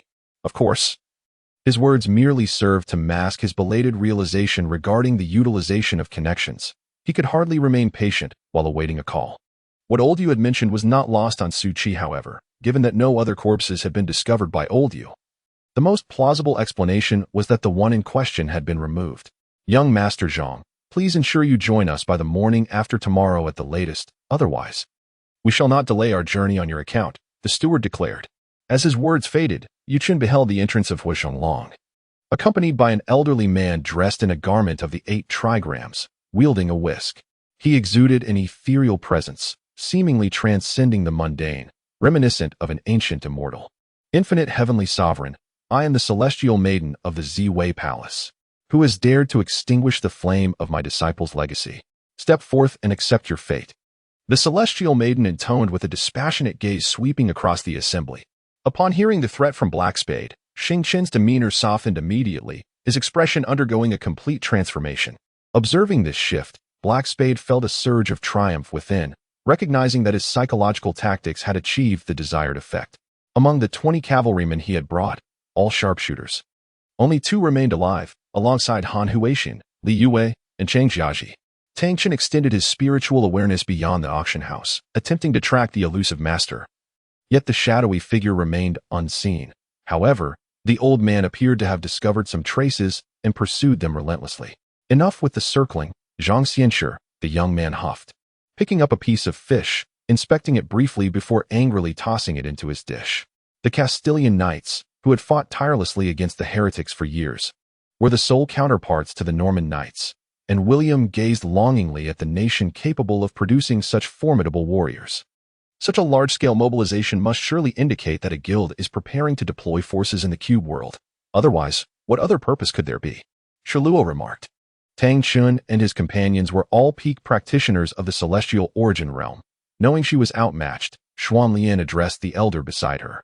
I knew it would be these two, Quan Tianyu said gravely, his expression taut, fury blazing in his eyes as he stared intently at the three battling on the screen. Just as Yan Yunxing sought to awaken from his slumber, the figure of a Jiao in his dream suddenly spoke, her tone cold and imbued with an inexplicable oppression. Chang Yoli reiterated his principles of conduct, simultaneously admonishing Xiao Wanchan to refrain from repeating his mistakes in the future. The fire Kirin was imbued with fire elements, the only exception being its blood. Even without an internal core, producing fireballs was an effortless feat, Elder Long declared. Only Ding Xinran wore a complex expression. Had she not glimpsed Sui Xiaoyin's examination paper, she might have deemed him merely arrogant or caught in a predicament.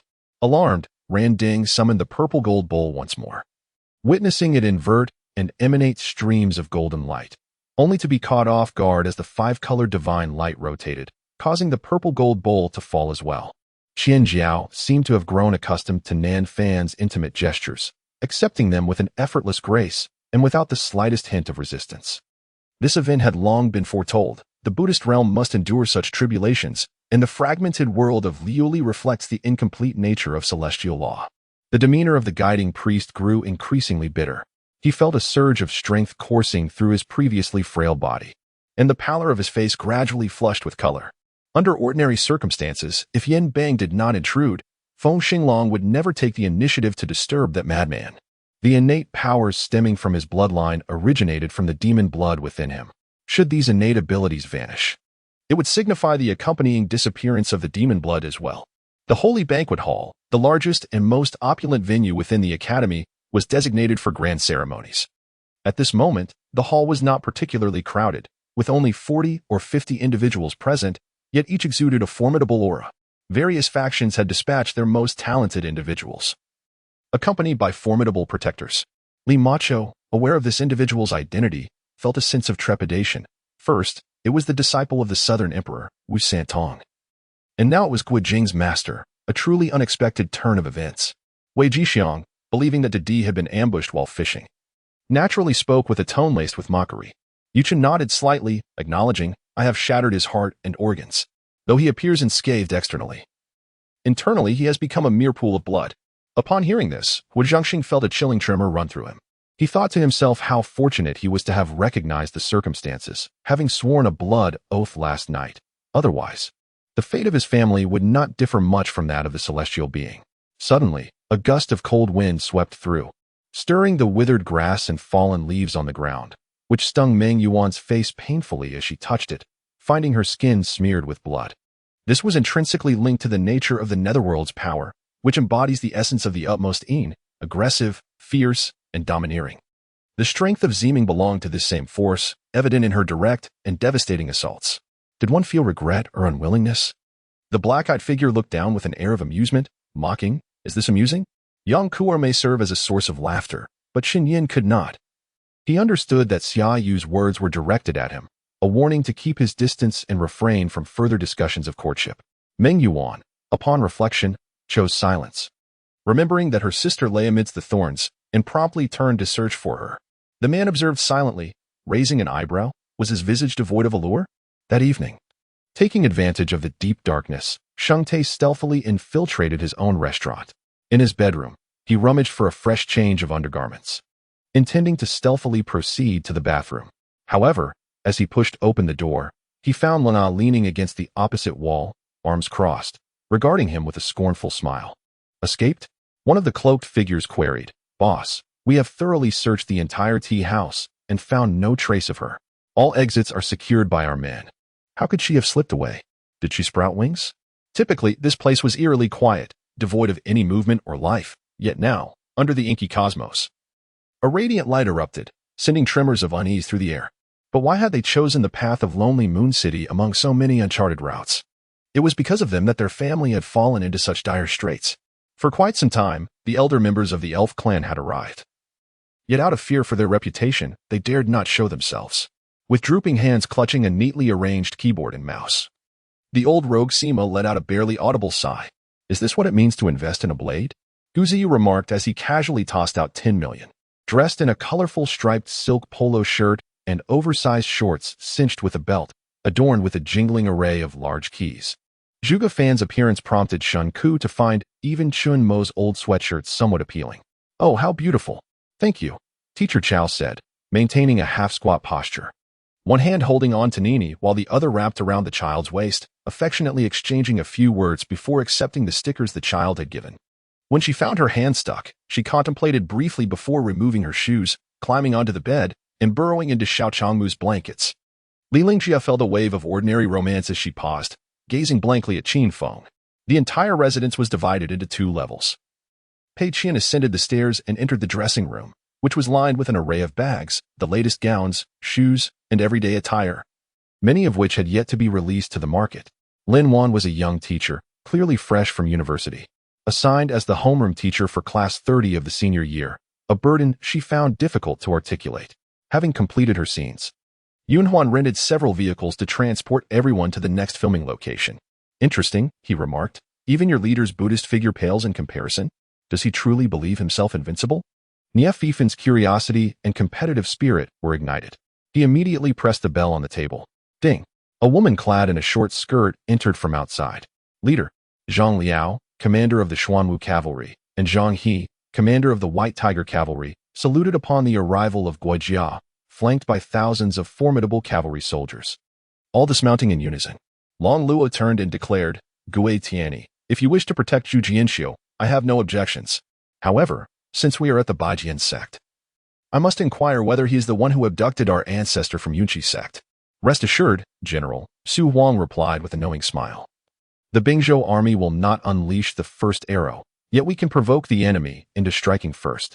It is essential to maintain the right balance without explicit declaration.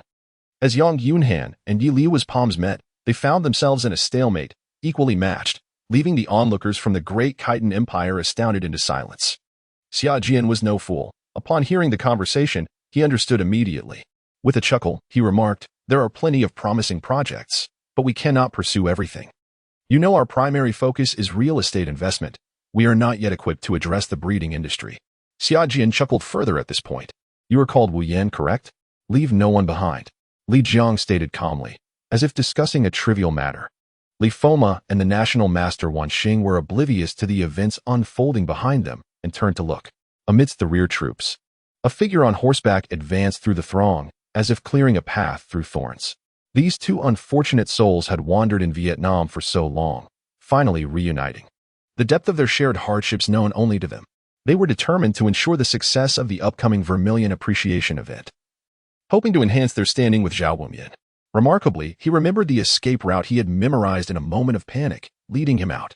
Yet both Zhao Wumian and Aunt Xiu's expressions indicated they believed she was downplaying the situation, glossing over the truth due to its connection to her kin. The guards recognized Lu Huayan. Upon hearing of the queen's sudden illness, they hastened to open the palace gates, allowing the 3 to exit. Upon exiting the palace gates, the trio made their way directly to the southern gate, where they similarly requested the opening of the city gates. They swiftly departed from the capital, Fengwu City, and headed towards Luanqi City. However, the likelihood of this occurrence was rather slim, as long as the members of Tianwu Academy were privy to the news of this location. They would undoubtedly seize the resources available here, a response that is quintessential for any martial artist. Wang Kongyu's countenance flushed, and beside him, Hung Xinghui felt somewhat embarrassed. Should this matter leak, Water Sword Hall would likely become the subject of jest among the other major halls. Given the chaotic mix of individuals present, it was indeed inconvenient to recruit here. It would be prudent to wait until they were outside to address such matters. Su Tianhao, seated in the carriage, realized that his Shinong technique had ascended to level 2, and his X-ray vision was nearing level 3. Likely due to the merits he accrued from saving others earlier that day. The following day, he conveyed his decision to Lu Zhinshan, agreeing to the exchange, but stipulating that it must take place within the capital city. At 6:30 in the afternoon, Su Tianhao arrived punctually at the entrance of the 2nd precinct of Jiangxia City Police Station to meet Qin Li. In truth, he held the belief that Madame Shui had no connection to him whatsoever. Rather, It was Long Yuchen and Ning Zirwei who remained preoccupied with the bygone matters of the past. Yuchen chuckled, a laugh devoid of mercy. What do you think you are, a mere wretch? Do I owe you any respect? What esteem can you possibly command in my presence? Not to mention your disciple's intent to harm my friend's sister, using her body for alchemical purposes, regardless of my personal stakes in this affair. Encountering you vile practitioners means I shall not permit you to live. Du Gaming, dragging his grievously injured form, continued to flee towards the distant horizon. His destination, unmistakably, the Huaxiao Empire. The fact that the cult's enforcers had chosen to act was a testament to the terrifying prowess of Xiao Hani and his companions. Their previous disdain had evaporated entirely. Is it truly you, my royal brother? Princess Rui exclaimed joyfully upon hearing his voice. Lifting the curtain of her palanquin to reveal her astonished eyes, though her delicate face remained obscured by a veil, rendering her features indistinguishable. If you are aware that this place is a trap yet still step in without hesitation, as your friend, what can I do for you? Qinlan pondered, suddenly thrusting open the door. Inside, she beheld a bride in a state of panic and a groom who had hastily composed himself. Others gasped in shock and rushed to assist, only to discover the man's back drenched in cold sweat, his body trembling slightly. Though Tang Qian remained at a distance, she caught the middle-aged man stealing a furtive glance at her, his expression shifting uncomfortably. The officials, in their investigations, seemed to weave a web of confusion as they continued to apprehend individuals. Many citizens were oblivious to the unfolding events, eagerly following the soldiers. Curious to see who would be the next victim of this madness, an act of sheer folly, perhaps only something the ignorant populace would pursue relentlessly.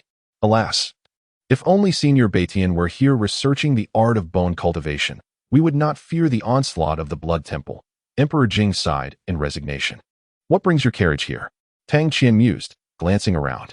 Suddenly, a familiar silhouette caught her eye as a man emerged from the apothecary, bag of medicinal herbs in hand.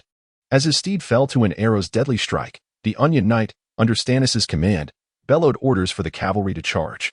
Su Rushuan informed Su Banshing that some members of the Su family, despite losing hope in their pursuit of immortality, had gained favor with the royal family and entered governmental service. Presently, a minister of the Great Tang Empire hailed from their lineage, merely a point of conversation for Su Banshing. He mused, this golden elixir must belong to that foundational master from that day. He appears quite formidable. No wonder that foundational practitioner was so terrified back then. Sure enough. Shortly thereafter, flickers of flames ignited on the distant hillside, initially sparse and inconspicuous. Before long, the fire, propelled by the winds, spread rapidly. Flames reaching skyward and extending far along the slope. On the last Saturday of October, Suxing sat in Tang Yan's expansive office chair, praying as usual, when suddenly, the office door was forcefully swung open from the outside.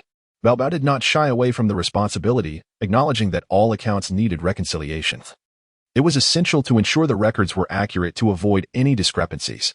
Wu Yisong let out a sigh of relief. This was, after all, his inaugural attempt at utilizing the bone of the thief saint, and he was uncertain of its efficacy. However, it appeared that his concerns were unfounded. To be fortunate enough to become the commander of this cavalry was akin to Yin Su bestowing a substantial accolade directly into his hands. Nevertheless, it seemed that they were all equally matched. On the other hand, Zhai Jiwei's new power company, as a nascent online gaming firm, indeed possessed considerable confidence. Though the funds were derived from his father, Zhai Tao, who had mortgaged shares from the Jinping Association to provide for him. Su Yuhong cast him a disdainful glance, stating that they were the ones intending to kill him, and he was merely acting in self-defense. Moreover, that kind of brute deserved to be slain. Even had he not done it, had she been present, she would have shot them down herself. Thank you for your understanding. However, it would be prudent for you to announce within your department that you were the one who eliminated them, to avoid. The large red bat incessantly flapped its wings, attempting to seize the neck of the Minotaur, but was deftly evaded by Heidong Borin. Similarly, Heidong Borin sought to exploit his numerical superiority to capture the large bat, yet he, too, met with failure. The new grave continued to stand, its mound overgrown with weeds, while the entire Wanjia mountain range lay in profound silence, all having departed, rendered into stillness. Yet the world continued its ceaseless flow. As the first blade of grass sprouted from the new grave, Yui Chen also took his leave. Wei Wuyo finally exhaled in relief, his eyes sparkling with surprise as he gazed skyward, where he beheld a figure clad in dark robes hovering above the army, wielding a thunderous longbow. It was he who had loosed those arrows moments earlier. It hurts, Whose house did I collide with this time? Lamented Lon Nuo Lai, as he leaned against a nearby, battered pillar to steady himself. Brother, why did you have to resort to the soul-devouring secret technique? Are you not aware that the cost of employing such a technique is the disintegration of one's soul? Blake screamed in anguish. After the Demon King Dragon was vanquished, the Iron-Bone Battle Monkey assumed the form of the Demon King Dragon, feigning to remain hidden within the ranks of the Imperial Army, aiding Grand Marshal Feng Chanqing as they advanced toward Niulong Mountain. I have passed the trial, hence I am here. Cassius and the others have yet to commence their own trials, Ray explained with a smile. Lu Hong declared, excellent. I approve. For Lu Hong, who valued wealth above all. The meager taxes from Liangzhou were merely a pittance, while Lu Fan's spoils would suffice to fulfill his desires for palatial construction and the acquisition of maidens. Moreover, Chu Yunfan's assertive actions prompted immediate vigilance from the factions of Chu Shoujie and Chu Haoyu. You cannot expect pearls from a dog's mouth. Gu Luo, let us depart. There is no need to waste breath on such individuals. With that, Qing Xing firmly grasped Gu Luo's arm, pulling him towards the exit. Fear not. You need only observe from here. Before him, a mere tale of a guardian crane cannot stir up any significant waves, spoke Thousand Hand Hashirama, who remained at the camp to assist Ling Xiao. After he spoke, silence enveloped the communicator once more. Li Xiaoyi gazed at the city plunged into calamity before him, his eyes hardening with resolute determination. As he ascended to the 10th level, he could distinctly perceive that this gravity was unlike anything he had encountered at the first level. Tang Jelly poured wine for Ling Xiao and took a seat on the sofa opposite him, quietly observing him. He expressed his intention to personally escort the mute on his final journey, asserting that even in death, it was his duty as an elder brother to ensure the mute departed in a grand manner. At that moment, Qian Donglai was drenched in cold sweat, his legs trembling with fear upon realizing his verbal slip. He held a conflicted trust in Master Wu, a contradiction he could scarcely articulate, perhaps even to himself. After all, who would willingly submit to being toyed with by others? The tides of fortune shift, and now the elusive fog ninja harbored a similar sentiment. Hattori Hanzo, on the other hand, served as an ordinary retainer, a stark contrast to the flamboyance of the ninja. The katana at her waist, poised to be drawn, underscored her formidable strength. Suddenly, she grasped that the phoenix crown adorning her head was, in fact, a talisman directed against the descendants of Jinling. She had suffered from its inherent curse on multiple occasions, enduring torment beyond imagination. Unexpectedly, when Xing Yi lightly touched it, she found herself injured and bleeding. Through Shun Ruashi's narration, Yichen became aware of the circumstances at hand. Following Shun Ruashi's definitive breakup with her scoundrel fiancé, her parents began to press her to seek a new partner, insisting on a marriage within 3 months. Their urgency stemmed from her grandfather's critical illness, as he had little time left, and they believed her marriage would bring him good fortune. At the villa entrance, Lu Ziming remained with his eyes closed, swiftly raising his short sword to block the steel blade wielded by Master Huang. Even in this era, many still indulged in the collection of peculiar stones, and should they be sold, the prices would likely be staggering. Upon arriving at the villa, he noticed Shui Malalai waiting at the entrance. Her joy upon seeing him was evident. After greeting her, he solemnly helped Sun Shangru out of the car, introducing her with care. Tong Fanqing awakened from her daze, the sunlight piercing her eyes, prompting her to instinctively shield her face. After a moment, the sound of the door being pushed open reached her ears. Jun Nua and Rao Yao remained concealed in their previous hiding spot, their senses now heightened and alert. Moments later, Su Yang's consciousness fully revived, granting him control over his body, with his senses returning in tandem. I discovered that only one push mechanism remained immovable, while the others glided effortlessly toward various central bases. Meng Yakin articulated her thoughts as she grasped one push mechanism, sliding it to the outermost track, then securing another in a similar fashion, leaving it on the outer track. The display of affection between the couple moved him to tears, rendering him speechless with emotion. This principle is exceedingly challenging to elucidate. Yet it is undeniably the most potent flame, entirely sourced from energies of another realm. If Enran were present at that moment, she would surely offer reassurance, urging her to relax, assuring her that it was merely a fleeting matter that would soon pass. While others might entertain such possibilities, Alan was a holy warrior, a being wholly devoted to the light. However, Chun Zheng encountered difficulties regarding his mental discipline. What one possesses is merely the heart method of the martial world and the ancestral blood heaven skill. Yet, Lu Qihong is different. He is a practitioner of the Qi transformation and divine realm, a cornerstone force in any sect. Jishi discerned her intentions, remained silent, and stepped towards the abandoned gallery of Lu Wangning. Chuizhe and Qiyin, under the personal guidance of Chu Tiayuan, faced no obstruction from the police who had established a perimeter outside, thus easily gaining entry into the Chu family estate. Following the establishment of the conglomerate, the name of Galaxy Technology continued to thrive. Our path aligns with that of a technological conglomerate. Naturally, subsidiary companies may diverge slightly, depending on your own discretion. Qin Lu remarked with a smile. How did you know it was me? Zhou Su began to inquire but reconsidered, recalling Qin Lu's enigmatic nature, and opted to remain silent. Upon enduring an attack from a peak B-class psychic, your sensation was merely akin to being bitten by ants. Observing the martial artist, tormented to a shadow of his former self by Jarvis, Qin Lu furrowed his brow. Both technology and cultivation could yield methods for memory retrieval. Dong Gong Gong fully grasped Rongshin's intentions. The malevolent spirit posed a challenge beyond the reach of magical arts. If one wished to ameliorate the emperor's condition, they could only summon the esteemed physicians from the Imperial Medical Institute. Moreover, ordinary physicians would offer no assistance. Only the head physician might possess a means to sustain the emperor's life. Should matters progress thusly, even if the court managed to suppress the situation, it would undoubtedly incur significant costs, hence the necessity for concealment. Mu Chifeng felt he had foolishly posed a question, only to witness their affectionate whispers. Ji Fuwei had no desire to confront Song Jianyang. She merely wished to avoid being bullied by the Song family, not seeking trouble. Of course, Miss Lin. This was prepared for you, exclaimed Yi Dashi. Ah, Dashi, you seem to be quite fond of this. Crash. Yi Chen shattered the bronze cauldron. Thud. Pei Liang promptly knelt, with two bodyguards following suit. Li Macho snorted coldly, wielding her whisk, and engaged in a fierce exchange with Granny's son, ultimately forcing her to retreat.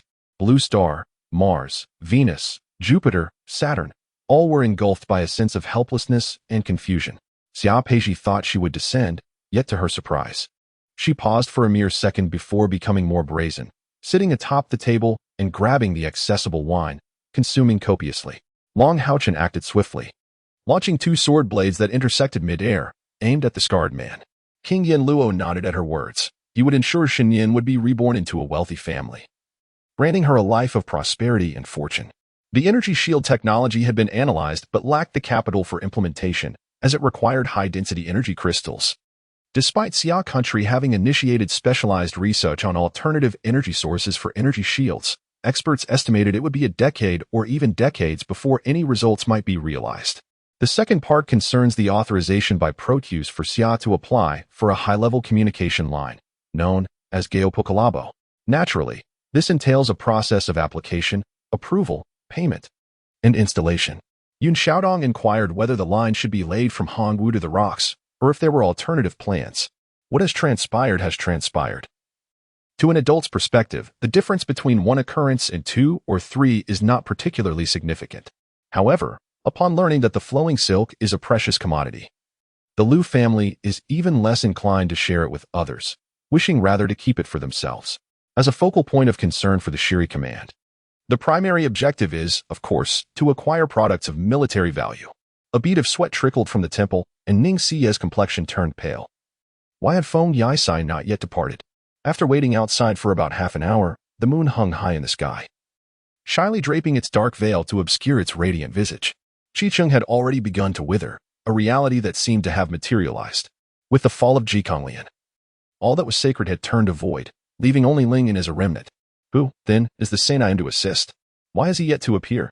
The Tyrannosaurus harbored doubts. Could the man named Yu Qingnian truly be Ji Konglian as chosen one? As Jiang Bin reported to the Major General regarding the situation, he commanded the soldiers on the city tower to closely observe the movements of the Tatars outside the walls. Yu Sin's master was renowned. Known in the martial world as the Qiqing Sword Immortal, his swordsmanship was transcendent. Despite his pride, which should have garnered him numerous disciples, he only took two, being exceedingly selective of his students' talents. As dusk fell, 5 horses returned, burdened with 5 corpses. These 5 Tang family relatives had initially intended to surrender to the enemy, but fate had other plans, claiming their lives instead. When Achanga spoke, the room fell into stunned silence. Shock was etched upon every face, eyes wide in disbelief, rendering them speechless. The road leading to the village was in disarray, riddled with potholes, yet it seemed no one had traversed it recently. Time continued its inexorable march. and an arrow had already pierced the throat of a cannon operator, tragically also striking a nearby assistant. Presently, only Chen Bing remained a viable option. Their relationship had always been strong, and if she agreed, Li Zhongnan would undoubtedly be unable to restrain himself. Consequently, the subsequent plans would unfold without concern. Looking up at Lin Hao, since my awakening, I had noticed a distinct change in his expression, unlike before, when he wore a perpetual mask of sternness. Now, even subtle shifts in his demeanor were apparent. Are you jesting with me, Rashi? You've always told your parents you were single. And these past few days you've been on blind dates with others. How is it that a boyfriend has suddenly materialized? I realized then that in her resistance to blind dating, she had sought someone to masquerade as her partner. In the author's aside, it is noted that even 20 could not match the prowess of the one who, having been cowed by Sun Yukong, found himself bested after 50 exchanges during the journey to acquire the scriptures, revealing a flaw through skillful technique. It is worth noting that when the formidable golden body was first created by the guide, it took nearly 10 millennia for him to fully comprehend its essence. In the hushed conversation between the two, the figure basking in the gaze of the guest subtly turned, allowing her flawless profile to come into view. However, forging connections with a formidable entity like the Yun family was certainly preferable to making enemies. Chung Lishu amused, feeling a sense of relief for Yi Jun. The master of the pond elucidated why some dreams manifest as heartfelt confessions, while others unfold through dialogue, as well as the ultimate fate of these dreams. Lin Yu, standing nearby, felt somewhat helpless. Such a grand battle could only evoke such sentiments in Zhonglang. The creature, Tao, shimmered with starlight as it suddenly expanded tremendously, charging towards the ancestor dragon pearl. Although Su Wen felt somewhat out of practice in this new life, the essence of his past as a notorious womanizer had left indelible marks within him. The technique of the Thunder Fist appeared simplistic, yet mastering it proved more challenging than the four symbols collapse, for the former primarily involved altering the internal spiritual energy state, evolving into a powerful thunderous force at the moment of eruption, without stringent requirements for the technique, highlighting its fundamental differences from the four symbols collapse. Mulling, you truly possess discerning eyes. Do you also possess this exotic Western silk? Tai Shou inquired curiously, though he admonished himself not to gaze. He couldn't resist stealing a glance. He swore it would be just one. All right, let us rest early. We should reach our destination by tomorrow. As for the surroundings, Dongfang Zhao's words trailed off as he sensed a disturbance in the vicinity, despite this main star being situated within the 10,000 sovereigns domain. The current unrest in the area, with the three ruling powers fervently searching for the Star God sect, made matters exceedingly arduous. However, Shuihao still had to remain in the 10,000 sovereigns domain, unfamiliar with other realms, thus could only establish the Star God sect there. Luo Yu was at a loss for what to do and decided to resort to verbal sparring. She approached the Earth Fiend, forcibly administering several pain-relieving pills, only to find them ineffective. Zhang Yin hesitated, suppressing the urge to demand the reward he desired. After all, he wished to avoid offending Luo Yu and did not want to leave a negative impression in front of Chu Mo. In the next instant, when he reappeared, he found himself in a vast wilderness. This desolate expanse stretched for thousands of miles, boundless and barren, with only faint outlines of distant mountain peaks visible on the horizon. Previously, he had believed that the issues concerning Zhou Yingying and Uncle Lu were genuinely physical ailments. However, after exhaustive examinations, no cause could be determined, suggesting that the matter may not be purely corporeal. Moreover, it was Long Yu who had instructed the dragon guards to capture him. Thus, any actions taken by Bu Fan were futile struggles. Better to simply raise his hands and surrender to ease the process. Observing Bu Fan's clear stance, the dragon guards refrained from launching an attack. Luo Yu, however, was far from unprepared. Just moments ago, she had turned to rescue Yuan Bao Duo, only to discover the latter's demise, immediately realizing she was the next target beneath the cross corridor. With a swift motion, she sidestepped, her beautiful legs swinging as she executed a flying kick to counter the dagger lunging towards her. Qi Chaoyang never anticipated that Yi Chan would actually spare him. However, he had no intention of remaining here to feign bravery, so he truly took to his heels. Brother Chen, should I go after him? Hua Tianming made a throat-cutting gesture towards Yi Chen. He was currently perplexed as to why Yi Chen chose to let Sadamalako urged again. And Han Chena reluctantly rose from her bed. Yuhan particularly disdained such artists, who presented one persona to the public while revealing another to their staff. Entering the room, Zhang Laosen craned his neck to observe the door that had just been shut, turning to Wei Ying beside him. Sure, Feihong was reluctant to engage with such highly commercialized and procedural companies, merely responding that these individuals should all come for auditions. Xian rushed over, plopping down, and poured herself tea in an irate manner. Fortunately, the pit was not very deep. After landing safely, Chu Juliang looked up, noticing a faint light filtering down from above. Estimating she was about 3 meters away from the opening, Hanchina gradually drifted into slumber. Just as she was about to succumb entirely to sleep, a piece of information abruptly surfaced in her mind. Shenling could not even recall how many bottles she had poured down her throat, but this had long been her accustomed way of life. She navigated through all the malevolent gazes, suppressing her nausea and disdain, ultimately securing the contract she desired. The two brothers had not changed their clothing, still clad in coarse fabric, and galloped down the southern mountain of Gayan County. At that time, we thought he was merely drunk and left his home without further thought, never expecting that within 3 days such an incident would occur. Unlike the many speculations of the officials along the way, Tang Cheng's earnest invitation for them to meet was not for any assistance, but merely to introduce them to the current state of Longmen. In fact, the methods of the Marine Corps had no direct bearing on him as the acting commander. Even if Chi Kaiwei were to be enraged, his ire would be directed towards Pang Duelong. As the mudloach charged forth, Mo Chichen swiftly sidestepped, being in the water-limited speed, and he narrowly avoided a collision with the creature. After 3 meals, Chun-Li had recognized 10 characters, and after playing with his younger brother for a while, the nurse took him back to sleep, while Chun Yen returned He Tu Hua to the inner chamber. Chi Suyong glanced up slightly and saw 7 or 8 young officials standing in the main room, all sweating profusely and flushed. The third prince stood on the left, appearing anxious. Having just endured a fierce battle, the two were exhausted and sought a secluded spot to consume elixirs and meditate to restore their spiritual energy. Lu Shan was influenced by his expression and tone, falling silent as he followed his gaze. He saw a maid stealthily walking along the corridor of the waterside pavilion, glancing around as she proceeded. Upon reaching the depths of the pavilion, she vanished from sight. Others assumed she had no choice but to feign generosity.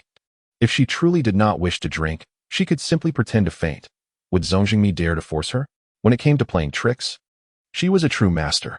Once, a bet was placed between a certain Ku and her, a wager he had never won. In this instance, her display of weakness was entirely justified. Qin Lingyun's heart raced, her throat parched, and her palms clenched into fists. Anxiety engulfed her as the pivotal moment determining her fate approached. The fact that the arrow could leave marks on the surface of the sacred immortal artifact and nearly shatter the ancient bronze tablet speaks volumes of the Bao's superior quality. The enmity between the Dragon Yuan sect and the Demon Sha sect transcended mere discord, evolving into a deep-seated blood feud, easily provoked by any instigation. Enough of this. Everyone be quiet, shouted Pei Liang in frustration. If my brother Chen says it's a counterfeit, then it's undoubtedly a counterfeit. His trust in Yi Chen was unwavering. Whatever Yi Chen declared, he accepted as the truth. Wu Tianji. 2 armed personnel approached to confirm the identity of the deceased before relaying information to the rear of the off-road vehicle. However, Nanshan had anticipated their reactions. Upon witnessing the group's intent to withdraw, he promptly delivered a serious and earnest reprimand. No need, Su Miao sighed softly. I was just lost in thought and didn't pay attention. Don't worry, everything is fine. She continued mending clothes, her focus now sharpened, refraining from wandering thoughts. Lian was similarly prepared, his weapon ever in hand, the magazine fully loaded, ready for a life-or-death confrontation. Wang Zizai was acutely aware of the situation. Having close ties with Qian Bo and being a staunch ally of Zhang Xingjie, the former general manager of Changwen Development Company, after piecing everything together, clarity dawned upon him. Ah! Lu Qing cried out in agony, yet he did not release his grip. I could sense his clenched jaw as he endured the punishment I imposed. Upon hearing this, Xiaochen stiffened, while Tasia, who had retreated to her original position, allowed a faint smile to grace her cool demeanor. Surrounding them was an impenetrable darkness. The ground beneath unfathomably deep, illuminated only by the distant twinkling stars that cast a glimmer of light upon this space. Nevertheless, there was little choice. To assist Yushu's family, the involvement of the loyal and righteous Hall was necessary, lest time slip away. Therefore, with the safety of U.S. parents in mind, Wei Su held no regrets about mobilizing the loyal and righteous Hall. What do you mean? Can you clarify? Am I to understand that you are threatening me? Lu Guangyi suddenly recognized something amiss. Really? Just how clandestine is it? The gossip within Yi Xin stirred into action. By employing the radiant true vacuum realm to open the heart of light, clarity emerged. What appeared as threads were in fact thick ropes tainted with blood, intertwining and leading into infinity, exuding an aura of malevolence and antiquity. The more silent Gong Feng remained, the tenser her demeanor became, suggesting an unspeakable, bitter secret lay behind this affair. Could it be that he had transformed from an ox spirit, large of belly and voracious in appetite? The Taoist of Jiao Ming mused inwardly. And so, they departed. Cold Andy withdrew his hand, firmly grasping Cold Anning as they strode inside. This girl had gone wild, daring to tease others. Upon arriving at the Imperial Medical Institute, everyone was perplexed by the cavalier manner in which the physician gathered herbs. Yet, as the order had been issued by Yin Xiefeng, all could do was comply, and even commend the decision. Do not move. I know you dislike being touched. So I shall simply administer the medicine, Ming Jin stated, as he deftly cut through Ming Mei's garments with a dagger, unapologetically sprinkling the medicinal powder over her. Bang! Bang! The gunfire erupted, and in the fleeting moment of brilliance, he discerned his opponent's position, spotting the loathsome visage of an octopus-headed creature. Michael, it is indeed you. What have you done to Sky? You scoundrel, I spared your life, only for you to become a menace. He uttered these words while exerting himself to pursue. Upon hearing their mention of summer nights, Shimu Yin could not help but recall the delightful sight of summer nights enjoying spicy strips, prompting a smile to grace his lips. Learning that Emma Dumont had ventured to Hollywood, Chen Fan found his thoughts drifting to Los Angeles. For it was there that he had applied for his American green card. At the tender age of 7, Yi Chen frequently slipped down the mountain gate, gradually becoming acquainted with the surroundings. During his lifetime, Master Meihua often referred to him as Little Apprentice. Had Master Meihua known that Yi Chen was mistakenly regarded as his descendant, it would have surely caused him great alarm. Upon hearing Yi Chen acknowledge his connection to Master Meihua, expressions of astonishment surfaced on the faces of Tang Yu and the others. You were lying. How could I have seen you in that attire? Clearly, you were peering at us, Lin Zian asserted with compelling reasoning. Once again, as she spoke, a dark blue sphere of spiritual energy from Mo Feng erupted in brilliance. This embodies the essence of landscape poetry, as more exquisite works are recited. The depth of this sensation for Li Ji intensifies, concurrently bolstering his confidence. Suwen reached out, grasping at the void, where devastating primordial energy surged with an overwhelming force, scattering the surrounding spiritual essence from which emerged a pitch-black, somber ancient blade. Naruto's actions drew Sasuke's attention, naturally. Sasuke did not believe that such a trap could ambush a Jonin. Their relationship had cooled for a time, only to return to its previous state. Perhaps both needed each other more than they realized. Rumors regarding them circulated within the team, yet no one spoke up, including the captain, who tacitly accepted the situation. After all, a fundamental principle within the team is the freedom of personal choice. Suwen let out a cold sneer, and with a wave of his hand, the Thunder Calamity secret realm descended forcefully, causing the ocular illusion to shatter instantly with a crack. Zhao Gu, it's getting late. Allow the adults to rest. And you should take a proper break as well, Miao Rulan suggested, noticing that Zhang Zhao seemed to be losing himself again, reverting to his former state, which caused her some concern. Having departed from Kaifeng for 2 days, on this day, Lord Bao and his entourage arrived at a bustling town, where the sounds of commerce thrived, and the atmosphere was extraordinarily lively. The prince, delighted by his words, had yet to assign tasks but had already accomplished significant feats, indicating that Duan Tianchong had indeed put forth considerable effort. Sumu spoke in a deep voice, causing Ma Tian to draw in a sharp breath. Glancing at the other cultivators, although they masked their emotions well, Sumu still detected a fleeting panic in their eyes. The demonic seal of Etian was undeniably the most formidable since the beginning, exuding an impressive aura. But did you not claim you would study your medical field? What antidote are you seeking? Bai he inquired. Externally, Li Feng expelled a mouthful of dark, foul blood, while internally, he writhed in agony within his meridians, experiencing a pain beyond human endurance. Leg cramps were manageable, at least allowing for some relief as he could straighten his legs and flex his toes. However, how could one alleviate the spasms of the heart? Then why have you summoned me? Xine questioned, perplexed. If it were merely for an explanation, there would be no need to choose such a secluded location. It seems Ling Jun had ulterior motives. As for the Xine family, Elder Xine and Xine Beijan had mostly gathered, and although Xine had no particular interest in the members of the Xine family, the area they occupied was rather central to the competition venue, making it difficult not to notice them. Yiga stepped forward, taking her hand, and pushing the door open. The yard was overgrown with weeds, and the tea table beneath the locust tree was covered with fallen leaves and dust, all of which indicated that Si Qinglong had departed. The substantial sum of money was enough to cover Ruoqi's medical expenses for half a year. "Master, when will I be able to repay this debt?"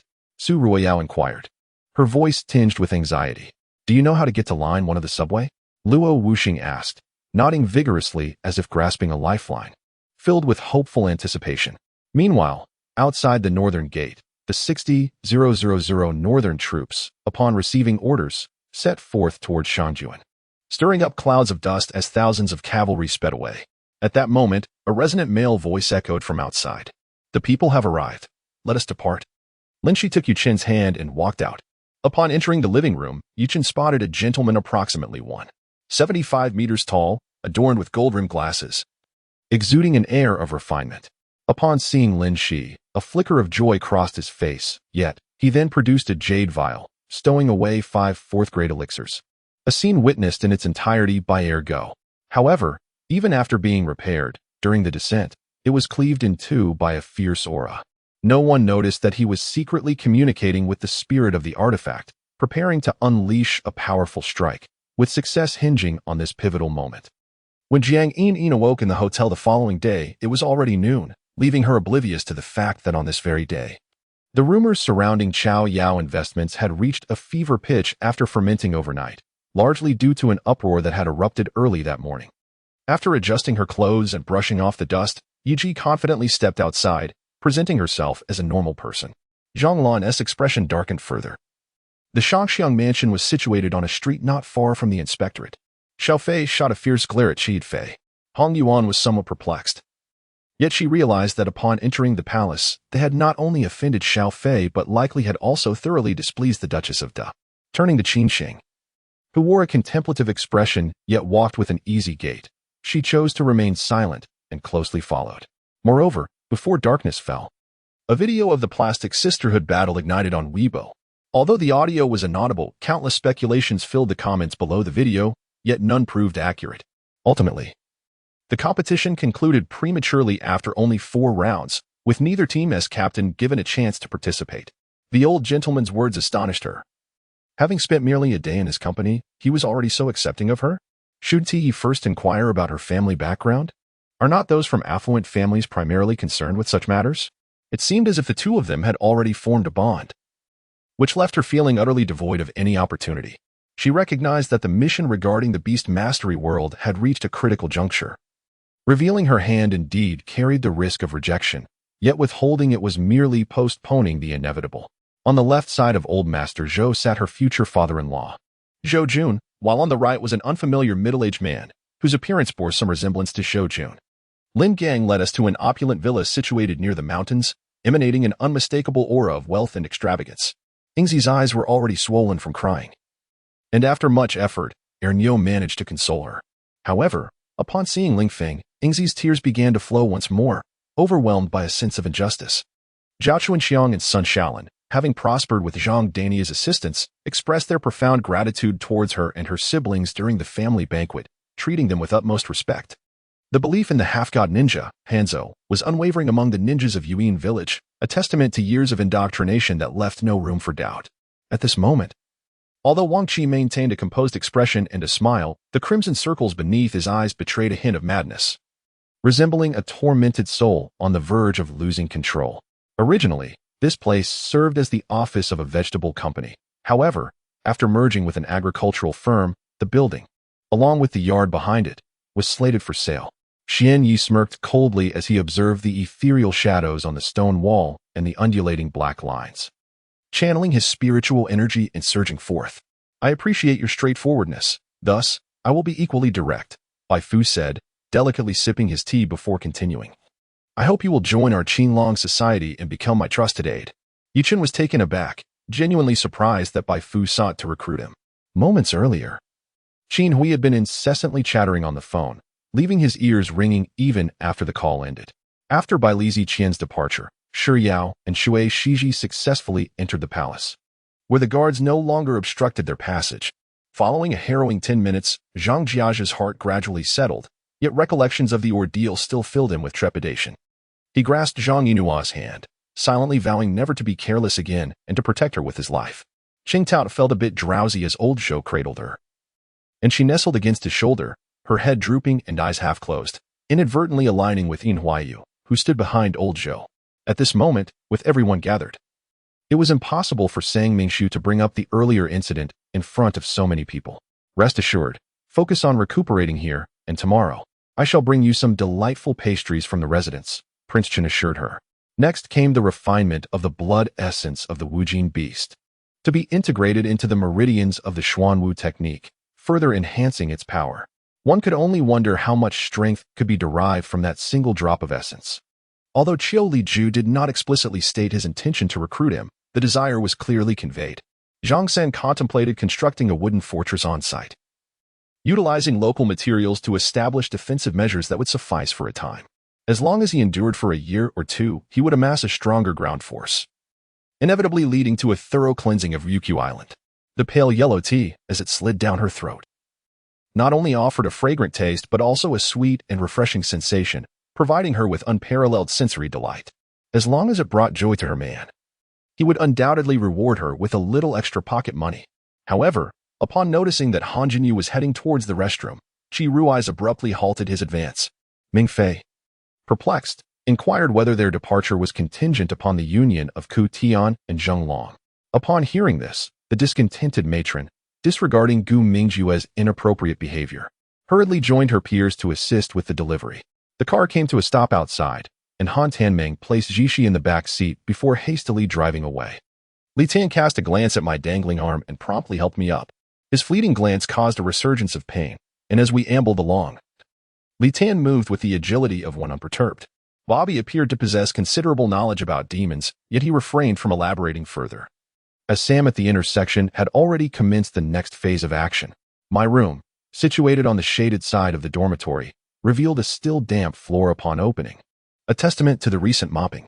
The mention of my father's death left Hu Xiaojin's voice even weaker. The hand I held felt as cold as that of a corpse, devoid of any warmth. Suddenly, with a resounding thud, to Yimo's astonishment, the other party knelt swiftly upon the ground, presenting Yimo's ring with both hands in a show of respect. Had it not been for a foolish slap dealt to Yuan Xiener, provoking an intense emotional outburst that shattered his spiritual clarity, he might still be unable to reclaim control of his body, trapped within his nascent soul. That night, Yichen executed a thorough purge, eliminating 27 powerful figures within the Qinglong society in a single night, thereby clearing all obstacles from Guan Chongwu's ascension to power. Standing atop the 30th floor, the wind billowing around him, Yi Chun felt the admiration of Guan Chongwu behind him. I have already removed all those who could impede your path. The black bear sensed the vigilance of the fierce hounds but remained unconcerned, believing their alertness stemmed from a lack of confidence in their own strength. Had they possessed true power, they too would have been indifferent. Longing Qing, observing Jiang Shou engaged in casual conversation with a mountain villager and detecting an intention to stay, decided not to wait any longer. Upon reaching the valley and gazing at the ziqi fruit, she felt a sense of relief. In truth, I was already sweating profusely, and I could distinctly feel my muscles trembling ever so slightly. Yet, in that moment, Chen Yang's embrace enveloped Su Qing in an indescribable warmth and emotion. She knew she had not misjudged Chen Yang. It was merely her own misfortune. Lose? That word has never existed in my dictionary, Yuan Chongkong declared. Come. Let us wander over there. Yuan Chongkong nodded slightly to Princess Qi and then led the black tiger away. At that moment, I suddenly recalled that Mr. De had uprooted the grand gate of Maoshan over a decade ago. Surely, he must have referred to this very entrance. I couldn't help but glance back at the majestic gate, pondering how a single individual could have toppled such an imposing structure. Zhou Min, still serving as an instructor at the medical university, dutifully attends military training every day and returns afterward to the residence rented by Su Chen. Once the vehicle came to a halt, the violet-haired man exited, swiftly opening the trunk, from which he extracted a steel rod. With his head held high and an air of arrogance, he approached the Jetta. Although Yang Tian had not yet regained his peak strength, Xianyuan Wutian was merely a remnant of his former self. His transformation was not particularly pronounced, yet I had undergone significant changes over the years. He likely did not recognize me at first. I fear that the individuals you summon possess only average abilities and cannot truly contend with the demon. He can hardly speak. At the Hoba Iliao watchpoint, Bai Qi and his companions were on high alert, as the situation was decidedly unfavorable for Feng Jingrui.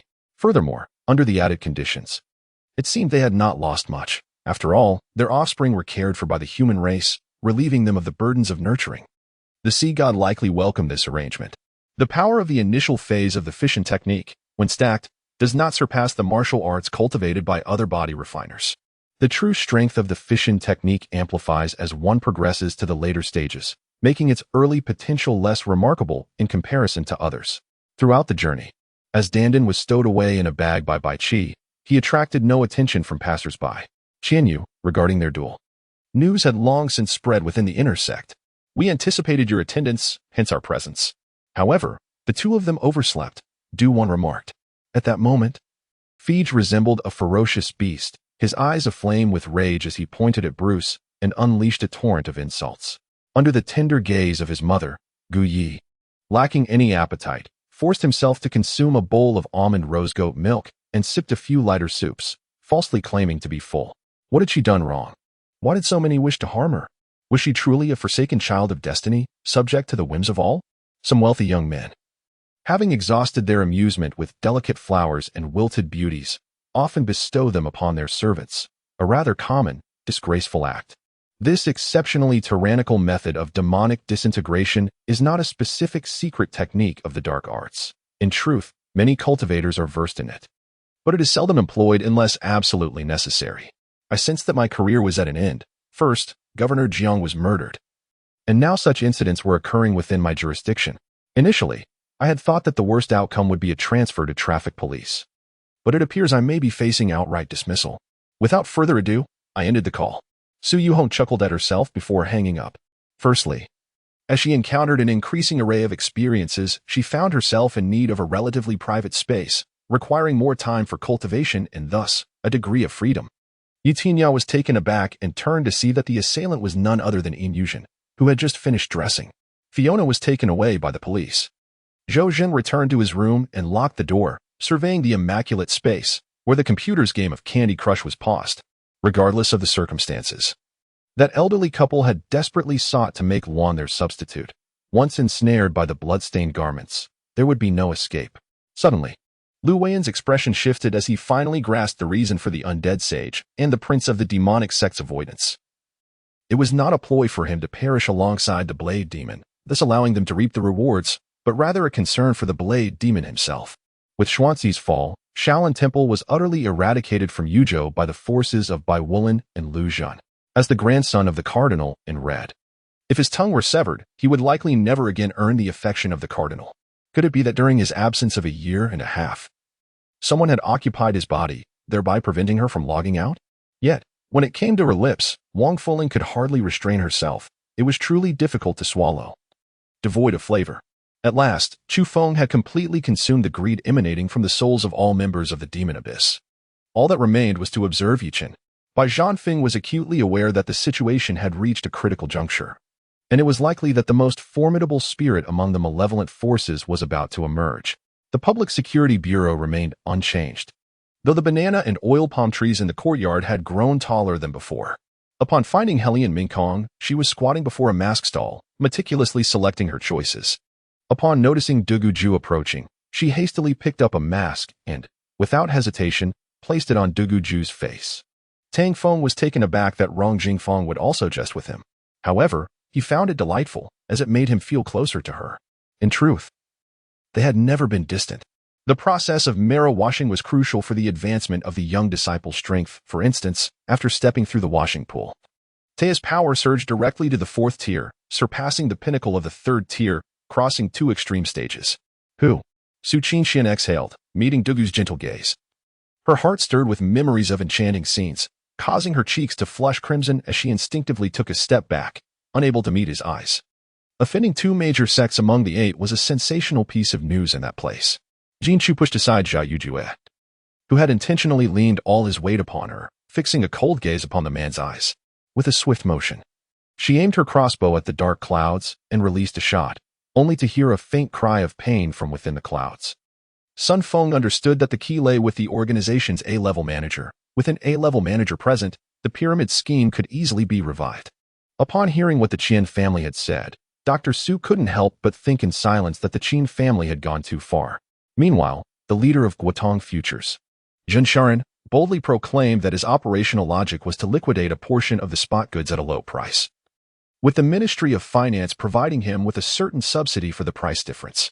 Qin Jiujiu also turned to look, and indeed, at that moment, the pot of butterfly orchids had already been sold, such an ordinary flower, and Mu Yexiao had not participated in the auction. The kingly nature of the snow eagle was inherently formidable, unwilling to be tamed. Helian Hao encountered the most ferocious resistance in his beast-taming history.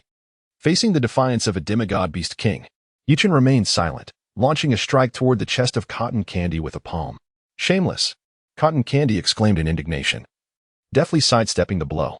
However, she was unprepared for the true assault, as Yichen swiftly pivoted and struck her face with an elbow, sharp as a blade, his leg like a whip. Guanyang was merely an individual lacking proficiency in Mandarin, unable to match Guan Xiaojuan's fluent and precise articulation, a skill absent in the local children of this era. With patience exhausted, Alex erupted in fury, transforming counsel into threats, culminating in a deadly silence. In this world, no male compatriot could be immune to the haunting melodies of children's shoes, none. To remain calm in the presence of such dissonance was a matter of habit rather than immunity. Upon uttering his lines, he suddenly felt they were rather cliché, nevertheless. For this sycophantic opportunist, the aura one projected was paramount. After tasting the dish, Jing Rong found it quite palatable, though the noodles lacked sufficient elasticity. Yet, the flavors were enjoyable, with generous portions of beef and a broth that was undeniably savory.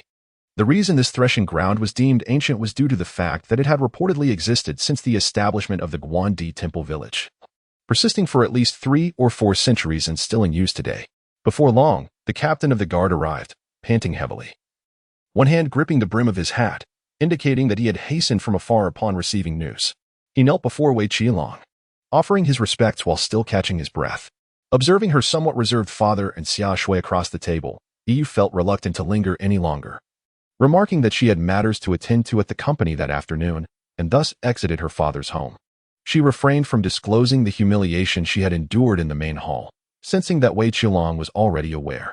She assumed numerous guardians were discreetly monitoring her, rendering it unnecessary to elaborate. After a prolonged period of insomnia, she ventured outside, finding the courtyard populated, though not overly so.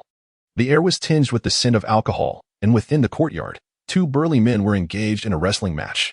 Ming-Chi advanced unsteadily, ultimately discovering Yang Mingyi lying in a pool of blood.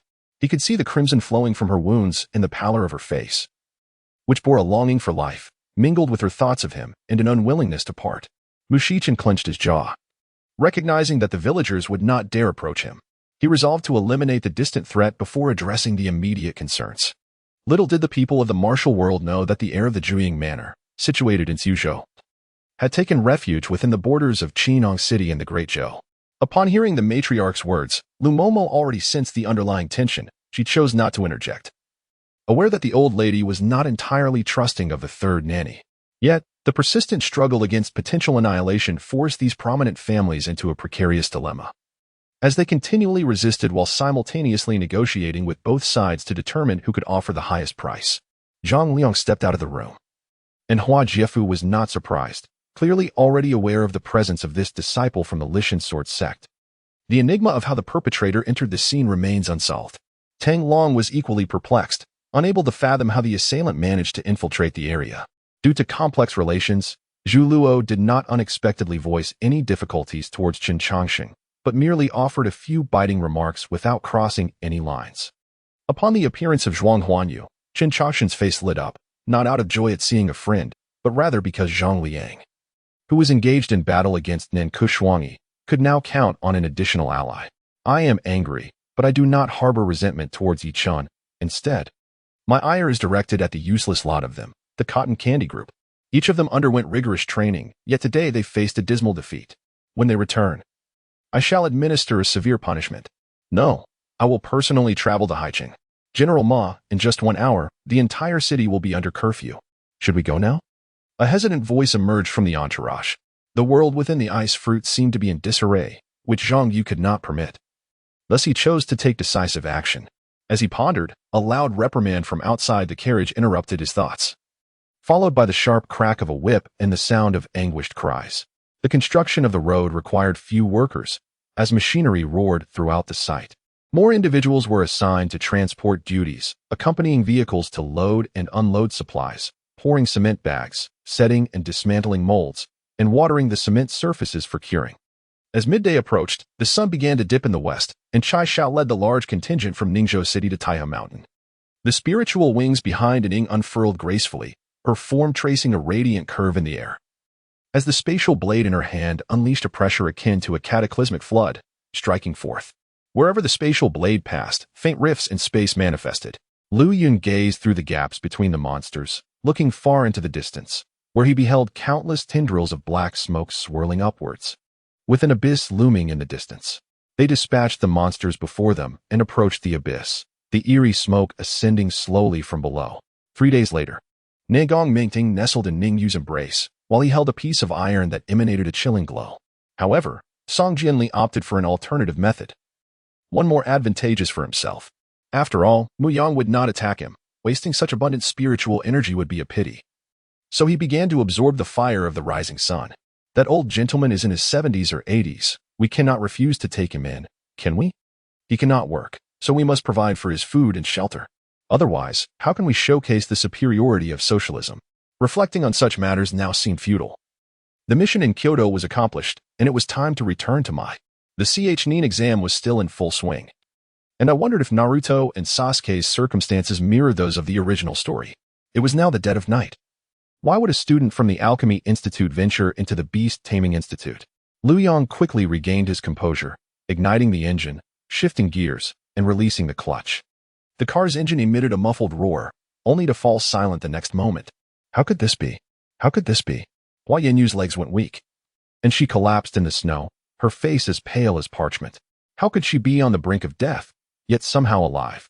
How could a fool, a hideous creature, transform into such beauty? She raised her hand to her forehead, feeling a dull buzz in her head. Thus, his outstretched right hand directed towards the distant Kusanagi sword summoned it forth at his beckoning. With this, at least the Fuso tree could survive in the realm of Yang, rendering this matter partially resolved.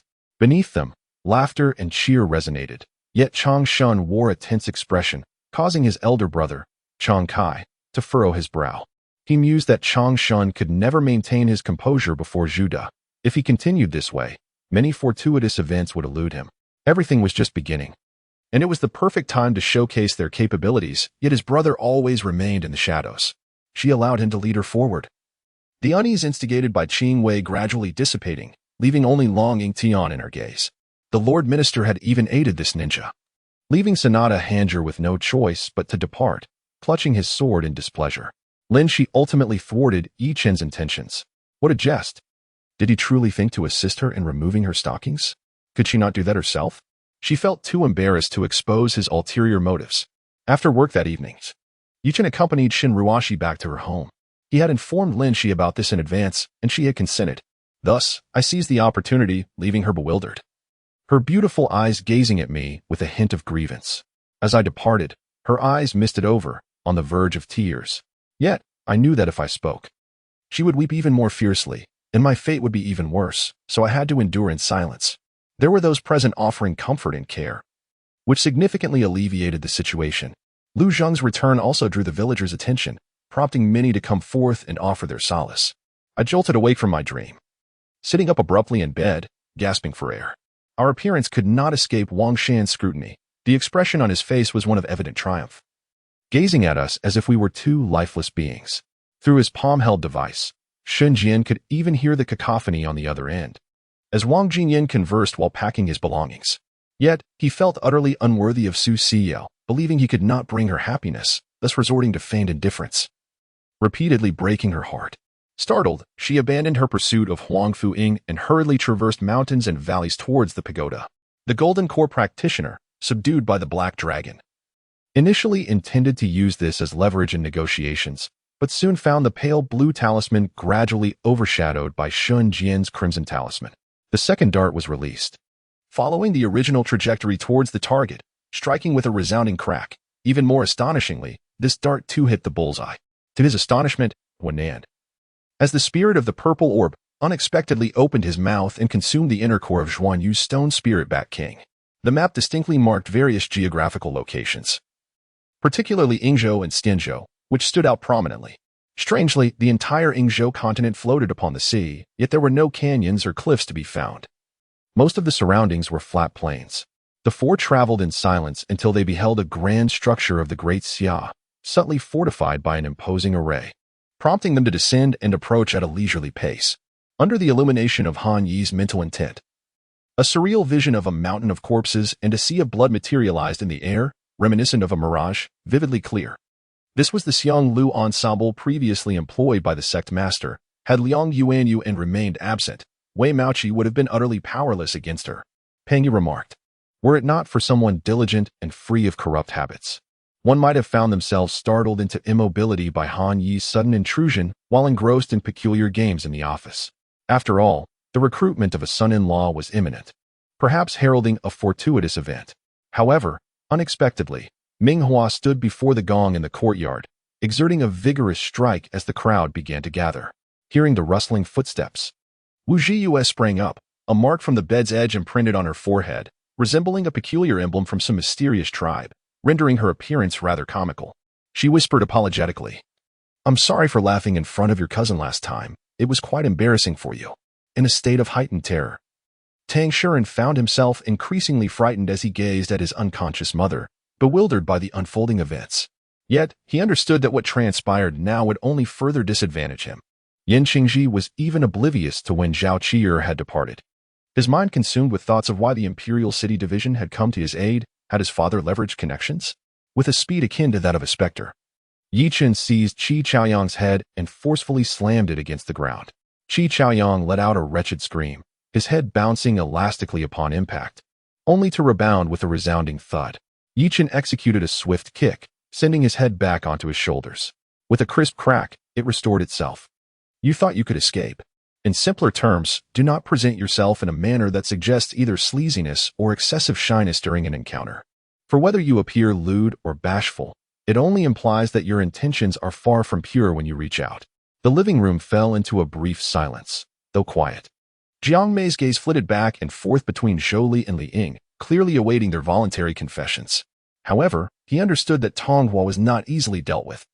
Had he been so easily eliminated, he would have perished long ago, unable to become a significant concern for El Qishan. At this moment, the control of the spacecraft was firmly in Su Yang's grasp, who remained fixated on the data displayed on the console. Upon closer inspection, the war puppet appeared majestic and vividly detailed, with a faint luminescence flowing between its eyes. Only with careful scrutiny could one discern that its otherwise striking visage bore no trace of emotion. At that moment, amidst the tangled grass and jagged stones, two shadows emerged from the darkness. Both cloaked in black, one carried an ancient scroll on his back, and they were making their way towards Thunder Mountain when they inadvertently overheard the words of the two beast tamers. Zhang Junbao shook his head, his expression grave as he began to take the dinosaur egg seriously. Given his current level of cultivation, even a half-hearted strike could shatter mountains and crack stones, yet, to his astonishment, this object remained impervious, devoid of any reaction. He now suspected that it might indeed be a treasure. This realization, though momentarily exhilarating, was tempered by the fact that being a bounty target was not an enviable position. However, attracting the attention of a formidable new force in this world was, in a sense, a matter of honor. Yet, it turned out to be merely a ruse. This was exceedingly useful and its potential was vast. Chu Sen, after a moment's reflection, responded, "I must inform you that if you damage it, you shall not be able to afford the consequences." Wang Kaichu remarked coldly as he observed the other party beginning to take action. Dong Ji's mind was still a muddle, struggling to comprehend how this sudden youth was the superior of his own boss. The shopkeeper, named Guwan Ao, was a name that Chang Xing etched deeply in his memory. Considering him one of his few friends, without a hint of hesitation, he sprang into action, charging towards the sea of energy, his entire being erupting with power, exuding a terrifying aura. His concern was not for the physical well-being of their bandit lord, but rather the intrinsic value of the chair, which he felt was far too precious to dismantle carelessly. Su Shaoqing pursed her lips, pondering whether the crew should bear the full brunt of responsibility for any mishaps. However, since the staff's wages were likely under the director's control, he dared to use this as leverage against everyone. Due to his filial piety, He learned that his mother had been imprisoned in hell, and thus he endured great hardships to open the gates of hell and liberate her. Chen Sheng continued his tale. Ding Feng turned hesitantly to face Lu Ruyue, noticing her furrowed brow and worried expression.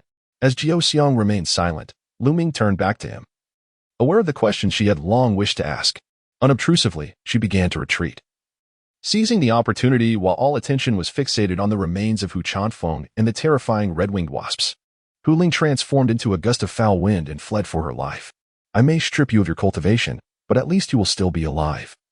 Yu Chen remarked indifferently. The Taoist sung his gaze flickered repeatedly, ultimately leading him to divulge his secrets. Since you have killed Yun Shan and the others, you must be well aware that our Qiu sect has dealings with those from the netherworld. Before departing, Lang Yikai feigned fragility before Su Mukin, eliciting concern from Yu Xian. While deliberately provoking Su Mukin with his gaze, relishing the sight of her exasperated yet helpless expression, Zhang Zhiping's ability to converse with Lu Konghuan was something he found quite agreeable, as it would facilitate the integration of destiny into the Immortal Alliance. However, this was hardly the time for idle chatter, as the members of the Immortal Alliance delegation had been eagerly awaiting Zhang Zhiping for quite some time. Alas, the formidable Han general has issued a challenge. As Chao Ren spoke, he could see the blood pressure of the vast array of Xianbei cavalry rise dramatically. The speaker remained distant, yet his words resonated here with startling clarity. Chu Shao narrowed his eyes. He was acutely aware of how Luo Xiao had endured the past 4 years, and he could vividly imagine the profound humiliation that such an experience must inflict upon a man. Thank you. Ding Ro was in a foul mood, her hesitation only deepening as the other party rambled on. Was it truly this sword? It appeared unremarkable, yet it harbored a certain energy. Whether it could vanquish the specter was uncertain. Lin Chong grasped the sword brought back by Lu Yong and his companions. Superficially, it seemed to be a rusted iron blade. Yet Lin Chong sensed its uniqueness. Today, major media outlets vied to report your return. Let us see if you still occupy the presidential office. And indeed, you do. The voice on the other end remained cold and alluring. You had previously stated that when you missed me, we could meet. Does that still hold true? I am right downstairs. The implication was unmistakable. Mo Nanju found himself unable to recount the details of that night. Chen had spent the entire night awake. And when dawn broke, he finally began to speak, albeit in a state of delirium. He tucked away a business card that others had longed for, not wishing to dial the number inscribed upon it, for the complexities of right and wrong were entirely of Yu Xian's own choosing. Whatever path Yu Xian opted for, he would respect her decision. A consecutive series of assaults erupted from the top of Gu Yu's head, and under that overwhelming force, Gu Yu was sent flying several meters away by the dragon's battle soul, transforming into a bolt of lightning shooting forth. Upon reviewing the materials, Lu Xiuehua was taken aback. It turned out that the textbooks they were using comprised the recent correspondence and intelligence from the battlefield, which not only provided insights into the latest foreign technology, military strategies, and political knowledge, but also offered a comprehensive understanding of the current global war situation. Su Wei's resounding speech was abruptly cut short as he slowly collapsed forward, falling onto the land that had nurtured him, blood gushing from his chest. It appears our suspicions were indeed correct. Your inability to transition roles may not be a misfortune after all. You should now grasp the implications. The next morning, after a restful night, Jiao Huang rose early. Stepping out of the tent to witness the soldiers' morning drills, her heart swelling with fervor. Suddenly, with a swift whoosh, the broad mountain-splitting knife in the man's hand sliced through the air, and in an instant, Li Nan had crouched low, ready to strike. Had I uttered such words in the past, I would surely have faced a fierce reprimand from my guardians. Yet this time, they could not take their eyes off me. A few, seeing Song Yuan's stillness, mistook him for an easy target. Alas, Song Yuan was not someone they could so easily manipulate. You are far too courteous. Are you and our Ruashi not truly a couple? Although I am advancing in years, my eyesight remains sharp, chuckled Elder Shun. Yi Chun did not conceal anything from him. Recounting the request for assistance from Shin Ruashi, Old Master Shin sighed. Zhuang Jian silently mused that although his subordinates were swift in action, with a single wave of his hand, they darted forth like lightning towards the palace. Sensing Zhuang Jian's approach, the palace once again radiated light, and the surrounding space began to fracture anew, attempting to escape once more. Although Yang Guang did not acquiesce to the matter of compensating the right army this time, there were still ways to maneuver. Moreover, having previously communicated with Yang Guang, they need not fear the emperor's reproach even if they eventually proceeded with it. The Dragon Violent Lord had long awaited news of victory from the Thunderbone Dragon.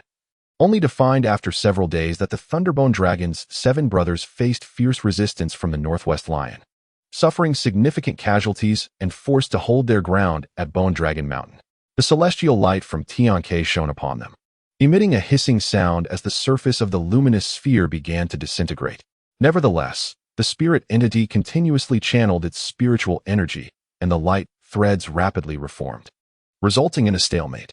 After the defeat at Tianyi Mountain, the Imperial forces pressed relentlessly to the foot of Jibu City.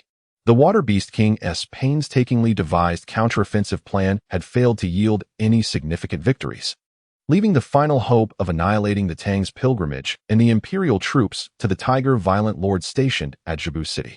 Wang Xini rubbed her eyes wearily and languidly inquired. The recent experiences had placed immense strain on her spirit, leading to her current exhaustion. It seemed the 3 of them had already become your subordinates. I can certainly follow you, but I shall only align with the strong. I cannot sacrifice the life of the second tiger. Qin Mo had already assumed a combat-ready stance. Naturally, upon hearing this, Tiger Brother felt a surge of emotion. Having spent a sleepless night contemplating Shimu and Ce, I ultimately decided that preserving my feelings was essential. To abandon them without trying is not in my nature. Dad, let me be frank with you. Ing'er and I have already engaged in intimate relations. Huiqiong produced a piece of paper. Since they dispatched a helicopter for us, it indicates that the base has recognized everyone's abilities. There is a rule at the Special Operations Base. Those who lose in a performance, regardless of the distance, must run back to the base as a punishment. Jia Huan spoke dejectedly, but when I transformed for Second Sister and the others yesterday, it didn't work, leaving everyone in fits of laughter. Amidst the grand and tumultuous sea of clouds, a brilliant light illuminated the path ahead, dazzling and extraordinarily bright. At last, the last few pieces of pumpkin pie and the golden shallow plate vanished, and Dumbledore announced that everyone could return to their dormitories to rest. Jiang Chang'an felt an unsettling familiarity with this grave, suddenly recalling the tomb of Sun Xiaoqiao, inscribed beneath a willow tree by the eastern lake of the city. Though Jiangzhou was often blanketed in winter snow, the locals had adapted to the climate by planting various flowers and grasses that bloom in winter. 9 black-armored dragons pulled a golden-topped palanquin, gliding through the air.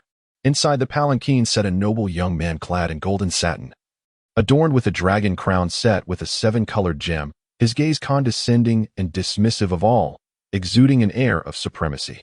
After the battle at Malai Island, the Xiaodui team suffered casualties, with 2 members tragically losing their lives, and over a dozen others injured. After all, without the removal of his sunglasses, no one would ever mistake him for a boy. I see, this child truly cares for others. Rongxiaoyu, you are indeed fortunate. Mizian smiled as she climbed into Ryan's car, her heart filled with affection and gratitude towards him for all he had done for her that day. Suddenly, a voice shattered the silence, causing the cigarette in his hand to fall to the ground. His immediate reaction was to conceal his face with a mask. Yichen, how did you find this place? He exclaimed incredulously, gazing at Yichen, who appeared at the cave entrance. How on earth did this guy discover this location? With each successful swing of his sword, he could feel his strength incrementally increasing. At this moment, Wuqingyang had gathered her hair, her beauty breathtaking. With fair skin and a mature, alluring figure, clad in martial arts attire that exuded a vigorous spirit, completely transforming from her previous gentle demeanor. Avalokiteshvara, or perhaps the eternal life sovereign. They could indeed be placed in the side hall. Yin Chengren paused before continuing, leaning against the sofa with his legs crossed. Chen Yinbei appeared relaxed, as though he were enjoying a captivating theatrical performance, while the bodyguards beside him remained unfazed, similarly engrossed in the spectacle. Meanwhile, Wei Qing led a group, departing from Gan and Dazai with only 3 days' worth of provisions, yet they had been journeying for a full 3 days. The last batch of celestial peaches had the ability to extend one's lifespan by 30 years, this time, with their renewed growth. The celestial peaches should be capable of increasing life by 40 years. Just when everyone believed the gathering was complete, Li Ruolian entered the wooing hall, accompanied by several genii Wei, carrying a table 3 meters long and 2 meters wide. Qi Yun in the west room overheard their conversation clearly. And after Fan Dama left, he spoke up. Observing the Donghu Chanyu retreat hastily while the vanguard army found themselves ensnared in a fierce struggle against multiple Qin soldiers, the 2 children showed no desire to stop Cui Xiang's quest for vengeance. They even wished to assist their mother in confronting him. Lin Xian stepped back, and after a few paces, he abruptly kicked backwards, halting his movement by stepping onto a display stand. Exuding an aura of killing intent as he cast a sidelong glance at the wound on his shoulder, his expression filled with fury. It was unclear how long he had been running, but he halted only when he could no longer catch his breath, and as he turned around in a daze, he realized that the figures of Zhu Mama and the others had long since vanished. Suddenly, her cheeks flushed with shyness as she turned away, cradling the child, saying, "Don't look at me, I'm feeding." Ironically, those disciples who vowed to fight to the death alongside the Bronze Sword sect scattered in disarray within moments of Jun Qianxi and his group emerging from the earth. The Taoist, with slightly upturned narrow eyelids, observed Jun Moyin with a probing tone that seemed both inquisitive and provocative. After so many years apart, the emotional foundation between him and Ping'an was exceedingly fragile. Did this child even hold a small place in his heart for his father? Tang Qian was momentarily taken aback, soon witnessing a cascade of water plummeting from the cliff. "I am aware that the management authority of our company lies with my sister." The chubby man's heart was filled with tears, wondering if the deity was concerned about his provisions. "President, I apologize. I sincerely regret. This child seeks his mother. Yet it appears she is nowhere to be found in the company." The receptionist hurried over, anxious to take Sanda away. However, Li Shi disregarded the thoughts of her subordinates and rushed into the room, where she found Du Zheng checking Sun's pulse. His brow furrowed and a gloomy expression on his face. Upon her entrance, he merely glanced at her before lowering his gaze, seemingly lost in contemplation. "My surname is Guan, with the given name Qi. And my brother?" Guan Ji endeavored to present himself modestly. Such exorbitantly priced yet alluring items were in the hands of an ordinary person. What means, other than wealth, might those individuals employ to acquire him? He found himself at a loss as to how to explain to Long Jia the intricacies of the Eastern Liang battle. For those who had not experienced it firsthand could hardly fathom how the 8,000 defenders of Eastern Liang managed to thwart Chen, who commanded 200,000 Qin troops, despite the 3 city walls having fallen. Bang! After the front and rear of the vehicle were cleaved apart, they collided with 2 distinct trees by the roadside, rapidly billowing black smoke. Swish! A man and a woman descended to the ground. The man dressed in blue, the woman in red, shared a striking resemblance, suggesting a sibling connection. The man carried a weapon wrapped in red cloth upon his back. Sumuqiu, observing Fang Jin's worn demeanor, refrained from further teasing her and quietly sat beside her. The 2 old rogues, sharing a tacit understanding, cast aside the allure of sesame lamb and prepared to return to their bed to explore the mysteries of human existence when Xian Miao's phone rang.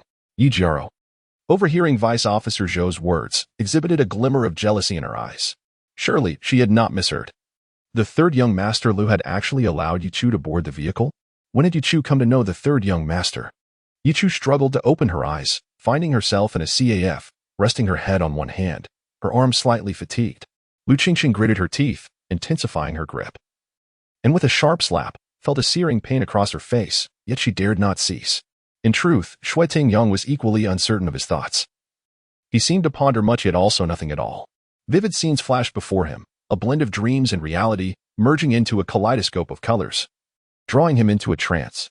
With an intense survival instinct, Chang Yinfei quickly raised his hand, signaling that he had seen nothing, and adeptly turned to close the door and sleep. Indeed, there exists a sensation akin to a slow-motion film, delicately tugging at the heart, then fading like ink, as if it were both there and not there. Given Emperor Jing'an's stature, why did he personally suppress the incident involving Qin Fengyi with a mere punch? He did not dwell on it too much, partly due to the vanity associated with being an emperor and partly due to his affection for Qin Fengyi. Each point was indeed excessive, yet every detail was meticulously calculated for her benefit. She found herself at a loss for words. The individual was enveloped in divine patterns, and from a distance, one could distinctly perceive the essence of the sun and moon swirling within this celestial radiance. Edward Jiaglon turned his head and called out Edward's name, prompting the prodigy to sit up straight, flashing an alluring smile towards Jianglan. Particularly recalling Timo's disdainful demeanor, Rambo suddenly felt an unsettling illusion, as if he were akin to a bone that even wild dogs would refuse to carry. Consequently, when Jianglan, Mike, and Yi Haoyang entered the city of Phyllis, a sense of unease settled within him as he rummaged through his pocket containing 230 coins. Was today merely a challenge from the judo club to the martial arts society? Why were there so many spectators? Nady inquired in confusion. Surrounding disciples of the Hamen relentlessly struck at the Tinglong, yet they began to resemble individuals on the verge of surrender, as their efforts had yielded no results. Not even a single car light had been shattered, leaving them utterly frustrated. Sacred beasts? What are sacred beasts? Are they even more formidable than the Panlong? Pan Yuhong asked the empty princess in perplexity.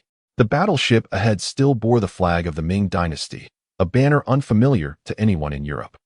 A faint earthy yellow light enveloped Huashang's entire form, emanating from the supreme technique of the Dragon Haoyin in the Ghost Realm, the Five Elements Deathlight technique.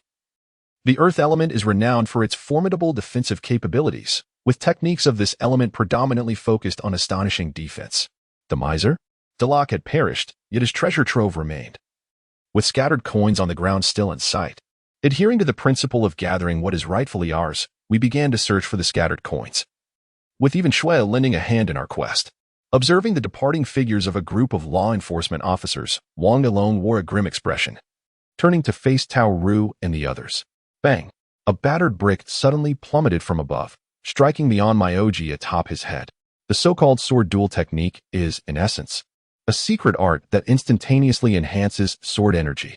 Mastery of swordsmanship to its pinnacle emphasizes simplicity, stripped of any ostentatious maneuvers.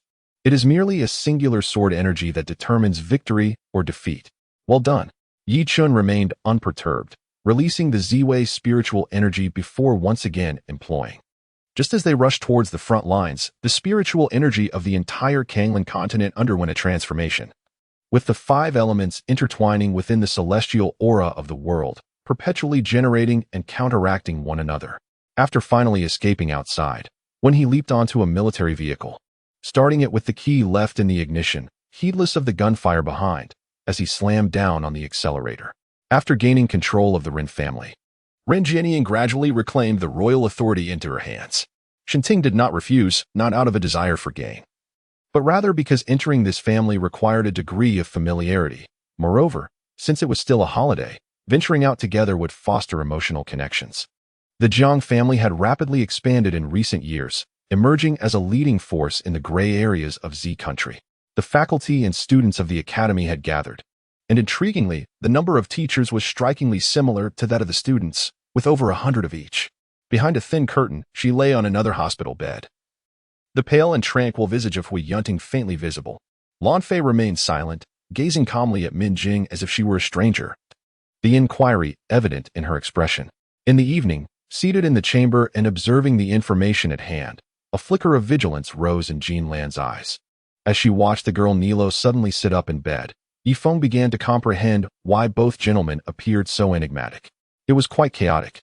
She reclined on the bed, quietly staring at the ceiling, ultimately succumbing to the embrace of slumber. In the absence of others, there existed no formalities of ruler and subject between Nangong Jingwei and Bai Shaozi, resembling old friends instead. Yin Yin initially wore a puzzled expression, but within moments, her eyes sparkled with realization as she eagerly inquired of Na Tai, "Can you mobilize troops to attack the printing monkeys?" This was her primary concern. He tossed a crumpled paper ball. What exactly was he planning? Edward, in his earpiece, muttered in surprise to himself. However, I cannot dismiss his conjecture. There is indeed a rationale behind his thoughts, and a connection may truly exist between the two. The seven-star sword intertwined with the power of the sun, incinerating all. Yet Sun Wukong remained unconcerned, charging headlong into the solar might. I must retreat a safe distance, lest I be caught in the aftermath, having taken a few steps back. Another bolt of lightning struck down. Yi Fantian was certain that even if he were to step into this ancient formation, he would be thoroughly ensnared by the spirits within.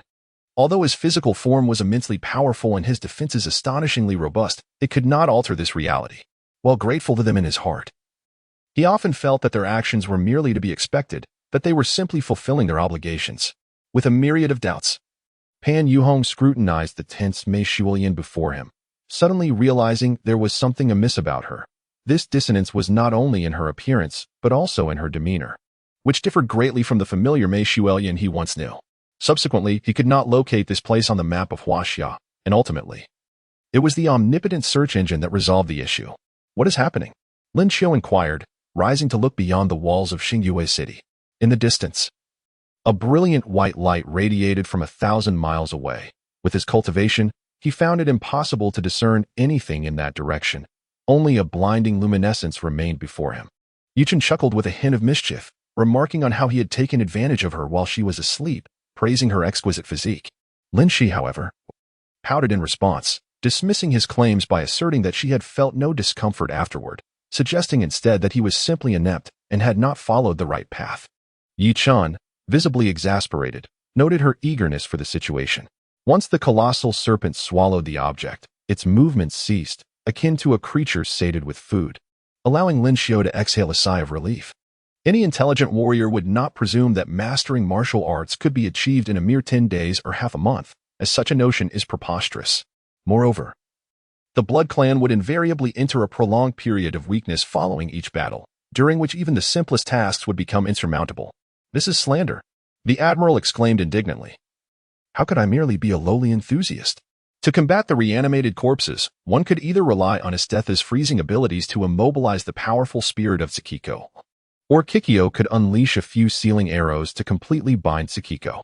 Having spoken, the elderly gentleman briskly made his way into his abode, signaling his intention to return home. While returning to Qifeng Town, Wu Zijian had indeed contemplated this matter, yet he had come down the mountain to fulfill his sect's mission. And since Ji Weichang's apothecary was not located there, he dismissed the thought. This was a matter pertaining to her household, and she did not wish to burden Lin Xiu every time, especially considering that the last incident had also been resolved by him. To create a world, she should be an 8-star being, and Su Yuan had nearly discerned who the creator of this realm was, having gathered some fragments of information regarding their identity.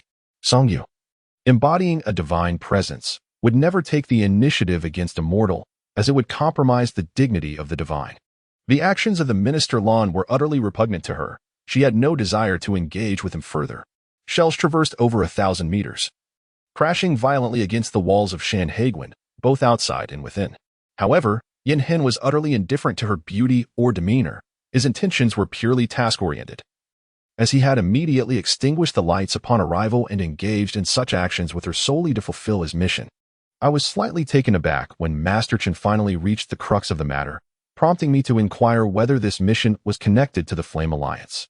The greatest passion of Xing Xiqiu lay in beautiful maidens. If he had not encountered such a stunning enchantress, it would have been one thing, but now that he had, how could he endure unrest without possessing her? After confirming that she exhibited no response whatsoever, he proceeded to disrobe and engage in intimate activities with Feng Yunyan. As for the subject of his actions, should he have been aware of Hong Shan's entrance into the Yang residence, it would have been impossible for him to remain oblivious. Feng Yunyan hastily supported him, helping him to rest upon the couch, and instructed everyone in the palace to ensure his protection. Despite several reports, they proved futile. While they were present, we dared not call the authorities, opting instead to wait until they departed to notify the police. They claimed they could find no one, ultimately treating the situation as a mere formality and warning us against filing false reports, lest we be taken into custody. All right, I promise you, we shall rescue the people. Long Jianfei patted Duoluan's thigh. The others, upon hearing this, were invigorated, each leaping to a position and moving according to the formation. Following the sound, they beheld a figure lounging on a wooden chair, staring vacantly as he drank. It was none other than Li Zichen. The two ventured into the vast expanse of the giant beast's belly, yet its enormity rendered the interior boundless. Scattered about were fragments of stone and wood, alongside some corpses. Well then, you must provide me some meat first. Under the eaves, one must bow their head. Tang Yeye had no choice but to tolerate the sardonic remarks of MOBIs, for her craving for meat was undeniable. It is quite understandable. Men who are not wicked are often overlooked by women. You're not merely wicked, you're scum. Yi Chen, however, did not concur. How could he be deemed scum? He was exceptional. What harm was there in having multiple women? After breakfast at home, Lin Shi, Su Jiang, and Zhang Juan, all of whom were accomplished scholars, possessed talents that were abundantly clear, more than sufficient to instruct Zhao Si and others. Fine, you can handle your own acquaintances. I shan't meddle. But they must possess good character and yield some benefits. Our family's resources are not to be squandered. With that, the elder of the Lu family maneuvered his vehicle to align with Lu Fei's, nodding in affirmation and offering words of caution. As the container door swung open, blinding light flooded in, and someone outside shouted in a tongue unfamiliar. Yet the master had yet to seize the opportunity to keep her by his side, having taken no action to return his beloved to the arms of a rival. Sushi smiled as she opened the letter, her expression brightening upon discovering that it was sent by Zhang Ao and Lei Ming. A staggered to his feet, intending to exit through the door, only to be met with a cacophony from outside. The deputy head of the White Deer Academy and the third elder both felt a weight in their hearts. They had previously heard Tao Fu Jun speak of his visit to Fengge City, where he encountered many prodigies, some even surpassing him. Initially, they dismissed it, thinking he was merely being modest, but now it seemed he might indeed be telling the truth. The organizing committee would not permit such a situation to unfold. And Yuan Ruan believed the content of that post would ultimately be brought before the committee's roundtable. The disciple had recently ascended to the third level of the innate realm and felt a surge of confidence for the upcoming martial arts assembly. I wish to spar with Brother Kangluo. This way, he can gauge his own capabilities. Such a principled brother found himself at a loss before her. She would act coy a few times, and he would relent, then secretly bring her the sweets she adored, all while concealing it from their parents. Even though the Gaia worm had been slain, the myriad cliffs it left in its wake had yet to collapse. It was more fitting to refer to the area as a basin rather than a swamp. As Gu Huaying's words echoed, chaos erupted around them. And Gu Huaixiang quickly grasped her arm, her gaze a mixture of threat and disdain. Initially, many had taken notice of their conversation regarding sewing buttons. Yet they had not pondered deeply, assuming it was merely a casual discussion about needlework. No need, we are all back. Tianjing mentioned she would stay at the clinic to care for our second brother, so why should we undermine her goodwill? Gu Yuei curled her lips into a smile. Yet the mirth did not reach her eyes. Although Gu Huaiyu was affluent and influential, he remained merely a disabled man confined to a wheelchair. Nonetheless, many were infatuated with her. Indeed, there existed countless wealthy individuals who remained unmarried in this world. Today, she appeared excessively enchanting, adorned in exquisite jewels. Her brows and eyes painted like a masterpiece, the qipao accentuating her graceful figure. Mei Mingxi began to suspect that she was perhaps ill-fated in the capital. Since her arrival, nothing had gone her way. The old matriarch had truly become a hands-off manager over the years, growing accustomed to ease and oblivious to the hardships of managing a household. Beside her, Lu Jingyi had already seized the moment since he heard her being called Qingqing. Their contrasting physiques making it seem as though the young Master Shen was being whisked away by the illustrious actor Lu. Qin Shou's lips involuntarily curved into a subtle smile. His smoky phoenix eyes were deep and shimmering, resembling a starry sky with twinkling glimmers hidden within, shining brilliantly in an unguarded moment. Junior sister, how did you sustain these injuries? Qin Zhan inquired, his brow furrowed with concern and anger reflected in his slightly muddled gaze. Although he was unaware of the lineage of Xiao Yan, there was no doubt that he had silently cursed the entirety of his ancestry. Lin Shi suddenly found herself engulfed in trepidation regarding the future. She deeply realized that she had developed feelings for Yi Chen, yet the connection between them was exceedingly fragile. Yi Chen could depart at any moment. She needed to devise a way to bind them securely together. Thus, Lin Shi boldly proposed, "How about I bear you a child?" Ningzhe nodded in acknowledgement. In truth, he had accompanied his mother for over 2 years, and now, with Xinyan being 10 years old and everything in Fansheng having fallen into place, it was indeed time for him to depart. So, you mean to say this rotund fellow deceived us? From Yu Qian's expression, it was evident that this question was not posed in earnest inquiry. At this juncture, he glanced at Tua Yuhualin and Zitian Xing, who exchanged knowing smiles. The Empress raised her gaze to the second floor, where she spotted Yu Ning smiling back at her. Her expression momentarily turned complex before she gracefully nodded and smiled in return. The Ghost King, not even grazing his hem, was left bewildered. The onlookers were astounded, having believed that young Master Jiu's enslavement techniques were formidable, only to discover that he could hold his own against the Ghost King single-handedly. For half an hour, he dominated the battle without resorting to heavy strikes. An unfathomable feat for someone of the Celestial Master Realm.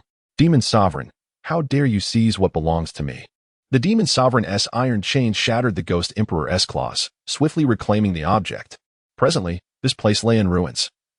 A relentless tide of calamities and spirits emanating from here, traversing the path of death towards assaults on Silver Moon City and all towns and strongholds along the way. Each podium was familiar to him. The phrase hearing the doctrines of 100 schools was no mere platitude. Over the span of 6 months, he had humbly listened to the teachings at various platforms, during which he was but a student. However, despite the significant changes within the Shenzhou Football Club, the time had been too brief for immediate results to manifest. The chaos that Toxes struggled to comprehend led to a beautifully conceived plan that proved to be lamentably unfeasible in execution. As the elite warriors of the 3rd Battalion began their charge, an even more alarming and fearsome event transpired, inciting both rage and terror within Taxa. Yuan Zhouqian waved at Chumi, leading Yuan Xinji out of her window, where they exchanged a few words. Her expression remained composed, as if she had long since grown accustomed to the external clamor, entirely unfazed by the sounds outside. In his recollection, the elegant chocolate did not necessitate reciprocation. Otherwise, how could the socialite AI have received gifts aplenty on White Day? Drops of ink fell before Feng Xian, swiftly diffusing and transforming into panels reminiscent of exquisite landscape paintings. In an effort to address this issue, Sang Hongong personally ventured into the populace to conduct research, instructing officials to lower the price of government salt. GNC had no choice but to seal his lips once more, his mind racing with thoughts on how to articulate his feelings later. He turned his gaze towards the nightscape outside, contemplating the confession techniques he had previously encountered, his lips moving silently as he pondered. Moreover, these individuals exhibited unwavering loyalty. Even while following the supervisor, they would never divulge his secrets. To be candid, the tactile sensation was quite intriguing. Chen Ling sometimes indulged in such activities himself. Not only did Chu Shiza employ this cunning fragrance against her, he audaciously hoped to make a Xian completely forget him. The regulations explicitly detailed the laws and moral codes that princely rulers should adhere to, along with the punitive measures for those who transgressed. Everyone settled down. Let us proceed, Mu Chen observed as the crowd found their seats, reiterating his instructions before guiding the two zombies to ascend into the air, swiftly heading towards the dense forest 30 miles east of the city. As for the third instance, it was due to his return to the world of shame that day, commencing the main storyline primarily aimed at the Royal Art Museum, where Sokolov had heard mention of a peculiar device during his imprisonment. The others present were equally taken aback. What had they just heard? Had the wealthy Ho just referred to this young man as the head of a family? This was utterly absurd. Did the Ho family serve this youth as a servant? How ridiculous. Wang Haikuo was equally exhilarated, gazing at Song Mingyan's warm and radiant smile. Yang Ruoli found herself momentarily at a loss for words. It was as if she had been transported back to her student days, witnessing her idol's warm smile and momentarily losing her senses. Li Luowei was startled, quickly withdrawing her finger from the man's palm. At this juncture, Ao Tian finally exhaled in relief. The powerful sonic attack generated by the first golden ring had ensnared him completely, and the intense discomfort of being bound was quite disconcerting. Should these sonic ripples fail to dissipate, Ao Tian was prepared to expend his true energy to eradicate them. This time, Ling, who had learned from his previous experience, disdainfully observing the massive arrow that approached, and with a deft claw, he effortlessly tore apart the beehive tethered to it. On this particular day, Su Ranhua and Shimin Hao had just returned to the royal residence, where they encountered Qin Fuho by the queen's side in the courtyard. The expanse of land to the north belongs to the northern desert, while the Nanzhao kingdom is not in disarray. A vast territory stretching south from Hebei encompasses the entirety of present-day Yunnan, Guizhou, and Sichuan, all of which are part of Nanzhao. Naturally, Shermin's mood was less than pleasant. Otherwise, her demeanor would not have shifted so drastically. Hearing the voice of Shangwan Ao made her particularly uncomfortable, reminding her of the sweet nothings from last night, contrasted sharply with his perpetual harshness towards her, igniting her ire. Although Shiru was unaware of the reason behind Yang Shermin's urgency, it was the first time she witnessed her in such a state of anxiety. Lu Kuei wielded a short blade, less than 30 centimeters long, and with a swift thrust, it plunged directly into the heart of the bald man, piercing through his chest and emerging from his back. He gasped for breath as the bald man's body collapsed abruptly. With a powerful strike, she unleashed a palm attack, the sound reverberating through the heavens like thunder, shattering Mu Yinchuan's form into countless fragments, with blood and flesh raining down like a torrential downpour. Crashing onto the snow-covered ground, Manshan chuckled at this thought and recounted every detail of the events since Lin Yu entered, including the violent beating of Ku Rong. Without a trace of concealment, Ku Rong, listening nearby, furrowed his brow, his teeth grinding audibly. The atmosphere was laden with a profound melancholy, imbued with a sense of despair, as if the weight of ancient epics surged forth, wrapping around the ancient paths with a somber and poignant air. Later, it became known that the group of a dozen or so had naively entered the celestial realm, wandering aimlessly for centuries. Once they reached the threshold of tribulation, they would inevitably face the thunderous calamity, which no one could withstand, resulting in the demise of most over the years. He did not comprehend why he felt the urge to flee. He merely sensed a lurking danger behind him, believing that halting would bring calamity. Yuan Dazhua, understanding the situation, consistently upheld the royal family's prestige before the people, presenting himself as a loyal and filial subject, a servant to the Gao clan. Meanwhile, Jiang Yun, though merely a prospective emperor, possessed formidable combat prowess, facing seasoned emperors with composure.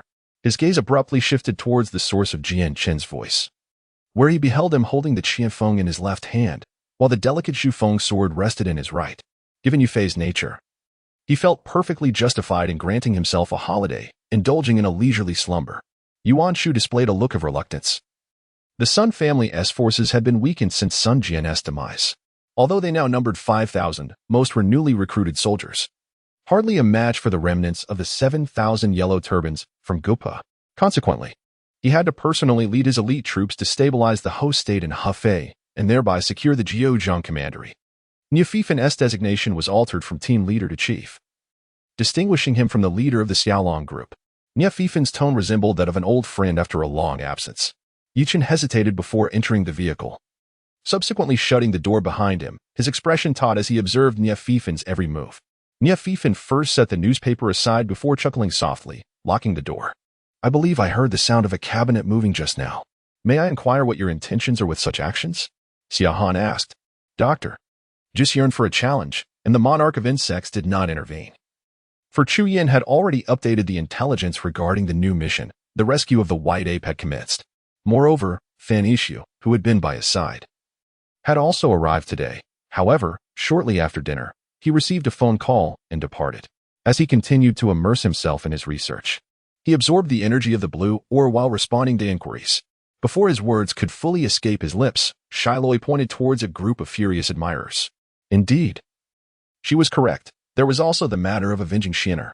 Qinyan had indeed logged off, and I contemplated the outcome of this endeavor. The white tiger boss had obediently settled at my feet, transformed from a rebellious beast into a loyal guardian after being tamed. Hua Feng and his companions returned to the ship, opting not to stay at the hotel in Dubai. Nevertheless, from the deck of the vessel, Hua Feng could still behold the breathtaking scenery surrounding Dubai. As Su Tao retreated to his room for rest, Hua Feng approached Yu Xinghai. In the direction he gazed, a middle-aged demon stood coldly observing the scene, his eyes betraying a hint of greed. She found herself ensnared in his other long arm, immobilized. And as she listened to the steady rhythm of his heartbeat, her own quickened in that moment. Damn it, my brother fractured 3 ribs to help you girls. And you still present yourself like this before me? Jin Bao shoved Chao Lei aside. Despite both being brothers, Jin Bao and Chao Lei's temperaments were entirely dissimilar. Thus, it was no surprise that, despite its dismal appearance, few chose to support it, even among those who had wagered on its victory. At that moment, he recalled that the scar-faced individual was no ordinary person. That kick might have very well rendered his leg useless. After the tender and melodious exchange of voices, Dali's tone bore a sigh. Guqinger practiced a melodic technique. Thus instruments were indispensable during this phase. In response to my fierce and aggressive onslaught, the old man's movements were deceptively simple, merely parrying my attacks with casual ease. As the words of the six-fingered one fell, dark clouds gathered ominously overhead. And without warning, yellow springs erupted from the void, exuding a crimson aura that coiled around Qian and her companions like a serpent. After the maidens finished their preparations, they all descended. Luo Cece did not require anyone to keep watch that night, harboring too many secrets that must remain undiscovered. The chief steward was subdued by Lu Yu. This was said to be an understanding only the master could grasp. Could it be that the young master had already comprehended it? Indeed, there was no trace of anger. Even though those things thrived, they emanated a palpable aura of lifelessness. Yu Lingzi and Huang Fuche sensed this, while Chun Tian and Bai Jiming appeared oblivious to such feelings. The thousand-hand illusion soared. Tang Fei did not hold back her strength as she had in the first battle. Below the celestial tier, all were but ants. The disparity between their realms was far too vast. Surrendering without a fight, in the name of the Qingyun sect, was utterly inconceivable. The animosity between Su Yuanchgao and Qiu Feng is well understood by Wang, the deputy chief of the local police station. Remember, unless it is an urgent matter, do not tear it apart, Yichen advised. Lin Shi shot him a glance, her impatience evident as she replied, I know. Go eat your meal. With Sui at home tonight, I want to be bored. Yichen inquired, so will you all be? As they conversed, they soon arrived at the mountain's peak, only to discover that the elder had already crossed over, seemingly heading towards the city. No, perhaps he was mistaken. Xian Ming had indeed taken action against Feng Wu, but that had occurred long ago, something he had simply not considered. Yue was taken aback by Lu Chen's unexpected words. She believed that as long as Lu Chen offered an apology, the matter could be put to rest. Considering it was Lu Chen who had acted inappropriately. Yet now, this fellow was being so domineering. In 3 months, 1,000,000 lives had perished. And this figure was not the final count. Fluctuations in numbers were still possible. Had it not been for Yu Qian and others promptly dispatching 6 guards to seal off areas, the spread might have been even more extensive. Wei Yin had begun to formulate a plan. However, careful strategizing was essential. He needed to convincingly assume the role of the foremost warrior beside the second prince to prevent any suspicion from arising. Hot air balloons, too, were akin to this. Those devoid of inert gases were prone to accidents. The current test flight record stood at approximately 120 meters. They had not tested in the plains of Chang'an due to the significant implications, so the test flight was conducted directly in the Qinling Mountains, where they found a valley and secured the ropes. Indeed, he had brought a jade tablet along when he came, just in case. Ji Xiong could not fathom the purpose of this mysterious combination of sounds, leaving him to listen aimlessly to the testimonies of survivors, hoping to discover some clue. Elder Qin, allow me to proceed. Surrendering the Sunset Stone is a disgrace. I do not wish for Elder Qin Taizhong to be humiliated. Humph. It's impossible that there is no poisoning involved, for in the formula I provided. Bai Yunpiao was about to voice his concerns, but was silenced by a cold huff from Master Wang. It was not that he believed his entourage to be sufficient. Rather, he genuinely feared that someone might sabotage the efforts.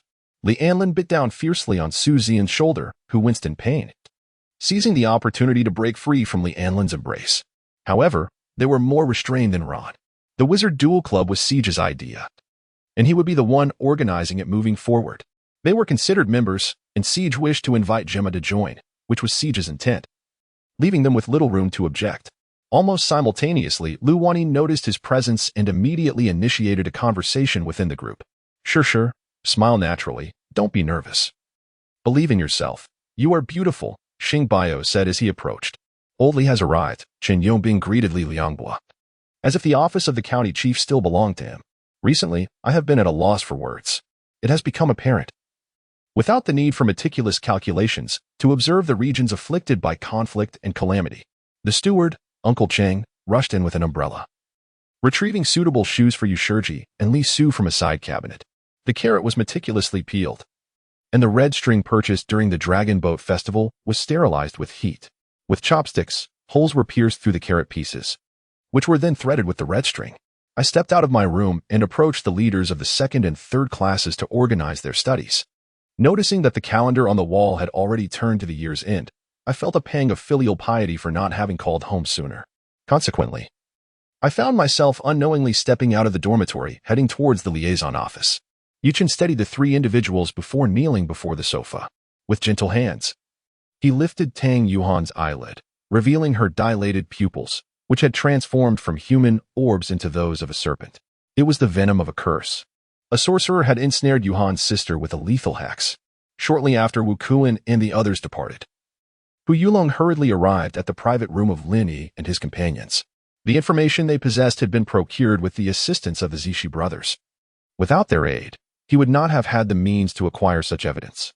Fortunately, they had taken action beforehand, for without their intervention, this evidence would have been lost. Ling Li confirmed that the individual before her was indeed Luoming, and her heart swelled with joy as she smiled and nodded, noting the scarred 6-fingered hand that matched the demeanor befitting a drug lord. The official announcement regarding the promotional photoshoot had been made, yet the cosmetics had been tampered with, containing substances that could provoke an allergic reaction in Xiaoanan.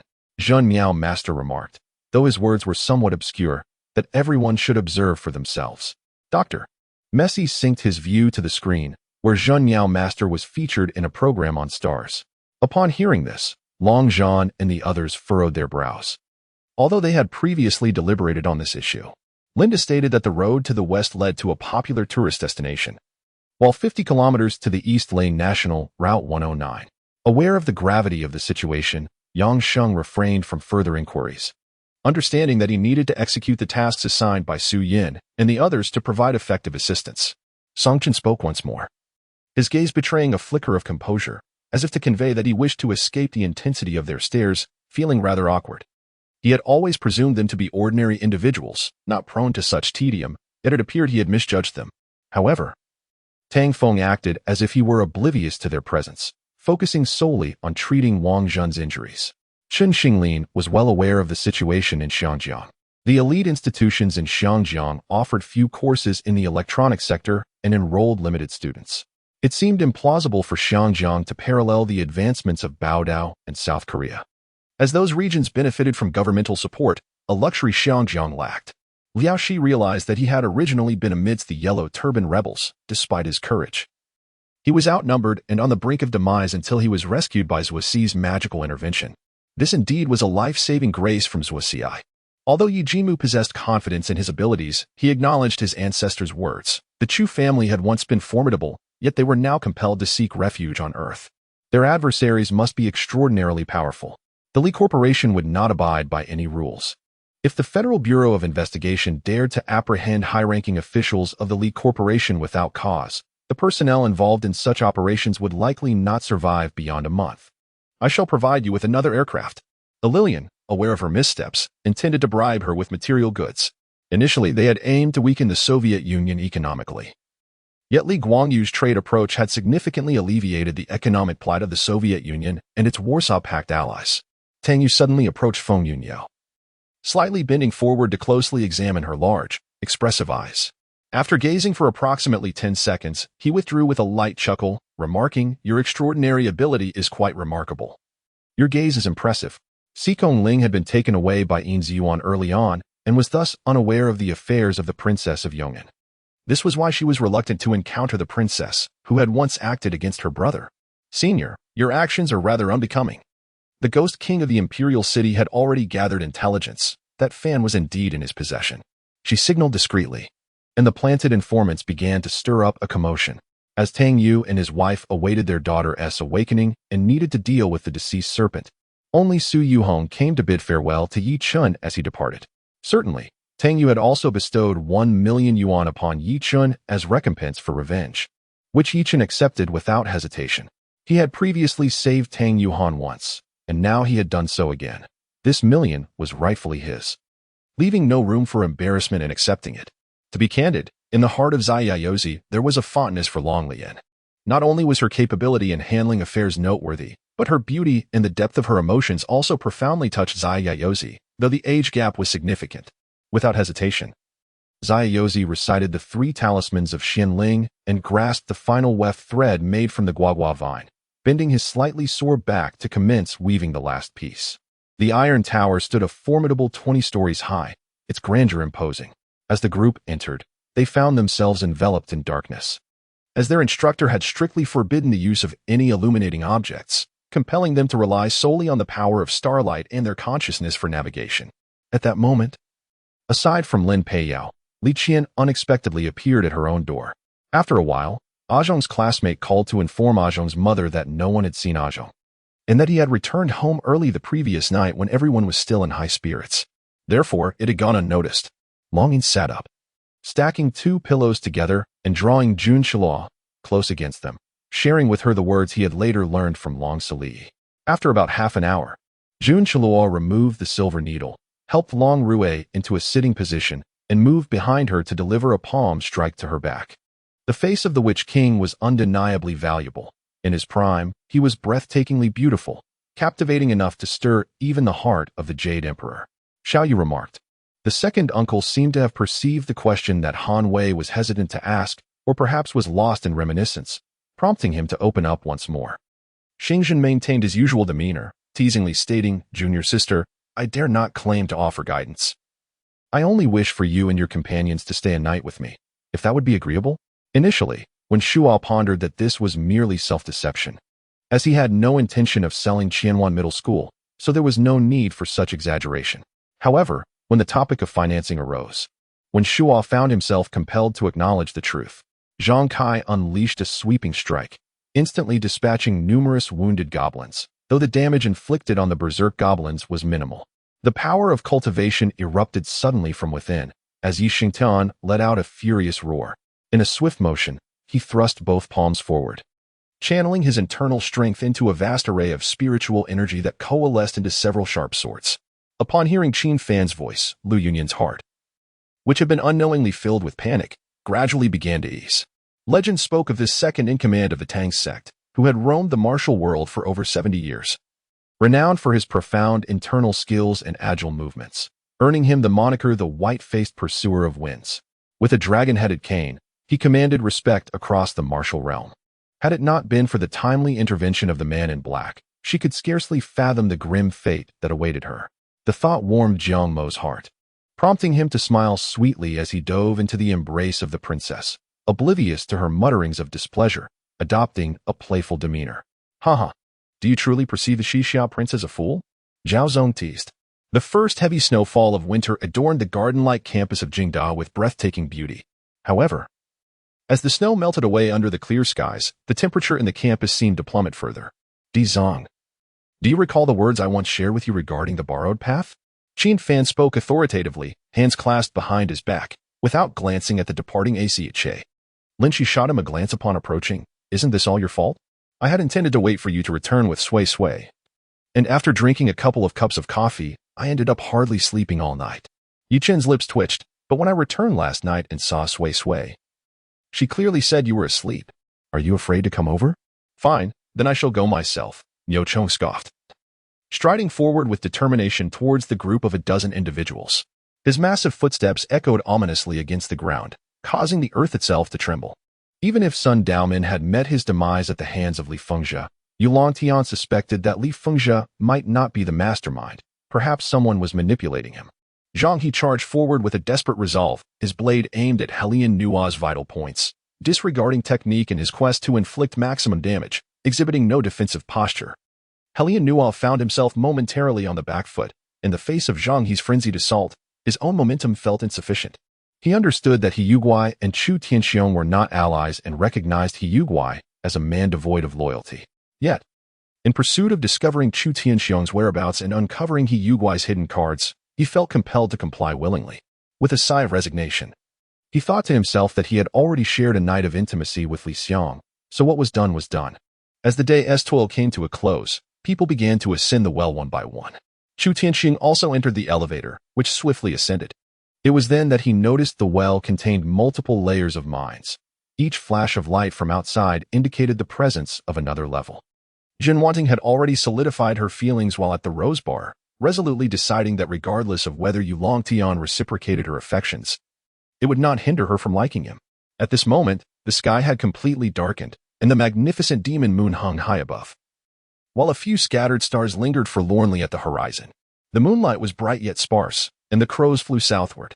The night in the demon moon forest appeared enchanting, yet concealed countless perils.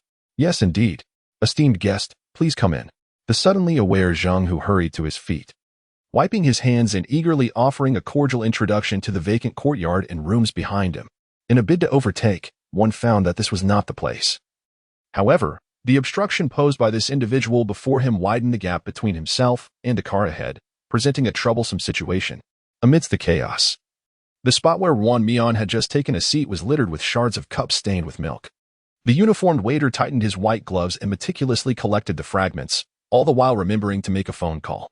The two men carried the burlap sack to a nearby riverbank dock and paused, tossing it down to the riverside, where a delicate groan emanated from within. According to the customs of the demon realm, the groom must successfully overcome the gatekeeping to reunite with the bride. Today, he radiated vitality, his demeanor striking and elegant, exuding an ethereal aura. It seemed as though he was born for battle, an indomitable fighting spirit coursing through him, igniting his blood and propelling both his mind and body into a heightened state of readiness for combat. His return was solely to seek an audience with his master. Since he could not compel his master to appear, he must devise a way to meet him himself. After bidding farewell to Qin Fang, Gu Wanzhou hastily swallowed a painkiller, feeling a slight relief in his back before receiving a call from Wan Mian. Dong Qilian understood from Asu's words that Asu wanted Lu Shiqiu to resolve the earlier matter for him. However, she was well aware of Lu Shiqiu's notorious reputation for debauchery, surrounded by a host of unscrupulous companions. When faced with trouble, he would likely shirk responsibility rather than offer assistance. Do you owe them 10 million?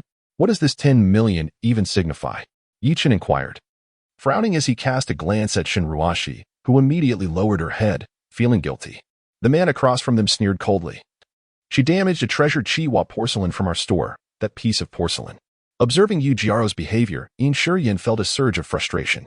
Those who lacked decorum would inevitably dig their own graves. As expected, a fierce gust of wind from a punch sliced through the air, narrowly missing her ear. Thankfully, Yi Chu had been prepared. At the moment the fist approached, she tilted her head aside. On the furthest warship, in the command room, Commander he held a 1,000-mile eye, surveying the horizon.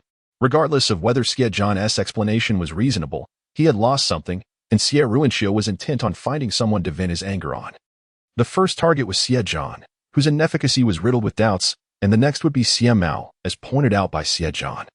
Fei Shi barely felt any pain, only a slight sensation reminding him that even gentlemen have their tempers. Once, the vibrant hues of blossoms flourished abundantly. Yet now they are relegated to crumbling walls and desolate ruins, while the inhabitants of Jinping gaze upon this fleeting beauty with disdain. Alas, Lord Li Hua sighed deeply, his tail drooping as he meandered slowly toward the entrance. The military vehicle from the governor's office awaited ahead. As Yi Chu walked, she pondered. This was her first direct encounter with Lu Huaijing, and she must navigate it with utmost caution. It must be noted that Qin Fengyi was remarkably astute in the art of political discourse, for his words ignited the imagination, suggesting perhaps the tacit approval of the late emperor.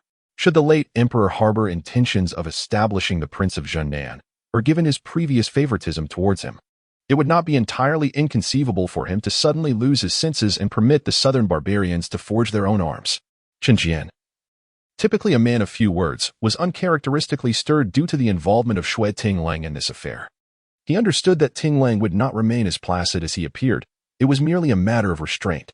The gentleman vehemently reproached the sovereign, who accepted the criticism in silence, uttering not a single word of rebuttal.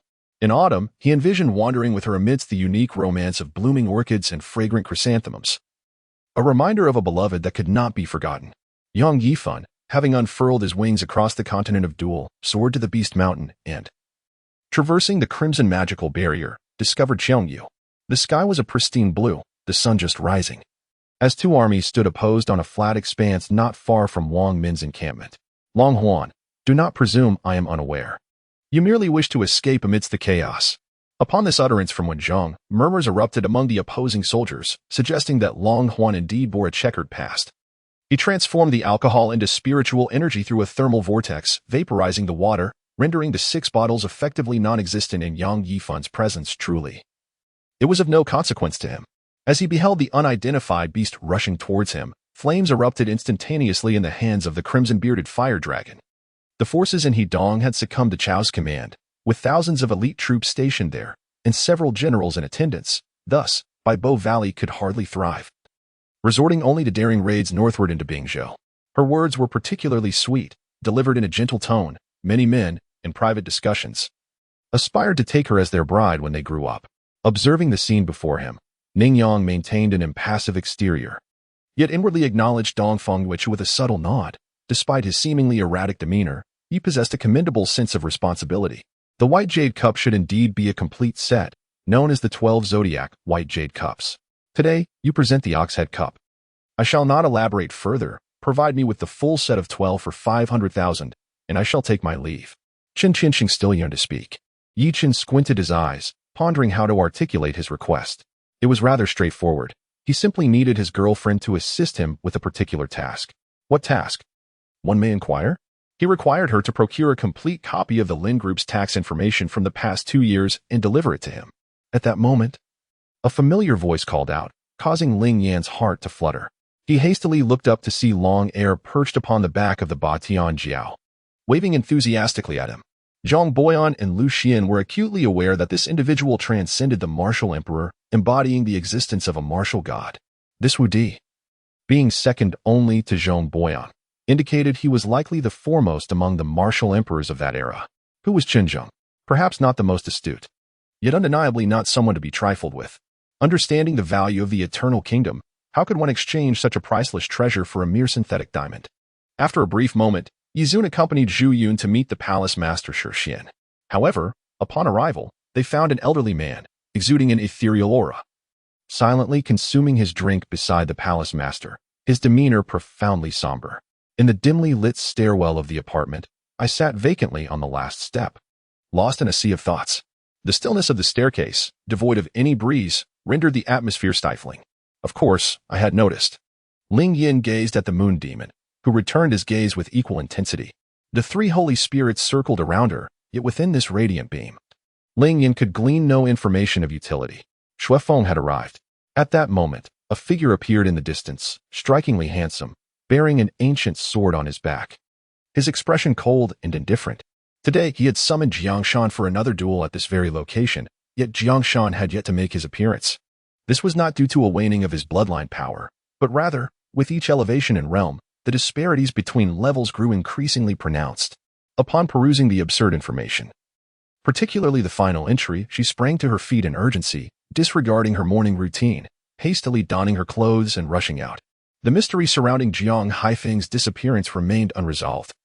Though AI may wish to distance Luo Yangyang from the Saint of Sealing, families of merchants often aspire to produce offspring who could serve in official capacities, thereby alleviating the burdens of taxation and elevating their social standing. Thus, the preferential treatment bestowed upon the offspring of the Dou and Jun families, who were preparing for the imperial examinations, was hardly surprising. Lancelot observed the even more agitated Molly, and after a prolonged silence, managed to utter a single remark. 20 taels of silver could comfortably sustain an ordinary household for a year. The price of a carriage was also considerable, explaining why such luxuries were beyond the reach of most families. Very well, a mere tael of silver it shall be. Though our village is impoverished, we can still afford a bowl of thin porridge. Rest assured, young lady, we shall treat her well and ensure she suffers no indignities. The men's eyes sparkled with anticipation, akin to young men in a brothel upon sighting a beautiful maiden. You two brothers bear no resemblance to your father, Li Yin remarked bluntly, recalling that day's events. Mido pondered for a moment, but struggled to find an appropriate response. To expect a 5-year-old child to articulate the chaotic sounds was indeed a formidable challenge. The Grand Princess, with a swift and decisive motion, plunged her dagger into the vital point, causing the individual to perish, all the while having already concocted her alibi for absolution. Even if this desert eagle can penetrate the body of a formidable martial artist, it remains of little threat to Chen Qingyang. After all, with his speed, Ning Wujuan would hardly be able to hit him. When he returns, it will be another troublesome matter, for this old man is notoriously overprotective. Hopefully, Sui has not met his demise at our hands. Zhuo Qiufeng, with a chilling expression, gazed at the now tranquil peaks behind him, where the swirling clouds rose mysteriously. Shen Ruoxi felt both regretful and self-reproachful. Lin Shi, however, chuckled, saying, "No one blames you. Did I not just mention that I have a complete plan? This plan requires your collaboration with you, Chen. Please instruct me, General Lin. I shall not hesitate to give my all." An hour later, Shen Ruoxi left the office with a complex array of emotions. However, before anyone could exchange glances and come to a conclusion, Conan, unhesitatingly, and before everyone could react, donned shoe covers and stepped into the pool of blood. Lisa was unwilling to wait until she had earned enough to purchase a shop. Seizing the weekend, she traveled to Chun City, presenting an ancient set of calligraphy and paintings at an auction house. After 2 days, she successfully sold them, garnering a profit of 250,000 yuan. Jiang Qingxin, lost in thought, recalled how he had appeared to save her last night. Surprisingly, he had been rather gentle. She was called Bai Jiao, with Bai as her surname and Jiao as her given name. However, that name belonged to her past life. Now, in the realm of Japanese anime, she went by Shirai Sakuko, currently a puppeteer and part-time high school student. Lee smiled faintly, recalling how she had used the wheel of reversal to trace back the timeline of the virtual realm for 7 years, costing her nearly half her life. "Aunt, please allow Su Lin to take a look. I invited him, and you can't make it difficult for me, can you?"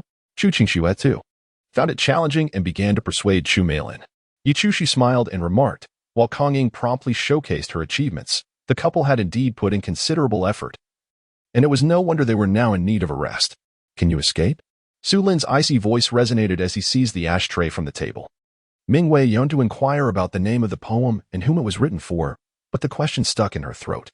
Moreover, even without this opportunity, he had to take action. After all, continuing to wait would only age him further.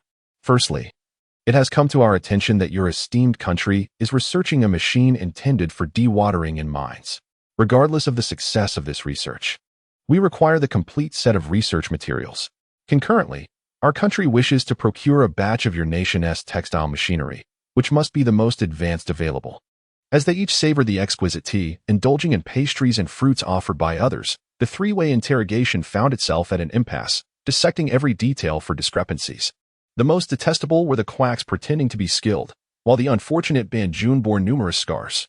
Dai Xiaoyu, the second disciple Gu Yuexian, had suffered blows from external forces during the division's inspections, having once been gravely injured, despite having heard rumors about Yang Jiu and Wu Sanwei. Witnessing Yang Jiu emerge from the Yangqing Palace was still quite an extraordinary experience. Zhang Xinguang ultimately promised his elder brother that he would prudently manage the money, ensuring he would not squander it, and would also protect his sister and brother-in-law. He intended to visit the place where his sister worked, planning to return with local specialties. Shi Ran, not one to relish causing trouble, sent a message to Qiao Yu after rising, requesting the dinner address for the evening, assuring him she would make her own way there. Currently, only 2 metal storms were equipped on Hunting One, while the remaining weapons were still under design. At this juncture, Yak interjected, what if one were to marry someone they did not love? As long as the individual held a position of significance, what luxurious handbags, extravagant cars, or opulent yachts could they not acquire? However, this building was unlike any they had encountered before. It was constructed entirely of steel frameworks, resembling the skeletal structure of a colossal edifice that nearly filled the entire space. It was hardly surprising that, upon witnessing the decline of their stocks and receiving the so-called insider information from Qin Tanqi, the investors were compelled to withdraw their funds. Despite the smile on his face, the words he spoke pierced directly into Du Haixiao's heart. Du Haixiao was infuriated, questioning, what do you mean? Are you implying I am inadequate? Yu Chen scoffed, remarking, is there even a need for doubt? Your dark circles are profound, your philtrum shallow, your complexion sallow, and your lips pallid. Your kidneys must be. Tai Long was utterly stunned, as his greatest asset was the recruitment of the peak expert of the early sky realm, Suatu, yet to his surprise, Suatu knelt upon their first meeting. Upon hearing this, Xiao Tao supported Jiang Haofeng, leaning against his shoulder as they hurriedly retreated towards the distant side room. At that moment, she resolved that if she were to marry the man she loved, she would prepare meals for him every day. After returning to Sky City, Jiugu and the others were confined to the dungeon, where they encountered Wu Tian and the butcher, both of whom were awake. Once Jiugu and the others were locked in their cells, Wu Tian and the butcher approached, inquiring about their well-being and whether they had sustained any injuries. Yifei, what is wrong? What has happened? Xia Chanwan knocked and then turned the doorknob, discovering it was not locked. She hurriedly twisted the handle and pushed the door open.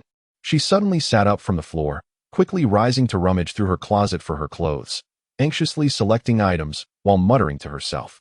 Perhaps fortune truly favored her. To Hanwei's right, the stone wall suddenly cracked, revealing a long slab of stone. Hanwei promptly pried the stone loose, wedging it beneath the bronze cauldron, releasing his grip as the cauldron settled securely at the entrance of the hole. The 4 of them had been paired for nearly 4 years. And when the time came to part, Qin Tian had been by his side, almost able to empathize with the experience. Gu Hanqing turned her body stiffly, fixing her gaze on the occupants of the car, her eyes wide with astonishment. In a mere hour, an abundance of events unfolded. The atmosphere within the hall finally regained its tranquility following Nalan Mingzhu's departure. Under Long Chei's suggestion, a myriad of affluent young ladies began to emerge, entertaining the guests with their performances. Mo Fei curiously accepted the item handed to her by Tang Mingxian, who gazed at her with anticipation. Rarely did Tang Mingxian observe Mo Fei's reactions with such interest. Lu Xuanxie, silent and contemplative, had not anticipated that the disappearance of Yue would garner such attention, with men ceaselessly seeking him out. While he marveled at Yue's allure, a twinge of jealousy crept into his heart, as the silver needles rained down like a tempest. His senior brother swiftly grasped his short blade in defense, yet, unaccustomed to the challenge, some needles pierced through the blade's guard, embedding themselves into his flesh. Shortly thereafter, Captain Jean had meticulously arranged the banquet, with exquisite dishes and the young ladies adorned in splendid attire. This sword bears 8 primal eyes. Yet it remains my sole primal diagram from before I turned 12, Luo Qiqing remarked softly. How could a man lack personal preferences in food? Solely opting for the tastes of others? Is this what it means to love someone for who they are? If the emperor was aware of the prince's injury, concealing the truth would only provoke greater suspicion.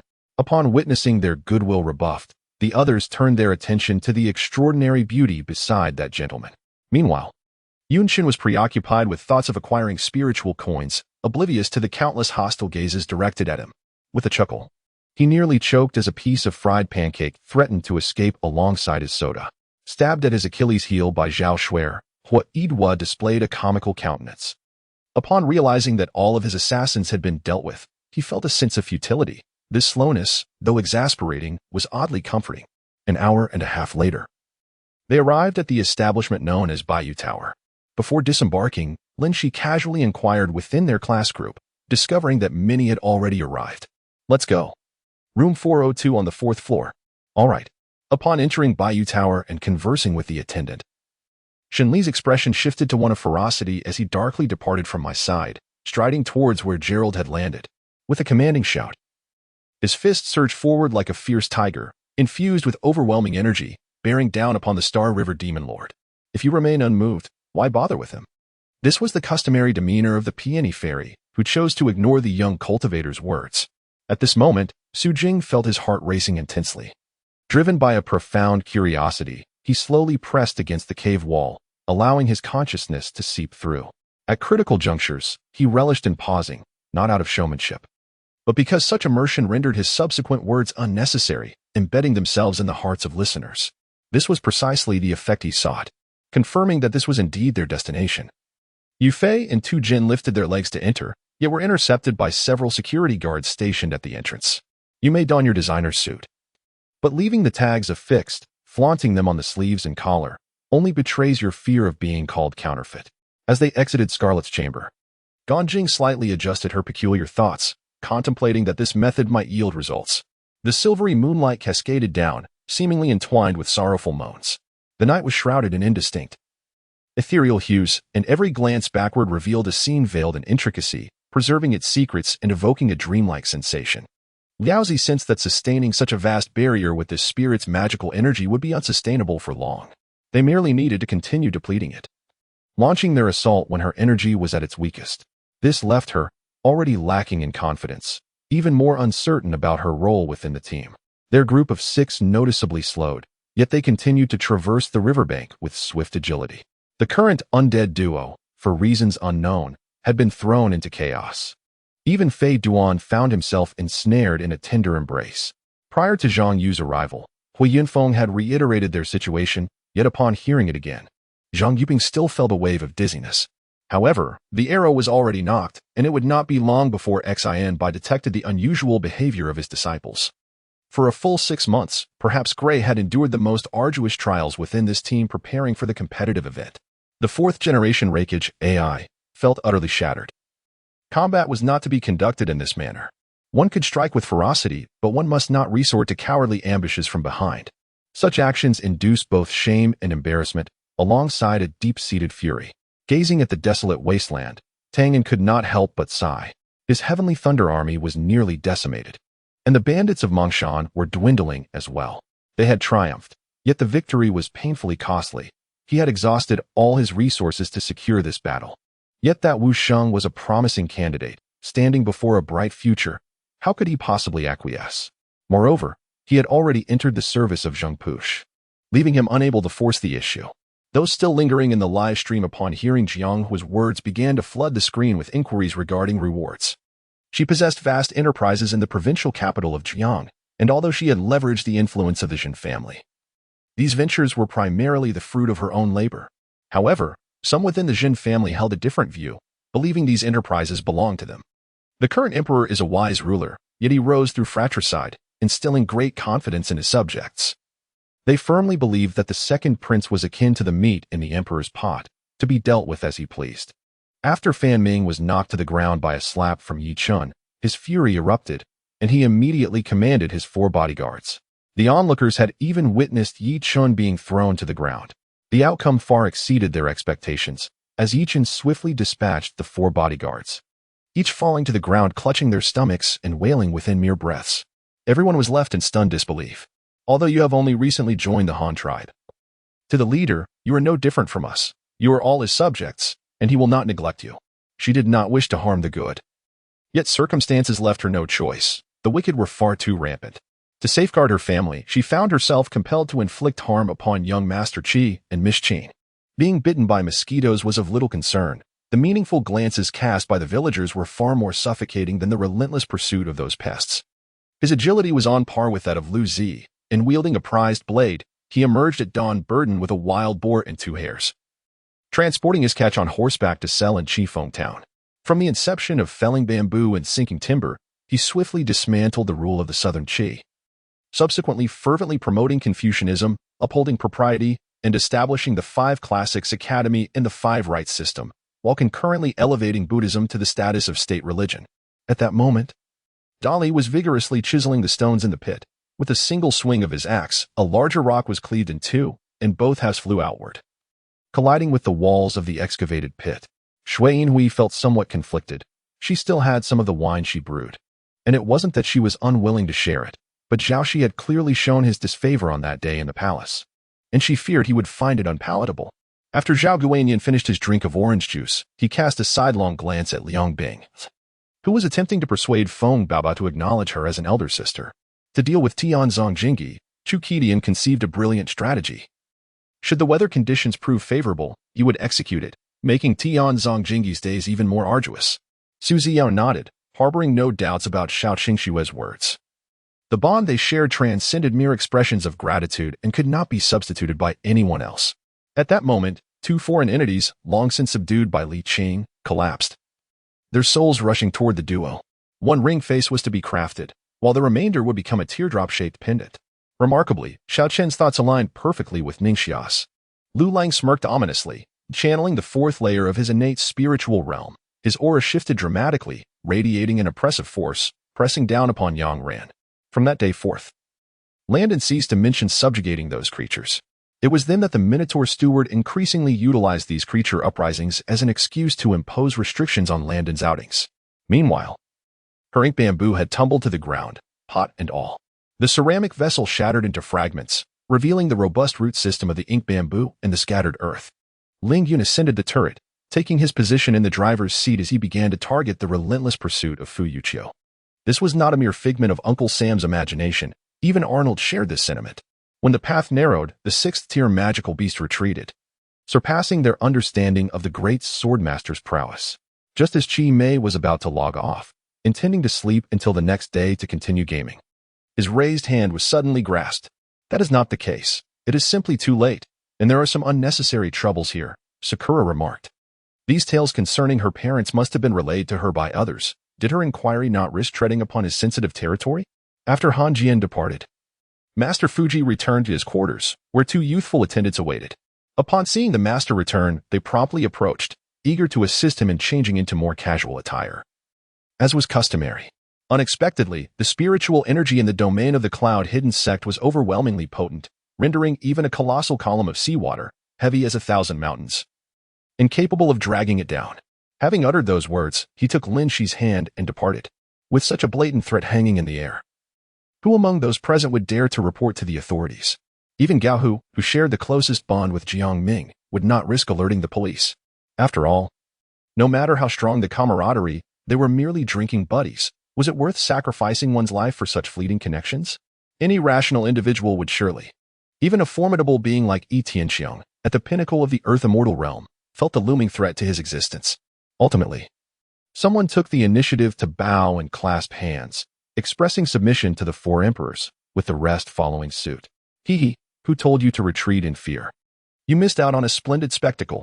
Lan Bingbing joyfully recounted the recent events, though she refrained from mentioning her intention to use Luo Qingqing's phone as a ruse.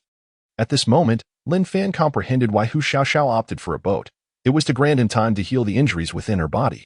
Just then, 7 or 8 figures dashed towards my location. Those were the spiritual masters of the Chu Kingdom, intent on capturing me. Naturally, I could not surrender without a fight. Yet I had no desire to engage them in battle. On a warship, over 30 elders gathered to deliberate on matters concerning the future of the alliance. A silver-white feathered arrow zipped through the air like a streak of light, aimed directly at Li Xiaoyu, accompanied by a sound of slicing air. 2 streams of black flames swiftly merged, transforming into a vast sea of darkness that could engulf the entire mountain range. Captain, we have discovered drugs within, announced a police officer, pulling out a large bag of white powder from a container. I'm going to prepare breakfast. Yes, breakfast. Lin Feng said before swiftly descending the stairs. This time, Modati arrived with an air of arrogance, seemingly regarding the accompanying entourage with disdain. After all, where in the eastern capital, Luoyang, was safer than here. Who would dare to cause trouble beneath the emperor's feet? Such an act would only signal a lack of regard for life, akin to courting death. Indeed, the time is too brief. If it weren't for this competition, with an additional 2 months, I could surely have healed the black fox, Lin Fei remarked.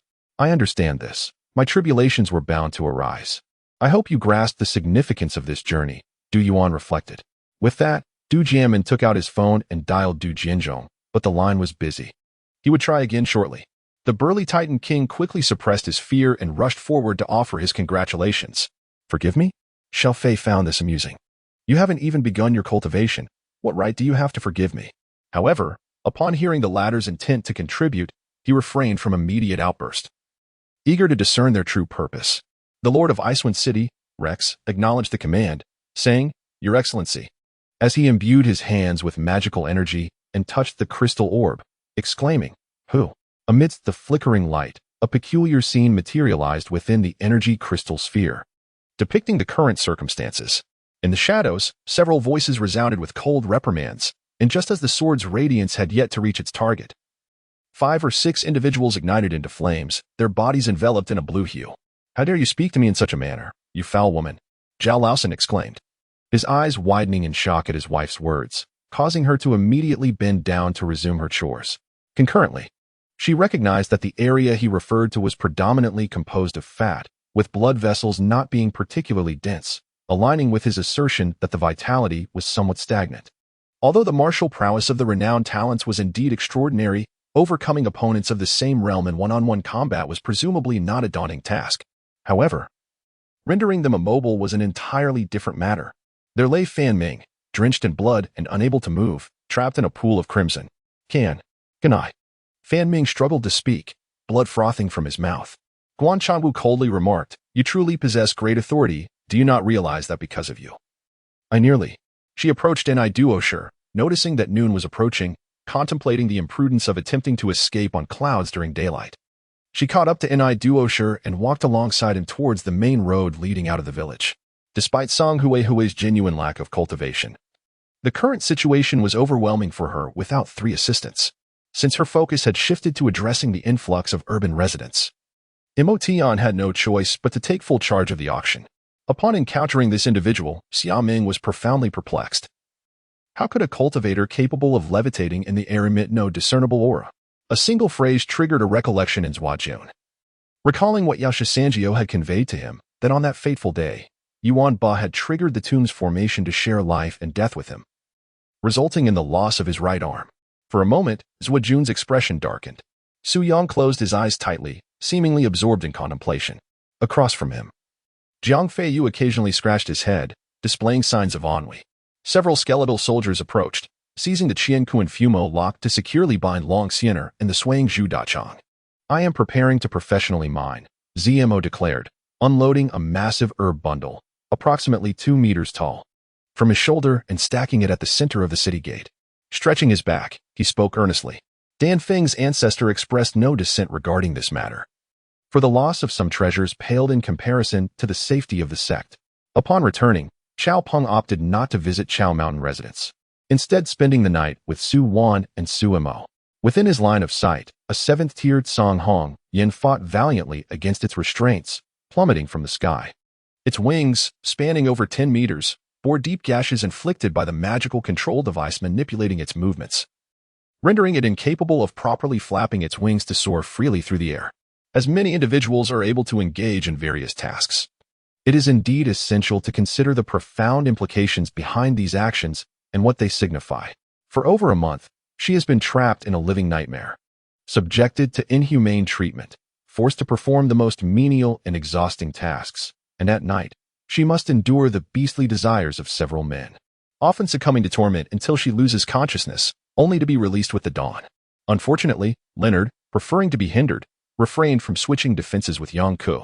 Thus, Stocky, granted a fleeting opportunity to strike, launched a jump shot from his position. However, as he was not particularly adept at 3-point shooting, his attempt predictably ricocheted off the rim. Ruoxin gazed at the somewhat blurred bronze mirror, momentarily observing her reflection within, allowing a faint smile to grace her lips. Tang Yi fixed his gaze upon him for a long while before turning away, stating, "Though it was I who established it, I do not wish for you to invest excessive time in it. It merely serves as a tool in my struggle against the heavenly Tao Temple. At all times, only through personal strength can one adequately confront any challenge. Quite well indeed, possessing a heavenly root grants you the qualification to transcend this realm. As for the future, that will depend on your own destiny." Alice's voice captured the attention of those nearby, drawing their gazes towards Yang Ke, and upon seeing his countenance, the expressions of Duncan and the others grew markedly grave. Observing Nangong Ming stepping outside to make a phone call, King hurried over to respond using the killing overlord's number. Lin Tianyao landed and picked up the shattered Ming sword, which had broken into 2 pieces, casting a pained glance at it before placing it into his storage bag. Should the opportunity arise in the future, Lin Tianyao would indeed seek to restore the Ming sword. Chen felt a profound sense of satisfaction upon hearing her words. "Since you are willing to learn, I shall impart to you the 8-fold demon-subduing techniques of our school. This particular martial art is rather subtle and feminine, making it well-suited for someone of your disposition. However, you must ponder this carefully, Sui. Mastering this discipline demands considerable sacrifice. Though you possess remarkable talent for martial arts, the trials you must endure are inevitable. Only by elevating one's strength to a sufficiently high level can one pursue their desires without impediments." Situ Xiao observed her graceful and elegant smile, her teeth gently clicking in contemplation. She had returned all the gifts he had bestowed upon her. Was he to be entrusted to her as well? Such an unreserved exchange. It seemed that even my husband was not spared from her boldness. What significance did these trinkets hold? Within the carriage, Wang Hong had yet to extend a courteous greeting when he noticed her remove her veil and retreat to a secluded corner. "Oh." Shortly thereafter, Chu Tao joined her, and the carriage began to move.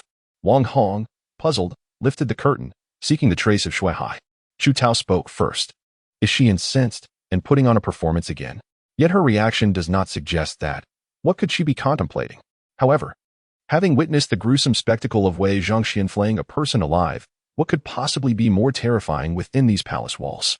She chuckled self-deprecatingly, shaking her head in an attempt to dispel the horrific images from her mind. In the season of spring, the scenery is boundless from the high terrace. One can gaze far and wide. The horizon stretches endlessly. The mountains and rivers appear magnificent. The towering Taihua mountain looms with its rugged cliffs, while the Jiangnan mountains present their layered peaks. These 5 great empires truly overestimate themselves, attempting to annihilate us as if our divine palace were a mere soft persimmon. A shadowy figure expressed indignation, casting an empty water bottle to the ground. He swiftly brought forth another bottle, taking several gulps while agitating it before the silver-faced king. Clang, clang, clang. Countless bone needles began to strike against the shield, producing a sharp, resonant sound, their power immense. The shield visibly strained under the assault, the bone needles gradually diminishing its thickness. Observing Shui Hai's anxious demeanor, he offered a gentle smile. "Do not worry, child. Once we reach Fei Crossing, acquiring a boat will be effortless." Though his body was battered, he no longer felt the pain.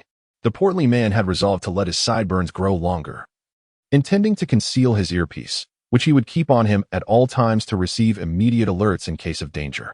"Tang Yi, what is the meaning of this? How did you manage it?"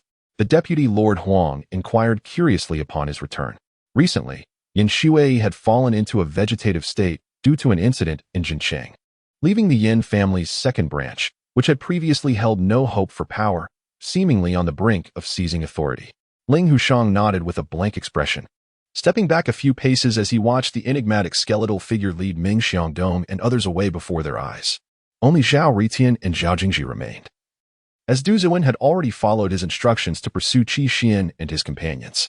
A grand and overwhelming aura surged forth with that figure from the entrance, its presence astonishingly formidable. The spikes above emitted a chilling light that was unsettlingly dazzling. Among the hundreds of formidable warriors surviving in this realm, Tang Yi speculated that there must exist even more powerful beings. A wry smile escaped my lips as young Master Bai, after sharing a laugh, entrusted the item to him. Upon receiving it, Tian Mo casually shook it, seemingly satisfied, though a fleeting thought crossed her mind. Would it detonate? In that moment, she felt an overwhelming desire to bestow a kiss upon Zhang Yi, yet alas, the distance between them thwarted her intentions. The 3 individuals seated at the main throne exchanged glances filled with concern, Jin Yu's exceptional talent was a rarity in their sect, one that promised to elevate the status of the Nanfeng sect in the future, thus making any hasty punishment unwise. Chen retrieved his phone and brought up the urban planning map of Bai City that Hua Tianming had sent him the previous day. See, these two locations represent the dragon's claws within the feng shui layout of Lung Tuzhu, symbolizing ascension. The curvature of the dragon's claws firmly grasps both sides of Bai City, signifying the securing of its wealth. He paused, then pointed out, "But look here, this is your family's. Helena, we should leave. Let's not stir up trouble here." Shauna whispered to Helena. Xia Yuqing, undeterred by Shauna's warning, took Yongsun upstairs and directly entered Xia Yuji's room. After placing down her belongings, she took the liberty to tidy up a bit. Without Wei Wucai, their company would merely be a second-tier entity, destined to be overshadowed by numerous special effects companies in the country, far from achieving its current success, regardless of the concerns or revelries of others. Zhang Heng and Ji Tuo felt none of it. Upon seeing Xia Yuqing awake, he showed no surprise. Instead, he bent down, retrieved a cigarette from his pants pocket on the floor, lit it, and took a leisurely drag, perhaps due to the rest she had the previous day. Yin Jiqing awoke in good spirits that morning. At this moment, Qiu Gui would not refuse. Her own little discomfort paled in comparison to the importance of her grandfather. As they were leaving, Ningxi was suddenly turned back, his deep gaze enveloped in an inscrutable complexity. Xiaoxing was momentarily taken aback, then slightly raised the corners of his lips. As Shangwan, he casually sat down after brushing aside his robe. He caught sight of the crimson mark on Shuxin's shoulder and immediately frowned. Watching her enter the blood gate, the enigmatic figure turned away, heading towards the palace. "Rest assured, senior, even if I am not in Dongqian, I will do my utmost not to disappoint you," Zhouan reassured, issuing a blank check, promising to deliver results when the time came. On the other side, Zhao Qibai also advised the city lord, stating that although the number of Tier 3 evolvers is limited, they are the backbone of the major legions. Recklessly extracting them would not only diminish the efficiency of reclaiming the city, but could also allow other factions to take advantage of the situation. Contemplating the situation, Jiao Tian found no viable solutions and decided to treat it as a desperate gamble, quietly activating the wisdom halo to envelop Xie Fan, hoping it would prove useful. Ultimately, this was an unconventional negotiation meeting. Regardless of the three systems involved, the entity itself, or the father trapped in silence within it, each party possessed its own stance and advantages. This is not your fault. The architecture within the imperial capital is intricate, and with obstructions in place, your eagle eye cannot penetrate through. It is only natural that you cannot fully capture their silhouettes, remarked the scientist in a white lab coat, dismissively waving his hand. After the Moon Empress spoke, she gestured again, and the Princess of Cloud View's broadsword materialized out of thin air, which she casually tossed to her. Following that, the Qianwu sword also appeared out of nowhere, which she similarly flung, allowing it to return to its stand on the table. Master Tong Tian, what is the nature of this causality? Han Fei had some understanding of causality, yet he could not grasp how such an abstract concept could manifest in reality. The words of the Buddha echoed, and with a swift motion, the illusory willow on the opposite side was ensnared tightly. The formidable force of the Buddhist seal erupted instantaneously. He remained tranquil, devoid of emotional fluctuations, neither joy nor sorrow, as he observed the myriad changes within the battlefield. As his words faded, the shadow of the massive black rat surged towards Tang Xiaodian. In response, the spotted tiger behind Tang Xiaodian unleashed a fierce roar, executing a powerful leap akin to a starving tiger pouncing on its prey. The auxiliary materials, enveloped in spiritual awareness, not only escaped damage but also thrived under the keen observation of the spirit, allowing Li Shan to encase the melting liquid with his consciousness at the opportune moment, preventing it from evaporating due to the intense heat of the earth's fire. Although aware of Yi Chen's considerable prowess, Wu Zhangxing remained apprehensive. After all, securing such a formidable ally was no small feat. Should anything happen to this ally, what would become of the Hua family? No worries, the methane cannot harm me. And I have a matter to verify below, he declared. Old Hua, arrange for someone immediately. Zhang Yi unsheathed his Zanpakuto and swiftly severed the throat of the mountain bandit, blood splattering onto his white fox mask. Reluctantly, he mused that apart from the corpse-absorbing clan, the other two clans likely faced similar unavoidable choices. Duke Leclerc regarded Song Tianji, pondering the surprise this emerging figure might bring to the tournament. Meanwhile, in the 8th Supreme Private Room, stood Ming Zhaoyuan, the 5th relative of the Ming royal family, of similar age to Luo Hao. Starting from the most basic level of combat alongside Angel, Song Tianji resolved to set aside the formidable cheating capabilities of the Heavenly Mechanism Stone and gradually learn from the fundamentals of combat. This was also due to Yi Feng's cultivation being at the pinnacle stage. Otherwise, they would not have been so courteous. As for Bao Hong, he had not fought alongside Dong Zhuo, and thus was ignored by him, never receiving an invitation to join. Remaining in Zhang Wen's army, he only earned some merit during the great battle outside Yuzhong City, which left him somewhat dissatisfied, especially towards the alien Long Tian. If the current situation were to persist, it would only become increasingly unfavorable for me. After all, Zhang Shurta wielded a firearm, and if he truly wished to eliminate me, a single bullet would suffice. The leading man approached slowly, and upon seeing Tian Moshi beneath the tree, he was immediately captivated by the azure stone ring adorning his chest. You are too courteous. After all, during our first encounter, you aided me. How could I not honor your face? Wu Tian shrugged, expressing his gratitude. The members of the three clans fell into a flurry, hastily retreating their injured for treatment, perplexed by the self-detonations of the insectoid beings. The fragrant, warm spring water enveloped my skin, bringing unparalleled comfort. Indeed, it lived up to its reputation. I closed my eyes, reveling in this moment of relaxation and joy. However, as I wandered near my ancestral grave, I found myself shadowed by numerous vengeful spirits, and I faintly sensed someone repeatedly calling my name. Upon hearing this voice, a wave of weakness washed over me, coupled with an overwhelming urge to succumb to despair. All the guards surged forward. Yet their efforts against Rong Mayan were as futile as a mantis attempting to stop a chariot. Soon, the space surrounding Tian Nishang began to ripple, akin to the gentle undulations of water, but rather than emanating from within, it flowed inward. Hearing this, Hao Yun nodded subtly. Indeed, if the two second-rate warriors joined forces, Cui Yunkai would be no match for them. As he spoke, Li Shaoquan handed over Wang Mingzhang's military uniform, identification, and other items attesting to Wang Mingzhang's identity to Xiao Fei. On the two battlefields, the soldiers of the Dian army were diligently clearing the areas, their faces illuminated by the joy of victory. Thus, the methods of observation significantly influence our ability to perceive the spirit of all things. Conversely, some entities exhibit a self-awareness that diverges entirely from that of humanity, rendering them even more elusive to detect. Ming Shang's face alternated between crimson and pallor, at a loss for words, yet his eyes sparkled with uncontainable joy. The matters he had struggled to negotiate for over half a month were resolved by his uncle in just a few days. Though a tinge of reluctance lingered in his heart, the facts spoke for themselves. He returned directly to the villa and called Wu Qingyang to inquire about Lin Xue's dinner invitation extended to the three prominent families in Jincheng. Upon learning that they were at the Qian'an New Century Hotel, Xiang Yuandong promptly placed a call to Zhenqing. Well said, Yichen exclaimed, applauding. That is precisely what I intend to do. Come at me with all you have. Mister. Sanyang was thoroughly incensed by Yi Chen's mocking demeanor and bellowed as he charged toward him. As he advanced, Yi Chen swiftly retreated. Why retreat? Do you even realize what you are saying?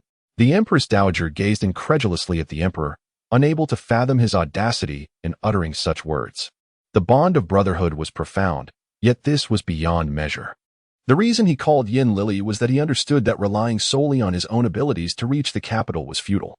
Given the nationwide martial law and the numerous checkpoints for searches, attempting to enter the capital on his own merits was akin to chasing a delusion. Qin Huairou, upon learning this, dismissed it as a temporary issue, believing she would soon recover, especially when pushed to desperation. Jun Luoyu might very well resort to using the divine judgment technique, whose potency would almost certainly spell doom for Bai Xiuyun. If Bai Xiuyun wished to survive, she would need to discern the most prudent course of action. Caught off guard by her retort, Fu Heng was momentarily speechless, his face a canvas of red and black. Evidently incensed, Jun Liushang stiffened once more, disappointment flooding her eyes. Did she truly love Jun Wuhan so deeply? Qin Hao's eyes widened, emitting a fierce gleam that shattered his phone into fragments. Ma Dong had initially held little hope, but Yu Chen's words sparked a glimmer of light in his eyes. Just as Yi Chun had articulated, while his grasp of divine skills was lacking, it was not beyond his reach. It merely required considerable time and effort. She remained uncertain about her future with Jun Jinhang, as well as the identity of her destined husband. In the past, the Shang and Xia dynasties were often imbued with a certain languor, showing little regard for their attire and appearance, had it not been for their good looks and cleanliness. they would surely have been deemed disheveled and slovenly. Alas, my elder brother, you are well aware that I am indifferent to worldly matters, focusing instead on self-cultivations. I have never partaken in wine. Were it not for the impending celebration of my mother's birthday, I would have refrained from seeking amusement in this place of revelry. The divine forces of fate have finally bestowed upon me a clear revelation. The endless years of waiting have borne fruit. The first event is a preliminary match, characterized by relatively low skill levels, employing techniques that were once fashionable several centuries ago, but have since fallen out of favor. Without strategic security, there can be no national safety. The folly of attempting to acquire advanced weaponry for self-preservation is a misguided endeavor. Murong Qingren scrutinized the dishes before her, inhaling the aromatic medley of colors. She then retrieved a silver hairpin from her bosom to probe the food, and upon finding nothing amiss, she released a sigh of relief. The Bureau of Astronomy possesses a profound and lengthy accumulation of data, capable of predicting the trajectories of celestial bodies for hundreds or even thousands of years into the future, thus forecasting climatic changes for corresponding periods. However, the further one looks into the future, the more ambiguous the predictions become, leading only to conclusions of drought, excess rain, heat, cold, or temperate conditions. Leveraging the advantages of a secure system, the latest round of automotive market statistics reveals a surge in momentum among domestic car manufacturers, following their initial emergence. Subsequently, Bussier shared several familiar IDs, recognized for their prominence and leadership within their respective factions. Having never experienced such a feeling of love, he finds himself yearning for a reciprocation that remains elusive. Though he feels a deep reluctance, he cannot bear to witness her suffering, much like the present moment. Moreover, the tomb contains treasures of gold and silver that I did not bring out earlier. You must not touch them, for they are tainted. And Bai Cheng must ensure that his subordinates do not engage in theft. Bai Gu immediately responded, "Rest assured, Master Yi, I shall keep this matter confidential. I will arrange for explosives today. We will simply blow up that accursed tomb."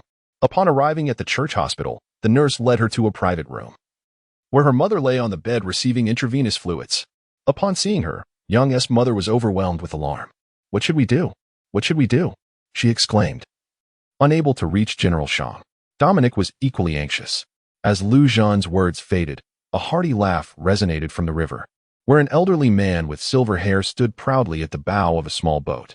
This remark evidently incensed Qin Muyang, who narrowed his eyes, his right hand caressing her face, his long fingers gently tracing her exquisite features as he parted his lips to speak. Moreover, the identity of that young woman remains untraceable. As if she had appeared out of thin air, remarked another masked figure. Though this sentiment may be pleasant at present, my heart feels strangely hollow, and I dread contemplating a life without my mother. Life is indeed capricious. My mother has endured a lifetime of hardship, and just as her life begins to stabilize, illness encroaches upon her remaining time. Gao Wei and Lu Ruqing took their leave together. As they stepped out of the grand tent, they unexpectedly collided with the Crown Prince Su Xiangzhua. Wu Qingjun squinted her eyes, feeling that she had a certain understanding of Han Zheng. She suspected that his words were not as straightforward as they appeared. In the past, he rarely spoke more than necessary, yet now he seemed intrigued, casting a sidelong glance at Han Zheng, as if inquiring about his true intentions. The two figures in the spirit realm had no time to concern themselves with him. However, Shen Tian was unable to evade the dense barrage of arrows. Forced to act once more, he took a stand. Following the arrows, dozens of masked assailants surged toward the crowd. I resolved to strive forward, unfazed by the cold glares and whispers surrounding me. Even amidst the tempest, I dismissed the pain, wiping away my tears without questioning the reasons behind them. A muscular black man stood before me, bare-chested, veins bulging, exuding explosive strength. Yet, the earlier question lingered. If this number was stored in the phone, why did Han Lin feel compelled to write it down again on paper? Wang Shun diverted his gaze from the officer, turning to face Liang Zichen. A man in a Zhongshan suit, holding a black umbrella, stood elegantly with his hands clasped behind his back, appearing to be in his early 30s. "First, let us enhance the body of the divine and demonic." As Lin Nua hesitated to speak, Tong Tian proposed his suggestion. Yuanying, whose heart was supposed to be steady, began to waver due to the sudden intrusion of that man. The man-eating flower demon lacked eyes, yet seemed to sense Zhao Yunxuan's approach through its spiritual awareness and scent, swiftly extending dozens of vines toward him. Moreover, the fact that he and Feng Qiling were orphans, adopted by their master, was a fate orchestrated entirely by Lin Qianer. The two laughed and chatted in the tavern, drawing the attention of young talents passing by the door. Although their cousin was related to his family, they were still considered close relatives. When the family had not yet split, they were one unit. In the following days, Qin Tian remained busy, aside from his assessments. He also engaged with the people of Yanhuan. Once, Fang Qingyi had been exceedingly arrogant, exuding an air of superiority and condescension. Are we truly burning our boats? In light of the poisoning incident involving Ma Daila, staring at the object in his hand, Si Feng wished he could simply end it all. Now that he had a way forward, the bearded man was, of course, elated, not bothering to contemplate the intentions of the eunuch, Miao. Before Hua Tianming could react, Yi Chun had already pressed his head down. He distinctly felt the bullet whizzing past his ear, the friction nearly deafening him. Damn it. Just drive, and don't worry about me, Yi Chun insisted. The emperor, brows furrowed, declared, I believe this method is excessively ruthless. The current uprisings among the people stem from discontent with the state. If I resort to violence to quell violence, it will only breed further dissatisfaction among the populace. As if the medicine consumed in this moment were akin to Zen, invigorating the qi and nourishing the blood to facilitate the expulsion of lochia. Yet the similar remedies taken by consort when over the past 1 to 2 years have only weakened her constitution while overwhelming her with vitality, making it impossible for the palace to sustain the fetus. Thus, it can be deduced that despite consort Wen's numerous intimate encounters over the past 2 years, the absence of good news can only be attributed to an erroneous choice of medicine. What troubles you? If you lack the desire to learn, then do not force yourself. I do not wish to coerce you. Yun Yushu was taken aback by my reaction, his brow furrowing in concern. I went out tonight with Grandpa Dean. As he had some matters to attend to, he accompanied Grandpa Dean, and he will return tomorrow, not wanting anyone to realize that the withered leaves were absent. Wu Ling casually fabricated a story, for such matters are exceedingly simple to concoct. I hastily pulled Lian Qin away, fearing that the earlier incident might incite the displeasure of the Arabs. If the handsome gentleman were to relay this to Ayub, it could complicate my future interactions with him. Observing the slightly stooped and aged figure of Hu Shan, an indescribable emotion welled up within Su Mu. Wang Jinping gazed at Tong Tong with evident delight, almost wishing to cradle her in his hands, seemingly harboring even greater affection for her than I did. I encouraged Tong Tong to call Old Ding uncle and Wang Jinping aunt, but Wang Jinping insisted on being addressed as sister, deeming aunt too aging. However, upon spotting Hu Shan's obsequious yet fearful countenance, Sumu felt a twinge of sympathy for him. Uncle wiped away his tears at the doorway as he set off a string of firecrackers, then began to burn paper money while calling out the name of Andy. My 7-year-old cousin and my 8- and 6-year-old female cousins were reduced to tears, evoking a sense of heartbreak. As it was the first month of the lunar calendar, the fourth prince's residence was inevitably bustling with visitors, and the restrictions at the gates were somewhat relaxed compared to usual. That day, while Yushi was conversing with her maternal relatives who had come to pay New Year's greetings in her room, one of the maidservants reported that Song Gij had left the house, though the specific figures were somewhat vague. Just a hint of red was sufficient for He Luqian to perceive the threat posed by the other party. The ISS Research Institute is a project funded by an international Dark Force consortium aimed at creating mass-producible biosoldiers, and it is highly likely that the true elder brother has already completed the final modifications. Long glanced at Feng Jijin before responding. After her husband's infidelity, their conjugal life diminished significantly, leading to a prolonged Cold War and disputes, nearly devoid of intimacy for 2 whole years, until that fateful night. 2 months later, they encountered each other again. To avoid detection, he deliberately laid himself flat, striving to regulate his breathing.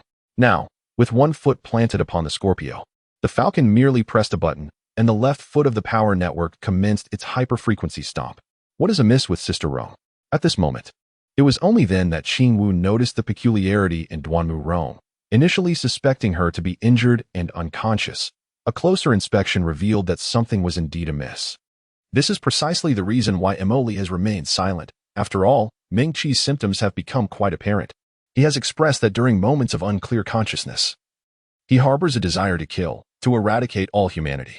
Furthermore, Ming Qi is only concerned about the possibility of acting on those thoughts, never doubting his capacity to do so. To the astonishment of the four, the scythe did not cleave through Yu Chen's chest but merely tore apart his coat. Once the coat was in tatters, it revealed the yellow vest he wore beneath. Well done. This is the very strike I awaited. Suddenly, a searing pain spread through my chest. Junskin entrusted the care of the fireworks to her servant and dashed into the hospital without looking back. Some believe this marks my first appearance on the grand stage of the Champions League final, leading them to conclude that I would be too nervous to perform at my best, citing Ronaldo's performance in the 1998 World Cup final as an example. They likely observed Yi Liang clad in splendid garments, equipped to the nines, exuding an air of calmness. Thus, recognizing their own inferiority and impending defeat, their anxiety intensified. After Mu Rongzhe rose, he glanced at Yu Shi, and that brief look nearly ensnared him. Fortunately, upon seeing the two sisters, Ctuxin and Ctu Rong, his resolve strengthened. Liu harbored grand ambitions, determined to unify the realm. Everywhere his gaze fell, he saw territories ripe for conquest. With Tubo encroaching upon the central plains, a mere stone's throw away, how could the great Xiao possibly overlook this? This was one of the reasons for Songzhan Ganbu's resolute resistance. Master, the Grandmaster has returned, Yiku announced, gently shaking the hem of Grandmaster Zhang Yuzhen's robe.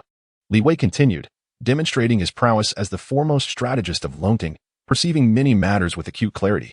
Fang Zong lifted his head, only to find the palace doors wide open, revealing a large mat upon which sat a rosy-cheeked elder.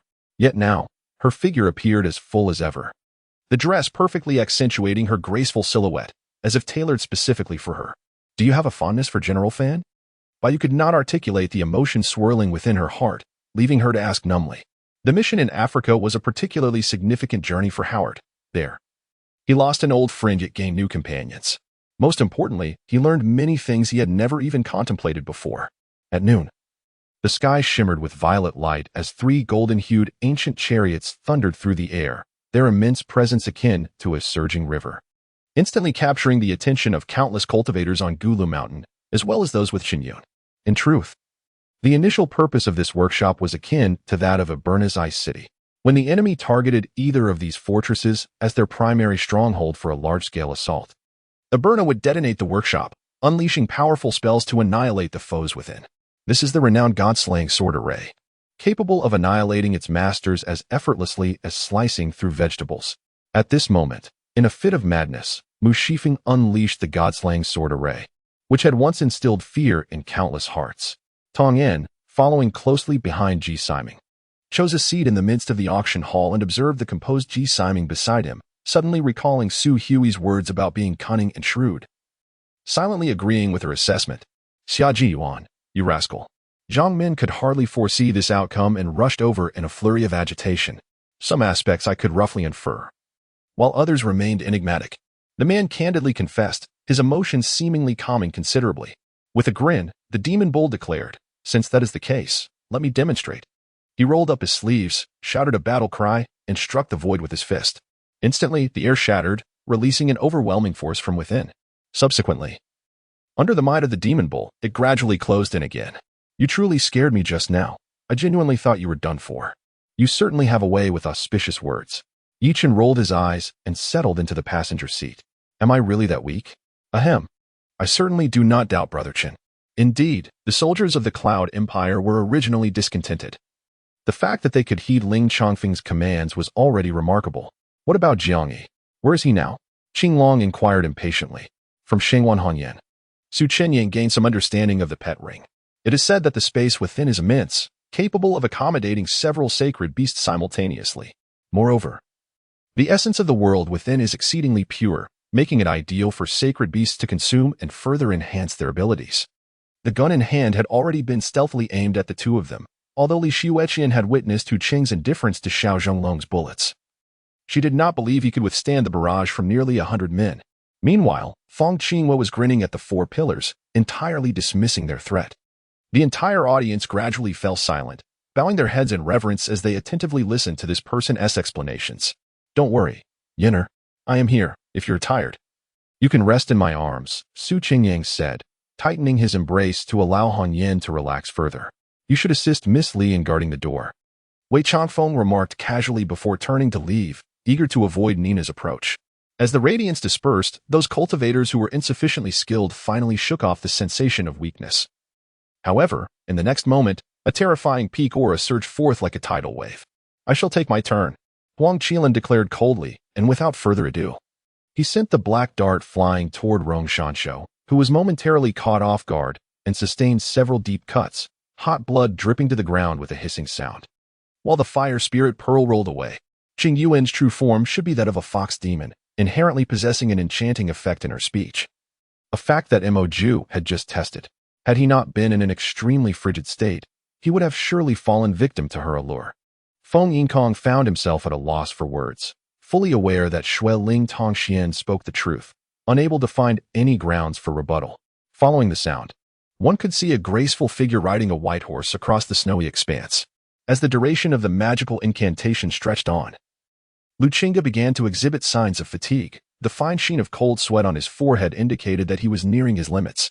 Chongren gazed at the golden, crispy leg of lamb before him, striving with all his might to suppress the overwhelming urge to indulge his appetite. Yet, Song Hao found himself perplexed. With his father's capabilities and keen intellect, how could it be that, after so many years, he had not uncovered the truth that Ing Guozheng was the true mastermind behind it all? It seemed implausible. Time passed, and eventually, Shang Yinfeng awoke from his stupor, only to discover a faint red glow emanating from his entire being. More astonishingly, his left hand had miraculously regenerated. I dread the day when you break free from the constraints of this sky, and I am left behind. Silently watching your figures fade away as I succumb to the passage of time, spoke the voice of Olga Gallus, low and imbued with a profound emotion that evoked an inexplicable sorrow. Goodness, is this truly how one falls? Su Chenyang muttered under his breath. His body executed a complete 360-degree turn in midair, landing heavily on the ground in a rather ungraceful manner. With a single strike, he dispatched a disciple of the Shao sect, gesturing for Ling Feng to direct his gaze towards the fray atop the city wall. Upon entering, the dampness of the forest was overwhelming, leaving her feeling ill at ease. Although she was also a member of the wood tribe, accustomed to life amidst dense woods, this particular forest was unlike any other. It exuded an unsettling aura of bloodshed, rendering her disoriented. Yuchen shook his head, insisting that there was no need for concern. He had already made arrangements with the members of the Qi Long Society. They would ensure Sui Sui's safety. In fact, he secretly hoped that Sui Sui would encounter danger, as it would provide her with invaluable practical experience. After all, she had only just begun her martial arts training with you. One cannot expect her to participate in a marathon immediately after learning to walk. Before the magician's energy was entirely depleted, he sensed the worlds were bestowing upon him a unique celestial decree. It felt as though he were in a dream, acquiring godlike powers. With merely a thought, magical phenomena would manifest in succession. Many of his expansive spells were now generated directly through the power of his will. The evening breeze rustled through the forest, creating a soft, melodic sound. Among the trees, a night cicada clung to the branches, perhaps startled by the wind or entranced by the moon, emitting faint chirps. If not for the vigilant gaze of the proud eagle fixed on the eastern wilderness, one might scarcely notice this ancient ancestor, long since faded from memory. In the depths of his being, Lin Shun sensed the emergence of a mysterious portal overhead, leading to another realm. The Holy Light 100 Cracks Claw, a self-sacrificing assassination technique, involved a singular, powerful strike. Upon activation, the practitioner entered an elemental state, disregarding all obstacles. However, this came at the cost of some protection, making them vulnerable to energy attacks like gale force winds, and they would return to their original position after executing the move. The Holy Light 100 Cracks Claw possessed the ability to pierce through any defense. Yuren pondered in his mind how he could soar into the skies to eliminate Mary. Laifu gripped his sword, his thick brows trembling, rendered speechless. Guopu paused, his hand stroking his short beard, hesitating to proceed. In this world, everything was composed of primordial ice. There was not a trace of life, and the sun was absent from the heavens, leaving only a vast desolation. The biting cold was potent enough to reduce steel to powder. Xiao Yunyang meticulously examined the decree from the Central Bureau, reading it over and over until a full tea's worth of time had passed. Only then did she glance at her prized disciple. At this moment, the martial arts and mystical masters from both sides refrained from engaging in battle, instead observing their subordinates as they operated various firearms for ranged assaults. Sui Yeo found the situation increasingly unbearable. She understood the queen's heartache, for in the end, it was her own child. Continuing to endure this would render everything merely a fleeting dream. Wu Chu's arms had completely withered, which terrified him into a scream. The formidable half-step grandmaster was reduced to a state of fear before Yuan Wuhui. It was unclear what had transpired between Su Ningfu and Mu Chang'e earlier that day. But when Su Ningfu arrived for dinner, She bore a visibly gloomy demeanor, deeply unhappy. "By heavens, I have never tasted such exquisite cuisine," exclaimed one individual, marveling while he ate. "Really?" Huang Zhichuan's eyes widened in astonishment upon hearing this. It was impossible for him to harbor no inner turmoil. Until now, Jean Chun had been managing the feed factory, while Lu Quan was expected to venture into agritourism. To be honest, he felt like nothing more than a mere driver. Swords of energy unleashed, causing buildings to collapse and walls to shatter. Ravines appeared upon the ground. And the valiant Ning Yinglan was startled by the formidable sword aura emanating from Wei Dingtian, hastily retreating to his side. To encounter a mine, particularly one seemingly untouched by human presence, was astonishing. For as far as the eye could see, I had already discerned several exposed iron and coal deposits. Had anyone previously visited this place, they would surely not have overlooked such riches. The resounding golden resonance echoed, indicating that the final Yin-Yang sinister formation was once again empowered by malevolent energies, creating an unconventional defensive array. Historical records reveal that this longsword has existed in this world for millennia, with mentions dating back to the Xia and Shang dynasties. Song Yu held the ancestral dragon bone sword aloft, displaying it to the gathering in the hall. How splendid it was to have transcended the barrier of language. Thus, the two found a breakfast establishment to sit down in. The proprietor, originally from Guangdong province, spoke Mandarin with a somewhat convoluted accent. However, being fellow citizens of the Dragon Nation, he displayed great warmth towards Yi Chen and his companion. As I contemplated, a surge of murderous intent suddenly flickered in my gaze, fixating upon the Tibetan Mastiff. The creature trembled involuntarily at my stare, yet, possessing the pride inherent to its breed, it did not retreat despite sensing my hostility. Most unsettling was the fact that while Sikong Yinfei wore a smile, not a trace of mirth adorned his countenance. In her previous life, she had never had the opportunity to heed Su Gong as counsel, leading to grievous mistakes that revealed this object prematurely and brought about dire consequences. When Andy noticed that Bao Yifan had encroached too closely, he instinctively shifted aside, only to find himself collapsing to the ground due to his weakened legs. Bao Yifan laughed heartily, extending a hand to help Andy up. Following the collision, the opposing vehicle rolled backward slightly before veering away without so much as a glance back. Xiao Zitian paused, surprised by the flicker of astonishment in Mei Feng's eyes. She had considered, as Mu Ancient suggested, allowing Mei Feng to stay with them. Yet the events of the previous days had rendered her relationship with Mu Ancient rather delicate. Tyro visited Wenruatio's room, marking her first time checking on someone after having engaged in a brawl. Yang Gua, Momoer, and the cheerleaders clenched their fists, anxious for Xia Luo.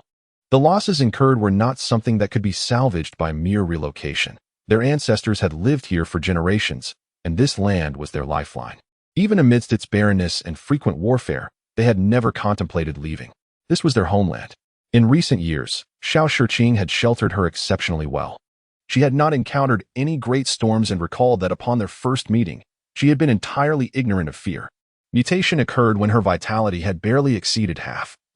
Zhang Yang, somewhat exasperated, remarked on the shamelessness of it all, challenging the adversary to unleash their invincible state, lest they be ground to dust. The aura emanating from Qin Tianxi has intensified, exuding an even greater sense of danger. The priest's figure flickered before he soared into the air, his eyes filled with astonishment. The lengthy advertisements have finally ceased, and when the scene returned to the live event, all discussions came to a halt. To speak broadly, without dismantling the Mage Alliance's monopoly on magical metals, societal progress remains an elusive dream. One should engage in activities that bring relaxation. It was by chance that I discovered a vast, neglected expanse behind the royal mansion, and while lamenting the ancients' ignorance of the land's value, I resolved to make use of this territory. I have come to realize that a kingdom, distant and unknown, is akin to non-existence. Mingy, I require you to dispatch 20 to 30 knights or other classes with substantial blood and high magical defense. Wulong directly provided Ming Yi with the funds, establishing a connection with the true leader of this tribe. My ability to engage in banter pales in comparison to the fearlessness exhibited by my sister. Had you possessed even half the courage you displayed towards me, your current state would surely differ. Chu Li Yue sighed sympathetically. Niu Gao, now at a dead end and having long heard of Wang Shen's reputation, felt the sincerity in his letter and decided to lead his troops to Anlu. Regrettably, he arrived a moment too late. Wang Shen had already set off for Hunan with the Beiwei army. Fast forward 12 years. And here we are witnessing the resurgence of prosperity. It is evident that this newly appointed leader of the water flag must surely have earned the favor of the master. And Sen's expression twisted with anger. He believed that Yi Chun was distorting his good intentions, deeming the young man somewhat presumptuous. Yi Chun, however, remained unfazed, clarifying that there was no intention to contest with the Hanqing society. He merely sought to ensure his own safety. If they sought to kill him, he would retaliate. If they wished him no harm, he would not pursue further grievances. Such was the simplicity of his stance. Si Ling mused that one must feel a profound sense of despair to choose such a path of no return. Otherwise, who would willingly embrace death? However, conveying this thought to Zio would only lead to confusion and further inquiries, disrupting both Ming Hanyu's rest and Zio's peace of mind. Despite the multitude gathered here, there is no sense of overcrowding, which speaks volumes of the expansive area occupied by the sisters' pavilion. The phone had yet to connect, but suddenly, there was an echo. Just as I thought it was a wrong number and was about to hang up, an elderly man's cough resonated from the other end. The relationship between Yu Zhengxiang and Hao Yunjin is well known throughout the court. Yet, one could see Hao Yunjin treating even his own brother with such severity. Clearly, Yu Zhengxiang had rendered meritorious service in rescuing the emperor, yet he faced punishment for abandoning his post, which sent shivers down the spines of the newly appointed officials, instilling a subtle fear among them. Consequently, Hao Yunjin's schedule for the past 6 months has been utterly packed, not only focused on enhancing his cultivation, but also preparing to enter the thunder domain of the Pingtian Academy to train his thunder god physique. The archers released their arrows. A couple missing their mark, a gust of wind swept through, and all 3 collapsed, lifeless. Gu Lu Chongping cornered Jiang Yue against the second iron gate, gripping his neck tightly. Xie Tingfeng observed the saint with an inscrutable expression. Curiously, he found himself unable to penetrate the depths of the saint's cultivation. Sensing an oddity about him, he was unwilling to let Su Zhengxiu evade scrutiny, given the circumstances of that day. He feared that Su Ruibai might indeed have acquiesced to Su Zhengxiu, prompting his impulsive decision to forcibly prevent her from alighting. He understood well that under such conditions, Su Ruibai could only permit Su Zhengxiu to disembark by conceding to his demands. When faced with the inquiries of the true god, Tian Yuan exhibited no reaction. His eyes simply became increasingly crimson, indicating that his will was deepening and his murderous intent intensifying. Is it not normal for someone to be in the fertilizer plant? Instructor Huang Lei inquired, perplexed, addressing Tang Laosan with a cordial demeanor. Left Jin's foul temper was notoriously uncontainable. Even his closest comrade, platoon leader Lu Desheng, could do little to temper his tongue. As the sun dipped below the horizon, the air grew markedly colder. Soldiers retreated into their tents to rest, while a handful of vigilant guards on the mountaintops huddled, clutching their weapons like restless spirits. A middle-aged man stumbled, failing to brace himself in time, and his head struck the ground with a disheveled thud. Since Bai Qianying had resolved to assist him, he could not allow her to continue her cultivation in her current state. He needed to find her a more effective method of training. From this perspective, Alina's conjecture might indeed hold merit. Upon emerging, Ling Ji exhaled deeply, visibly weary, as though a great weight had been lifted. Though magical beasts lacked human intelligence and the ability to cultivate battle qi, they possessed formidable predatory instincts and an innate ability to flee. In the dense thicket, their agility and robust physiques rendered their assaults nearly unavoidable. The first form of the God King facilitated flight with ease. Yet the second form compelled him to remain suspended in the air. The price of a heavenly grade 5-element artifact was considerable. Others had ceased their efforts, recognizing that the worth of a single heavenly grade 5-element artifact was not less than that of this primordial spirit treasure. There was truly no necessity for constant exchanges. Oh, Yuchen has arrived. Although I harbor no fondness for you, I can grant you a more comfortable demise tonight, simply for your audacity, King John sneered. Extinguishing his cigar in the ashtray, Yi Chun's expression remained unchanged as he took a seat before him. Throughout, he maintained a demeanor of calm composure, while those beside him were fraught with anxiety, yet hesitant to urge him on. How ironic a term it was, yet now she could think of little else. As she prepared her appearance before the mirror, just as she was about to leave, Qi Yinma entered unannounced. She pronounced the word death with such weight, as if it erupted from her very teeth. Upon delivering her final words, her pupils suddenly constricted, and the blind old woman could clearly discern an overwhelming hatred and a profound desire for vengeance in her gaze. In the vast expanse of the heavens, a visible surge of desolate energy coalesced, akin to the gentle flow of a meandering stream, seamlessly entering his body, settling deep within his dantian. As he maintained a tranquil state of mind, unbeknownst to him, a strand of thought began to coalesce, drifting freely, and in the blink of an eye. It manifested within the boundless firmament of the 9 heavens. However, as Lianxiang was still a novice in the art of crafting, there remained a plethora of systematic knowledge he had yet to comprehend. Through collaborative research with Fu Zhishan, Lianxiang gained a profound understanding of the fundamentals of refining, particularly benefiting from Fu Zhishan's expertise in technological forging. Xiaogua swiftly soared through the air, sensing that Yi Tian seemed to recognize him, albeit with a hint of disbelief. After all, how could one who had perished possibly return to life? Therefore, he resolved to avoid contact with Yi Tian, lest he be exposed. With no other recourse, he waited at the entrance of the cave, believing that since it was her home and situated nearby, he might chance upon her. No. He firmly believed he would encounter her, for was it not their first meeting that had taken place here? Outside the streets of Sanshan Town, dozens of disciples clad in yellow conducted a thorough search, while Xiaogua and his companions lay in ambush at the street's end, preparing for a stealthy strike. Time gradually slipped away in anticipation, and before long, June arrived, ushering in the summer. During this period, Qiu Xin neither secluded himself for cultivation nor ventured outside, remaining at Qiu's residence, awaiting Bai Yin to prepare the necessary medicinal materials and hoping for Rong Yu's awakening. A smile graced Lianxiang's face. Through gene experimentation on the scorpion-like creature, his grasp of genetics had ascended to a new level, allowing him to alter a species within mere minutes, filling him with pride. He gently tapped a wine bottle towards the valley, as if toasting with an unseen companion, before downing its contents in one swift motion. Laughter and merriment echoed on the boat and before the wooden cabin. While at the drop-off point, the very location where Director Yang had initially issued the task, 2 other teams returned with the supplies they had gathered throughout the afternoon. The 2 sentries on guard exchanged knowing smirks as they extinguished the warmth of the bonfire with their snow-laden shovels before retreating into their tent. Fortunately, Xiao Qiao understood that they were currently at her in-laws' home. Upon hearing the call of Qi Xingyu from outside, she wisely remained silent. Huang Jian nodded, stating, Director Zhang's analysis is exceptionally astute. Now, Emily has opted to withdraw a central defender and bolster their midfield, relentlessly targeting Ibar's most vulnerable link. My talents are evident in my visage.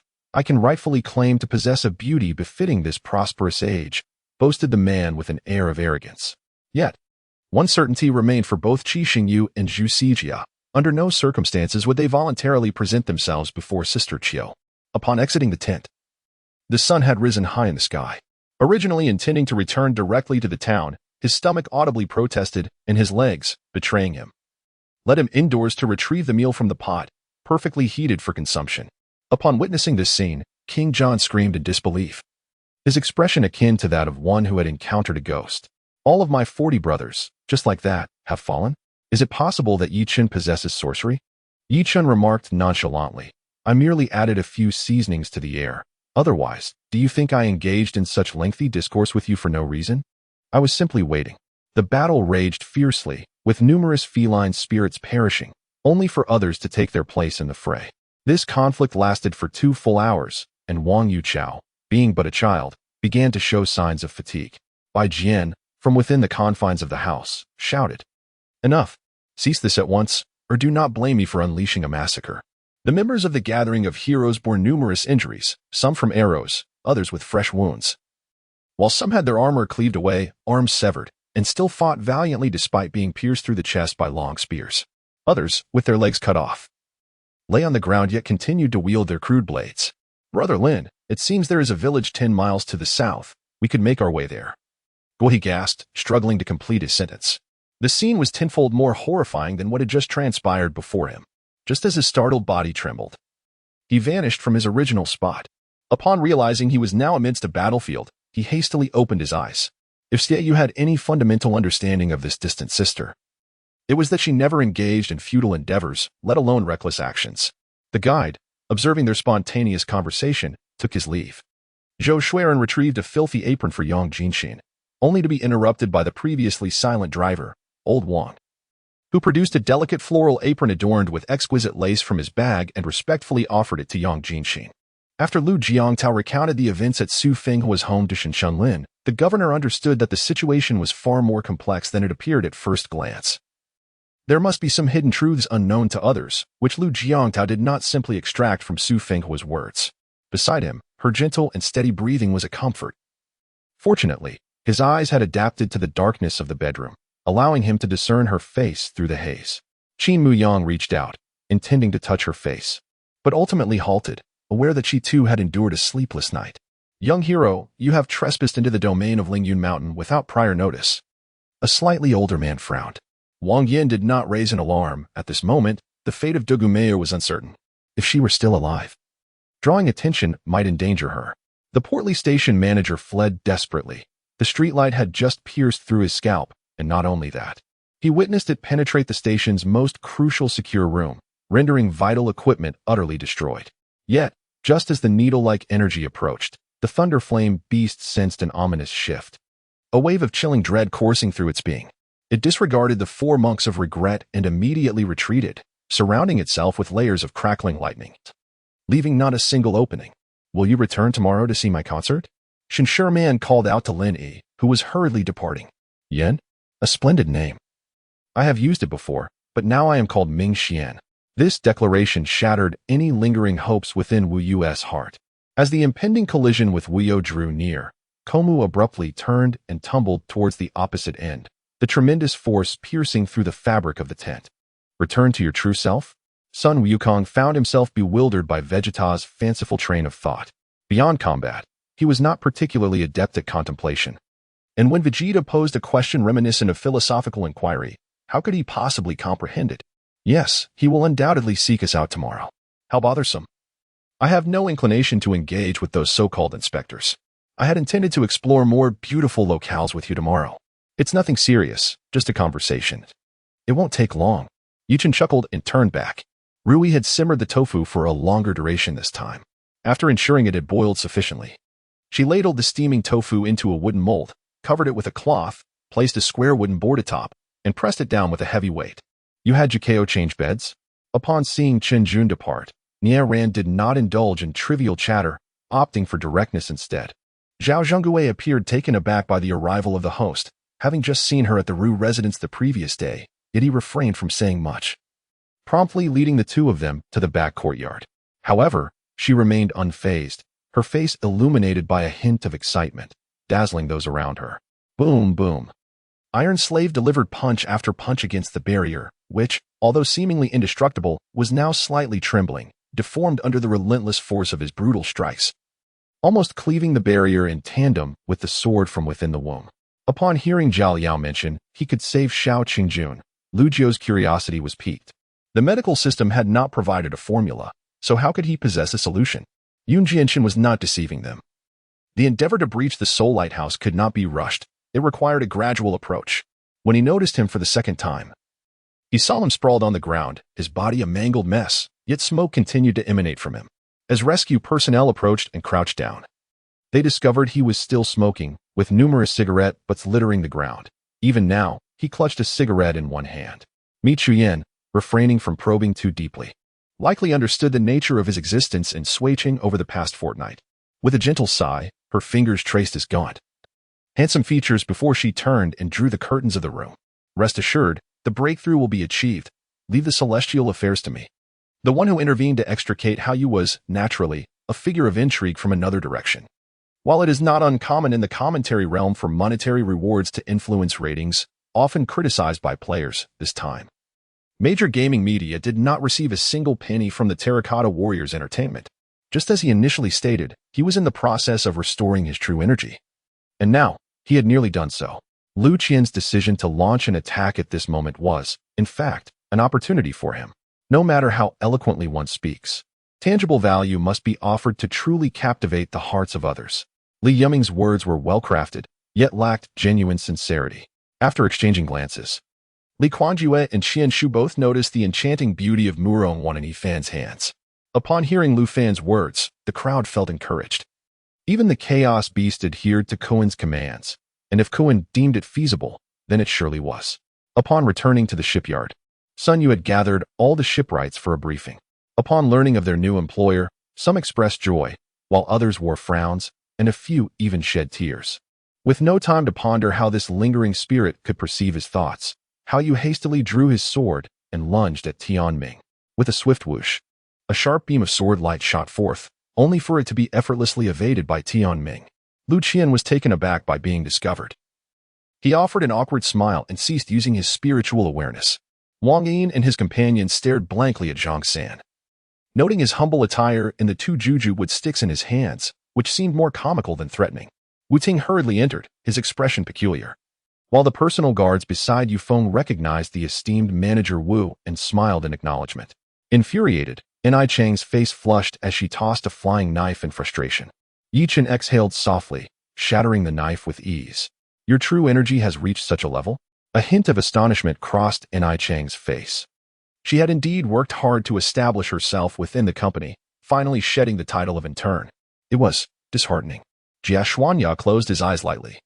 The room was filled with his breathing, and a trace of sadness tinged his tone. Naturally, he sought an opportunity to encounter Gu Yun. Securing her cooperation would ensure the smooth execution of his plans, and this thought ignited a spark of excitement within Qincheng. As she spoke, Qianjiu reached out to grasp Mu Yexia's garment, leaving 2 ornate handprints on his attire, leading to a moment of embarrassment for her. Zhao Tianyu's heart sank upon entering. Mu Chongyue had not uttered a word, leading him to believe she did not recognize him, yet now she seemed to remember. Bailey suddenly realized that her previous focus on cultivation had rendered her oblivious to other matters. She felt it unnecessary to bind him with chains, for he was not a formidable adversary at all. The Imperial Guards, witnessing Sun Kuan's gesture, felt as though they had been granted a reprieve. Swimming from the deep waters to the shallows and stumbling ashore, her voice reached the ears of the 2 second-tier male stars, who entered to see Lin Hui, disheveled. Desperately crawling toward the door, her panic leaving them bewildered about the situation, while Gu Lang stood calmly at the restroom entrance, observing Lin Hui's performance. Seeing the steadfast demeanor of Dr. Tang, had no choice but to relent. She inquired about Aunt Zhao's condition, learning that Dr. Tang had prescribed a potent remedy, assuring her that once the fever subsided tonight, all would be well, allowing her to breathe easier. This was certainly not the amethyst forest. Could it be that I have truly gone the wrong way? Wang Feng was beset by an unsettling premonition. Had he unwittingly stepped into a graveyard? Sure breathed a sigh of relief, finding the experience of horseback riding rather enjoyable, relishing the leisurely pace. Su Qian's flower shop could not remain unattended. She had to procure supplies, as the newly arrived varieties infused the shop with a vibrant energy. However, he did not rush to her side immediately. Instead, he returned to his lower base to tidy up, organize his belongings, and gather provisions before setting off again. The more Qi Xingyu pondered, the more she felt compelled to put into action the ideas she had shared with Qi Xingyuan. While it was inconvenient to present physical items at the moment, capturing some photographs of the finished products and sharing them as a teaser could certainly stir interest. In due course, whether she decided to execute her plans or sell outright, the options remained open. The wise younger brother did not inquire, and the foolish elder sibling nearly forgot to inform him of his new developments. Indicating with 2 fingers in front of Wu Qinning, he selected a song that particularly resonated with him, one that had catchy elements. Planning to play it when time permitted, and subsequently create a video to share. Meanwhile, in the throes of her struggles, Qi Yang remained oblivious to Mo Chin's thoughts and discomfort, only acutely aware of her own suffering and her desire for comfort, with a certain something nearby that could provide solace. As she observed Dong Jian's wide-eyed fixation upon her, Wu Qinlian realized she could no longer afford to remain silent. If she did not uncover a glimmer of hope now, she would be left helplessly watching her body being ravaged by the beast before her. Yu Chen followed Hu Tu into the inner hall, while Nai Chang was forcibly left outside. Although Nai Chang felt quite dissatisfied with this arrangement, she dared not oppose the wishes of Yin Gui. Most importantly, neither Hu Tu nor Yi Chen were opponents she could contend with. Should she attempt to force her way in, she would undoubtedly face severe repercussions. The representative, a figure acknowledged by both parties, could only smile wryly and decline upon hearing the commotion behind him, striving to prevent further discord. Although Fei Ying held the nominal title of leader, the nature of the practice team differed from that of professional teams, leading to a high turnover rate of members. They had joined the team with the expectation of lucrative contracts, and with the prospect of the boss retracting orders, many found themselves restless. Had they promised an earth-shattering battle? I had initially thought they were evenly matched and anticipated a 3-day, 3-night contest. The Celestial Group possessed an array of formidable artifacts, some of which rivaled the power of the Infinity Stones. For instance, at this very moment, the divine being amidst the cosmos wielded a creation forged from several suns. At this juncture, most of the Arhats at the Jinshan Temple ruins surreptitiously glanced toward the dragon-subduing Arhat, awaiting his decision. It was rumored that he was an incarnation of Shan, found across many planets. This tree stood in tranquil silence, absorbing the essence of nature, flourishing even after centuries. Not for now, Qinming gestured dismissively. His consciousness had already extended, witnessing the scene of the massacre within the Marshal S residence. Simultaneously, his awareness brushed against that of Qin Ri, who was probing the exterior of the royal palace.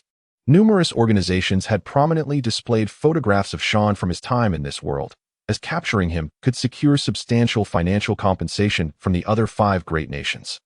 During the day, he had sensed that the seemingly hopeless Wang Yin and Shenbei Do would take action, prompting him to propose a stratagem to the prince, a plan to turn the tables. Fortunately, Su Chanqian's group was composed of disciplined individuals, reminiscent of an army. I found myself speculating about the two of them, even conjuring scenarios of their time together in the men's restroom of a CAF a few days prior. Young master, I believe a brief respite would suffice. We have a long journey ahead, and departing early would alleviate some of the family head's concerns. Lu Lanhao remarked after a short pause. Particularly when it came time to board the vehicle, Cheng Pingping had wished to embrace me affectionately. Yet I had to feign interest in pursuing Li Jia to secure my position as her boyfriend. This forced me to respond with a cool demeanor to her heartfelt affection, inevitably dampening her spirits, as her gaze toward me turned somewhat forlorn. Master Uncle, you and the master should return to rest. You both must be quite fatigued after these past few days. Duge Hong's calm words momentarily caught the 2 old fellows off guard. However, they truly had no means to convince Duge Hong or alter his current perspective. At the very least, Dan Tailuing had apprehended her, granting Lian Xing ample time to escape. In an ephemeral moment, he was enveloped by a profound aura of righteousness, exuding an imposing presence, steadfast and incorruptible. Perched upon a stone in the pond, immersed in water with only his head above the surface, he stretched his arms and wiped his chest, experiencing a warm sensation that coursed throughout his body, bringing immense comfort.